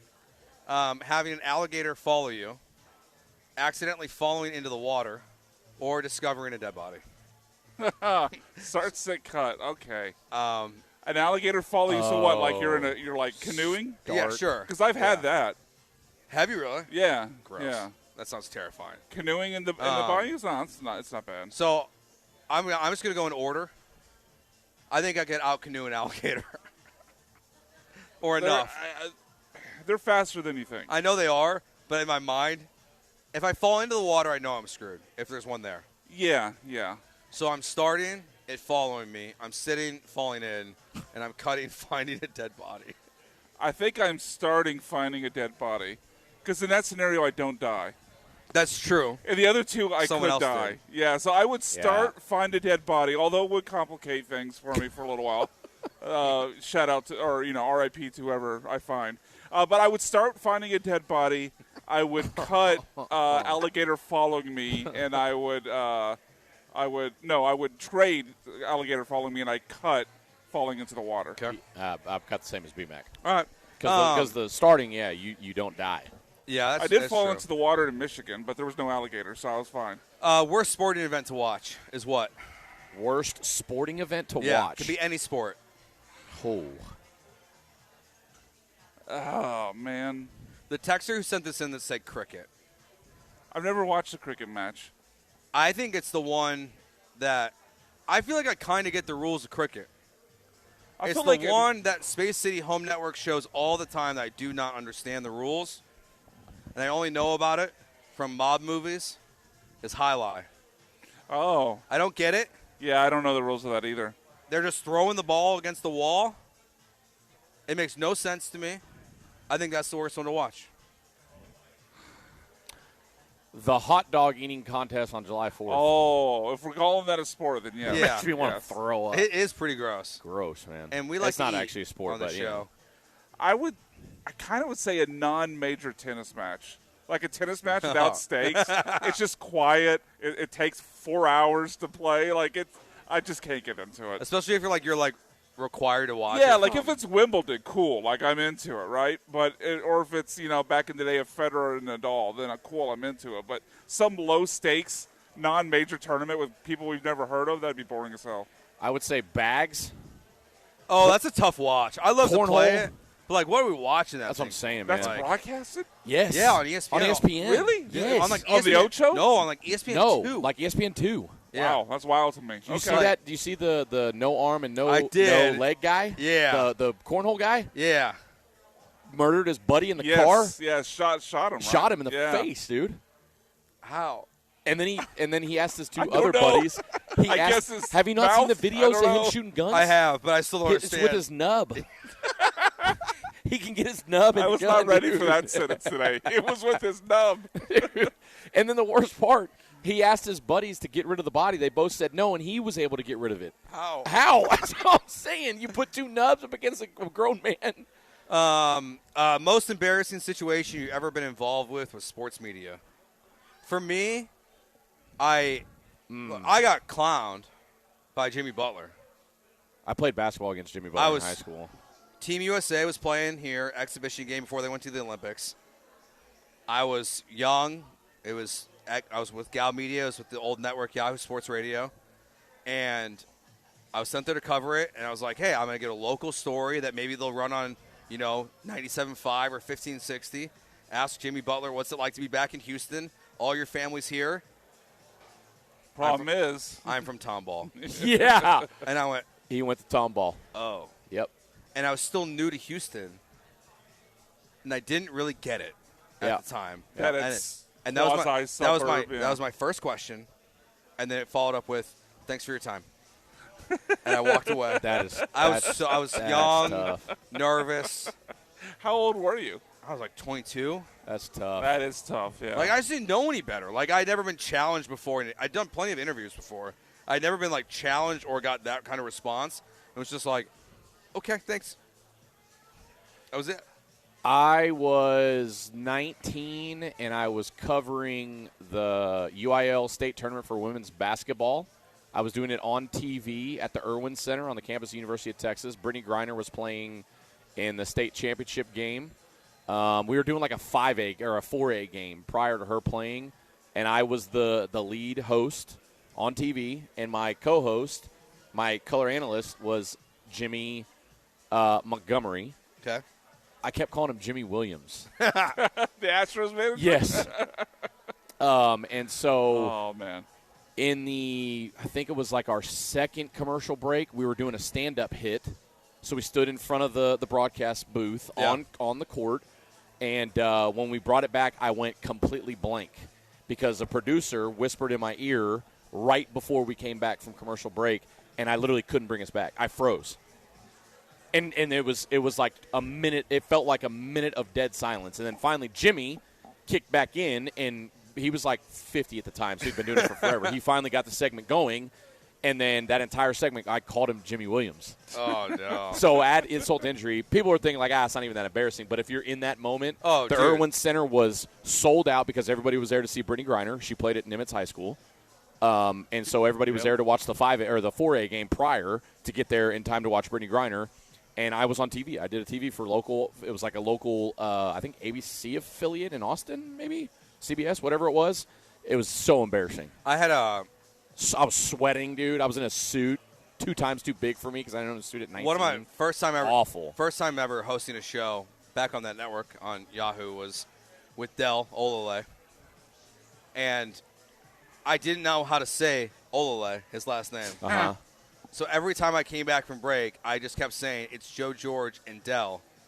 And finally, after like 3 segments, Del was like, do you not know how to say my last name? And I was like, I don't. I was like, on air? On air. I was like, I don't, man. I mean, like, sorry. Like, I got no clue. I keep looking at it, scared. Yeah. Don't want to try it. Pass. Yeah. When me and Salisbury had a show together, I would say some embarrassing stuff, but we had the dump button, thankfully. There was one specific word that I had no idea we couldn't say, and I ran a whole, like, rant with it. Yeah. And then calmly, Salisbury goes, Brian, you can't say that. Hey, Rhino, hit the dump button before we get fined. I tell you guys off air what B-Mac, I said, like, you got on one? air. Most embarrassing sports moment for you? Media moment? Yeah, there's a few, but one that I still, like, kick myself over. When I was at Sports Radio 610, you remember Kyle and I were doing the wrestling show? The wrestling show, Yeah. right? So our first ever one, I'm new to co-hosting. I hadn't really done it at this point. It's like 2018 when we're doing this. And I just completely lost track of what our clock was. In 7-8 minutes before we needed to go to break, I just threw it to break. And Kyle and Ben Gary was our producer, just looking at me. And they went along with it, so it wasn't ultimately probably that noticeable to anyone listening at the time, but I just felt like a complete idiot for still to this day, 8 years later. One of the funniest radio things I've ever had happen to me. It wasn't embarrassing, but I was doing a show with Elvin Hayes once upon a time, and he was very generous with his Rolodex. Did you ask him what it was like to be back in Houston? And, like, our first guest was Kareem Abdul-Jabbar after he got the Presidential Medal of Freedom. Okay. He had Isaiah Thomas on. It was awesome. It was the coolest thing I've ever done. He had Bill Walton come on the show. So NBA Hall of Famers, if Yeah. George. And I go, Bill, I know you got some good stories. Tell me about Elvin Hayes. And I'm not kidding you, B-Mac. Bill Walton talked for 30 minutes without us being able to say another word. Oh, my God. I believe it. It was supposed to be a 10-minute interview. It was an hour interview that had 3 questions in it where he just kept going. Was it live or pre-recorded? It was pre-recorded, Okay. thankfully. But, like, it was we just kept going and going and going. Let's see. Weird question here. Have anyone ever had a piercing? No. No, I've not. Vietnamese sandwiches or tortas? I don't know. Never had either. I don't. Tortas. Yeah, give me a torta. Let's But see. Never mind. Joe, would you rather work with Jeremy or the fellow working with you today? Jeremy. Sorry, Brian. What the? Jeremy's never even going to hear this. You could have said Brian. You'd been fine. Yeah, I know, but. Although the text line would have ratted you out. They're a bunch of rats. Yeah, on they this are text rats. line. I know they are. All right, before we get to more questions here, You gonna pull? we're going to pick a winner. Okay. For our $500 gift certificate to Republic Boot Company, winner is going to be David Sweeney. So we will email David here and tell him he can come to the office, unless he's here. But we don't have a speaker set up, so I don't know. I'll give that to Colt when he gets back. So David Sweeney is going to be our winner of our first $500 gift certificate. I'm glad you to do a name Republic you Boot can Company. pronounce. You know, I did think that for a second. Like, I'm going to pull out a name that I'm terrified of. Could say Olalea, so. See, Brian and I are married. Brian B-Mac and I are married. Okay, I was hold gonna say, on. Whoa. Please phrase that differently. We're not- phrase that I differently. mean, it is the correct month to do that. We're not married to each other, idiots. We're married to It women. is the correct yes. month. So B-Mac, Separate women, too. It's not a B-Mac, polymorph. I'll give you a pass if you don't want to answer this. Okay, thank you. I don't know. Start, sit, cut. I'm going to rephrase it a little bit. Madison Beer, Taylor Swift, Haley Steinfeld. Start, kill. What is it? We're doing start, sit, cut. Start. Is that like F1, marry one, Yeah. kill one? Oh, okay. But yeah, in the yeah. PG version. Yeah. So start beer. Yep. Agreed. Sit Taylor Swift. Cut Steinfeld. Okay, I'm gonna. Because I'm imagining what the middle option is of the other version, and that comes along with all of Taylor Do I Swift's get money. Is there a prenup involved in this? Oh, yeah, say, yeah. you're Well, with oh. you, there would definitely with any of us, there would definitely be a prenup. Well, then I'm cutting Taylor because I don't want the attention. All right, that's fair. So start. Nah. Start Would there be Madison. attention with any of them? You start Taylor Swift because you can get some endorsement deals off of that. That's true. That's true. That's true. Yeah. We're making some bank on the radio. Exactly. Like, my wife is Taylor Swift. You lead the show with it. Hi, I'm Joe George. My wife is Taylor Swift. Hi, I'm Joe Swift. I know. Text line says I'm Would still. you take her name? The text line is still saying I'm still saying Dell's last name wrong. That's not my fault. It's Olalea. He just changed it. Did he? He just corrected it. This is a Travis Achan thing? I think so. I could be wrong. Huh. Because you said Olalea. It's Olalea, right? Olalea. Yeah. So I'm still saying it wrong then. Happens. For you, what do you miss about radio? This. Yeah. This. What do bantering. what do you not miss? The 4 a.m. wake up call. Oh yeah. You had that early morning wake up call. The not decent money. Yeah. And all the other things that come with that. Yeah, 4 a.m. wake up call. That's not. We were talking about before the show. Like that's not my life. Can I say what radio station I used to work for? We already. I think I don't we know, already man. have. Is it frowned upon? Our Twitter account put out a tweet today saying B Lima 790 is on the show. Oh yeah, so that's right. I forgot. It's kind of still because you haven't changed your handle yet. Yeah. So me and Salisbury were co-hosts together on the Yeah. Sean Salisbury show from 6 a.m. to 10 a.m. on Sports Talk 790 from 2022 to 2025. So yeah, 4 a.m. wake up call, brutal. The lack of pay, brutal.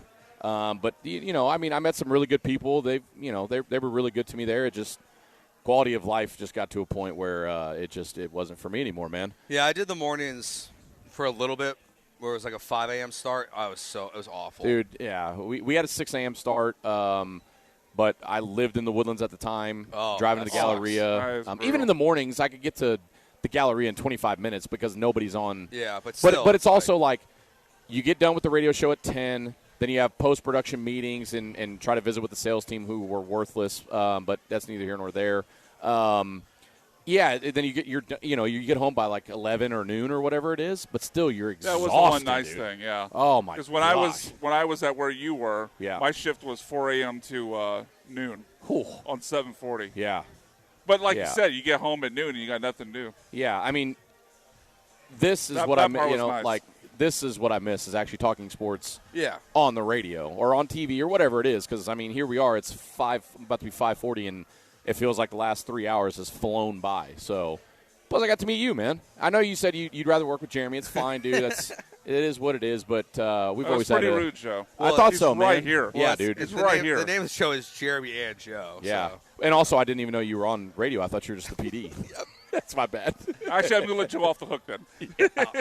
Honestly, like, that's kind of how radio works, though. Yeah. It's like once you get out, you don't really listen a ton. No, I didn't. I didn't. Like, I've only been laid off once. I was out of work for like 2 months. Well, I didn't listen at all for 2 I work months. I work from home majority of the time. When I do go into the office, I do listen to morning radio, and it's I mean, it's not ESPN 975.